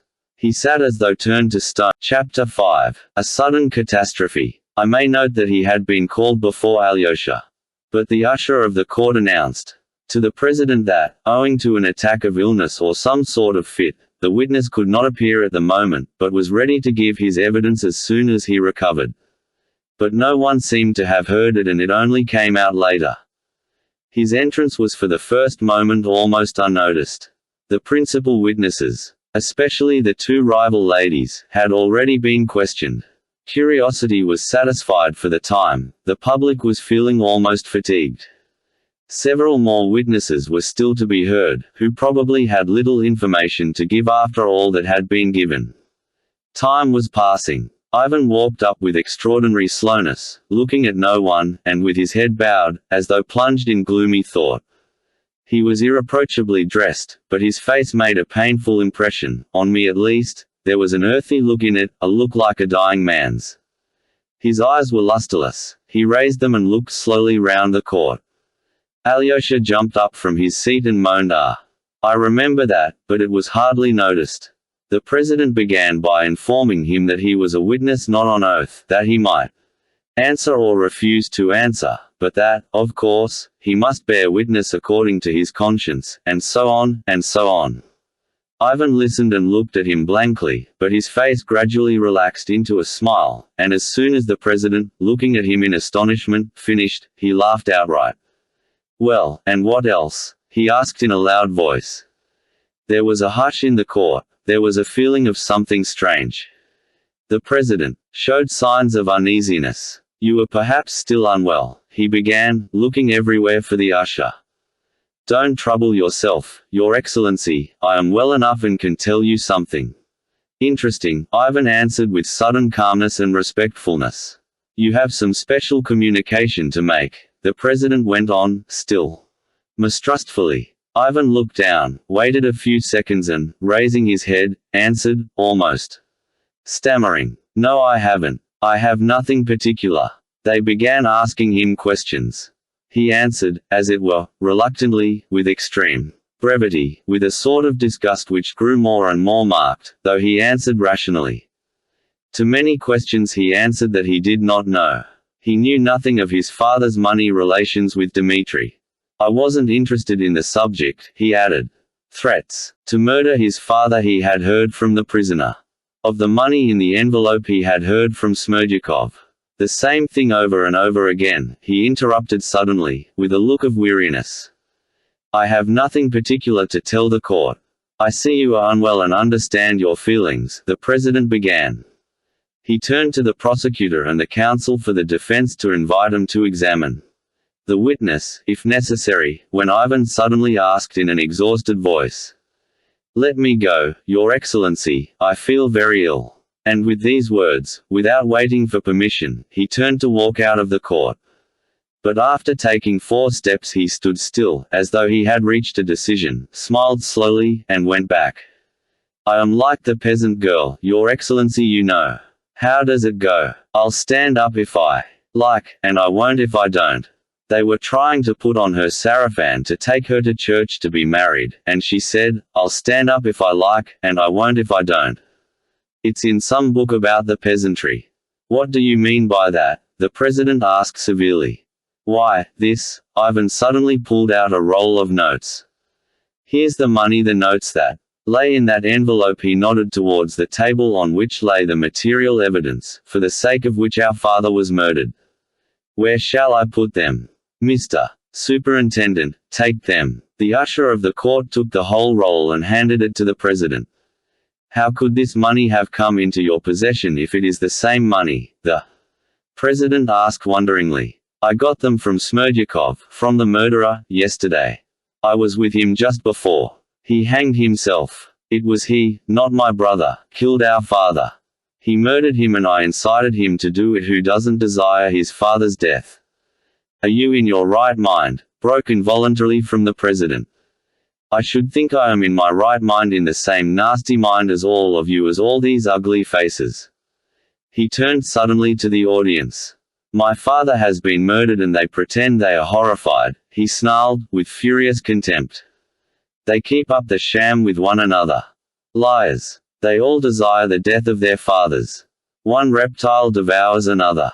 If there hadn't been a murder, they'd have been angry and gone home ill-humored. It's a spectacle they want. Panem et circenses. Though I am one to talk. Have you any water? Give me a drink for Christ's sake." He suddenly clutched his head. The usher at once approached him. Alyosha jumped up and cried, "He is ill. Don't believe him. He has brain fever." Katerina Ivanovna rose impulsively from her seat and, rigid with horror, gazed at Ivan. Mitya stood up and greedily looked at his brother and listened to him with a wild, strange smile. "Don't disturb yourselves. I am not mad, I am only a murderer," Ivan began again. "You can't expect eloquence from a murderer," he added suddenly. The prosecutor bent over to the president in obvious dismay. The 2 other judges communicated in agitated whispers. Fetyukovich pricked up his ears as he listened. The hall was hushed in expectation. The president seemed suddenly to recollect himself. "Witness, your words are incomprehensible and impossible here. Calm yourself, if you can, and tell your story if you really have something to tell. How can you confirm your statement if indeed you are not delirious?" "That's just it. I have no proof. That cur Smerdyakov won't send you proofs from the other world in an envelope. You think of nothing but envelopes. One is enough. I've no witnesses except one, perhaps." He smiled thoughtfully. "Who is your witness?" "He has a tail, Your Excellency, and that would be irregular. Le diable existe point. Don't pay attention. He is a paltry, pitiful devil," he added suddenly. He ceased laughing and spoke as it were, confidentially. "He is here somewhere, no doubt, under that table with the material evidence on it, perhaps. Where should he sit if not there? You see, listen to me. I told him I don't want to keep quiet, and he talked about the geological cataclysm idiocy. Come, release the monster, he's been singing a hymn. That's because his heart is light. It's like a drunken man in the street bawling how Vanka went to Petersburg, and I would give a quadrillions for 2 seconds of joy. You don't know me. Oh, how stupid all this business is. Come, take me instead of him. I didn't come for nothing. Why is everything so stupid?" And he began slowly, and as it were reflectively, looking round him again. "But the court. was all excitement by now. Alyosha rushed towards him, but the court usher had already seized Ivan by the arm. "What are you about?" he cried, staring into the man's face, and suddenly seizing him by the shoulders, he flung him violently to the floor. But the police were on the spot and he was seized. He screamed furiously. And all the time he was being removed, he yelled and screamed something incoherent. The whole court was thrown into confusion. I don't remember everything as it happened. I was excited myself and could not follow. I only know that afterwards, when everything was quiet again and everyone understood what had happened, the court usher came in for a reprimand, though he very reasonably explained that the witness had been quite well, that the doctor had seen him an hour ago, when he had a slight attack of giddiness, but that, until he had come into the court, he had talked quite consecutively, so that nothing could have been foreseen, that he had, in fact, insisted on giving evidence. But before everyone had completely regained their composure and recovered from this scene, it was followed by another. Katerina Ivanovna had an attack of hysterics. She sobbed, shrieking loudly, but refused to leave the court, struggled, and besought him not to remove her. Suddenly she cried to the president, "There is more evidence I must give at once. Here is a document, a letter, take it, read it quickly, quickly. It's a letter from that." The court usher took the document she held out to the president, and she, dropping into her chair, hiding her face in her hands, began convulsively and noiselessly sobbing, shaking all over, and stifling every sound for fear she should be ejected from the court. The document she had handed up was that letter Mitya had written at the Metropolis Tavern, which Ivan had spoken of as a mathematical proof. Alas, its mathematical conclusiveness was recognized, and had it not been for that letter, Mitya might have escaped his doom, or, at least, that doom would have been less terrible. It was, I repeat, difficult to notice every detail. What followed is still confused to my mind. The president must, I suppose, have at once passed on the document to the judges, the jury, and the lawyers on both sides. I only remember how they began examining the witness. On being gently asked by the president whether she had recovered sufficiently, Katerina Ivanovna exclaimed impetuously, "I am ready, I am ready. I am quite equal to answering you," she added, evidently still afraid that she would somehow be prevented from giving evidence. She was asked to explain in detail what this letter was and under what circumstances she received it. "I received it the day before the crime was committed, but he wrote it the day before that, at the tavern, that is, 2 days before he committed the crime. Look, it is written on some sort of bill," she cried breathlessly. "He hated me at that time, because he had behaved contemptibly and was running after that creature, and because he owed me that 3,000. Oh, he was humiliated by that 3,000 on account of his own meanness. This is how it happened about that 3,000. I beg you, I beseech you, to hear me. 3 weeks before he murdered his father, he came to me one morning. I knew he was in want of money, and what he wanted it for. Yes, to win that creature and carry her off. I knew then that he had been false to me and meant to abandon me, and it was I, who gave him that money, who offered it to him on the pretext of his sending it to my sister in Moscow. And as I gave it him, I looked him in the face and said that he could send it when he liked, in a month's time would do. How could he have failed to understand that I was practically telling him to his face, you want money to be false to me with your creature, so here's the money for you. I give it to you myself. Take it, if you have so little honor as to take it. I wanted to prove what he was, and what happened. He took it, and squandered it with that creature in one night. But he knew that I knew all about it. I assure you he understood, too, that I gave him that money to test him, to see whether he was so lost to all sense of honor as to take it from me. I looked into his eyes and he looked into mine, and he understood it all and he took it, he carried off my money." "That's true, Katya," Mitya roared suddenly. "I looked into your eyes and I knew that you were dishonoring me, and yet I took your money. Despise me as a scoundrel, despise me, all of you. I've deserved it." "Prisoner," cried the president, "another word and I will order you to be removed." That money was a torment to him, Katya went on with impulsive haste. He wanted to repay it me. He wanted to, that's true, but he needed money for that creature, too.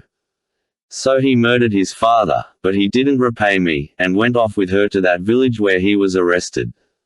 There, again, he squandered the money he had stolen after the murder of his father. And a day before the murder he wrote me this letter. He was drunk, that I should never show it to anyone, even if he did kill him, or else he wouldn't have written it. For he knew I shouldn't want to revenge myself and ruin him.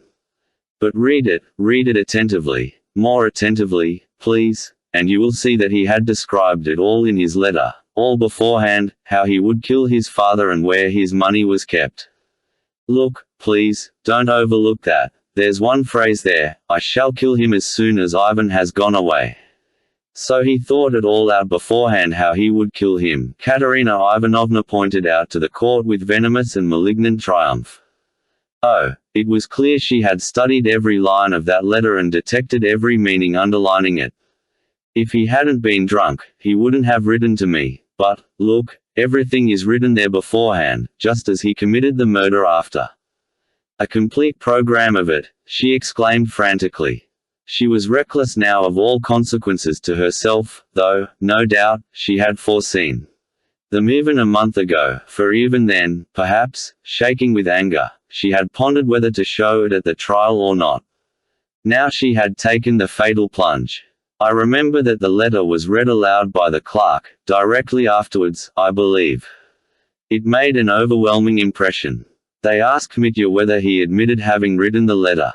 It's mine, cried Mitya. I shouldn't have written it, if I hadn't been drunk. We've hated each other for many things, Katya, but I swear I loved you even while I hated you, and you didn't love me. He sank back on his seat, wringing his hands in despair.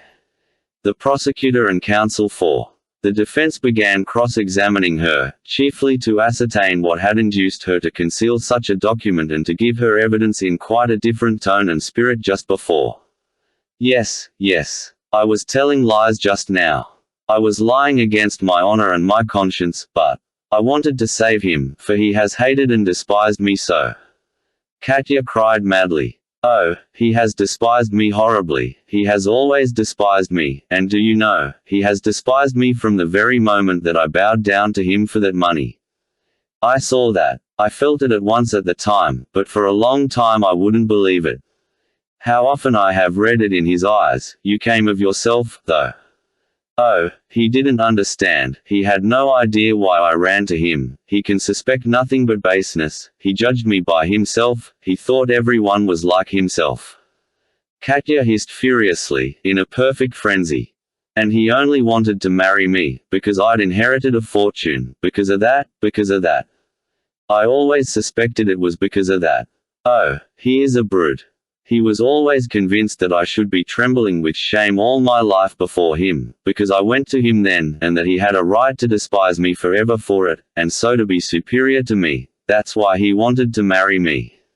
That's so, that's all so. I tried to conquer him by my love, a love that knew no bounds. I even tried to forgive his faithlessness, but he understood nothing. How could he understand indeed? He is a monster. I only received that letter the next evening, it was brought me from the tavern, and only that morning I wanted to forgive him everything, even his treachery. The president and the prosecutor, of course, tried to calm her. I can't help thinking that they felt ashamed of taking advantage of her hysteria and of listening to such avowals. I remember hearing them say to her, "We understand how hard it is for you. Be sure we are able to feel for you," and so on, and so on. And yet they dragged the evidence out of the raving, hysterical woman. She described at last with extraordinary clearness, which is so often seen, though only for a moment, in such overwrought states, how Ivan had been nearly driven out of his mind during the last 2 months trying to save the monster and murderer, his brother. He tortured himself, she exclaimed, he was always trying to minimize his brother's guilt and confessing to me that he, too, had never loved his father, and perhaps desired his death himself. Oh, he has a tender, overtender conscience. He tormented himself with his conscience. He told me everything, everything. He came every day and talked to me as his only friend. I have the honor to be his only friend, she cried suddenly with a sort of defiance, and her eyes flashed. He had been twice to see Smerdyakov. One day he came to me and said, if it was not my brother, but Smerdyakov committed the murder, for the legend was circulating everywhere that Smerdyakov had done it, perhaps I too am guilty, for Smerdyakov knew I didn't like my father and perhaps believed that I desired my father's death. Then I brought out that letter and showed it him. He was entirely convinced that his brother had done it, and he was overwhelmed by it. He couldn't endure the thought that his own brother was a parricide. Only a week ago I saw that it was making him ill. During the last few days he has talked incoherently in my presence. I saw his mind was giving way. He walked about, raving, he was seen muttering in the streets. The doctor from Moscow, at my request, examined him the day before yesterday and told me that he was on the eve of brain fever, and all on his account, on account of this monster. And last night he learned that Smerdyakov was dead. It was such a shock that it drove him out of his mind, and all through this monster, all for the sake of saving the monster. Oh, of course, such an outpouring, such an avowal is only possible once in a lifetime, at the hour of death, for instance, on the way to the scaffold. But it was in Katya's character, and it was such a moment in her life. It was the same impetuous Katya who had thrown herself on the mercy of a young profligate to save her father, the same Katya who had just before, in her pride and chastity, sacrificed herself and her maidenly modesty before all these people, telling of Mitya's generous conduct, in the hope of softening his fate a little. And now, again, she sacrificed herself. But this time it was for another, and perhaps only now, perhaps only at this moment, she felt and knew how dear that other was to her. She had sacrificed herself in terror for him, conceiving all of a sudden that he had ruined himself by his confession that it was he who had committed the murder, not his brother. She had sacrificed herself to save him, to save his good name, his reputation. And yet one terrible doubt occurred to one: was she lying in her description of her former relations with Mitya? That was the question. No, she had not intentionally slandered him when she cried that Mitya despised her for her bowing down to him. She believed it herself. She had been firmly convinced, perhaps ever since that that the simple-hearted Mitya, who, forgive him, the moment of revenge had come upon her suddenly, and all that had been accumulating so long and so painfully in the offended woman's breast burst out all at once and unexpectedly. She betrayed Mitya, but she betrayed herself, too. And no sooner had she given full expression to her feelings than the tension of course was over and she was overwhelmed with shame. Hysterics began again. She fell on the floor, sobbing and screaming. She was carried out. At that moment Grushenka, with a wail, rushed towards Mitya before they had time to prevent her. "Mitya," she wailed, "your serpent has destroyed you. There, she has shown you what she is," she shouted to the judges, shaking with anger. At a signal from the president they seized her and tried to remove her from the court. She wouldn't allow it. She fought and struggled to get back to Mitya. Mitya uttered a cry and struggled to get to her. He was overpowered. Yes, I think the ladies who came to see the spectacle must have been satisfied. The show had been a varied one. Then I remember the Moscow doctor appeared on the scene. I believe the president had previously sent the court usher to arrange for medical aid for Ivan. The doctor announced to the court that the sick man was suffering from a dangerous attack of brain fever, and that he must be at once removed. In answer to questions from the prosecutor and the counsel for the defense, he said that the patient had come to him of his own accord the day before yesterday and that he had warned him that he had such an attack coming on, but he had not consented to be looked after. He was certainly not in a normal state of mind. He told me himself that he saw visions when he was awake, that he met several persons in the street, who were dead, and that Satan visited him every evening, said the doctor, in conclusion. Having given his evidence, the celebrated doctor withdrew. The letter produced by Katerina Ivanovna was added to the material proofs. After some deliberation, the judges decided to proceed with the trial and to enter both the unexpected pieces of evidence given by Ivan and Katerina Ivanovna on the protocol. But I will not detail the evidence of the other witnesses, who only repeated and confirmed what had been said before, though all with their characteristic peculiarities. I repeat, all was brought together in the prosecutor's speech, which I shall quote immediately. Everyone was excited, everyone was electrified by the late catastrophe, and all were awaiting the speeches for the prosecution and the defense with intense impatience. Fechikovich was obviously shaken by Katerina Ivanovna's evidence. But the prosecutor was triumphant. When all the evidence had been taken, the court was adjourned for almost an hour.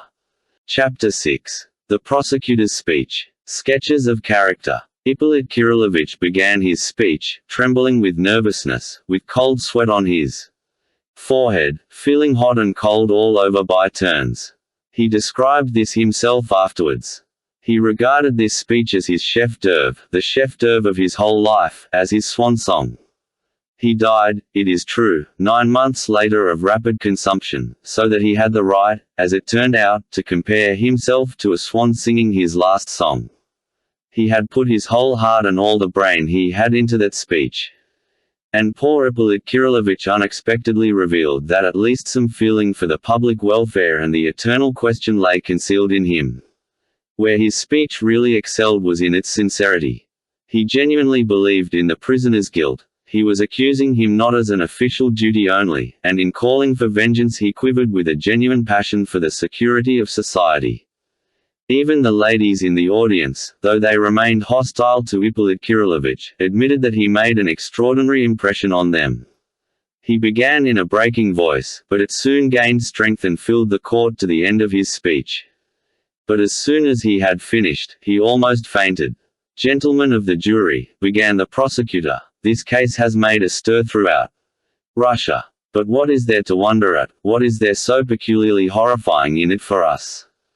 We are so accustomed to such crimes. That's what's so horrible, that such dark deeds have ceased to horrify us. What ought to horrify us is that we are so accustomed to it, and not this or that isolated crime. What are the causes of our indifference, our lukewarm attitude to such deeds, to such signs of the times, ominous of an unenviable future?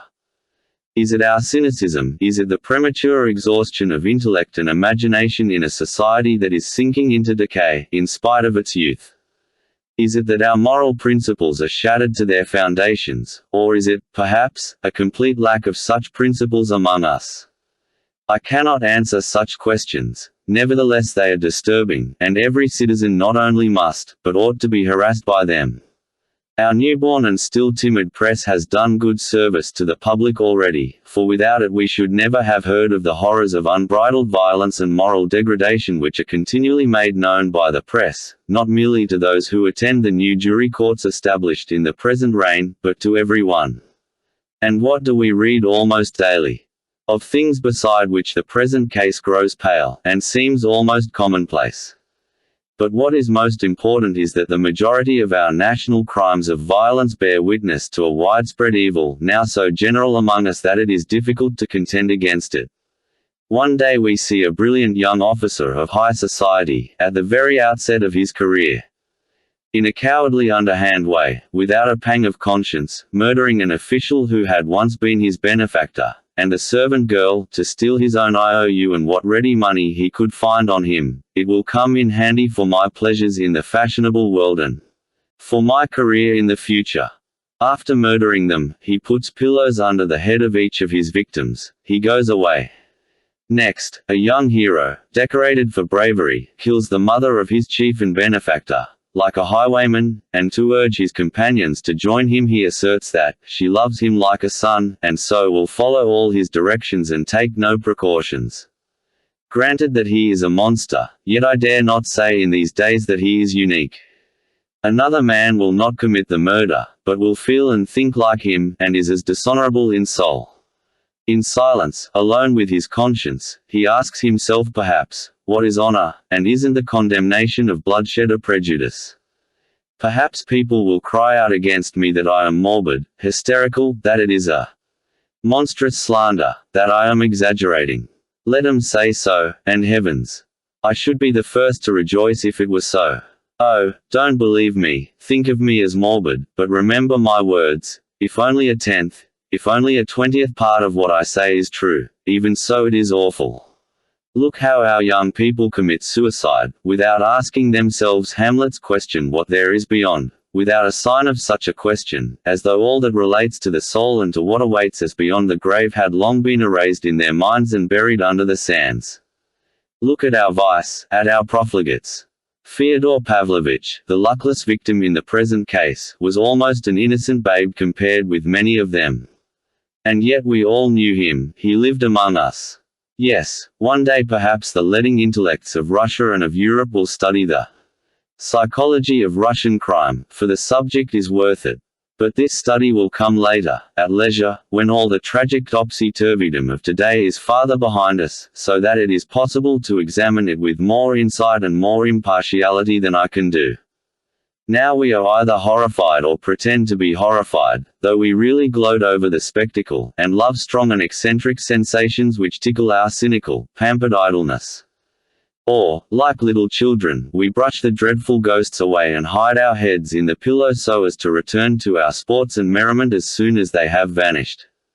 But we must one day begin life in sober earnest, we must look at ourselves as a society. It is time we tried to grasp something of our social position, or at least to make a beginning in that direction. A great writer of the last epoch, comparing Russia to a swift troika galloping to an unknown goal, exclaims, "Oh, troika, bird-like troika, who invented thee?" and adds, in proud ecstasy, that all the peoples of the world stand aside respectfully to make way for the recklessly galloping troika to pass. That may be, they may stand aside, respectfully or no, but in my poor opinion the great writer ended his book in this way either in an access of childish and naive optimism, or simply in fear of the censorship of the day. For if the troika were drawn by his heroes, Sobakevich, Nozdryov, Chichikov, it could reach no rational goal, whoever might be driving it. And those were the heroes of an older generation, ours are worse specimens still. At this point Ippolit Kirillovich's speech was interrupted by applause. The liberal significance of this simile was appreciated. The applause was, it is true, of brief duration, so that the president did not think it necessary to caution the public, and only looked severely in the direction of the offenders. But Ippolit Kirillovich was encouraged. He had never been applauded before. He had been all his life unable to get a hearing, and now what, after all, is this Karamazov family, which has gained such an unenviable notoriety throughout Russia? He continued. Perhaps I am exaggerating, but it seems to me that certain fundamental features of the educated class of today are reflected in this family picture, only, of course, in miniature, like the sun in a drop of water. Think of that unhappy, vicious, unbridled old man, who has met with such a melancholy end, the head of a family. Beginning life of noble birth, but in a poor dependent position, through an unexpected marriage he came into a small fortune. A petty knave, a toadian buffoon, of fairly good, though undeveloped, intelligence, he was, above all, a moneylender, who grew bolder with growing prosperity. His abject and servile characteristics disappeared, his malicious and sarcastic cynicism was all that remained.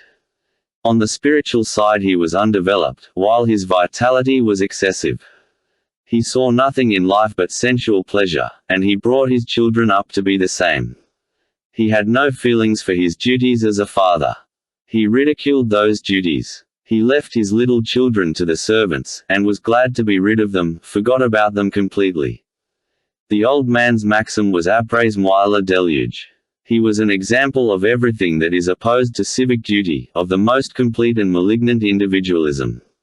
The world may burn for aught I care, so long as I am all right, and he was all right. He was content, he was eager to go on living in the same way for another 20 or 30 years. He swindled his own son and spent his money, his maternal inheritance, on trying to get his mistress from him. No, I don't intend to leave the prisoner's defense altogether to my talented colleague from Petersburg.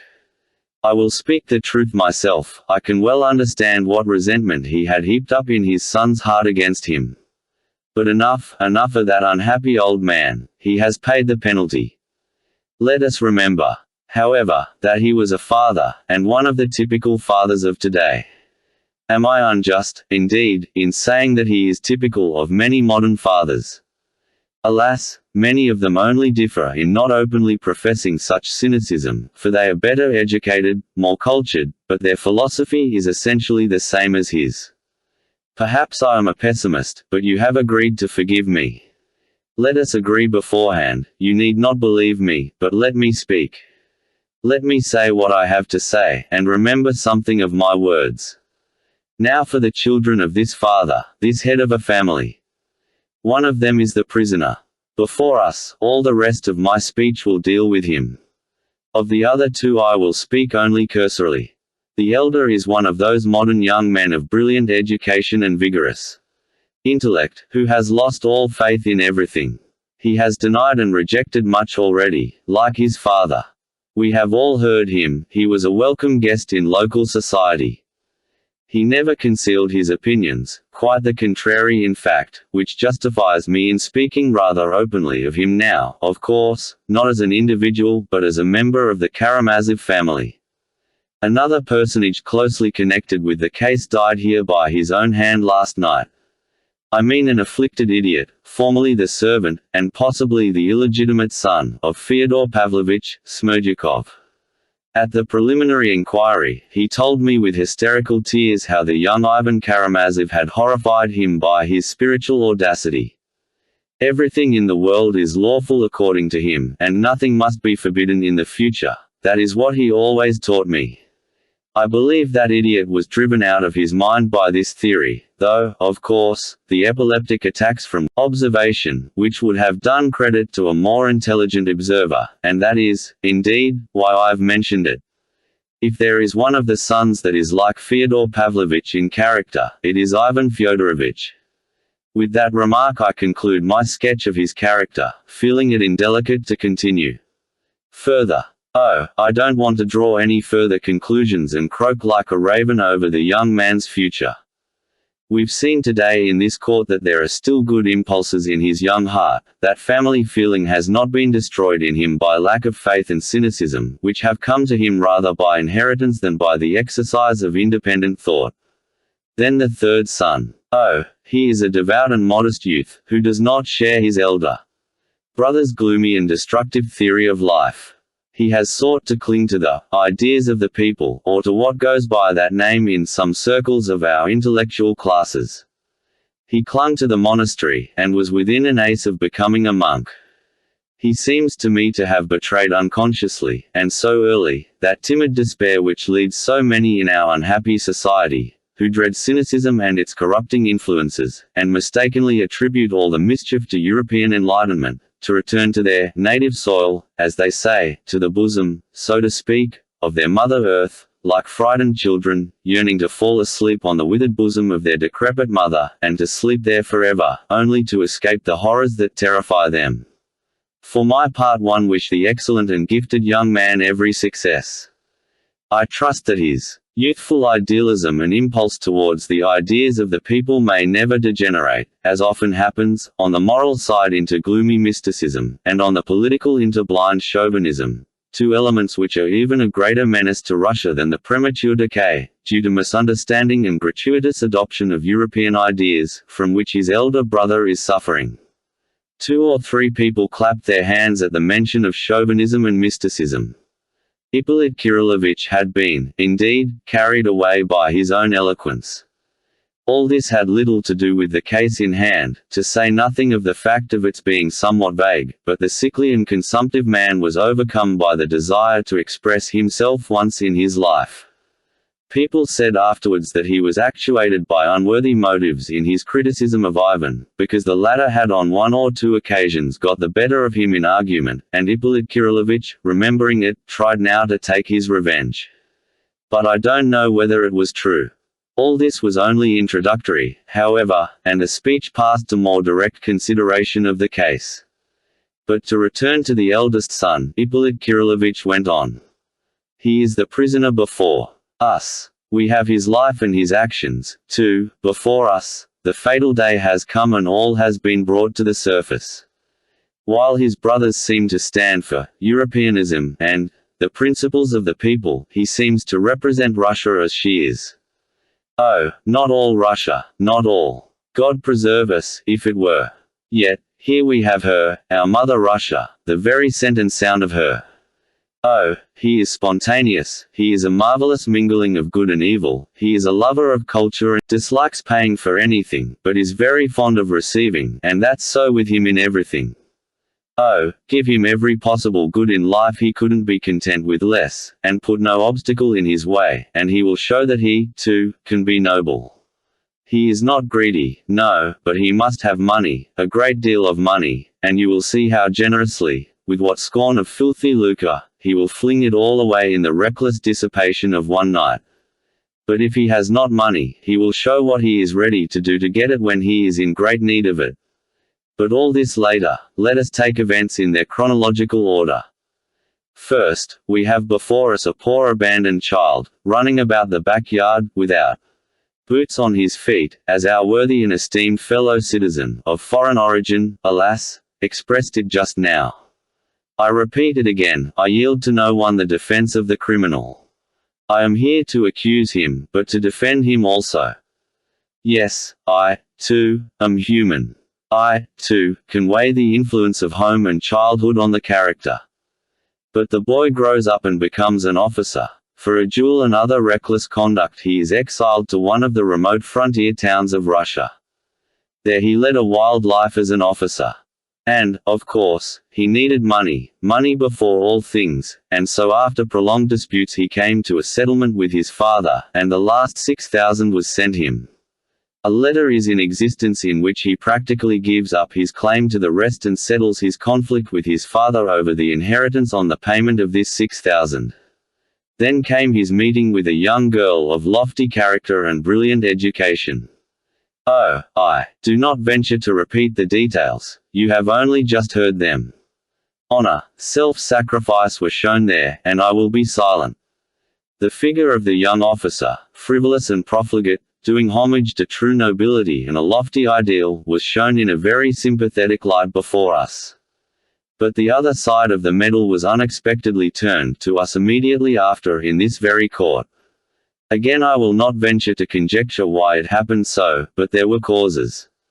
The same lady, bathed in tears of long-concealed indignation, alleged that he of all men, had despised her for her action, which, though incautious, reckless perhaps, was still dictated by lofty and generous motives.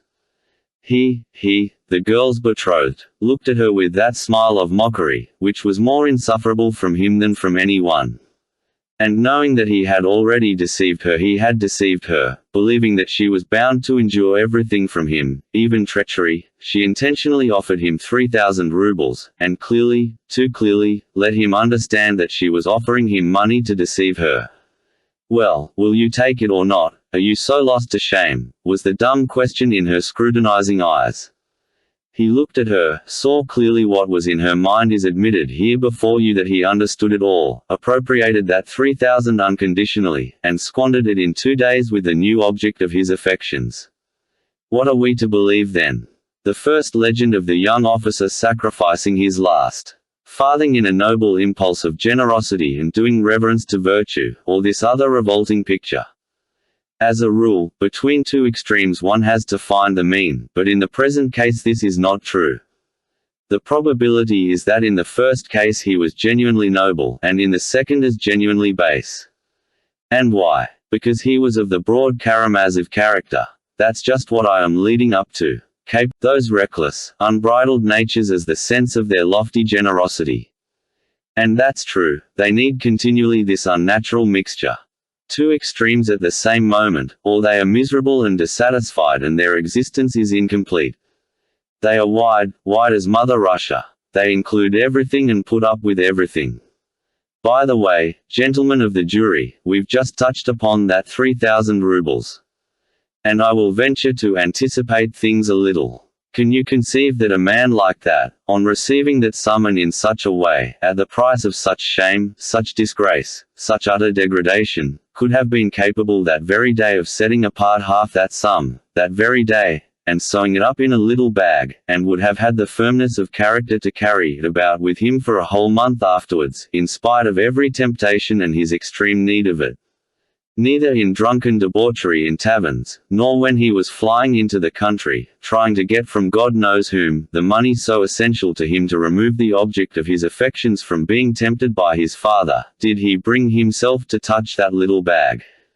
Why, if only to avoid abandoning his mistress to the rival of whom he was so jealous, he would have been certain to have opened that bag and to have stayed at home to keep watch over her, and to await the moment when she would say to him at last, "I am yours," and to fly with her far from their fatal surroundings.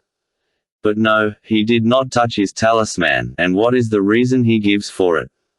The chief reason, as I have just said, was that when she would say, "I am yours, take me where you will," he might have the wherewithal to take her.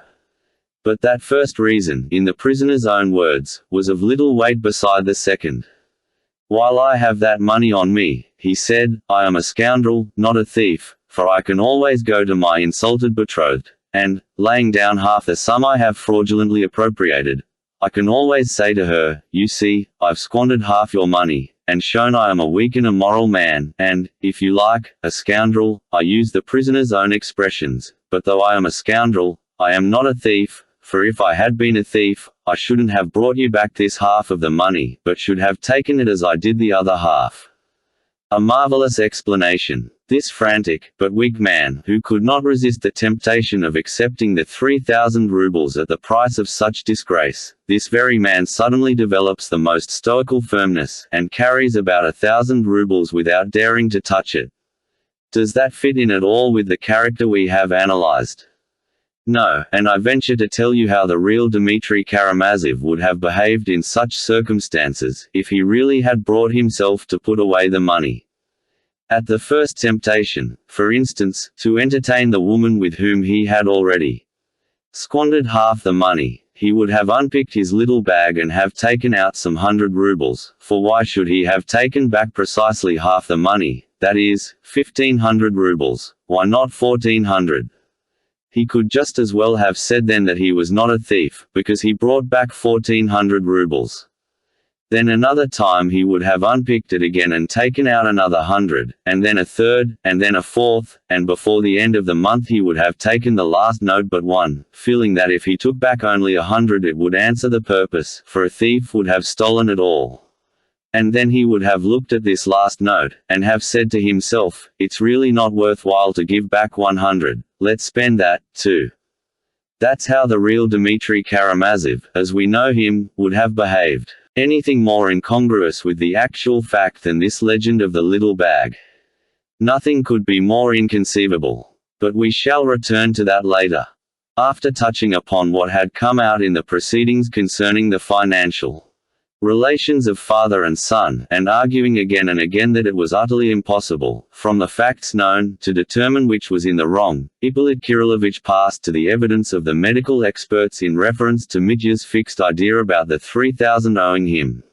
Chapter 7. An historical survey. The medical experts have striven to convince us that the prisoner is out of his mind and, in fact, a maniac. I maintain that he is in his right mind, and that if he had not been, he would have behaved more cleverly. As for his being a maniac, that I would agree with, but only in one point, that is, his fixed idea about the 3,000. Yet I think one might find a much simpler cause than his tendency to insanity. For my part, one agree thoroughly with the young doctor who maintained that the prisoner's mental faculties have always been normal and that he has only been irritable and exasperated. The object of the prisoner's continual and violent anger was not the sum itself. There was a special motive at the bottom of it. That motive is jealousy. Here Ippolit Kirillovitch described at length the prisoner's fatal passion for Grushenka. He began from the moment when the prisoner went to the young person's lodgings to beat her. I use his own expression, the prosecutor explained, but instead of beating her, he remained there, at her feet. That was the beginning of the passion. At the same time the prisoner's father was captivated by the same young person, a strange and fatal coincidence, for they both lost their hearts to her simultaneously, though both had known her before. And she inspired in both of them the most violent, characteristically Karamazov passion. We have her own confession. I was laughing at both of them. Yes, the sudden desire to make a jest of them came over her, and she conquered both of them at once. The old man, who worshipped money, at once set aside 3,000 rubles as a reward for one visit from her, but soon after that, he would have been happy to lay his property and his name at her feet, if only she would become his lawful wife. We have good evidence of this. As for the prisoner, the tragedy of his fate is evident, it is before us. But such was the young person's game. The enchantress gave the unhappy young man no hope until the last moment, when he knelt before her, stretching out hands that were already stained with the blood of his father and rival. It was in that position that he was arrested. "Send me to Siberia with him, I have brought him to this, I am most to blame," the woman herself cried, in genuine remorse at the moment of his arrest. The talented young man, to whom I have referred already, Mr. Rakitin, characterized this heroine in brief and impressive terms. She was disillusioned early in life, deceived and ruined by a betrothed, who seduced and abandoned her. She was left in poverty, cursed by her respectable family, and taken under the protection of a wealthy old man, whom she still, however, considers as her benefactor. There was perhaps much that was good in her young heart, but it was embittered too early. She became prudent and saved money. She grew sarcastic and resentful against society. After this sketch of her character it may well be understood that she might laugh at both of them simply from mischief, from malice. After a month of hopeless love and moral degradation, during which he betrayed his betrothed and appropriated money entrusted to his honor, the prisoner was driven almost to frenzy, almost to madness by continual jealousy, and of whom? His father. And the worst of it was that the crazy old man was alluring and enticing the object of his affection by means of that very 3,000 rubles, which the son looked upon as his own property, part of his inheritance from his mother, of which his father was cheating him. Yes, I admit it was hard to bear. It might well drive a man to madness. It was not the money, but the fact that this money was used with such revolting cynicism to ruin his happiness. Then the prosecutor went on to describe how the idea of murdering his father had entered the prisoner's head, and illustrated his theory with facts. At first he only talked about it in taverns. He was talking about it all that month. He likes being always surrounded with company, and he likes to tell his companions everything, even his most diabolical and dangerous ideas. He likes to share every thought with others, and expects, for some reason, that those he confides in will meet him with perfect sympathy, enter into all his troubles and anxieties, take his part and not oppose him in anything. If not, he flies into a rage and smashes up everything in the tavern. Then followed the anecdote about Captain Sneguryov. Those who heard the prisoner began to think at last that he might mean more than threats, and that such a frenzy might turn threats into actions. Here the prosecutor described the meeting of the family at the monastery, the conversations with Alyosha, and the horrible scene of violence when the prisoner had rushed into his father's house just after dinner. I cannot positively assert, the prosecutor continued, that the prisoner fully intended to murder his father before that incident. Yet the idea had several times presented itself to him, and he had deliberated on it. For that we have facts, witnesses, and his own words. I confess, gentlemen of the jury, he added, that till today I have been uncertain whether to attribute to the prisoner conscious premeditation. I was firmly convinced that he had pictured the fatal moment beforehand, but had only pictured it, contemplating it as a possibility. He had not definitely considered when and how he might commit the crime. But I was only uncertain till today, till that fatal document was presented to the court. Just now, you yourselves heard that young lady's exclamation, "It is the plan, the program of the murder." That is how she defined that miserable, drunken letter of the unhappy prisoner. And, in fact, from that letter we see that the whole fact of the murder was premeditated. It was written 2 days before, and so we know now for a fact that, 48 hours before the perpetration of his terrible design, the prisoner swore that, if he could not get money next day, he would murder his father in order to take the envelope with the notes from under his pillow, as soon as Ivan had left. As soon as Ivan had gone away, you hear that, so he had thought everything out, weighing every circumstance, and he carried it all out just as he had written it. The proof of premeditation is conclusive. The crime must have been committed for the sake of the money, that is stated clearly, that is written and signed. The prisoner does not deny his signature. I shall be told he was drunk when he wrote. He not planned it when sober, he would not have written it when drunk. I shall be asked, then why did he talk about it in taverns? A man who premeditates such a crime is silent and keeps it to himself. Yes, but he talked about it before he had formed a plan, when he had only the desire, only the impulse to it. Afterwards he talked less about it. On the evening he wrote that letter at the Metropolis tavern. Contrary to his custom he was silent, though he had been drinking. He did not play billiards, he sat in a corner, talked to no one. He did indeed turn a shopman out of his seat, but that was done almost unconsciously, because he could never enter a tavern without making a disturbance. It is true that after he had taken the final decision, he must have felt apprehensive that he had talked too much about his design beforehand, and that this might lead to his arrest and prosecution afterwards. But there was nothing for it. He could not take his words back, but his luck had served him before, it would serve him again. He believed in his star, you know. I must confess, too, that he did a great deal to avoid the fatal catastrophe. Tomorrow I shall try and borrow the money from everyone, as he writes in his peculiar language, and if they won't give it to me, there will be bloodshed.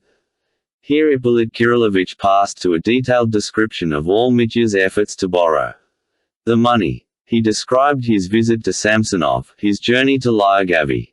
Harassed, jeered at, hungry, after selling his watch to pay for the journey, though he tells us he had 1,500 rubles on him, a likely story. Tortured by jealousy at having left the object of his affections in the town, suspecting that she would go to Fyodor Pavlovitch in his absence, he returned at last to the town, to find, to his joy, that she had not been near his father. He accompanied her himself to her protector. Strange to say, he doesn't seem to have been jealous of Samsonov, which is psychologically interesting. Then he hastens back to his ambush in the back gardens, and there learns that Smerdyakov is in a fit, that the other servant is ill. The coast is clear and he knows the signals. What a temptation! Still he resists it. He goes off to a lady who has for some time been residing in the town, and who is highly esteemed among us, Madame Holikov. That lady, who had long watched his career with compassion, gave him the most judicious advice, to give up his dissipated life, his unseemly love affair, the waste of his youth and vigor in pothouse debauchery, and to set off to Siberia to the gold mines. That would be an outlet for your turbulent energies, your romantic character, your thirst for adventure.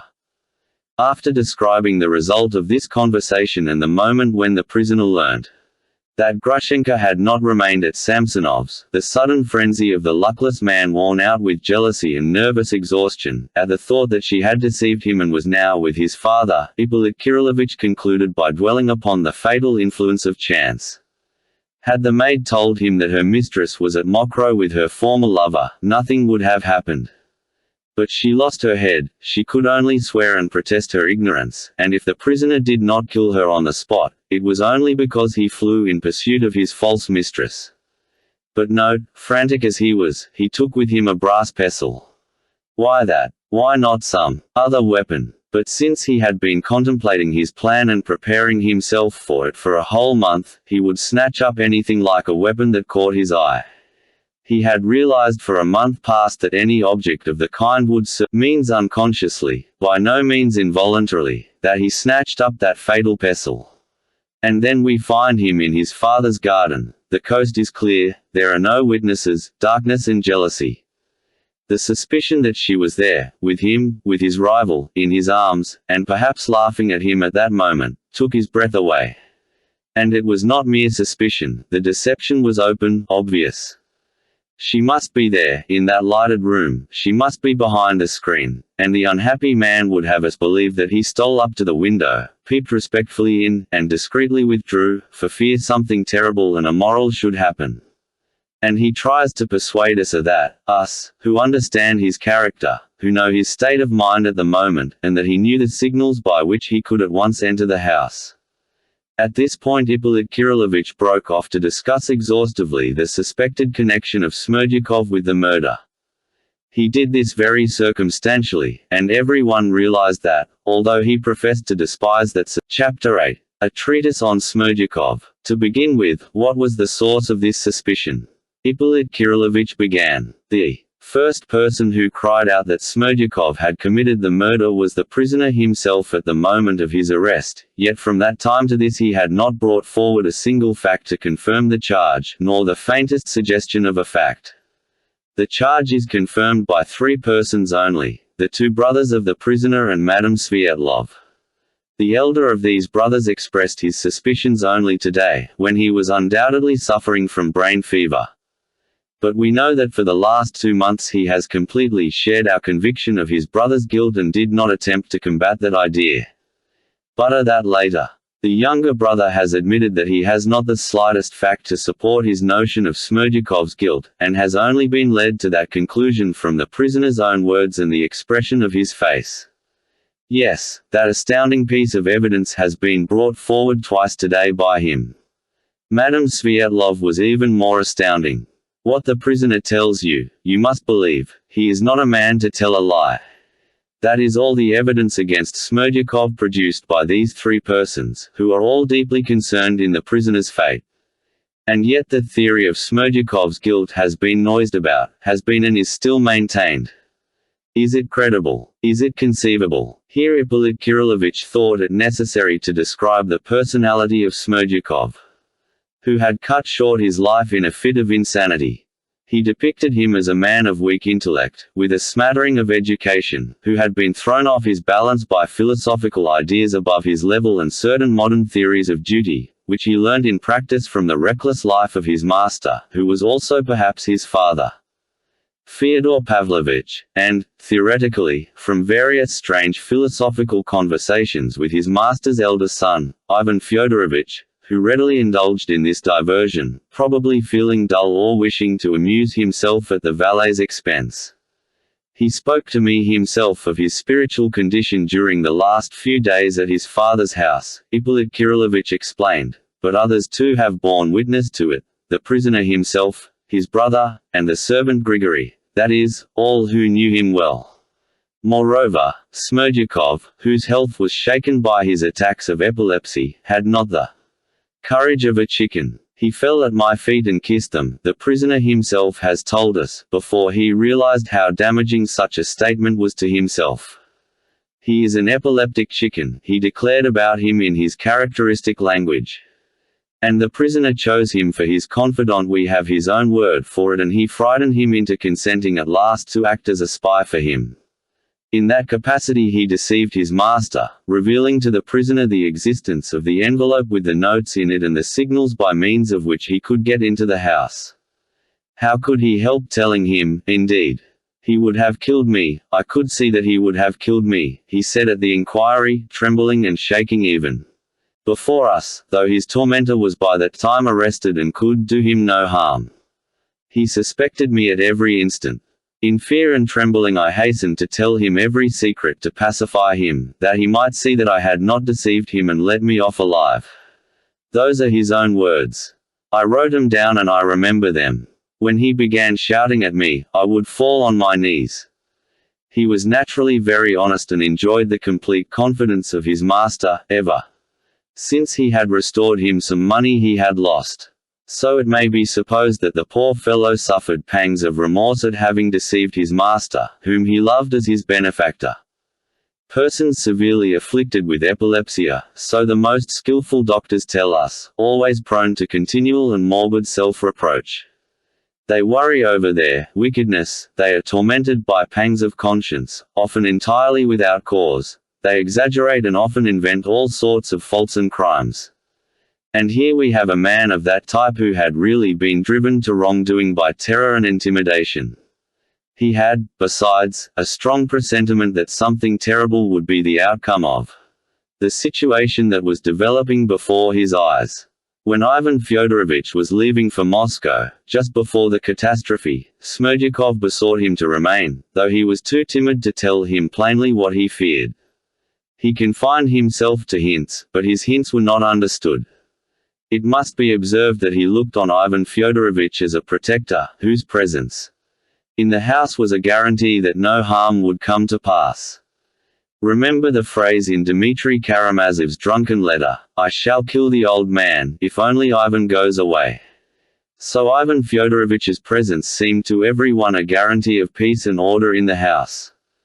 But he went away, and within an hour of his young master's departure Smerdyakov was taken with an epileptic fit. But that's perfectly intelligible. Here I must mention that Smerdyakov, oppressed by terror and despair of a sort, had felt during those last few days that one of the fits from which he had suffered before at moments of strain might be coming upon him again. The day and hour of such an attack cannot, of course, be foreseen, but every epileptic can feel beforehand that he is likely to have one. So the doctors tell us. And so, as soon as Ivan Fyodorovich had driven out of the yard, Smerdyakov, depressed by his lonely and unprotected position, went to the cellar. He went down the stairs wondering if he would have a fit or not, and what if it were to come upon him at once. And that very apprehension, that very wonder, brought on the spasm in his throat that always precedes such attacks, and he fell unconscious into the cellar. And in this perfectly natural occurrence people try to detect a suspicion, a hint that he was shamming an attack on purpose. But, if it were on purpose, the question arises at once, what was his motive? What was he reckoning on? What was he aiming at? I say nothing about medicine. Science, I am told, may go astray. The doctors were not able to discriminate between the counterfeit and the real. That may be so, but answer me one question. What motive had he for such a counterfeit? Could he, had he been plotting the murder, have desired to attract the attention of the household by having a fit just before? You see, gentlemen of the jury, on the night of the murder, there were 5 persons in Fyodor Pavlovich's. Fyodor Pavlovich himself, but he did not kill himself, that's evident. Then his servant, Grigory, but he was almost killed himself. The third wife, Marfa Ignatievna, but it would be simply shameful to imagine her murdering her master. 2 persons are left, the prisoner and Smerdyakov. But, if we are to believe the prisoner's statement that he is not the murderer, then Smerdyakov must have been, for there is no other alternative, no one else can be found. That is what accounts for the artful, astounding accusation against the unhappy idiot who committed suicide yesterday. Had a shadow of suspicion rested on anyone else, had there been any 6th person, I am persuaded that even the prisoner would have been ashamed to accuse Smerdyakov, and would have accused that 6th person, for to charge Smerdyakov with that murder is perfectly absurd. Gentlemen, let us lay aside psychology, let us lay aside medicine, let us even lay aside logic, let us turn only to the facts and see what the facts tell us. If Smerdyakov killed him, how did he do it? Alone or with the assistance of the prisoner? Let us consider the first alternative, that he did it alone. If he had killed him it must have been with some object, for some advantage to himself. But not having a shadow of the motive that the prisoner had for the murder, hatred, jealousy, and so on. Smerdyakov could only have murdered him for the sake of gain, in order to appropriate the 3,000 rubles he had seen his master put in the envelope. And yet he tells another person, and a person most closely interested, that is, the prisoner, everything about the money and the signals, where the envelope lay, what was written on it, what it was tied up with, and, above all, told him of those signals by which he could enter the house. Did he do this simply to betray himself, or to invite to the same enterprise one who would be anxious to get that envelope for himself? Yes, I shall be told, but he betrayed it from fear. But how do you explain this? A man who could conceive such an audacious, savage act, and carry it out, tells facts which are known to no one else in the world, and which, if he held his tongue, no one would ever have guessed. No, however cowardly he might be, if he had plotted such a crime, nothing would have induced him to tell anyone about the envelope and the signals, for that was as good as betraying himself beforehand. He would have invented something, he would have told some lie if he had been forced to give information, but he would have been silent about that. For, on the other hand, if he had said nothing about the money, but had committed the murder and stolen the money, no one in the world could have charged him with murder for the sake of robbery, since no one but he had seen the money, no one but he knew of its existence in the house. Even if he had been accused of the murder, it could only have been thought that he had committed it from some other motive. But since no one had observed any such motive in him beforehand, and everyone saw, on the contrary, that his master was fond of him and honored him with his confidence, he would, of course, have been the last to be suspected. People would have suspected first the man who had a motive, a man who had himself declared he had such motives, who had made no secret of it. They would, in fact, have suspected the son of the murdered man, Dmitri Fyodorovich. Had Smerdyakov killed and robbed him, and the son been accused of it, that would, of course, have suited Smerdyakov. Yet are we to believe that, though plotting the murder, he told that son, Dmitri, about the money, the envelope, and the signals? Is that logical? Is that clear? When the day of the murder planned by Smerdyakov came, we have him falling downstairs in a feigned fit. With what object? In the first place that Grigory, who had been intending to take his medicine, might put it off and remain on guard, seeing there was no one to look after the house, and, in the second place, I suppose, that his master, seeing that there was no one to guard him, and in terror of a visit from his son, might redouble his vigilance and precaution. And, most of all, I suppose that he, Smerdyakov, disabled by the fit, might be carried from the kitchen, where he always slept, apart from all the rest, and where he could go in and out as he liked, to Grigory's room at the other end of the lodge, where he was always put, shut off by a screen 3 paces from their own bed. This was the immemorial custom established by his master and the kind-hearted Marfa Ignatievna, whenever he had a fit. There, lying behind the screen, he would most likely, to keep up the sham, have begun groaning, and so keeping him awake all night, as Grigory and his wife testified. And all this, we are to believe, that he might more conveniently get up and murder his master. But I shall be told that he shammed illness on purpose that he might not be suspected. And that he told the prisoner of the money and the signals to tempt him to commit the murder, and when he had murdered him and had gone away with the money, making a noise, most likely, and waking people, Smerdyakov got up, am I to believe, and went in. What for? To murder his master a second time and carry off the money that had already been stolen. Gentlemen, are you laughing? I am ashamed to put forward such suggestions, but, incredible as it seems, that's just what the prisoner alleges. When he had left the house, had knocked Grigory down and raised an alarm, he tells us Smerdyakov got up, went in and murdered his master and stole the money. I won't press the point that Smerdyakov could hardly have reckoned on this beforehand, and have foreseen that the furious and exasperated son would simply come to peep in respectfully, though he knew the signals, and beat a retreat, leaving Smerdyakov his booty. Gentlemen of the jury, I put this question to you in earnest. When was the moment when Smerdyakov could have committed his crime? Name that moment, or you can't accuse him. But, perhaps, the fit was a real one. The sick man suddenly recovered, heard a shout, and went out. Well, what then? He looked about him and said, why not go and kill the master? And how did he know what had happened, since he had been lying unconscious till that moment? But there's a limit to these flights of fancy. Quite so, some astute people will tell me, but what if they were in agreement? What if they murdered him together and shared the money? What then? A weighty question, truly. And the facts to confirm it are astounding. One commits the murder and takes all the trouble while his accomplice lies on one side shamming a fit, apparently to arouse suspicion in everyone, alarm in his master and alarm in Grigory. It would be interesting to know what motives could have induced the two accomplices to form such an insane plan. But perhaps it was not a case of active complicity on Smerdyakov's part, but only of Passive acquiescence. Perhaps Smerdyakov was intimidated and agreed not to prevent the murder, and foreseeing that he would be blamed for letting his master be murdered, without screaming for help or resisting confusion, Dmitry Karamazov could never have agreed to such a plan. I will waive that point however. Supposing that he did agree, it would still follow that Dmitry Karamazov is the murderer and the instigator, and Smerdyakov is only a passive accomplice, and not even an accomplice, but merely acquiesced against his will through terror. But what do we see? As soon as he is arrested, the prisoner instantly throws all the blame on Smerdyakov, not accusing him of being his accomplice, but of being himself the murderer. He did it alone, he says. He murdered and robbed him. It was the work of his hands.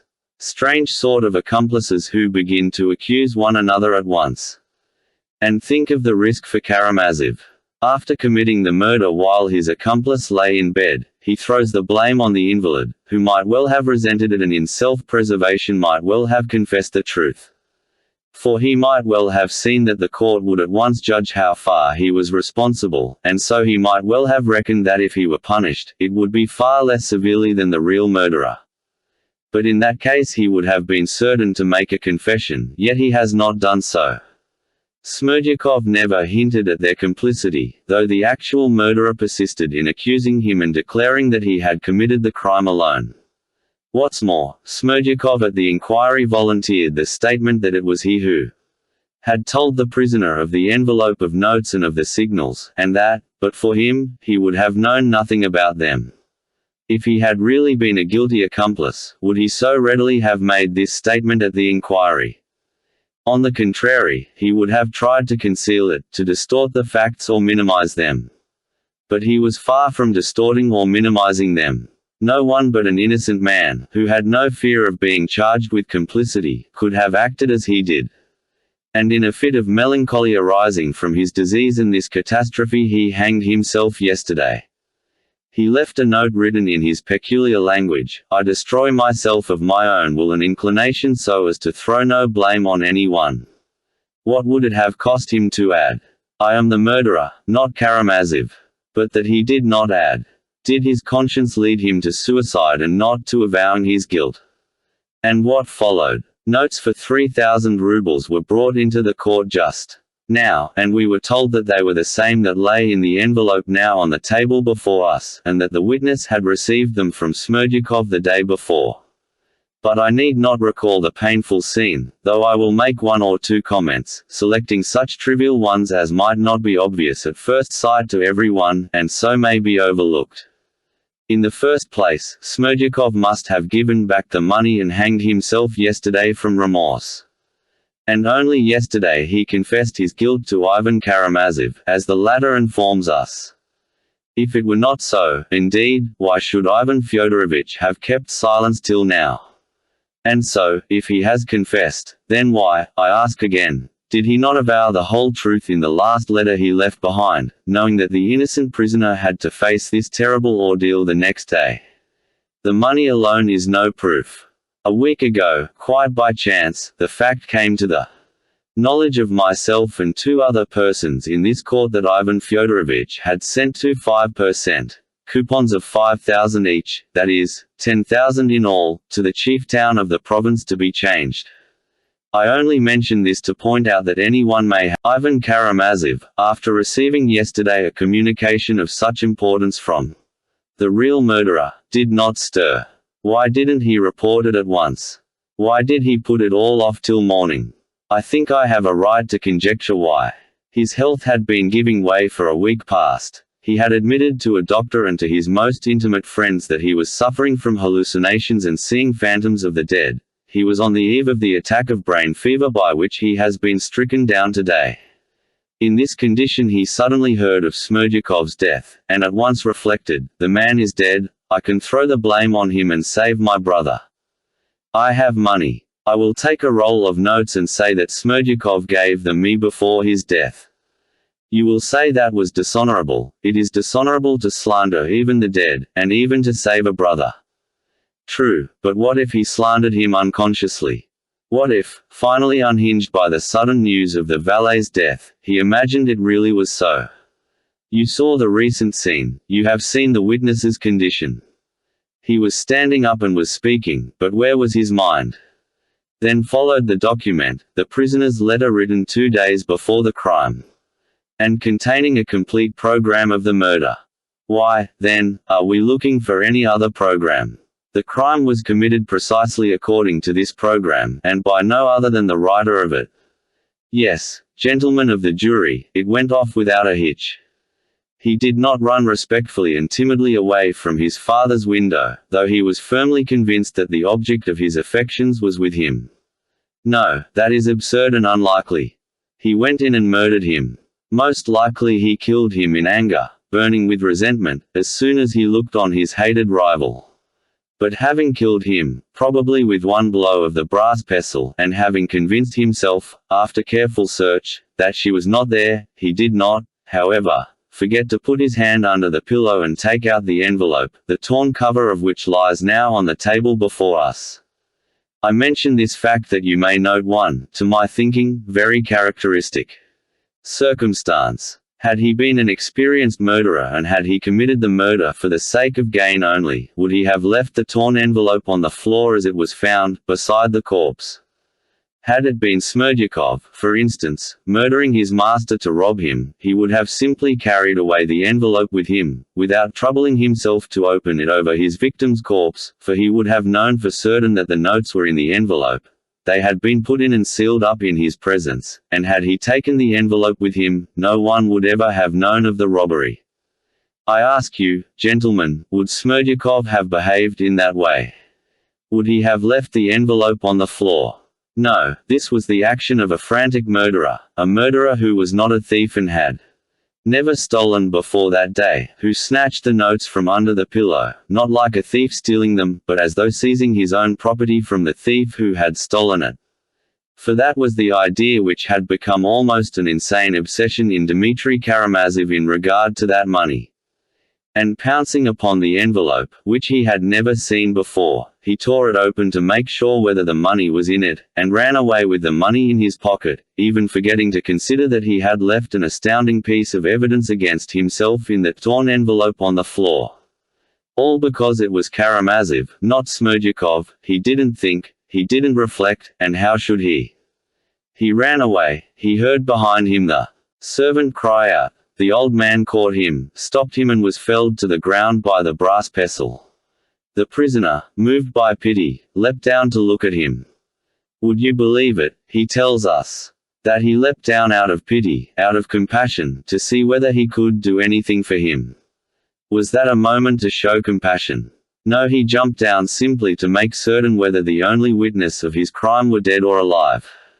Any other feeling, any other motive would be unnatural. Note that he took trouble over Grigory, wiped his head with his handkerchief and, convincing himself he was dead, he ran to the house of his mistress, dazed and covered with blood. How was it he never thought that he was covered with blood and would be at once detected? But the prisoner himself assures us that he did not even notice that he was covered with blood. That may be believed, that is very possible, that always happens at such moments with criminals. On one point they will show diabolical cunning, while another will escape them altogether. But he was thinking at that moment of one thing only: where was she? He wanted to find out at once where she was, so he ran to her lodging and learnt an unexpected and astounding piece of news. She had gone off to Mokroe to meet her first lover. Chapter 9. The Galloping Troika. The end of the prosecutor's speech. Ippolit Kirillovich had chosen the historical method of exposition, beloved by all nervous orators, who find in its limitation a check on their own eager rhetoric. At this moment in his speech he went off into a dissertation on Grushenka's first lover, and brought forward several interesting thoughts on this theme. Karamazov, who had been frantically jealous of everyone, collapsed, so to speak, and effaced himself at once before this first lover. What makes it all the more strange is that he seems to have hardly thought of this formidable rival. But he had looked upon him as a remote danger, and Karamazov always lives in the present. Possibly he regarded him as a fiction. But his wounded heart grasped instantly that the woman had been concealing this new rival and deceiving him, because he was anything but a fiction to her, because he was the one hope of her life. Grasping this instantly, he resigned himself. Gentlemen of the jury, I cannot help dwelling on this unexpected trait in the prisoner's character. He suddenly evinces an irresistible desire for justice, a respect for woman and a recognition of her right to love. And all this at the very moment when he had stained his hands with his father's blood for her sake. It is true that the blood he had shed was already crying out for vengeance, for, after having ruined his soul and his life in this world, he was forced to ask himself at that same instant what he was and what he could be now to her, to that being, dearer to him than his own soul, in comparison with that former lover who had returned penitent, with new love, to the woman he had once betrayed, with honorable offers, with the promise of a reformed and happy life. And he, luckless man, what could he give her now, what could he offer her? Karamazov felt all this, knew that all ways were barred to him by his crime and that he was a criminal under sentence, and not a man with life before him. This thought crushed him, and so he instantly flew to one frantic plan, which, to a man of Karamazov's character, must have appeared the one inevitable way out of his terrible position. That way out was suicide.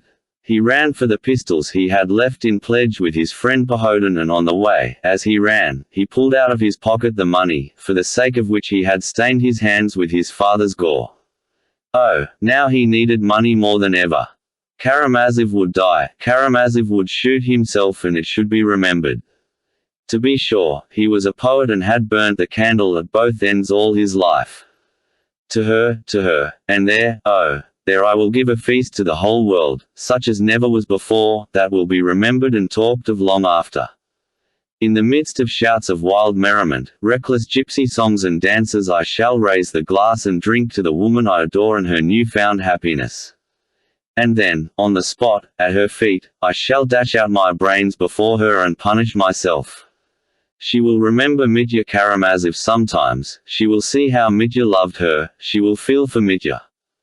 Here we see in excess a love of effect, a romantic despair and sentimentality, and a wild recklessness of the Karamazovs.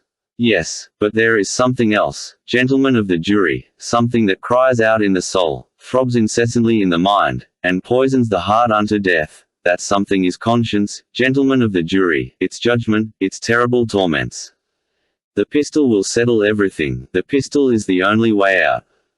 But beyond. I don't know whether Karamazov wondered at that moment, what lies beyond, and whether Karamazov could, like Hamlet, wonder, what lies beyond. No, gentlemen of the jury, they have their Hamlets, but we still have our Karamazovs. Here Ippolit Kirillovich drew a minute picture of Mitya's preparations, the scene at Pohodin's, at the shop, with the drivers. He quoted numerous words and actions, confirmed by witnesses, and the picture made a terrible impression on the audience. The guilt of this harassed and desperate man stood out clear and convincing when the facts were brought together. What need had he of precaution? 2 or 3 times he almost confessed, hinted at it, all but spoke out. Then followed the evidence given by witnesses. He even cried out to the peasant who drove him, "Do you know, you are driving a murderer." But it was impossible for him to speak out, he had to get to Mokroe and there to finish his romance. But what was awaiting the luckless man? Almost from the first minute at Mokroe he saw that his invincible rival was perhaps by no means so invincible, that the toast to their new-found happiness was not desired and would not be acceptable. But you know the facts, gentlemen of the jury, from the preliminary inquiry. Karamazov's triumph over his rival was complete and his soul passed into quite a new phase, perhaps the most terrible phase through which his soul has passed or will pass. One may say with certainty, gentlemen of the jury, the prosecutor continued, that outraged nature and the criminal heart bring their own vengeance more completely than any earthly justice. What's more, justice and punishment on earth positively alleviate the punishment of nature and are, indeed, essential to the soul of the criminal at such moments, as its salvation from despair. For I cannot imagine the horror and moral suffering of Karamazov when he learned that she loved him, that for his sake she had rejected her first lover, that she was summoning him, Mitya, to a new life, that she was promising him happiness, and when everything was over for him and nothing was possible. By the way, I will note in parenthesis a point of importance for the light it throws on the prisoner's position at the moment. This woman, this love of his, had been till the last moment, till the very instant of his arrest, a being unattainable, passionately desired by him but unattainable. Yet why did he not shoot himself then? Why did he relinquish his design and even forget where his pistol was? It was just that passionate desire for love and the hope of satisfying it that restrained him. Throughout their revels he kept close to his adored mistress, who was at the banquet with him and was more charming and fascinating to him than ever. He did not leave her side, abasing himself in his homage before her. Mind of the criminal hopelessly enslaved by these influences. First, the influence of drink, of noise and excitement, of the thud of the dance and the scream of the song, and of her, flushed with wine, singing and dancing and laughing to him. Secondly, the hope in the background that the fatal end might still be far off, that not till next morning, at least, they would come and take him. So he had a few hours, and that's much, very much. In a few hours one can think of many things. I imagine that he felt something like what criminals feel when they are being taken to the scaffold. They have another long, long street to pass down, and at walking pace, past thousands of people. Then there will be a turning into another street, and only at the end of that street the dread place of execution. I fancy that at the beginning of the journey the condemned man, sitting on his shameful cart, must feel that he has infinite life still before him. The houses recede, the cart moves on. Oh, that's nothing, it is still far to the turning into the second street, and he still looks boldly to right and to left at those thousands of callously curious people with their eyes fixed on him, and he still fancies that he is just such a man as they. But now the turning comes to the next street. Oh, that's nothing, nothing, there's still a whole street before him, and however many houses have been passed, he will still think there are many left.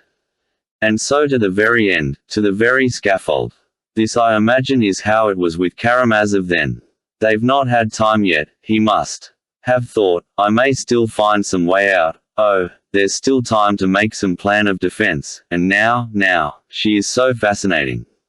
His soul was full of confusion and dread, but he managed, however, to put aside half his money and hide it somewhere. I cannot otherwise explain the disappearance of quite half of the 3,000 he had just taken from his father's pillow.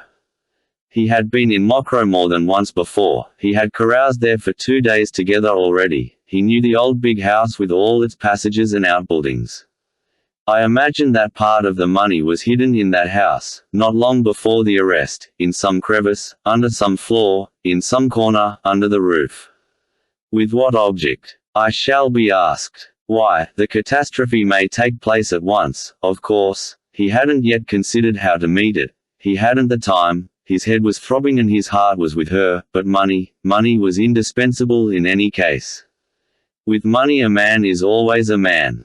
Perhaps such foresight at such a moment may strike you as unnatural. But he assures us himself that a month before, at a critical and exciting moment, he had halved his money and sewn it up in a little bag.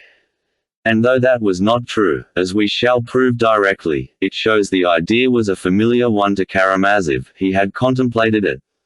What's more, when he declared at the inquiry that he had put 1,500 rubles in a bag which never existed, he may have invented that little bag on the inspiration of the moment, because he had 2 hours before divided his money and hidden half of it at Mokroe till morning, in case of emergency, simply not to have it on himself. 2 extremes, gentlemen of the jury, remember that Karamazov can contemplate 2 extremes and both at once. We have looked in the house, but we haven't found the money. It may still be there, or it may have disappeared next day and be in the prisoner's hands now.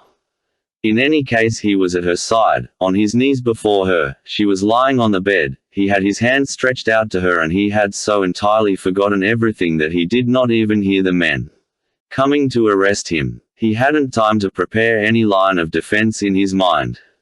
He was caught unawares and confronted with his judges, the arbiters of his destiny. Gentlemen of the jury, there are moments in the execution of our duties when it is terrible for us to face a man, terrible on his account, too. The moments of contemplating that animal fear, when the criminal sees that all is lost, but still struggles, still means to struggle, the moments when every instinct of self-preservation rises up in him at once and he looks at you with questioning and suffering eyes, studies you, your face, your thoughts, uncertain on which side you will strike, and his distracted mind frames thousands of plans in an instant, but he is still afraid to speak, afraid of giving himself away. This purgatory of the spirit, this animal thirst for self-preservation, these humiliating moments of the human soul, are awful, and sometimes arouse horror and compassion for the criminal even in the lawyer. And this was what we all witnessed then. At first he was thunderstruck and in his terror dropped some very compromising phrases. Blood. I've deserved it. But he quickly restrained himself. He had not prepared what he was to say, what answer he was to make, he had nothing but a bare denial ready. I am not guilty of my father's death. That was his fence for the moment, and behind it he hoped to throw up a barricade of some sort. His first compromising exclamations he hastened to explain by declaring that he was responsible for the death of the servant Grigory only. Of that bloodshed I am guilty, but who has killed my father, gentlemen, who has killed him? Who can have killed him, if not I? Do you hear? He asked us that, us, who had come to ask him that question. Do you hear that phrase uttered with such premature haste? If not I, the animal cunning, the naivete, the Karamazov impatience of it. I didn't kill him and you mustn't think I did. I wanted to kill him, gentlemen, I wanted to kill him. He hastens to admit he was in a hurry, in a terrible hurry, but still I am not guilty, it is not I murdered him. He concedes to us that he wanted to murder him, as though to say, you can see for yourselves how truthful I am, so you'll believe all the sooner that I didn't murder him. Oh, in such cases the criminal is often amazingly shallow and credulous. At that point one of the lawyers asked him, as it were incidentally, the most simple question, wasn't it Smerdyakov killed him? Then, as we expected, he was horribly angry at our having anticipated him and caught him unawares, before he had time to pave the way to choose and snatch the moment when it would be most natural to bring in Smerdyakov's name. He rushed at once to the other extreme, as he always does, and began to assure us that Smerdyakov could not have killed him, was not capable of it. But don't believe him, that was only his cunning. He didn't really give up the idea of Smerdyakov.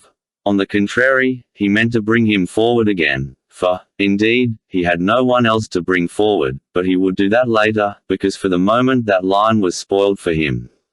He would bring him forward perhaps next day, or even a few days later, choosing an opportunity to cry out to us, you know I was more skeptical about Smerdyakov than you remember that yourselves, but now I am convinced. He killed him, he must have done. And for the present he falls back upon a gloomy and irritable denial. Impatience and anger prompted him, however, to the most inept and incredible explanation of how he looked into his father's window and how we proceeded to search him. The search angered, but encouraged him. The whole 3,000 had not been found on him, only half of it. And no doubt only at that moment of angry silence, the fiction of the little bag first occurred to him. No doubt he was conscious himself of the improbability of the story and strove painfully to make it sound more likely, to weave it into a romance that would sound plausible. In such cases the first duty, the chief task of the investigating lawyers, is to prevent the criminal being prepared, to pounce upon him unexpectedly so that he may blurt out his cherished ideas in all their simplicity, improbability and inconsistency. The criminal can only be made to speak by the sudden and apparently incidental communication of some new fact, of some circumstance of great importance in the case, of which he had no previous idea and could not have foreseen. We had such a fact in readiness. That was Grigory's evidence about the open door through which the prisoner had run out. He had completely forgotten about that door and had not even suspected that Grigory could have seen it. The effect of it was amazing. He leapt up and shouted to us, then Smerdyakov. Murdered him, it was Smerdyakov, and so betrayed the basis of the defense he was keeping back, and betrayed it in its most improbable shape, for Smerdyakov could only have committed the murder after he had knocked Grigory down and run away. When we told him that Grigory saw the door was open before he fell down, and had heard Smerdyakov behind the screen as he came out of his bedroom, Karamazov was positively crushed. My esteemed and witty colleague, Nikolai Parfenovich, told me afterwards that he was almost moved to tears at the sight of him. And to improve matters, the prisoner hastened to tell us about the much-talked-of little bag. So be it, you shall hear this romance. Gentlemen of the jury, I have told you already why I consider this romance not only an absurdity, but the most improbable invention that could have been brought forward in the circumstances. If one tried for a bet to invent the most unlikely story, one could hardly find anything more incredible. The worst of such stories is that the triumphant romances can always be put to confusion and crushed by the very details in which real life is so rich and which these unhappy and involuntary storytellers neglect as insignificant trifles. Oh, they have no thought to spare for such details, their minds are concentrated on their grand invention as a whole, and fancy anyone daring to pull them up for a trifle. But that's how they are caught. The prisoner was asked the question, "Where did you get the stuff for your little bag and who made it for you?" "I made it myself." "And where did you get the linen?" The prisoner was positively offended. He thought it almost insulting to ask him such a trivial question, and would you believe it, his resentment was genuine. "But they are all like that. I tore it off my shirt." "Then we shall find that shirt among your linen tomorrow, with a piece torn off." And only fancy, gentlemen of the jury, if we really had found that torn shirt, and how could we have failed to find it in his chest of drawers or trunk? That would have been a fact, a material fact in support of his statement. But he was incapable of that reflection. "I don't remember, it may not have been off my shirt, I sewed it up in one of my landlady's caps." "What sort of a cap?" "It was an old cotton rag of hers lying about. And roof that has flashed past him on the road, or a jackdaw on a cross, that he will remember." He concealed the making of that little bag from his household. He must have remembered his humiliating fear that someone might come in and find him needle in hand, how at the slightest sound he slipped behind the screen. There is a screen in his lodgings. But, gentlemen of the jury, why do I tell you all this, all these details, trifles, cried Ippolit Kirillovitch suddenly. Just because the prisoner still persists in these absurdities to this moment. He has not explained anything since that fatal night 2 months ago. He has not added one actual illuminating fact to his former fantastic statements. All those are trivialities. You must believe it on my honor. Oh, we are glad to believe it, we are eager to believe it, even if only on his word of honor.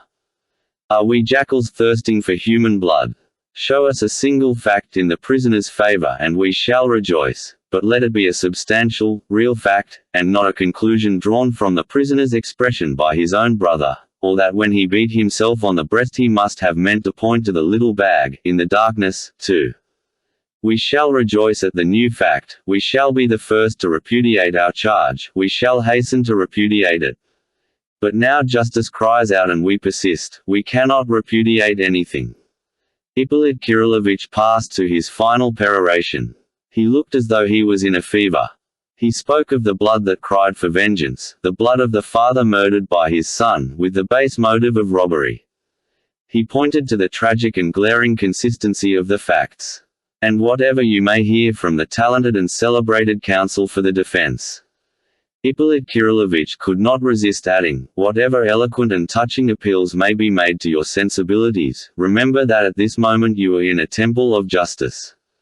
Remember that you are the champions of our justice, the champions of our holy Russia, of her principles, her family, everything that she holds sacred. Yes, you represent Russia here at this moment, and your verdict will be heard not in this hall only but will re-echo throughout the whole of Russia, and all Russia will hear you, as her champions and her judges, and she will be encouraged or disheartened by your verdict. Do not disappoint Russia and her expectations. Our fatal troika dashes on in her headlong flight perhaps to destruction, and in all Russia for long past men have stretched out imploring hands and called a halt to its furious reckless course. And if other nations stand aside from that troika, that may be, not from respect, as the poet would fain believe, but simply from horror. From horror, perhaps from disgust. And well it is that they stand aside, but maybe they will cease one day to do so and will form a firm wall confronting the hurrying apparition and will check the frenzied rush of our lawlessness, for the sake of their own safety, enlightenment and civilization. Already we have heard voices of alarm from Europe, they already begin to sound. Do not tempt them. Do not heap up their growing hatred by a sentence justifying the murder of a father by his son. Though Ippolit Kirillovich was genuinely moved, he wound up his speech with this rhetorical appeal, and the effect produced by him was extraordinary. When he had finished his speech, he went out hurriedly and, as I have mentioned before, almost fainted in the adjoining room. There was no applause in the court, but serious persons were pleased. The ladies were not so well satisfied, though even they were pleased with his eloquence, especially as they had no apprehensions as to the upshot of the trial and had full trust in Fetyukovich. He will speak at last and of course carry all before him. Every one looked at Mitya. He sat silent through the whole of the prosecutor's speech, clenching his teeth, with his hands clasped, and his head bowed. Only from time to time he raised his head and listened, especially when Grushenka was spoken of. When the prosecutor mentioned Rakitin's opinion of her, a smile of contempt and anger passed over his face and he murmured rather audibly, "The Bernards."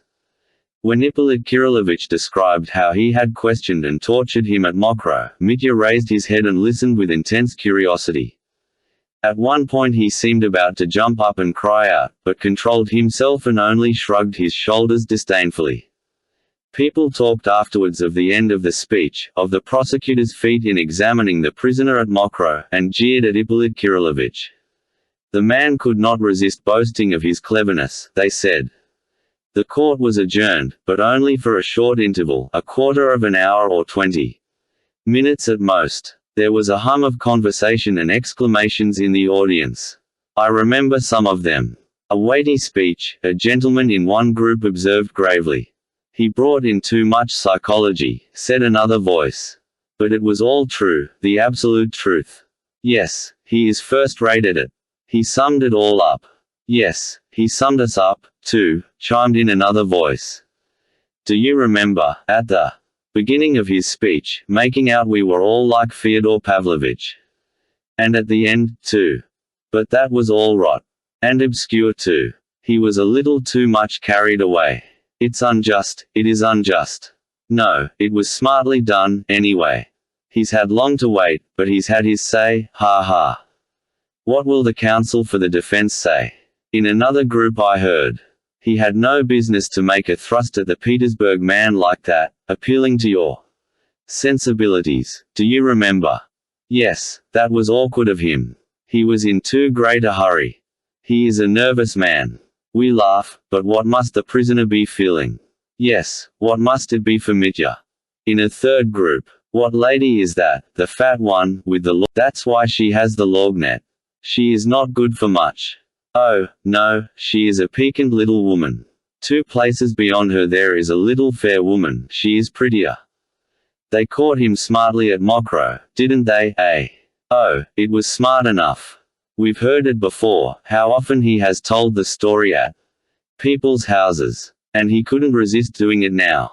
That's vanity. He is a man with a grievance, he. Yes, and quick to take offense. And there was too much rhetoric, such long sentences.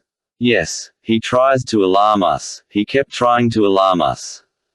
Do you remember about the Troika? Something about, they have Hamlets, but we have, so far, only Karamazovs. That was cleverly said. That was to propitiate the liberals. He is afraid of them. Yes, and he is afraid of the lawyer, too. Yes, what will Fetyukovich say? Whatever he says, he won't get round our peasants.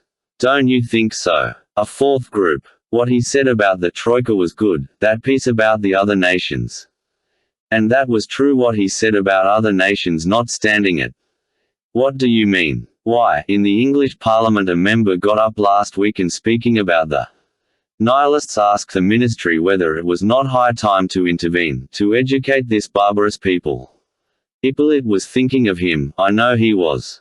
He was talking about that last week. Not an easy job. Not an easy job. Why not? Why, we'd shut up Kronstadt and not let 'em have any corn. Where would they get it? In America. They get it from America now. Nonsense. But the bell rang, all rushed to their places. Fetyukovich, Chapter 10. The speech for the defense. An argument that cuts both ways. All was hushed as the first words of the famous orator rang out. The eyes of the audience were fastened upon him. He began very simply and directly, with an air of conviction, but not the slightest trace of conceit. He made no attempt at eloquence, at pathos, or emotional phrases. He was like a man speaking in a circle of intimate and sympathetic friends. His voice was a fine one, sonorous and sympathetic, and there was something genuine and simple in the very sound of it. But everyone realized at once that the speaker might suddenly rise to genuine pathos and pierce the heart with untold power. His language was perhaps more irregular than Ippolit Kirillovich's, but he spoke without long phrases, and indeed, with more precision. One thing did not please the ladies. He kept bending forward, especially at the beginning of his speech, not exactly bowing, but as though he were about to dart at his listeners, bending his long spine in half, as though there were a spring in the middle that enabled him to bend almost at right angles. At the beginning of his speech he spoke rather disconnectedly, without system, one may say, dealing with facts separately, though, at the end, these facts formed a whole. His speech might be divided into two parts, the first consisting of criticism in refutation of the charge, sometimes malicious and sarcastic. But in the second half he suddenly changed his tone, and even his manner, and at once rose to pathos. The audience seemed on the lookout for it, and quivered with enthusiasm. He went straight to the point, and began by saying that although he practiced in Petersburg, he had more than once visited provincial towns to defend prisoners, of whose innocence he had a conviction or at least a preconceived idea. That is what has happened to me in the present case, he explained. From the very first accounts in the newspapers I was struck by something which strongly prepossessed me in the prisoner's favor. What interested me most was a fact which often occurs in legal practice, but rarely, I think, in such an extreme and peculiar form as in the present case. I ought to formulate that peculiarity only at the end of my speech, but I will do so at the very beginning, for it is my weakness to go to work directly, not keeping my effects in reserve and economizing my material. That may be imprudent on my part, but at least it is sincere. What I have in my mind is this. There is an overwhelming chain of evidence against the prisoner, and at the same time not one fact that will stand criticism if it is examined separately. As I followed the case more closely in the papers my idea was more and more confirmed, and I suddenly received from the prisoner's relatives a request to undertake his defense. I at once hurried here, and here I became completely convinced. It was to break down this terrible chain of facts, and to show that each piece of evidence taken separately was unproved and fantastic, that I undertook the case. So Fetyukovich began. Gentlemen of the jury, he suddenly protested, I am new to this district. I have no preconceived ideas. The prisoner, a man of turbulent and unbridled temper, has not insulted me. But he has insulted perhaps hundreds of persons in this town, and so prejudiced many people against him beforehand. Of course I recognize that the moral sentiment of local society is justly excited against him. The prisoner is of turbulent and violent temper. Yet he was received in society here. He was even welcome in the family of my talented friend, the prosecutor. N.B. At these words there were 2 or 3 laughs in the audience, quickly suppressed. But noticed by all. All of us knew that the prosecutor received Mitya against his will, solely because he had somehow interested his wife, a lady of the highest virtue and moral worth, but fanciful, capricious, and fond of opposing her husband, especially in trifles. Mitya's visits, however, had not been frequent. Nevertheless I venture to suggest, Fetyukovich continued, that in spite of his independent mind and just character, my opponent may have formed a mistaken prejudice against my unfortunate client. Oh, that is so natural. The unfortunate man has only too well deserved such prejudice. Outraged morality, and still more outraged taste, is often relentless. We have, in the talented prosecutor's speech, heard a stern analysis of the prisoner's character and conduct, and his severe critical attitude to the case was evident. And, what's more, he went into psychological subtleties into which he could not have entered, if he had the least conscious and malicious prejudice against the prisoner. But there are things which are even worse, even more fatal in such cases, than the most malicious and consciously unfair attitude. It is worse if we are carried away by the artistic instinct, by the desire to create, so to speak, a romance, especially if God has endowed us with psychological insight. Before I started on my way here, I was warned in Petersburg, and was myself aware, that I should find here a talented opponent whose psychological insight and subtlety had gained him peculiar renown in legal circles of recent years. But profound as psychology is, it is a knife that cuts both ways. Laughter among the public. You will, of course, forgive me my comparison. I can't boast of eloquence. But I will take as an example any point in the prosecutor's speech. The prisoner, running away in the garden in the dark, climbed over the fence, was seized by the servant, and knocked him down with a brass pestle. Then he jumped back into the garden and spent 5 minutes over the man, trying to discover whether he had killed him or not. And the prosecutor refuses to believe the prisoner's statement that he ran to old Grigory out of pity. No, he says, such sensibility is impossible at such a moment, that's unnatural. He ran to find out whether the only witness of his crime was dead or alive, and so showed that he had committed the murder, since he would not have run back for any other reason. Here you have psychology, but let us take the same method and apply it to the case the other way round, and our result will be no less probable. His murdered father's study, as the prosecutor himself argues, an amazing piece of evidence in the shape of a torn envelope, with an inscription that there had been 3,000 rubles in it. If he had carried that envelope away with him, no one in the world would have known of that envelope and of the notes in it, and that the money had been stolen by the prisoner. Those are the prosecutor's own words. So on one side you see a complete absence of precaution, a man who has lost his head and run away in a fright, leaving that clue on the floor, and 2 minutes later, when he has killed another man, we are entitled to assume the most heartless and calculating foresight in him. But even admitting this was so, it is psychological subtlety, I suppose, that discerns that under certain circumstances I become as bloodthirsty and keen-sighted as a Caucasian eagle, while at the next I am as timid and blind as a mole. But if I am so bloodthirsty and cruelly calculating that when I kill a man I only run back to find out whether he is alive to witness against me, why should I spend 5 minutes looking after my victim at the risk of encountering other witnesses? Why soak my handkerchief, wiping the blood off his head so that it may be evidence against me later? If he was so cold-hearted and calculating, why not hit the servant on the head again and again with the same pestle so as to kill him outright and relieve himself of all anxiety about the witness? Again, though he ran to see whether the witness was alive, he left another witness on the path, that brass pestle which he had taken from the 2 women, and which they could always recognize afterwards as theirs, and proved that he had taken it from them.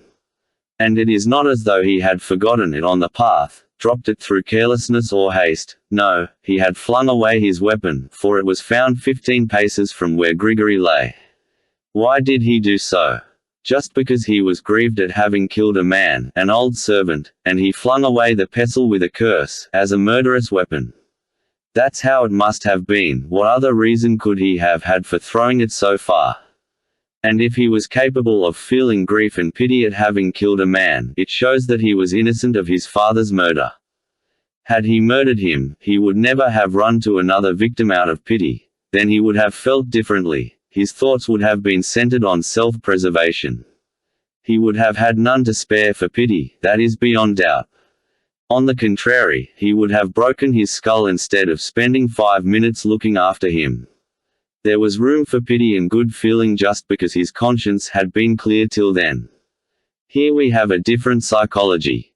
I have purposely resorted to this method, gentlemen of the jury, to show that you can prove anything by it. It all depends on who makes use of it. Psychology lures even most serious people into romancing, and quite unconsciously. I am speaking of the abuse of psychology, gentlemen. Sounds of approval and laughter, at the expense of the prosecutor, were again audible in the court. I will not Chapter 11. There was no money. There was no robbery. There was one point that struck everyone in Fetyukovich's speech. He flatly denied the existence of the fatal 3,000 rubles, and consequently, the possibility of their having been stolen. Gentlemen of the jury, he began. Every new and unprejudiced observer must be struck by a characteristic peculiarity in the present case, namely, the charge of robbery, and the complete impossibility of proving that there was anything to be stolen. We are told that money was stolen, 3,000 rubles, but whether those rubles ever existed, nobody knows. Consider, how have we heard of that sum, and who has seen the notes? The only person who saw them, and stated that they had been put in the envelope, was the servant, Smerdyakov. He had spoken of it to the prisoner and his brother, Ivan Fyodorovich, before the catastrophe. Madame Svyatlov, too, had been told of it. But not one of these three persons had actually seen the notes, no one but Smerdyakov had seen them. Here the question arises, if it is true that they did exist, and that Smerdyakov had seen them, when did he see them for the last time? What if his master had taken the notes from under his bed and put them back in his cash box without telling him?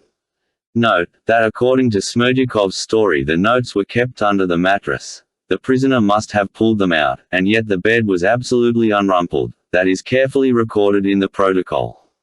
How could the prisoner have found the notes without disturbing the bed? How could he have helped soiling with his blood-stained hands the fine and spotless linen with which the bed had been purposely made? But I shall be asked, what about the envelope on the floor? Yes, it is worth saying a word or two about that envelope. I was somewhat surprised just now to hear the highly talented prosecutor declare of himself, observe, that but for that envelope, but for its being left on the floor, no one in the world would have known of the existence of that envelope and the notes in it, and therefore of the prisoners having stolen it. And so that torn scrap of paper is, by the prosecutor's own admission, the sole proof on which the charge of robbery rests, otherwise no one would have known of the robbery, nor perhaps even of the money. But is the mere fact that that scrap of paper was lying on the floor a proof that there was money in it, and that that money had been stolen? Yet, it will be objected, Smerdyakov had seen the money in the envelope. But when had he seen it for the last time, I ask you that? I talked to Smerdyakov, and he told me that he had seen the notes 2 days before the catastrophe.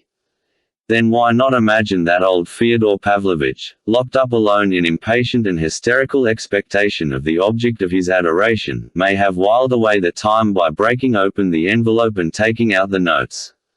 What's the use of the envelope, he may have asked himself, but when I show her the 30 rainbow-colored notes in one roll, it will make more impression, you may be sure, it will make her mouth water. And so he tears open the envelope, takes out the money, and flings the envelope on the floor, conscious of being the owner and untroubled by any fears of leaving evidence. Listen, gentlemen, could anything be more likely than this theory and such an action? Why is it out of the question? But if anything of the sort could have taken place, the charge of robbery falls to the ground. If there was no money, there was no theft of it. If the envelope on the floor may be taken as evidence that there had been money in it, why may I not maintain the opposite, that the envelope was on the floor because the money had been taken from it by its owner? But I shall be asked what became of the money if Fyodor Pavlovitch took it out of the envelope, since it was not found when the police searched the house. In the first place, part of the money was found in the cash box, and secondly, he might have taken it out that morning or the evening before to make some other use of it, to give or send it away. He may have changed his idea, his plan of action completely, without thinking it necessary to announce the fact to Smerdyakov beforehand. And if there is the barest possibility of such an explanation, how can the prisoner be so positively accused of having committed murder for the sake of robbery, and of having actually carried out that robbery? This is encroaching on the domain of romance. If it is maintained that something has been stolen, the thing must be produced, or at least its existence must be proved beyond doubt. Yet no one had ever seen these notes. Not long ago in Petersburg, a young man of 18, hardly more than a boy, who carried on a small business as a costermonger, went in broad daylight into a money changer's shop with an axe, and with extraordinary, typical audacity killed the master of the shop and carried off 1,500 rubles. 5 hours later he was arrested, and, except 15 rubles he had already managed to spend, the whole sum was found on him. Moreover, the shopman, on his return to the shop after the murder, informed the police not only of the exact sum stolen, but even of the notes and gold coins of which that sum was made up, and those very notes and coins were found on the criminal. This was followed by a full and genuine confession on the part of the murderer. That's what I call evidence, gentlemen of the jury. In that case I know, I see, I touch the money, and cannot deny its existence. Is it the same in the present case? And yet it is a question of life and death. Yes, I shall be told, but he was carousing that night, squandering money, he was shown to have had 1,500 rubles. Where did he get the money? But the very fact that only 1,500 could be found, and the other half of the sum could nowhere be discovered, shows that that money was not the same, and had never been in any envelope. By strict calculation of time it was proved at the preliminary inquiry that the prisoner ran straight from those women servants to Pohodin's without going home, and that he had been nowhere. So he had been all the time in company and therefore could not have divided the 3,000 in half and hidden half in the town. It's just this consideration that has led the prosecutor to assume that the money is hidden in some crevice at Mokroe. Why not in the dungeons of the castle of Udolpho, gentlemen? Isn't this supposition, other 1,500 rubles? By what miracle could they have disappeared, since it is proved the prisoner went nowhere else? And we are ready to ruin a man's life with such tales. I shall be told that he could not explain where he got the 1,500 that he had. And everyone knew that he was without money before that night. Who knew it, pray? The prisoner has made a clear and unflinching statement of the source of that money, and if you will have it so, gentlemen of the jury, nothing can be more probable than that statement, and more consistent with the temper and spirit of the prisoner. The prosecutor is charmed with his own romance. A man of weak will, who had brought himself to take the 3,000 so insultingly offered by his betrothed, could not, we are told, have set aside half and sewn it up, but would, even if he had done so, have unpicked it every 2 days and taken out 100, and so would have spent it all in a month. All this, you will remember, was put forward in a tone that brooked no contradiction. But what if the thing happened quite differently? What if you've been weaving a romance, and about quite a different kind of man? That's just it, you have invented quite a different man. I shall be told, perhaps, there are witnesses that he spent on one day all that 3,000 given him by his betrothed a month before the catastrophe, so he could not have divided the sum in half. But who are these witnesses? The value of their evidence has been shown in court already. Besides, in another man's hand a crust always seems larger, and no one of these witnesses counted that money, they all judged simply at sight. And the witness Maximov has testified that the prisoner had 20,000 in his hand. You see, gentlemen of the jury, psychology is a two-edged weapon. Let me turn the other edge now and see what comes of it. A month before the catastrophe the prisoner was entrusted by Katerina Ivanovna with 3,000 rubles to send off by post. But the question is it true that they were entrusted to him in such an insulting and degrading way as was proclaimed just now? The first statement made by the young lady on the subject was different, perfectly different. In the second statement we heard only cries of resentment and revenge, cries of long-concealed hatred.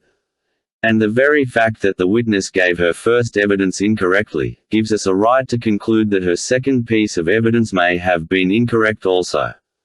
The prosecutor will not, dare not his own words touch on that story. So be it. I will not touch on it either, but will only venture to observe that if a lofty and high-principled person, such as that highly respected young lady unquestionably is, if such a person, I say, allows herself suddenly in court to contradict her first statement, with the obvious motive of ruining the prisoner, it is clear that this evidence has been given not impartially, not coolly. Have not we the right to assume that a revengeful woman might have exaggerated much? Yes, she may well have exaggerated, in particular, the insult and humiliation of her offering him the money.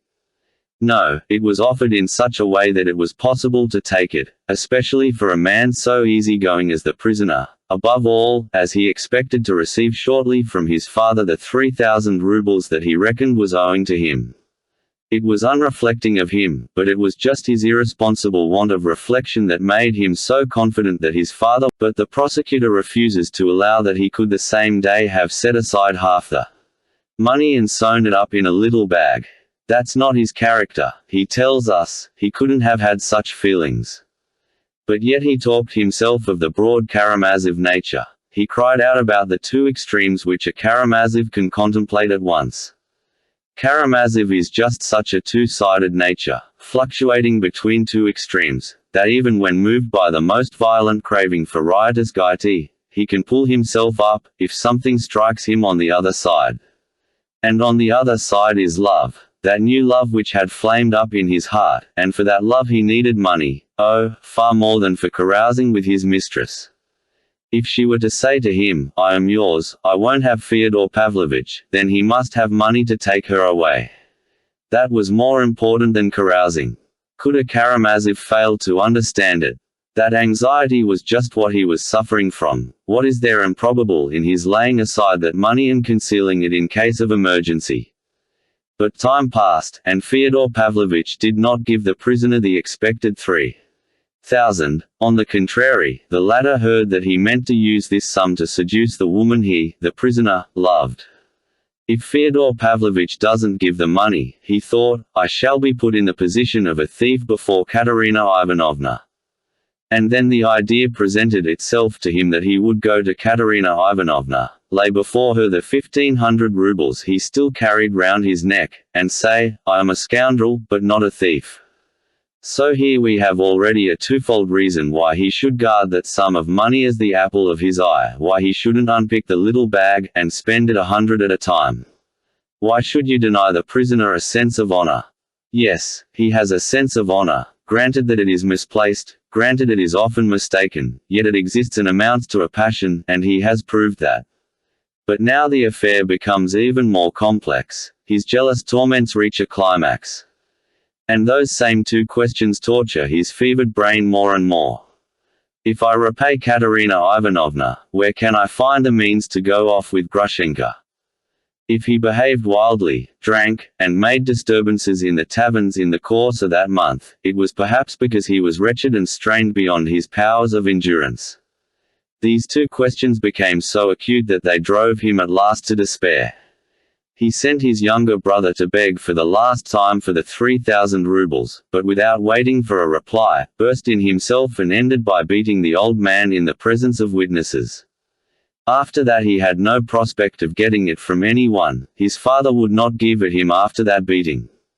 The same evening he struck himself on the breast, just on the upper part of the breast, where the little bag was, and swore to his brother that he had the means of not being a scoundrel, but that still he would remain a scoundrel, for he foresaw that he would not use that means, that he wouldn't have the character, that he wouldn't have the will power to do it. Why does the prosecutor refuse to believe the evidence of Alexei Karamazov, given so genuinely and sincerely, so spontaneously and convincingly? And why, on the contrary, does he force me to believe in money hidden in a crevice, in the dungeons of the castle of Udolpho? The same evening, after his talk with his brother, the prisoner wrote that fatal letter. And that letter is the chief, the most stupendous proof of the prisoner. Take the envelope with the pink ribbon on it from under his mattress as soon as Ivan has gone. A full program of the murder, we are told, so it must have been he. It has all been done as he wrote, cries the prosecutor. But in the first place, it is the letter of a drunken man and written in great irritation. Secondly, he writes of the envelope from what he has heard from Smerdyakov again, for he has not seen the envelope himself. And thirdly, he wrote it indeed, but how can you prove that he did it? Did the prisoner take the envelope from under the pillow? Did he find the money? Did that money exist indeed? And was it to get money that the prisoner ran off, if you remember? He ran off post-haste, not to steal, but to find out where she was, the woman who had crushed him. He was not running to carry out a program, to carry out what he had written, that is, not for an act of premeditated robbery, but he ran suddenly, spontaneously, in a jealous fury. Yes, I shall be told, but when he got there and murdered him he seized the money, too. But did he murder him after all? The charge of robbery I repudiate with indignation. A man cannot be accused of robbery, if it is impossible to state accurately what he has stolen, that's an axiom. But did he murder him without robbery? Did he murder him at all? Is that proved? Isn't that, chapter 12? And there was no murder either. Allow me, gentlemen of the jury, to remind you that a man's life is at stake and that you must be careful. We have heard the prosecutor himself admit that until today he hesitated to accuse the prisoner of a full and conscious premeditation of the crime. He hesitated till he saw that fatal drunken letter which was produced in court today. All was done as written. But, I repeat again, he was running to her, to seek her, solely to find out where she was. That's a fact that can't be disputed. Had she been at home, he would not have run away, but would have remained at her side, and so would not have done what he promised in the letter. He ran unexpectedly and accidentally, and by that time very likely he did not even remember his drunken letter. He snatched up the pestle, they say, and you will remember how a whole edifice of psychology was built on that pestle, why he was bound to look at that pestle as a weapon, to snatch it up, and so on, and so on. A very commonplace idea occurs to me at this point. What if that pestle had not been in sight, had not been lying on the shelf from which it was snatched by the prisoner, but had been put away in a cupboard? It would not have caught the prisoner's eye, and he would have run away without a weapon, with empty hands, and then he would certainly not have killed anyone. How then can I look upon the pestle as a proof of premeditation?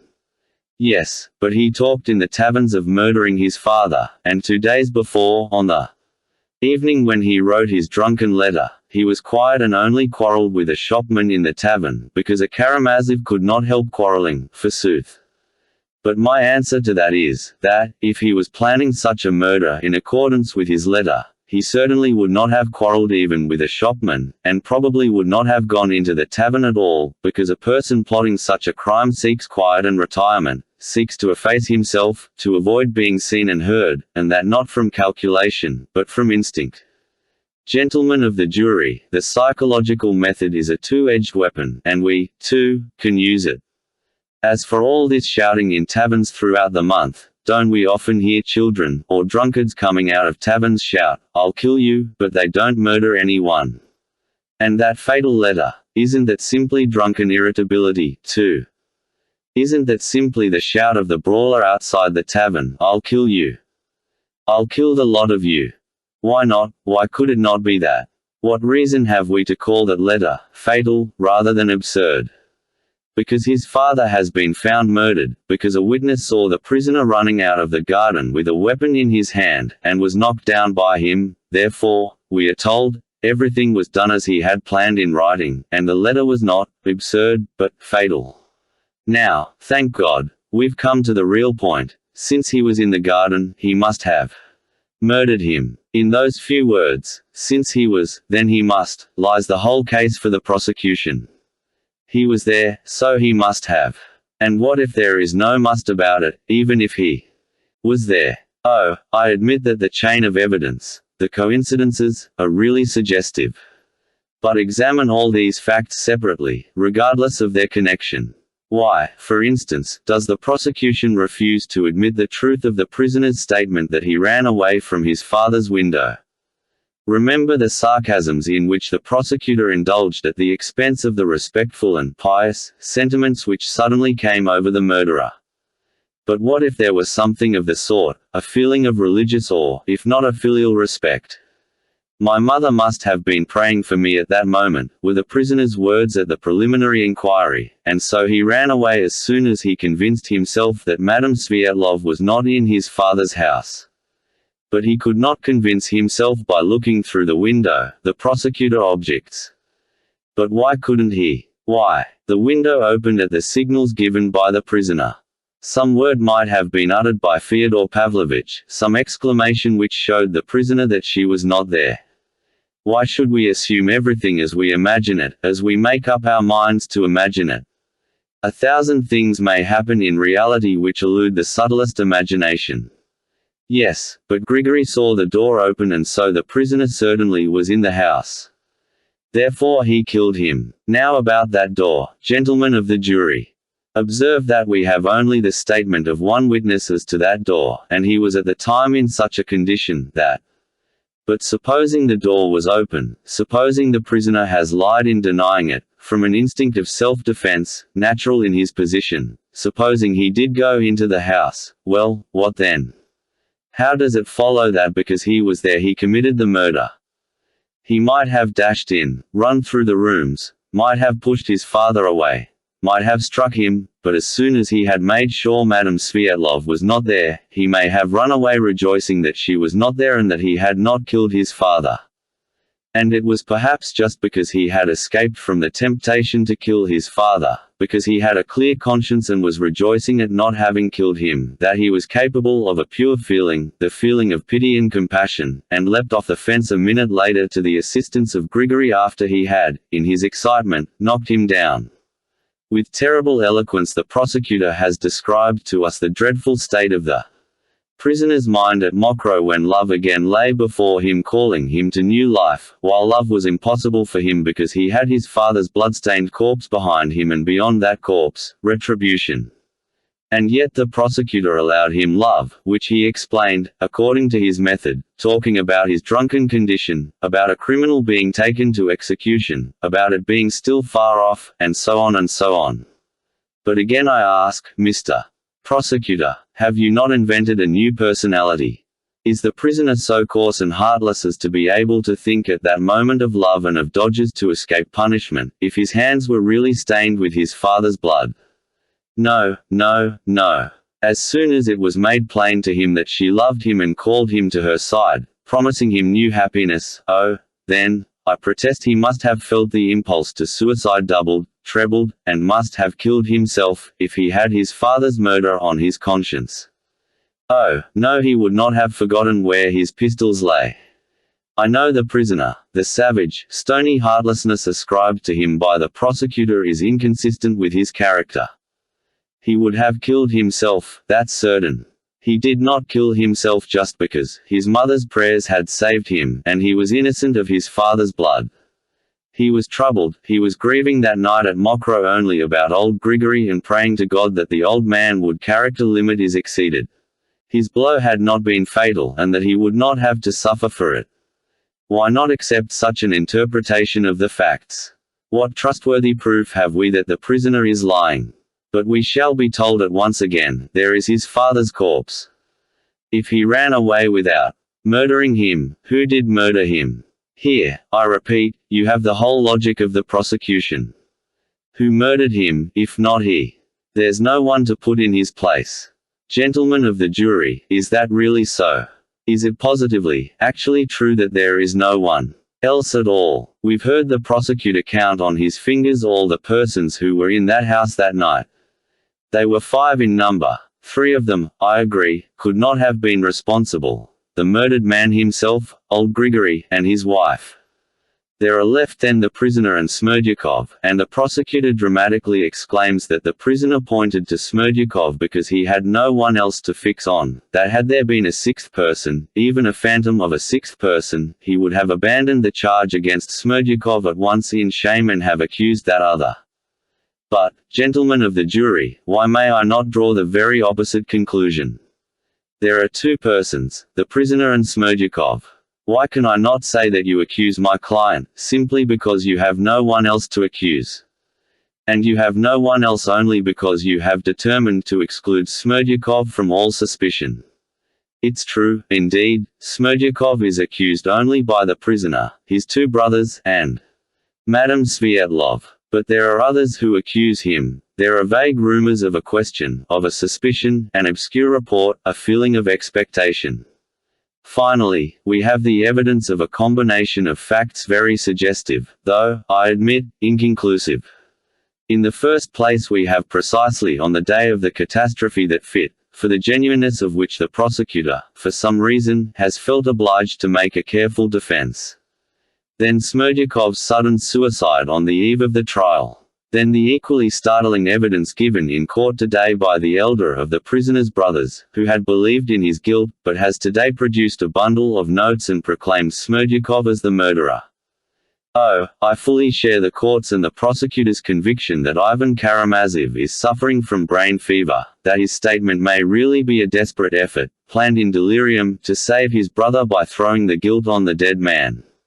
But again Smerdyakov's name is pronounced, again there is a suggestion of mystery. There is something unexplained, incomplete. And perhaps it may one day be explained. But we won't go into that now. Of that later.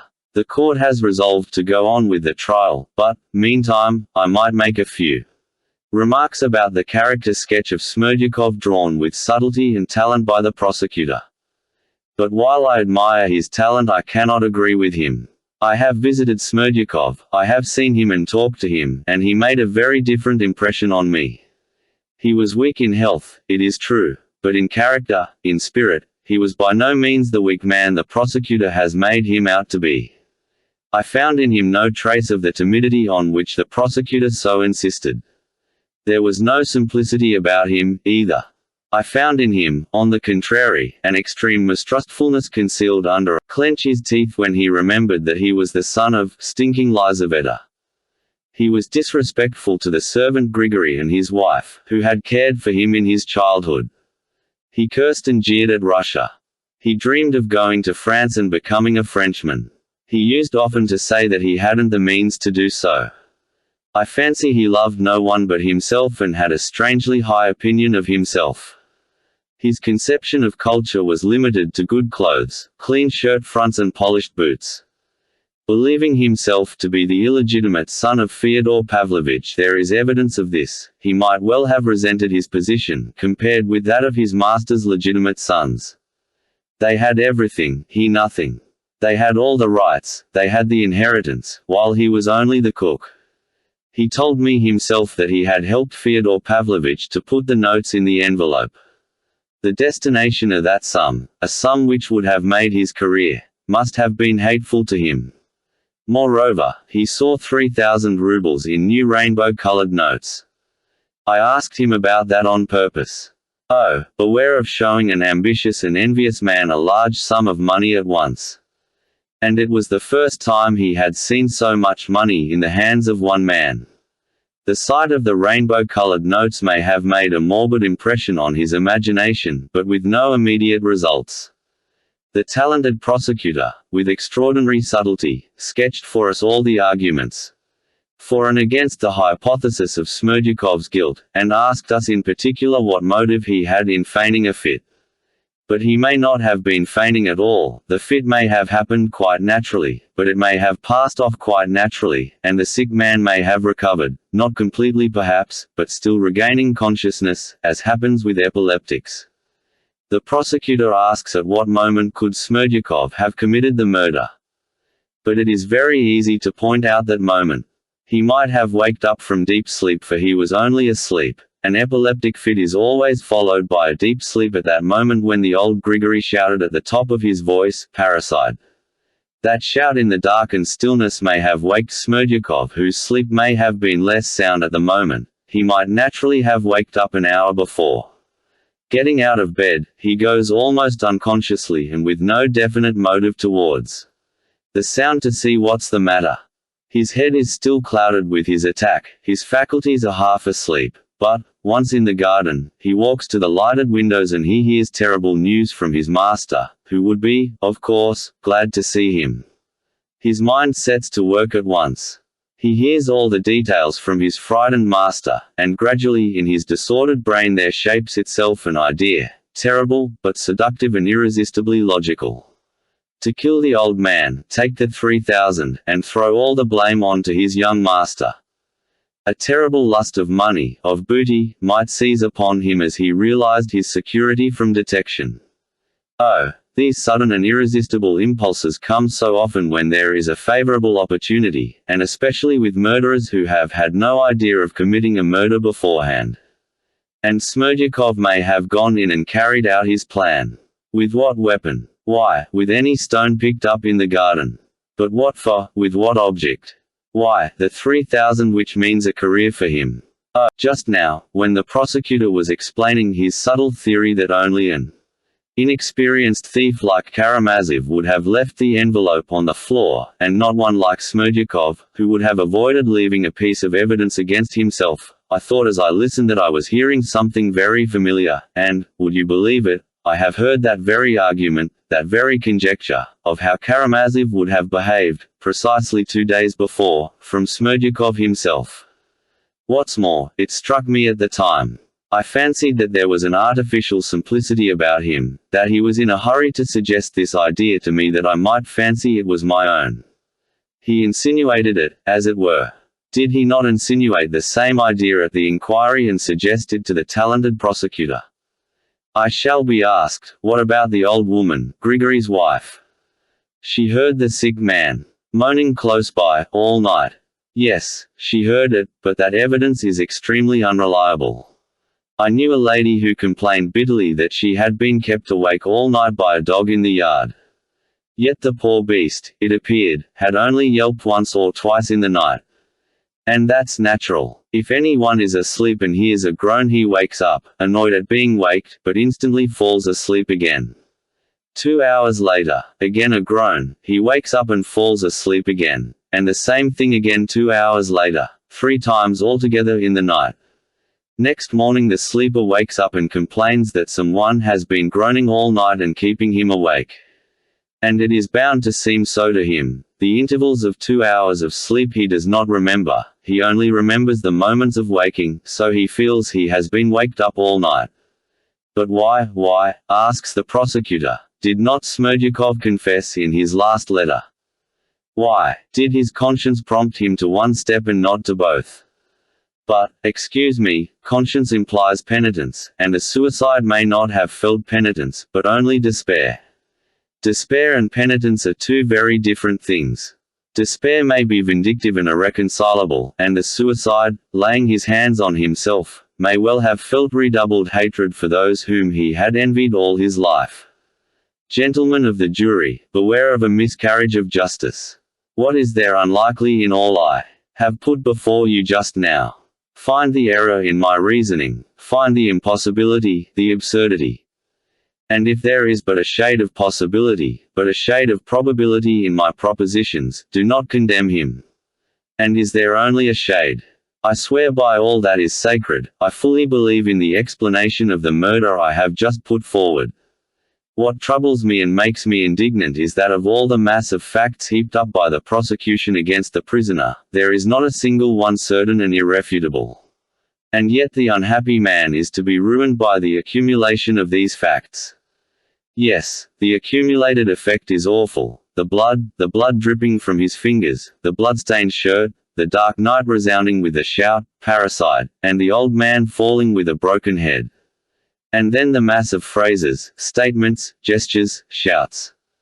Oh, this has so much influence, it can so bias the mind, but, gentlemen of the jury, can it bias your minds? Remember, you have been given absolute power to bind and to loose, but the greater the power, the more terrible it's. Have it in my heart to say something more to you, for I feel that there must be a great conflict in your hearts and minds. Forgive my referring to your hearts and minds, gentlemen of the jury, but I want to be truthful and sincere to the end. Let us all be sincere. At this point the speech was interrupted by rather loud applause. The last words, indeed, were pronounced with a note of such sincerity that every one felt that he really might have something to say, and that what he was about to say would be of the greatest consequence. But the president, hearing the applause, in a loud voice threatened to clear the court if such an incident were repeated. Every sound was hushed and Fetyukovich began in a voice full of feeling quite unlike the tone he had used hitherto. Chapter 13. A corrupter of thought. It's not only the accumulation of facts that threatens my client with ruin, gentlemen of The jury, he began, what is really damning for my client is one fact, the dead body of his father. Had it been an ordinary case of murder, you would have rejected the charge in view of the triviality, the incompleteness, and the fantastic character of the evidence, if you examine each part of it separately, or, at least, you would have hesitated to ruin a man's life simply from the prejudice against him which he has, alas, only too well deserved. But it is not an ordinary case of murder, it is a case of parricide. That impresses men's minds, and to such a degree that the very triviality and incompleteness of the evidence becomes less trivial and less incomplete even to an unprejudiced mind. How can such a prisoner be acquitted? What if he committed the murder and gets off unpunished? That is what everyone, almost involuntarily, instinctively, feels at heart. Yes, it is a fearful thing to shed a father's blood, the father who has begotten me, loved me, not spared his life for me, grieved over my illnesses from childhood up, troubled all his life for my happiness, and has lived in my joys, in my successes. To murder such a father, that's inconceivable. Gentlemen of the jury, what is a father? A real father? What is the meaning of that great word? What is the great idea in that name? We have just indicated in part what a true father is and what he ought to be. In the case in which we are now so deeply occupied and over which our hearts are aching, in the present case, the father, Fyodor Pavlovich Karamazov, did not correspond to that conception of a father to which we have just referred. That's the misfortune. And indeed some fathers are a misfortune. Let us examine this misfortune rather more closely. We must shrink from nothing, gentlemen of the jury, considering the importance of the decision you have to make. It's our particular duty not to shrink from any idea, like children or frightened women, as the talented prosecutor happily expresses it. But in the course of his heated speech my esteemed opponent, and he was my opponent, before I opened my lips exclaimed several times, "Oh, I will not yield the defense of the prisoner to the lawyer who has come down from Petersburg. I accuse, but I defend also." He exclaimed that several times, but forgot to mention that if this terrible prisoner was for 23 years so grateful for a mere pound of nuts given him by the only man who had been kind to him, as a child in his father's house, might not such a man well have remembered for 23 years how he ran in his father's backyard, without boots on his feet and with his little trousers hanging by one button, to use the expression of the kind-hearted Dr. Herzenstube. Oh, gentlemen of the jury, why need we look more closely at this misfortune? Why repeat what we all know already? What did uncontrolled? He is wild and unruly. We are trying him now for that, but who is responsible for his life? Who is responsible for his having received such an unseemly bringing up, in spite of his excellent disposition and his grateful and sensitive heart? Did anyone train him to be reasonable? Was he enlightened by study? Did anyone love him ever so little in his childhood? My client was left to the care of Providence like a beast of the field. He thirsted perhaps to see his father after long years of separation. 1,000 times perhaps he may, recalling his childhood, have driven away the loathsome phantoms that haunted his childish dreams, and with all his heart he may have longed to embrace and to forgive his father. And what awaited him? He was met by cynical taunts, suspicions and wrangling about money. He heard nothing but revolting talk and vicious precepts uttered daily over the brandy, and at last he saw his father seducing his mistress from him with his own money. Oh, gentlemen of the jury, that was cruel and revolting. And that old man was always complaining of the disrespect and cruelty of his son. He slandered him in society, injured him, calumniated him, bought up his unpaid debts to get him thrown into prison. Gentlemen of the jury, people like my client, who are fierce, unruly, and uncontrolled on the surface, are sometimes, most frequently indeed, exceedingly tender-hearted, only they don't express it. Don't laugh at my idea. The talented prosecutor laughed mercilessly just now at my client for loving Schiller, loving the sublime and beautiful. I should not have laughed at that in his place. Yes, such natures, oh, let me speak in defense of such natures, so often and so cruelly misunderstood. These natures often thirst for tenderness, goodness, and justice, as it were, in contrast to themselves. their unruliness, their ferocity. They thirst for it unconsciously. Passionate and fierce on the surface, they are painfully capable of loving woman, for instance, and with a spiritual and elevated love. Again, do not laugh at me, this is very often the case in such natures. But they cannot hide their passions, sometimes very coarse, and that is conspicuous and is noticed, but the inner man is unseen. Their passions are quickly exhausted, but, by the side of a noble and lofty creature, that seemingly coarse and rough man seeks a new life, seeks to correct himself, to be better, to become noble and honorable, sublime and beautiful, however much the expression has been ridiculed. I said just now that I would not venture to touch upon my client's engagement. But I may say half a word. What we heard just now was not evidence, but only the scream of a frenzied and revengeful woman, and it was not for her, oh, not for her, to reproach him with treachery, for she has betrayed him. If she had had but a little time for reflection, she would not have given such evidence. Oh, do not believe her. No, my client is not a monster, as she called him. The lover of mankind on the eve of his crucifixion said, I am the Good Shepherd. The Good Shepherd lays down his life for his sheep, so that not one of them might be lost. Let not a man's soul be lost through us. I asked just now what does Father mean, and exclaimed that it was a great word, a precious name. But one must use words honestly, gentlemen, and I venture to call things by their right names. Such a father as old Karamazov cannot be called a father and does not deserve to be. Filial love for an unworthy father is an absurdity, an impossibility. Love cannot be created from nothing, only God can create something from nothing. Fathers, provoke not your children to wrath, the apostle writes, from a heart glowing with love. It's not for the sake of my client that I quote these sacred words, I mention them for all fathers. Who has authorized me to preach to fathers? No one. But as a man and a citizen I make my appeal. Vivos voco. We are not long on earth, we do many evil deeds and say many evil words. So let us all catch a favorable moment when we are all together to say a good word to each other. That's what I am doing. While I am in this place I take advantage of my opportunity. Not for nothing is this tribune given us by the highest authority. All Russia hears us. I am not speaking only for the fathers here present, I cry aloud to all fathers. Fathers, provoke not your children to wrath.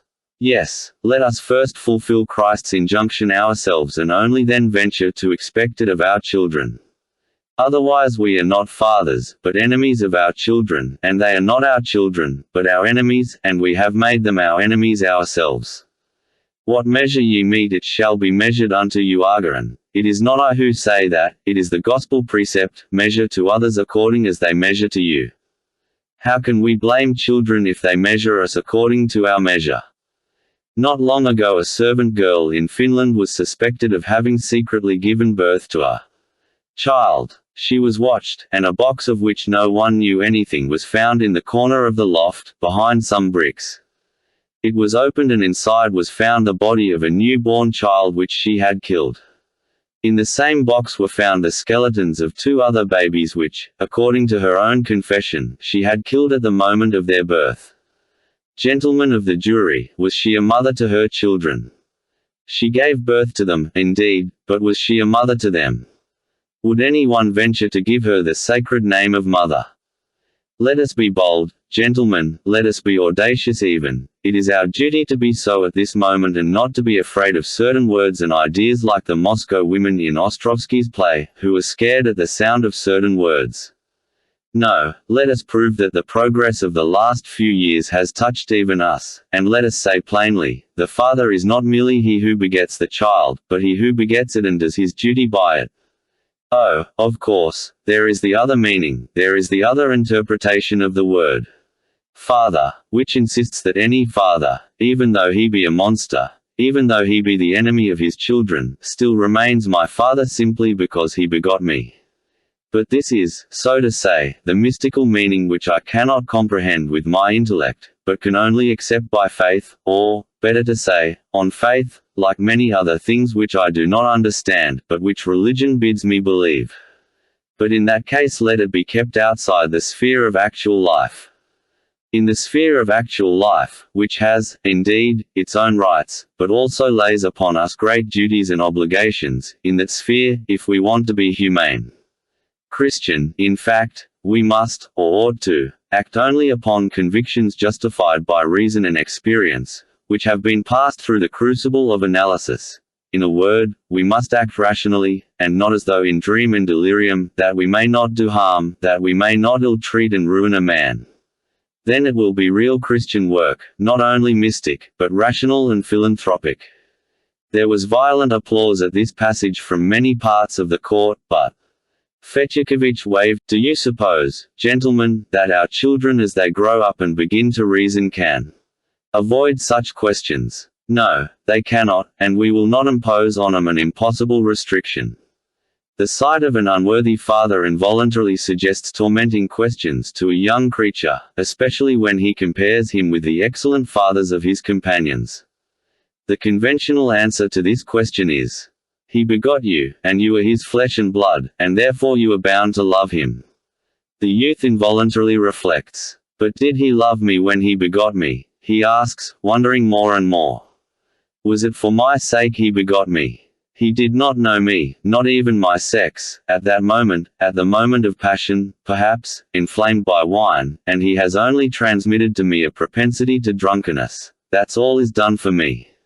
Why am I bound to love him simply for begetting me when he has cared nothing for me all my life after? Oh, perhaps those questions strike you as coarse and cruel, but do not expect an impossible restraint from a young mind.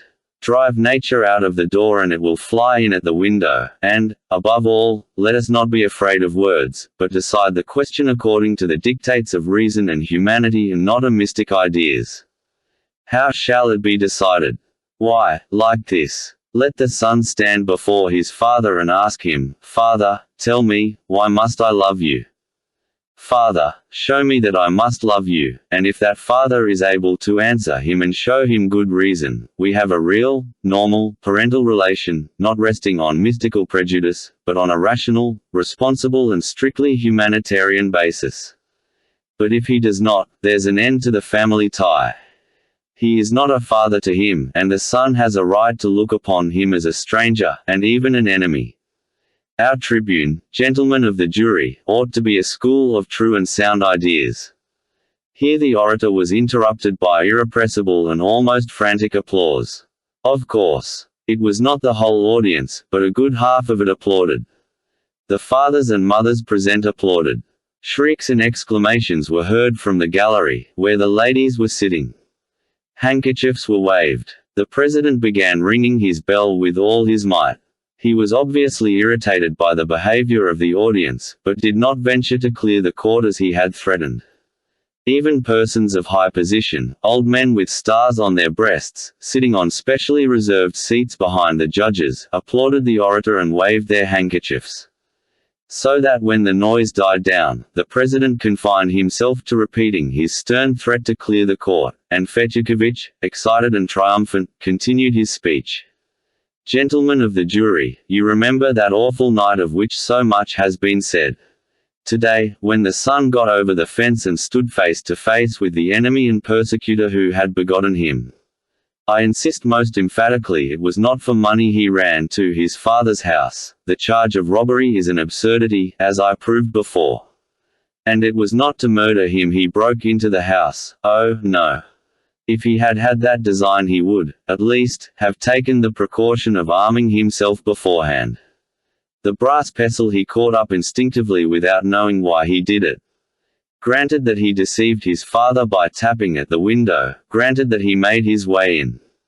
I've said already that I do not for a moment believe that legend, but let it be so, let us suppose it for a moment. Gentlemen, I swear to you by him, pushed him away perhaps, nothing more, for he had no thought and no time to spare for that. What he wanted to know was where she was. But his father, the mere sight of the father who had hated him from his childhood, had been his enemy, his persecutor, and now his unnatural rival, was enough. A feeling of hatred came over him involuntarily, irresistibly, clouding his reason. It all surged up in one moment. It was an impulse of madness and insanity, but also an impulse of nature, irresistibly and unconsciously, like everything in nature, avenging the violation of its eternal laws. But the prisoner even then did not murder him. I maintain that, I cry that aloud, no. He only brandished the pestle in a burst of indignant disgust, not meaning to kill him, not knowing that he would kill him. Had he not had this fatal pestle in his hand, he would have only knocked his father down perhaps, but would not have killed him. As he ran away, he did not know whether he had killed the old man. Such a murder is not a murder. Such a murder is not a parricide. No, the murder of such a father cannot be called parricide. Such a murder can only be reckoned parricide by prejudice. But I appeal to you again and again from the depths of my soul, did this murder actually take place? Gentlemen of the jury, if we convict and punish him, he will say to himself, these people have done nothing for my bringing up, for my education, nothing to improve my lot, nothing to make me better, nothing to make me a man. These people have not given me to eat and to drink, have not visited me in prison and nakedness, and here they have sent me to penal servitude. I am quits, I owe them nothing now, and owe no one anything forever. They are wicked and I will be wicked. They are cruel and I will be cruel. That is what he will say, gentlemen of the jury. And I swear, by finding him guilty you will only make it easier for him, you will ease his conscience, he will curse the blood he has shed and will not regret it. At the same time you will destroy in him the possibility of becoming a new man, for he will remain in his wickedness and blindness all his life. But do you want to punish him fearfully, terribly, with the most awful punishment that could be imagined, and at the same time to save him and regenerate his soul? If so, overwhelm him with your mercy. You will see, you will hear how he will tremble and be horror-struck. How can I endure this mercy? How can I endure so much love? Am I worthy of it? That's what he will exclaim. Oh, I know that heart, that wild but grateful heart, gentlemen of the jury. It will bow before your mercy, it thirsts for a great and loving action, it will melt and mount upwards.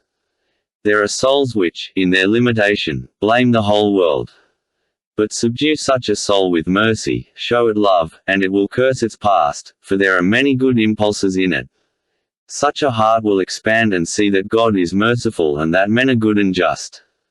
He will be horror-stricken, he will be crushed by remorse and the vast obligation laid upon him henceforth. And he will not say then, I am quits, but will say, I am guilty in the sight of all men and am more unworthy than all. With tears of penitence and poignant, tender anguish, he will exclaim, others are better than I, they wanted to save me, not to ruin me. Oh, this act of mercy is so insignificant person like me to remind you that the Russian court does not exist for the punishment only, but also for the salvation of the criminal. Let other nations think of retribution and the letter of the law, we will cling to the spirit and the meaning, the salvation and the reformation of the lost. If this is true, if Russia and her justice are such, she may go forward with good cheer. Do not try to scare us with your frenzied troikas from which all the nations stand aside in disgust. Not a runaway troika, but the stately chariot of Russia will move calmly and majestically to its goal. In your hands is the fate of my client, in your hands is the fate of Russian justice. You will defend it, you will save it, you will prove that there are men to watch over it, that it is in good hands. Chapter 14. The peasants stand firm. This was how Fetyukovich concluded his speech, and the enthusiasm of the audience burst like an irresistible storm. It was out of the question to stop it. The women wept, many of the men wept too, even two important personages shed tears. The president submitted, and even postponed ringing his bell. The suppression of such an enthusiasm would be the suppression of something sacred, as the ladies cried afterwards. The orator himself was genuinely touched. And it was at this moment that Ippolit Kirillovich got up to make certain objections. People looked at him with hatred. What's the meaning of it? He positively dares to make objections, the ladies babbled. But if the whole world of ladies, including his wife, had protested he could not have been stopped at that moment. He was pale, he was shaking with emotion, his first phrases were even unintelligible, he gasped for breath, could hardly speak clearly, lost the thread. But he soon recovered himself. Of this new speech of his I will quote only a few sentences. I am reproached with having woven a romance. But what is this defense if not one romance on the top of another? All that was lacking was poetry. Fyodor Pavlovitch, while waiting for his mistress, tears open the envelope and throws it on the floor. We are even told what he said while engaged in this strange act. Is not this a flight of fancy? And what proof have we that he had taken out the money? Who heard what he said? The weak-minded idiot, Smerdyakov, transformed into a Byronic hero, avenging society for his illegitimate birth. Isn't this a romance in the Byronic style? And the son who breaks into his father's house and murders him without murdering him is not even a romance. This is a sphinx setting us a riddle which he cannot solve himself. If he murdered him, and what's the meaning of his murdering him without having murdered him? Who can make head or tail of this? Then we are admonished that our tribune is a tribune of true and sound ideas, and from this tribune of sound ideas is heard a solemn declaration that to call the murder of a father parricide is nothing but a prejudice. But if parricide is a prejudice, and if every child is to ask his father why he is to love him, what will become of us? What will become of the foundations of society? What will become of the family? Parricide, it appears, is only a bogey of Moscow merchants' wives. The most precious, the most sacred guarantees for the destiny and future of Russian justice are presented to us in a perverted and frivolous form, simply to attain an object, to obtain the justification of something which cannot be justified. Oh, crush him by mercy, cries the counsel for the defense. But that's all the criminal wants, and tomorrow it will be seen how much he is crushed. And is not the counsel for the defense too modest in asking only for the acquittal of the prisoner? Why not found a charity in the honor of the parricide to commemorate his exploit among future generations? Religion and the gospel are corrected, that's all mysticism, we are told, and ours is the only true Christianity which has been subjected to the analysis of reason and common sense. And so they set up before us a false semblance of Christ. What measure ye mete so it shall be meted unto you again, cried the counsel for the defense, and instantly deduces that Christ teaches us to measure as it is measured to us, and this from the tribune of truth and sound sense.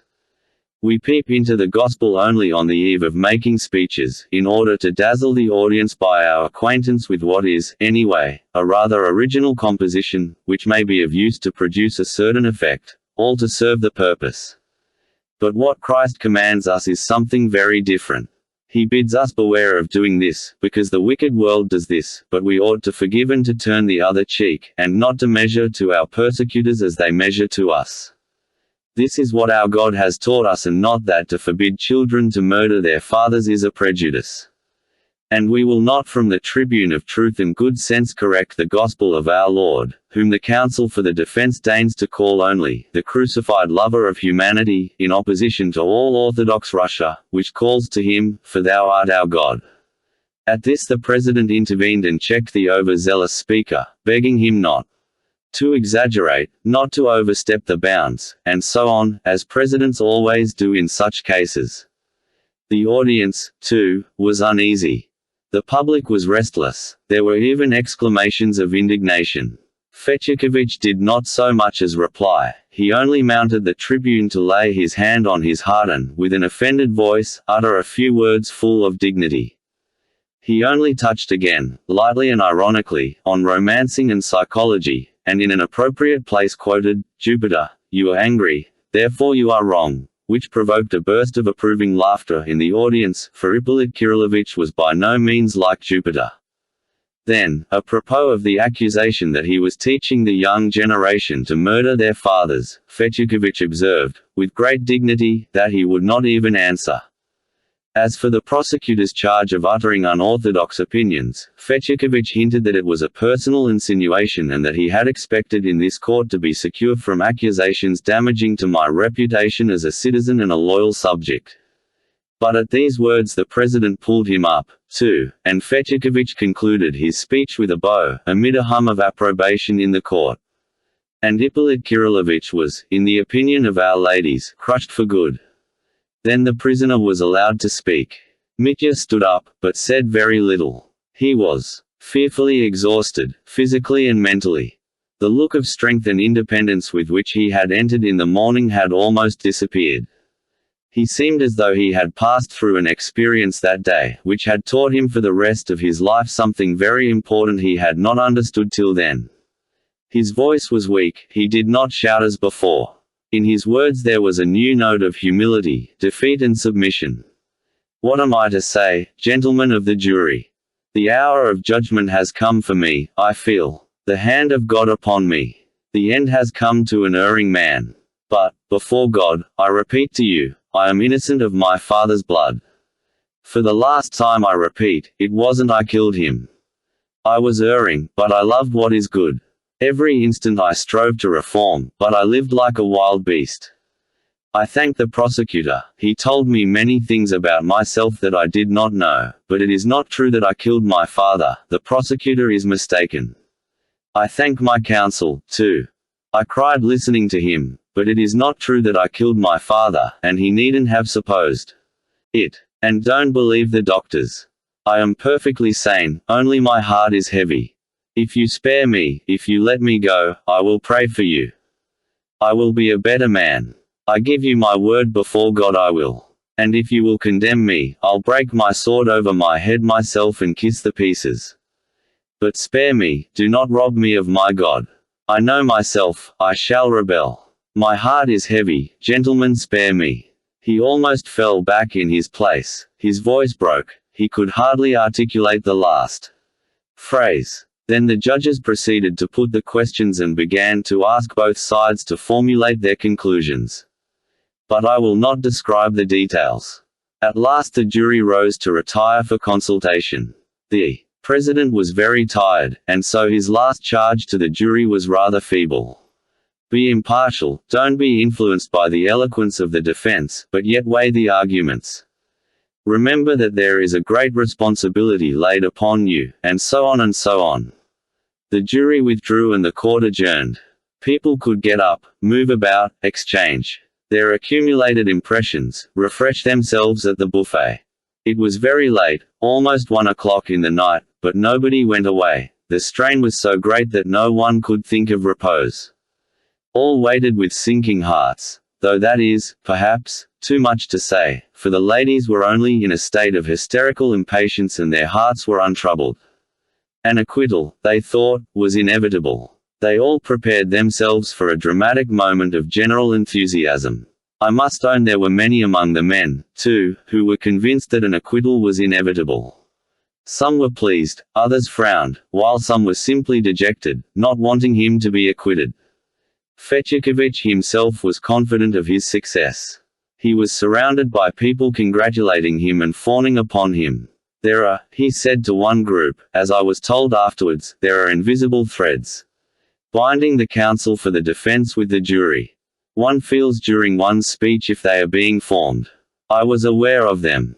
They exist. Our cause is one. Set your mind at rest. What will our peasants say now? Said one stout, cross-looking, pockmarked gentleman, a landowner of the neighborhood, approaching a group of gentlemen engaged in conversation. But they are not all peasants. There are 4 government clerks among them. Yes, there are clerks, said a member of the district council, joining the group. And do you know that Nazarev, the merchant with the medal, a juryman? What of him? He is a man with brains. But he never speaks. He is no great talker, but so much the better. There's no need for the Petersburg man to teach him. He could teach all Petersburg himself. He's the father of 12 children. Think of that. Upon my word, you don't suppose they won't acquit him, one of our young officials exclaimed in another group. They'll acquit him for certain, said a resolute voice. It would be shameful, disgraceful, not to acquit him, cried the official. Suppose he did. Murder him. There are fathers and fathers. And, besides, he was in such a frenzy. He really may have done nothing but swing the pestle in the air, and so knock the old man down. But it was a pity they dragged the valet in. That was simply an absurd theory. If I'd been in Fetyukovich's place, I should simply have said straight out, he murdered him, but he is not guilty, hang it all. That's what he did, only without saying, hang it all. No, Mikhail Semyonovich, he almost said that, too, put in a third voice. Why, gentlemen, in Lent an actress was acquitted in our town who had cut the throat of her lover's lawful wife. Oh, but she did not finish cutting it. That makes no difference. She began cutting it. What did you think of what he said about children? Splendid, wasn't it? Splendid. And about mysticism, too. Oh, drop mysticism, do, cried someone else. Think of Ippolit and his fate from this day. Fourth. His wife will scratch his eyes out tomorrow for Mitya's sake. Is she here? What an idea. If she'd been here she'd have scratched 'em out in court. She is at home, with toothache. He he he. He he he. In a third group. I dare say they will acquit Matenka, after all. I should not be surprised if he turns the metropolis upside down tomorrow. He will be drinking for 10 days. Oh, the devil. The devil's bound to have a hand in it. Where should he be if not here? Well, gentlemen, I admit it was eloquent. But still it is not the thing to break your father's head with a pestle. Or what are we coming to? The chariot. Do you remember the chariot? Yes. He turned a cart into a chariot. And tomorrow he will turn a chariot into a cart, just to suit his purpose. What cunning chaps there are nowadays. Is there any justice to be had in Russia? But the bell rang. The jury deliberated for exactly an hour, neither more nor less. A profound silence reigned in the court as soon as the public had taken their seats. I remember how the jurymen walked into the court. At last. I won't repeat the questions in order, and, indeed, I have forgotten them. I remember only the answer to the president's first and chief question. Did the prisoner commit the murder for the sake of robbery and with premeditation? I don't remember the exact words. There was a complete hush.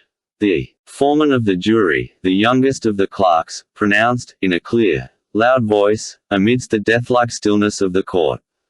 Yes, guilty. And the same answer was repeated to every question. Yes, guilty, and without the slightest extenuating comment. This no one had expected. Almost every one had reckoned upon a recommendation to mercy, at least. The deathlike silence in the court was not broken. All seemed petrified, those who desired his conviction as well as those who had been eager for his acquittal. But that was only for the first instant, and it was followed by a fearful hubbub. Many of the men in the audience were pleased. Some were rubbing their hands with no attempt to conceal their joy. Those who disagreed with the verdict seemed crushed, shrugged their shoulders, whispered, but still seemed unable to realize this. But how shall I describe the state the ladies were in? I thought they would create a riot. At first they could scarcely believe their ears. Then suddenly the whole court rang with exclamations. What's the meaning of it? What next? They leapt up from their places. They seemed to fancy that it might be at once reconsidered and reversed. At that instant Mitya suddenly stood up and cried in a heartrending voice, stretching his hands out before him. I swear by God and the dreadful day of judgment I am not guilty of my father's blood. Katya, I forgive you. Brothers, friends, have pity on the other woman. He could not go on, and broke into a terrible sobbing wail that was heard all over the court in a strange, unnatural voice unlike his own. From the farthest corner at the back of the gallery came a piercing shriek. It was Grushenka. She had succeeded in begging admittance to the court again before the beginning of the lawyer's speeches. Mitya was taken away. The passing of the sentence was deferred till next day. The whole court was in a hubbub, but I did not wait to hear. I only remember a few exclamations I heard on the steps as I went out. He'll have a 20 years trip to the mines. Not less. Well, our peasants have stood firm. And have done for our Mitya. Epilogue. Chapter 1. Plans for Mitya's escape. Very early, at 9 o'clock in the morning, 5 days after the trial, Alyosha went to Katerina Ivanovna's to talk over a matter of great importance to both of them, and to give her a message. She sat and talked to him in the very room in which she had once received Grushenka. In the next room Ivan Fyodorovich lay unconscious in a high fever. Katerina Ivanovna had immediately after the scene at the trial ordered the sick and unconscious man to be carried to her house, disregarding the inevitable gossip and general disapproval of the public. One of the two relations who lived with her had departed to Moscow immediately after the scene in court, the other remained. But if both had gone away, Katerina Ivanovna would have adhered to her resolution, and would have gone on nursing the sick man and sitting by him day and night. Varvinsky and Herzenstube were attending him. The famous doctor had gone back to Moscow, refusing to give an opinion as to the probable end of the illness. Though the doctors encouraged Katerina Ivanovna and Alyosha, it was evident that they could not yet give him positive hopes of recovery. Alyosha came to see his sick brother twice a day. But this time he had specially urgent business, and he foresaw how difficult it would be to approach the subject, yet he was in great haste. He had another engagement that could not be put off for that same morning, and there was need of haste. They had been talking for a quarter of an hour. Katerina Ivanovna was pale and terribly fatigued, yet at the same time in a state of hysterical excitement. She had a presentiment of the reason why Alyosha had come to her. "Don't worry about his decision," she said, with confident emphasis to Alyosha. "One way or another he is bound to come to it. He must escape. That unhappy man, that hero of honor and principle, not he, not Dmitri Fyodorovich, but the man lying the other side of that door, who has sacrificed himself for his brother," Katya added, with flashing eyes, "told me the whole plan of escape long ago. You know he has already entered into negotiations. I've told you something already. You see, it will probably come off at the third etape from here, when the party of prisoners is being taken to Siberia. Oh, it is a long way off yet. Ivan Fyodorovich has already visited the superintendent of the third etape. But we don't know yet who will be in charge of the party, and it is impossible to find that out so long beforehand. Tomorrow perhaps I will show you in detail the whole plan which Ivan Fyodorovich left me on the eve of the trial in case of need. That was when, do you remember, you found us quarreling? He had just gone downstairs, but seeing you I made him come back, do you remember? Do you know what we were quarreling about? Of course he did not tell you. It was about that plan of escape. He had told me the main idea 3 days before, and we began quarreling about it at once and quarreled for 3 days. We quarreled because, when he told me that if Dmitri Fyodorovich were convicted he would escape abroad with that creature, I felt furious at once. I can't tell you why, I don't know myself why. Oh, of course, I was furious then about that creature, and that she, too, should go abroad with Dmitri. Katerina Ivanovna exclaimed suddenly, her lips quivering with anger. As soon as Ivan Fyodorovich saw that I was furious about that woman, he instantly imagined I was jealous of Dmitri and that I still loved Dmitri. That is how our first quarrel began. I would not give an explanation, I could not ask forgiveness. I could not bear to think that such a man could suspect me of still loving that, and when I myself had told him long before that I did not love Dmitri, that I loved no one but him. It was only resentment against that creature that made me angry with him. 3 days later, on the evening you came, he brought me a sealed envelope, which I was to open at once, if anything happened to him. Oh, he foresaw his illness. He told me that the envelope contained the details of the escape, and that if he died or was taken dangerously ill, I was to save Mitya alone. Then he left me money, nearly 10,000, those notes to which the prosecutor referred in his speech, having learnt from someone that he had sent them to be changed. I was tremendously impressed to find that Ivan Fyodorovich had not given up his idea of saving his brother, and was confiding this plan of escape to me, though he was still jealous of me and still convinced that I loved Mitya. Oh, that was a sacrifice. No, you cannot understand the greatness of such self-sacrifice, Alexei Fyodorovich.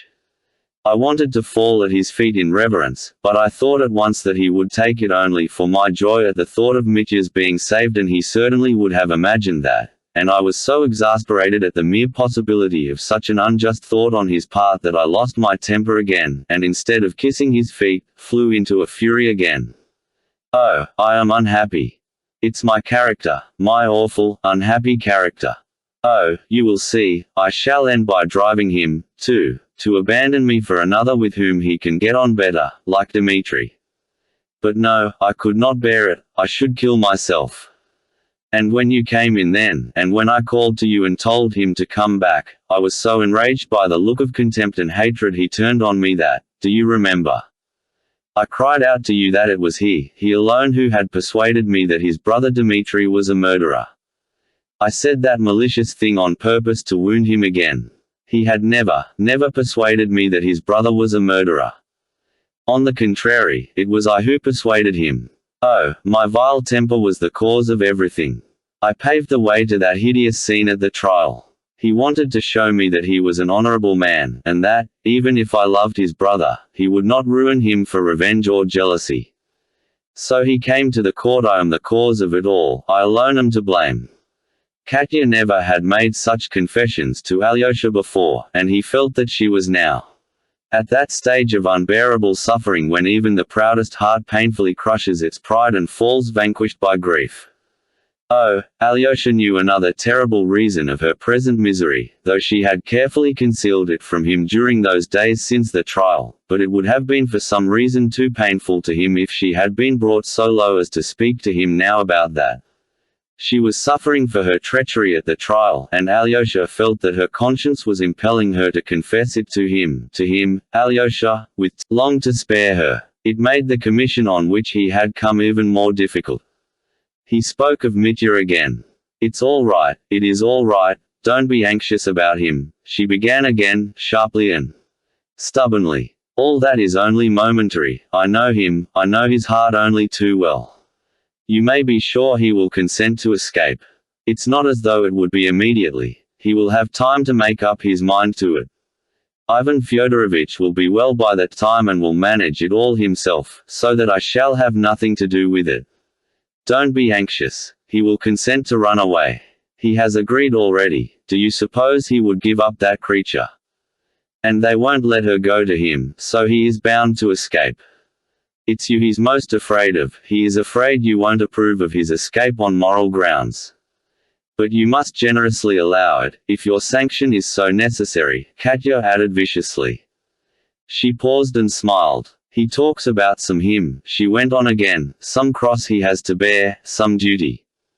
I remember Ivan Fyodorovich told me a great deal about it, and if you knew how he talked. Katya cried suddenly, with feeling she could not repress, if you knew how he loved that wretched man at the moment he told me, and how he hated him, perhaps, at the same moment. And I heard his story and his tears with sneering disdain. Brute. Yes, I am a brute. I am responsible for his fever. But that man in prison is incapable of suffering, Katya concluded irritably. Can such a man suffer? Men like him never suffer. There was a note of hatred and contemptuous repulsion in her words. And yet it was she who had betrayed him. Perhaps because she feels how she's wronged him she hates him at moments, Alyosha thought to himself. He hoped that it was only at moments. In Katya's last words he detected a challenging note, but he did not take it up. I sent for you this morning to make you promise to persuade him yourself. Or do you, too, consider that to escape would be dishonorable, cowardly, or something unchristian, perhaps? Katya added, even more defiantly. Oh, no, I'll tell him everything, muttered Alyosha. He asks you to come and see him. Today, he blurted out suddenly, looking her steadily in the face. She started, and drew back a little from him on the sofa. Me. Can that be? She faltered, turning pale. It can and ought to be. Alyosha began emphatically, growing more animated. He needs you particularly just now. I would not have opened the subject and worried you, if it were not necessary. He is ill, he is beside himself, he keeps asking for you. It is not to be reconciled with you that he wants you, but only that you would go and show yourself at his door. So much has happened to him since that day. He realizes that he has injured you beyond all reckoning. He does not ask your forgiveness. It's impossible to forgive me, he says himself, but only that you would show yourself in his doorway. It's so sudden, faltered Katya.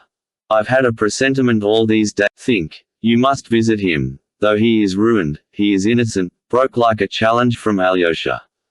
His hands are clean, there is no blood on them. For the sake of his infinite sufferings in the future, visit him now. Go, greet him on his way into the darkness, stand at his door, that is all. You ought to do it, you ought to. Alyosha concluded, laying immense stress on the word ought. I ought to, but I cannot. Katya moaned. He will look at me. I can't. Your eyes ought to meet. How will you live all your life, if you don't make up your mind to do it now? Better suffer all my life. You ought to go, Alyosha repeated with merciless emphasis. But why today, why at once? I can't leave our patient. You can for a moment. It will only be a moment. If you don't come, he will be in delirium. By tonight. I would not tell you a lie. Have pity on him. Have pity on me, Katya said, with bitter reproach, and she burst into tears. Then you will come, said Alyosha firmly, seeing her tears. I'll go and tell him you will. Come directly. No, don't tell him so on any account, cried Katya in alarm. I will come, but don't tell him beforehand, for perhaps I may go, but not go in. I don't know yet. Her voice failed her. She gasped for breath. Alyosha got up to go. And what if I meet anyone? She said suddenly, in a low voice, turning white again. That's just why you must go now, to avoid meeting anyone. There will be no one there, I can tell you that for certain. We will expect you, he concluded emphatically, and Chapter 2. For a moment the lie becomes truth. He hurried to the hospital where Mitya was lying now. The day after his fate was determined, Mitya had fallen ill with nervous fever, and was sent to the prison division of the town hospital. But at the request of several persons, Alyosha, Madame Holikov, Lise, etc., Dr. Varvinsky had put Mitya not with other prisoners, but in a separate little room, the one where Smerdyakov had been. It is true that there was a sentinel at the other end of the corridor, and there was a grating over the window, so that Varvinsky could be at ease about the indulgence he had shown, which was not quite legal, indeed, but he was a kind-hearted and compassionate young man. He knew how hard it would be for a man like Mitya to pass at once so suddenly into the society of robbers and murderers, and that he must get used to it by degrees. The visits of relations and friends were informally sanctioned by the doctor and overseer, and even by the police captain. But only Alyosha and Grushenka had visited Mitya. Rakitin had tried to force his way in twice, but Mitya persistently begged Varvinsky not to admit him. Alyosha found him sitting on his bed in a hospital dressing gown, rather feverish, with a towel, soaked in vinegar and water, on his head. He looked at Alyosha as he came in with an undefined expression, but there was a shade of something like dread discernible in it. He had become terribly preoccupied since the trial. Sometimes he would be silent for half an hour together, and seemed to be pondering something heavily and painfully, oblivious of everything about him.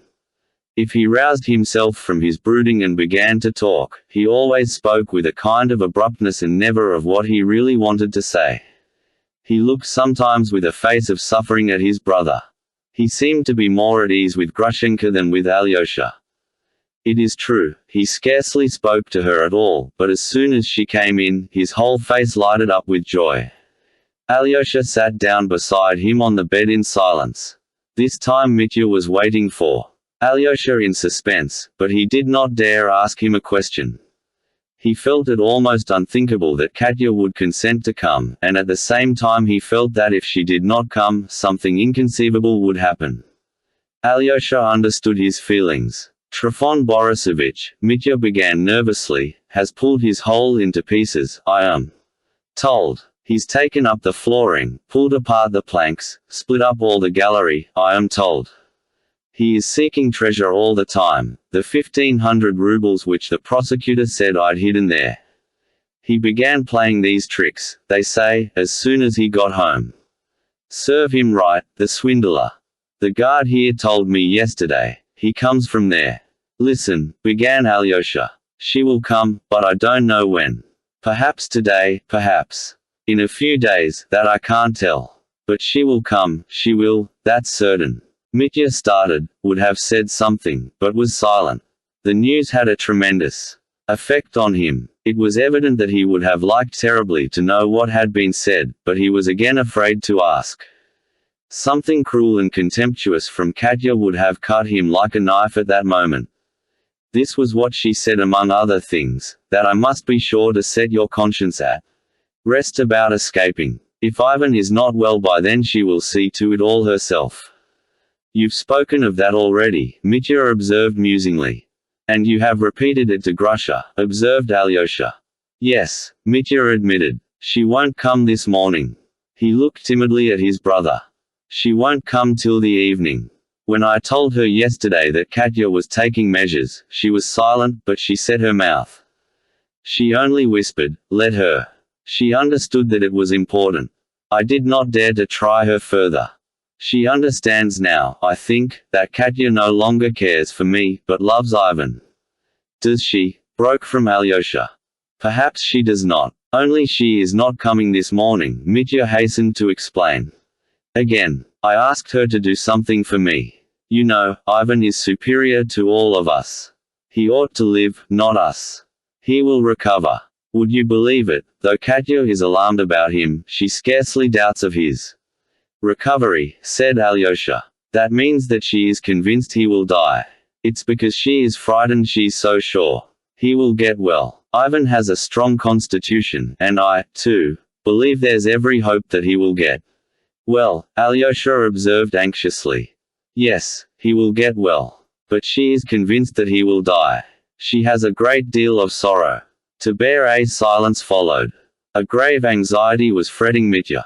Alyosha, I love Grusha terribly, he said suddenly in a shaking voice, full of tears. They won't let her go out there to you, Alyosha put in at once. And there is something else I wanted to tell you, Mitya went on, with a sudden ring in his voice. If they beat me on the way or out there, I won't submit to it. I shall kill someone, and shall be shot for it. And this will be going on for 20 years. They speak to me rudely as it is. I've been lying here all night, passing judgment on myself. I am not ready. I am not able to resign myself.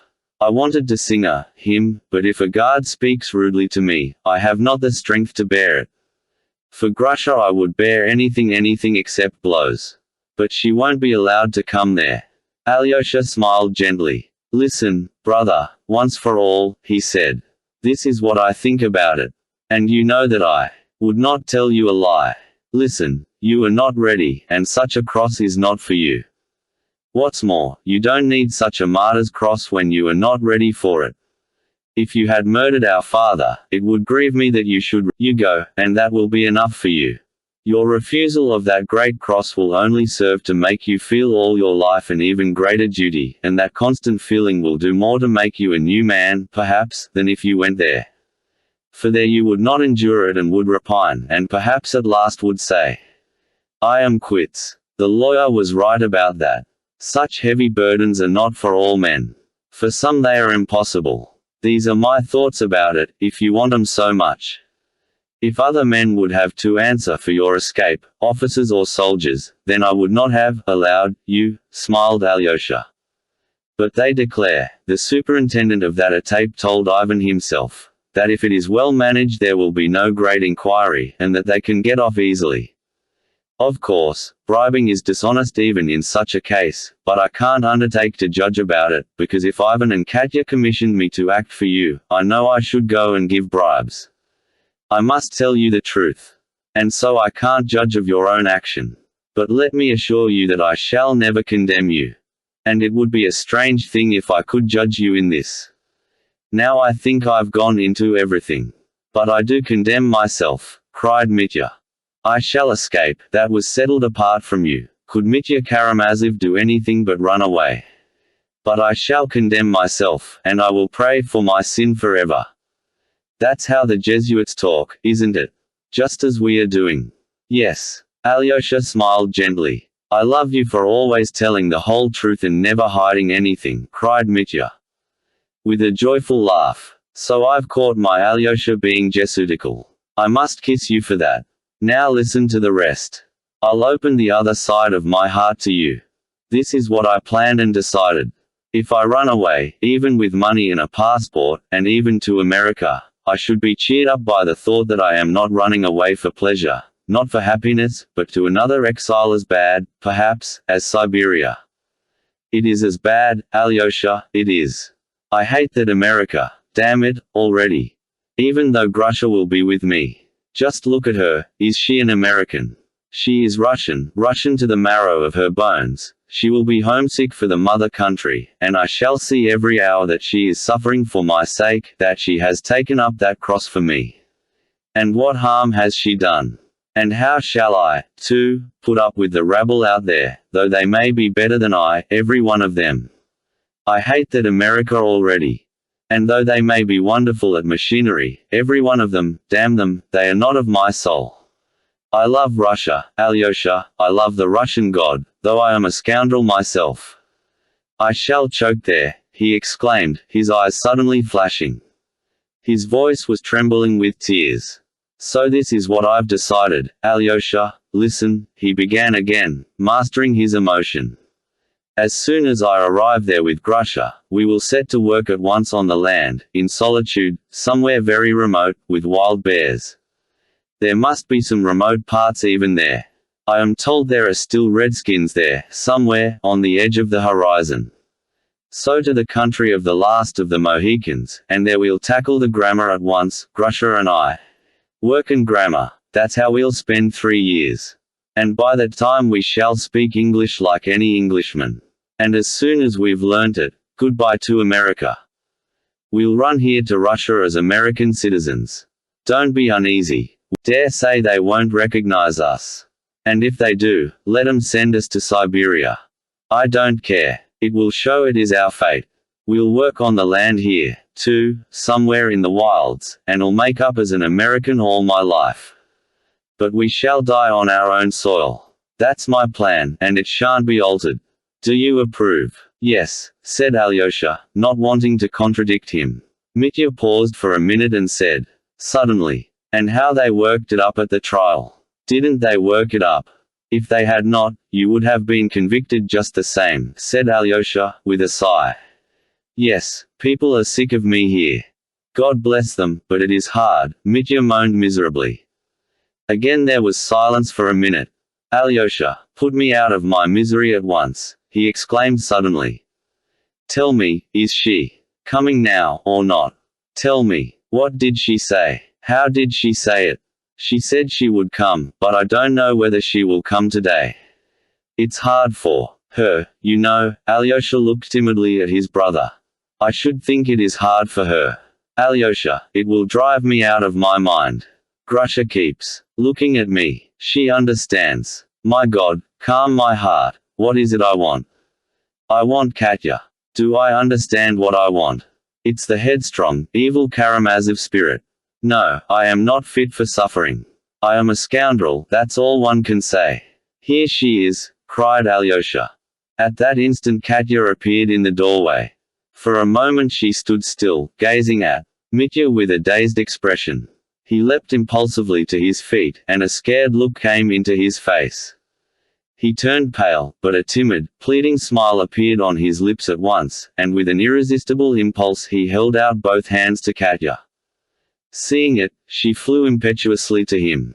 She seized him by the hands, and almost by force made him sit down on the bed.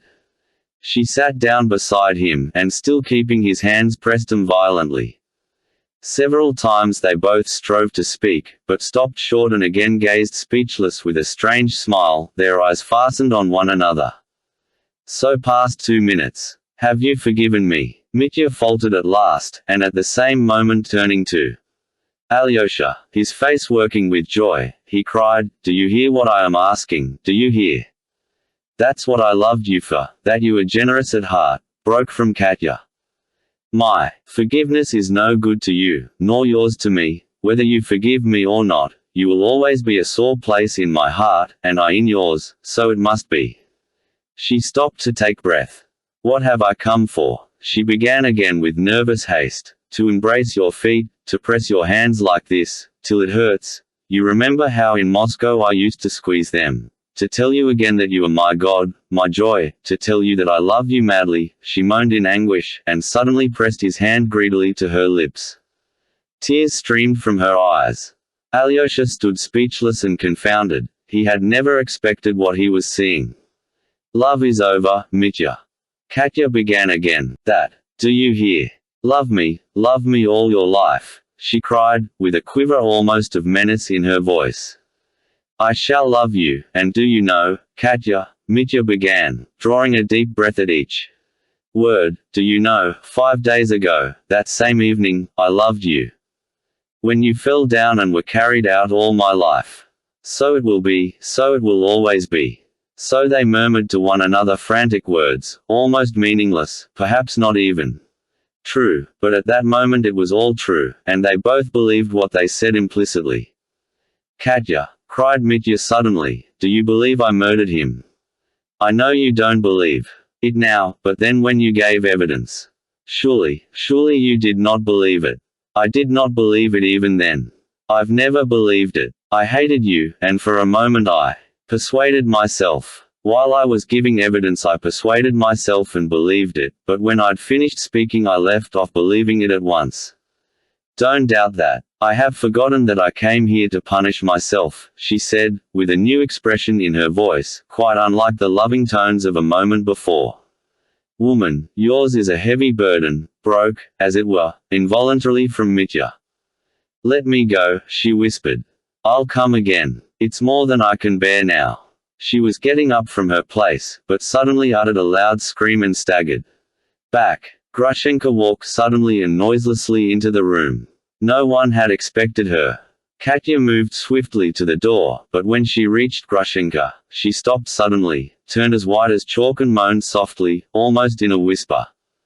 "Forgive me." Grushenka stared at her and, pausing for an instant, in a vindictive, venomous voice, answered, "We are full of hatred, my girl, you and I. We are both full of hatred. As though we could forgive one another. Save him, and I'll worship you all my life." "You won't forgive her," cried Mitya, with frantic reproach.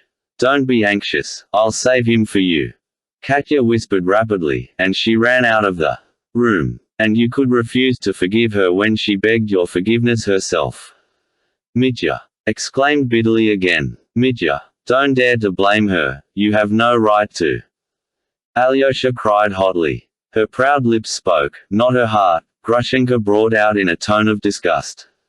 "If she saves you I'll forgive her everything." She stopped speaking, as though suppressing something. She could not yet recover herself. She had come in, as appeared afterwards, accidentally, with no suspicion of what she would meet. "Alyosha, run after her," Mitya cried to his brother. "Tell her I don't know, don't let her go away like this. I'll come to you again at nightfall," said Alyosha, and he ran after Katya. He overtook her, outside the hospital grounds. She was walking fast, but as soon as Alyosha caught her up she said quickly, "No, before that woman I can't punish myself. I asked her forgiveness because I wanted to punish myself to the bitter end. She would not forgive me. I like her for that," she added, in an unnatural voice, and her eyes flashed with fierce resentment. "My brother did not expect this in the least," muttered Alyosha. "He was sure she would not come. No doubt. Let us leave that," she snapped.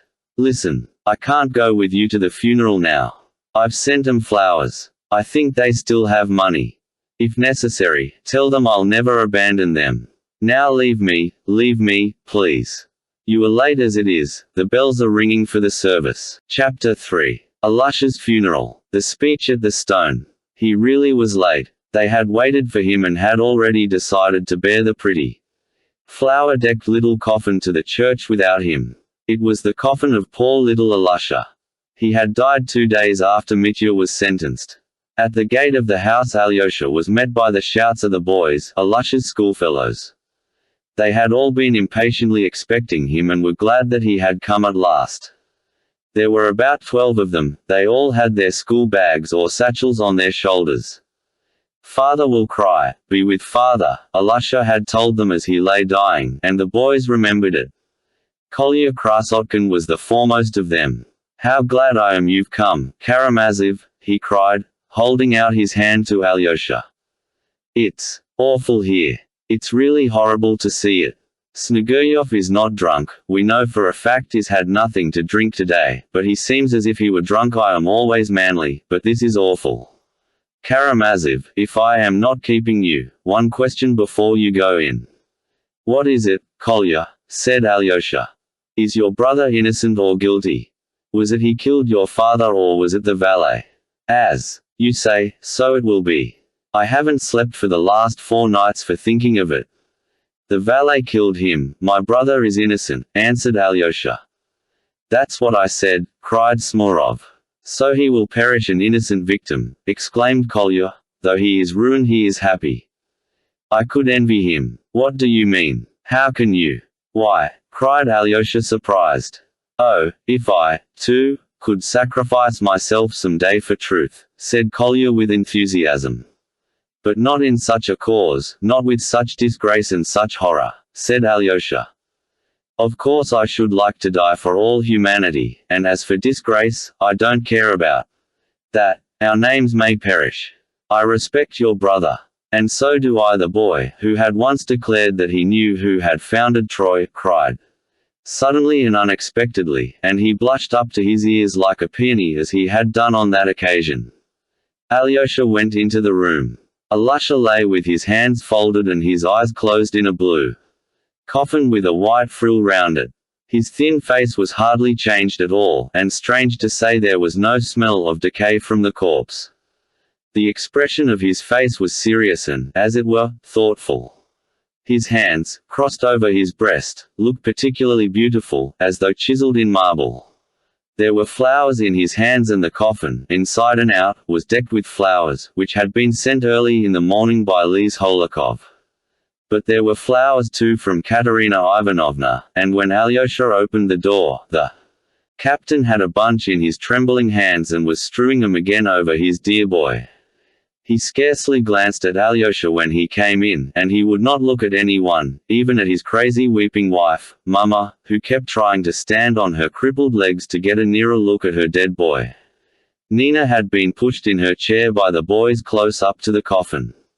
She sat with her head pressed to it and she too was no doubt quietly weeping. Sneguryev's face looked eager, yet bewildered and exasperated. There was something crazy about his gestures and the words that broke from him.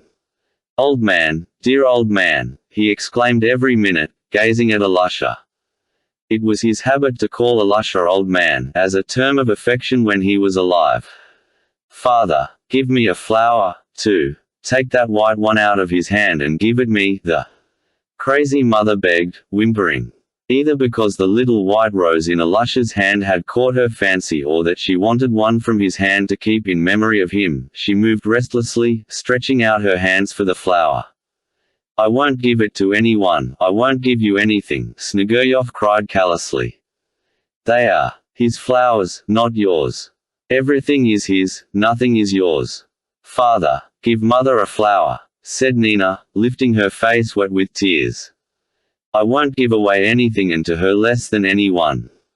She didn't love Alyosha. She took away his little cannon and he gave it to her. The captain broke into loud sobs at the thought of how Alyosha had given up his cannon to his mother. The poor, crazy creature was bathed in noiseless tears, hiding her face in her hands.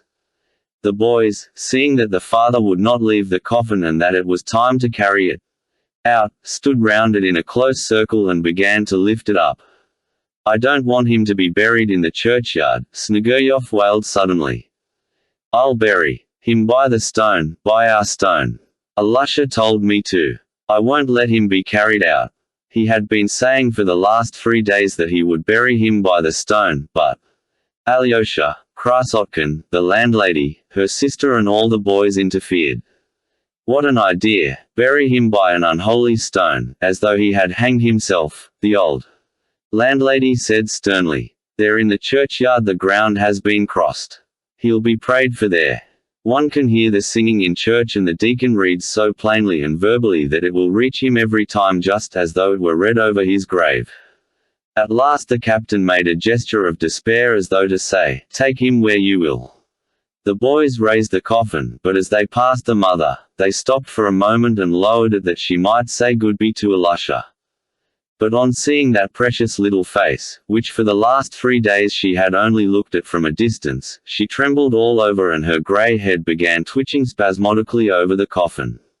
"Mother, make the sign of the cross over him, give him your blessing, kiss him," Nina cried to her. But her head still twitched like an automaton, and with a face contorted with bitter grief she began, without a word, beating her breast with her fist. They carried the coffin past her. Nina pressed her lips to her brother's for the last time as they bore the coffin by her.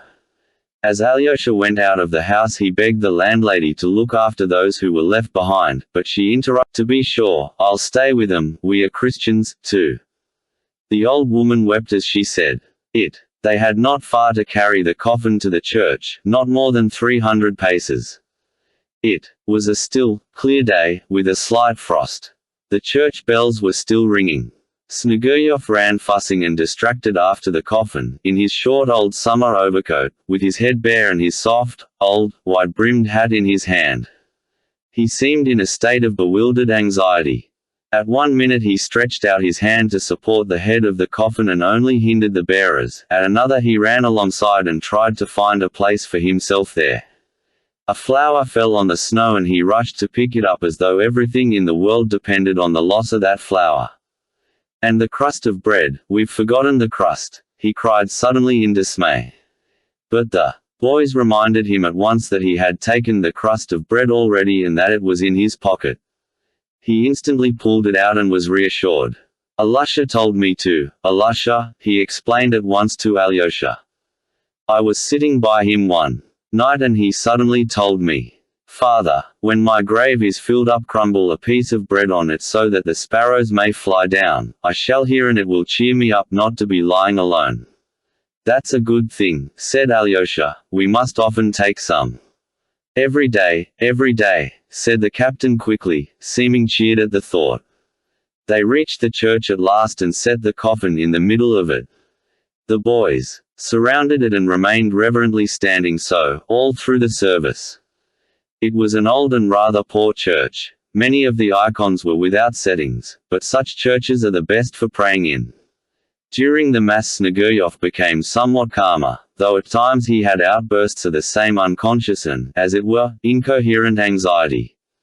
At one moment he went up to the coffin to set straight the cover or the wreath. When a candle fell out of the candlestick he rushed to replace it and was a fearful time fumbling over it, then he subsided and stood quietly by the coffin with a look of blank uneasiness and perplexity. After the epistle he suddenly whispered to Alyosha, who was standing beside him, that the epistle had not been read properly but did not explain what he meant. During the prayer, like the cherubim, he joined in the singing but did not go on to the end. Falling on his knees, he pressed his forehead to the stone floor and lay so for a long while. At last came the funeral service itself and candles were distributed. The distracted father began fussing about again, but the touching and impressive funeral prayers moved and roused his soul. He seemed suddenly to shrink together and broke into rapid, short sobs, which he tried at first to smother, but at last he sobbed aloud. When they began taking leave of the dead and closing the coffin, he flung his arms about, as though he would not allow them to cover Alusha, and began greedily and persistently kissing his dead boy on the lips. At last they succeeded in persuading him to come away from the step, but suddenly he impulsively stretched out his hand and snatched a few flowers from the coffin. He looked at them and a new idea seemed to dawn upon him, so that he apparently forgot his grief for a minute. Gradually he seemed to sink into brooding and did not resist when the coffin was lifted up and carried to the grave. It was an expensive one in the churchyard close to the church. Katar lowered the coffin. Sneguryov with his flowers in his hands bent down so low over the open grave that the boys caught hold of his coat in alarm and pulled him back. He did not seem to understand fully what was happening. When they began filling up the grave, he suddenly pointed anxiously at the falling earth and began trying to say something, but no one could make out what he meant, and he stopped suddenly. Then he was reminded that he must crumble the bread and he was awfully excited, snatched up the bread and began pulling it to pieces and flinging the morsels on the grave. Come, fly down, birds, fly down, sparrows, he muttered anxiously.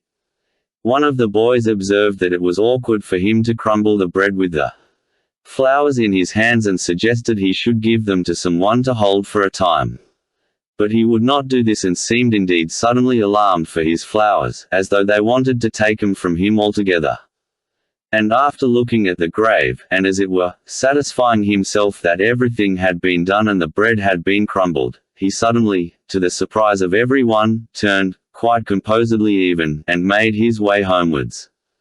But his steps became more and more hurried, he almost ran. The boys and Alyosha kept up with him. "The flowers are for Mama, the flowers are for Mama. I was unkind to Mama," he began exclaiming suddenly. Someone called to him to put on his hat as it was cold. But he flung the hat in the snow as though he were angry and kept repeating, "I won't have the hat, I won't have the hat." Smurov picked it up and carried it after him. All the boys were crying, and Kolya and the boy who discovered about Troy most of all. Though Smurov, with the captain's hat in his hand, was crying bitterly too, he managed, as he ran, to snatch up a piece of red brick that lay on the snow of the path, to fling it at the flock of sparrows that was flying by. He missed them, of course, and went on crying as he ran. Halfway, Sneguryov suddenly stopped, stood still for half a minute, as though struck by something, and suddenly turning back to the church, ran towards the deserted grave. But the boys instantly overtook him and caught hold of him on all sides. Then he fell helpless on the snow as though he had been knocked down, and struggling, sobbing, and wailing, he began crying out, "Alyosha, old man, dear old man." Alyosha and Kolya tried to make him get up, soothing and persuading him. "Captain, give over, a brave man must show fortitude," muttered Kolya. "You'll spoil the flowers," said Alyosha, "and Mama is expecting them, she is sitting crying because you would not give her any before. Alyosha's little bed is still there." "Yes, yes, Mama." Sneguryov suddenly recollected, "They'll take away the bed, they'll take it away," he added as though alarmed that they really would. He jumped up and ran homewards again. But it was not far off and they all arrived together. Sneguryov opened the door hurriedly and called to his wife with whom he had so cruelly quarrelled just before. "Mama, poor crippled darling, Alyosha has sent you these flowers," he cried, holding out to her a little bunch of flowers that had been frozen and broken while he was struggling in the snow. But at that instant he saw in the corner, by the little bed, Alyosha's little boots, which the landlady had put tidily side by side. Seeing the old, patched, rusty-looking, stiff boots, he flung up his hands and rushed to them, fell on his knees, snatched up one boot, and, pressing his lips to it, began kissing it greedily, crying, "Alyosha, old man, dear old man, where are your little feet? Where have you taken him away? Where have you taken him?" the lunatic cried in a heartrending voice. Nina, too, broke into sobs. Kolya ran out of the room, the boys followed him. At last Alyosha too went out. "Let 'em weep," he said to Kolya, "it is no use trying to comfort 'em just now. Let us wait a minute and then go back." "No, it is no use, it is awful," Kolya assented. "Do you know, Karamazov," he dropped his voice so that no one could hear them, "I feel dreadfully sad, and if it were only possible to bring him back, I'd give anything in the world to do it." "Ah, so would I," said Alyosha. "What do you think, Karamazov? Had we better come back here tonight? He'll be drunk, you know. Perhaps he will. Let us come together, you and I, that will be enough, to spend an hour with them, with the mother and Nina. If we all come together we shall remind them of everything again," Alyosha suggested. "The landlady is laying the table for them now, there'll be a funeral dinner or something, the priest is coming. Shall we go back to it, Karamazov?" "Of course," said Alyosha. "It's all so strange, Karamazov, such sorrow and then pancakes after it, it all seems so unnatural in our religion. They are going to have salmon, too," the boy who had discovered about Troy observed, in a loud voice. "I beg you most earnestly, Kartashov, not to interrupt again with your idiotic remarks. Especially when one is not talking to you and doesn't care to know whether you exist or not." Kolya snapped out irritably. The boy flushed crimson but did not dare to reply. Meantime they were strolling slowly along the path and suddenly Smurov exclaimed, "There's Alusha's stone," under which they wanted to bury him. They all stood still by the big stone. Alyosha looked, and the whole picture of what Sneguryov had described to him that day, how Alusha, weeping and hugging his father, had cried, "Father, father, how he insulted you," rose at once before his imagination. A sudden impulse seemed to come into his soul. With a serious and earnest expression, he looked from one to another of the bright, pleasant faces of Alusha's schoolfellows, and suddenly said to them, "Boys, I should like to say one word to you, here at this place." The boys stood round him and at once bent attentive and expectant eyes upon him. "Boys, we shall soon part. I shall be for some time with my two brothers, of whom one is going to Siberia and the other is lying at death's door. But soon I shall leave this town, perhaps for a long time, so we shall part. Let us make a compact here, at Alusha's stone, that we will never forget Alusha and one another.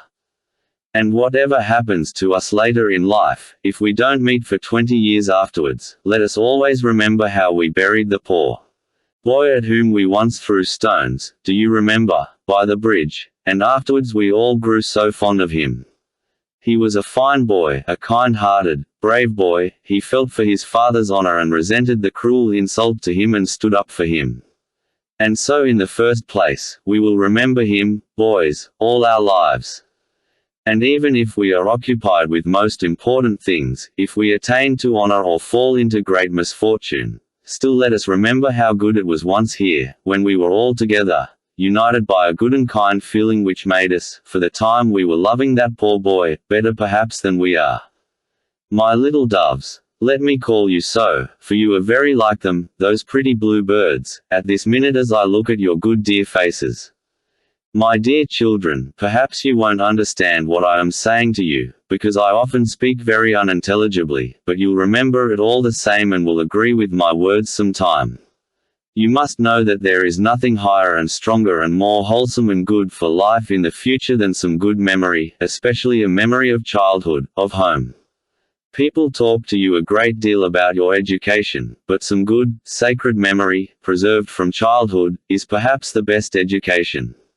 If a man carries many such memories with him into life, he is safe to the end of his days, and if one has only one good memory left in one's heart, even that may sometime be the means of saving us. Perhaps we may even grow wicked later on, may be unable to refrain from a bad action, may laugh at men's tears and at those people who say as Kolya did just now, "I want to suffer for all men," and may even jeer spitefully at such people.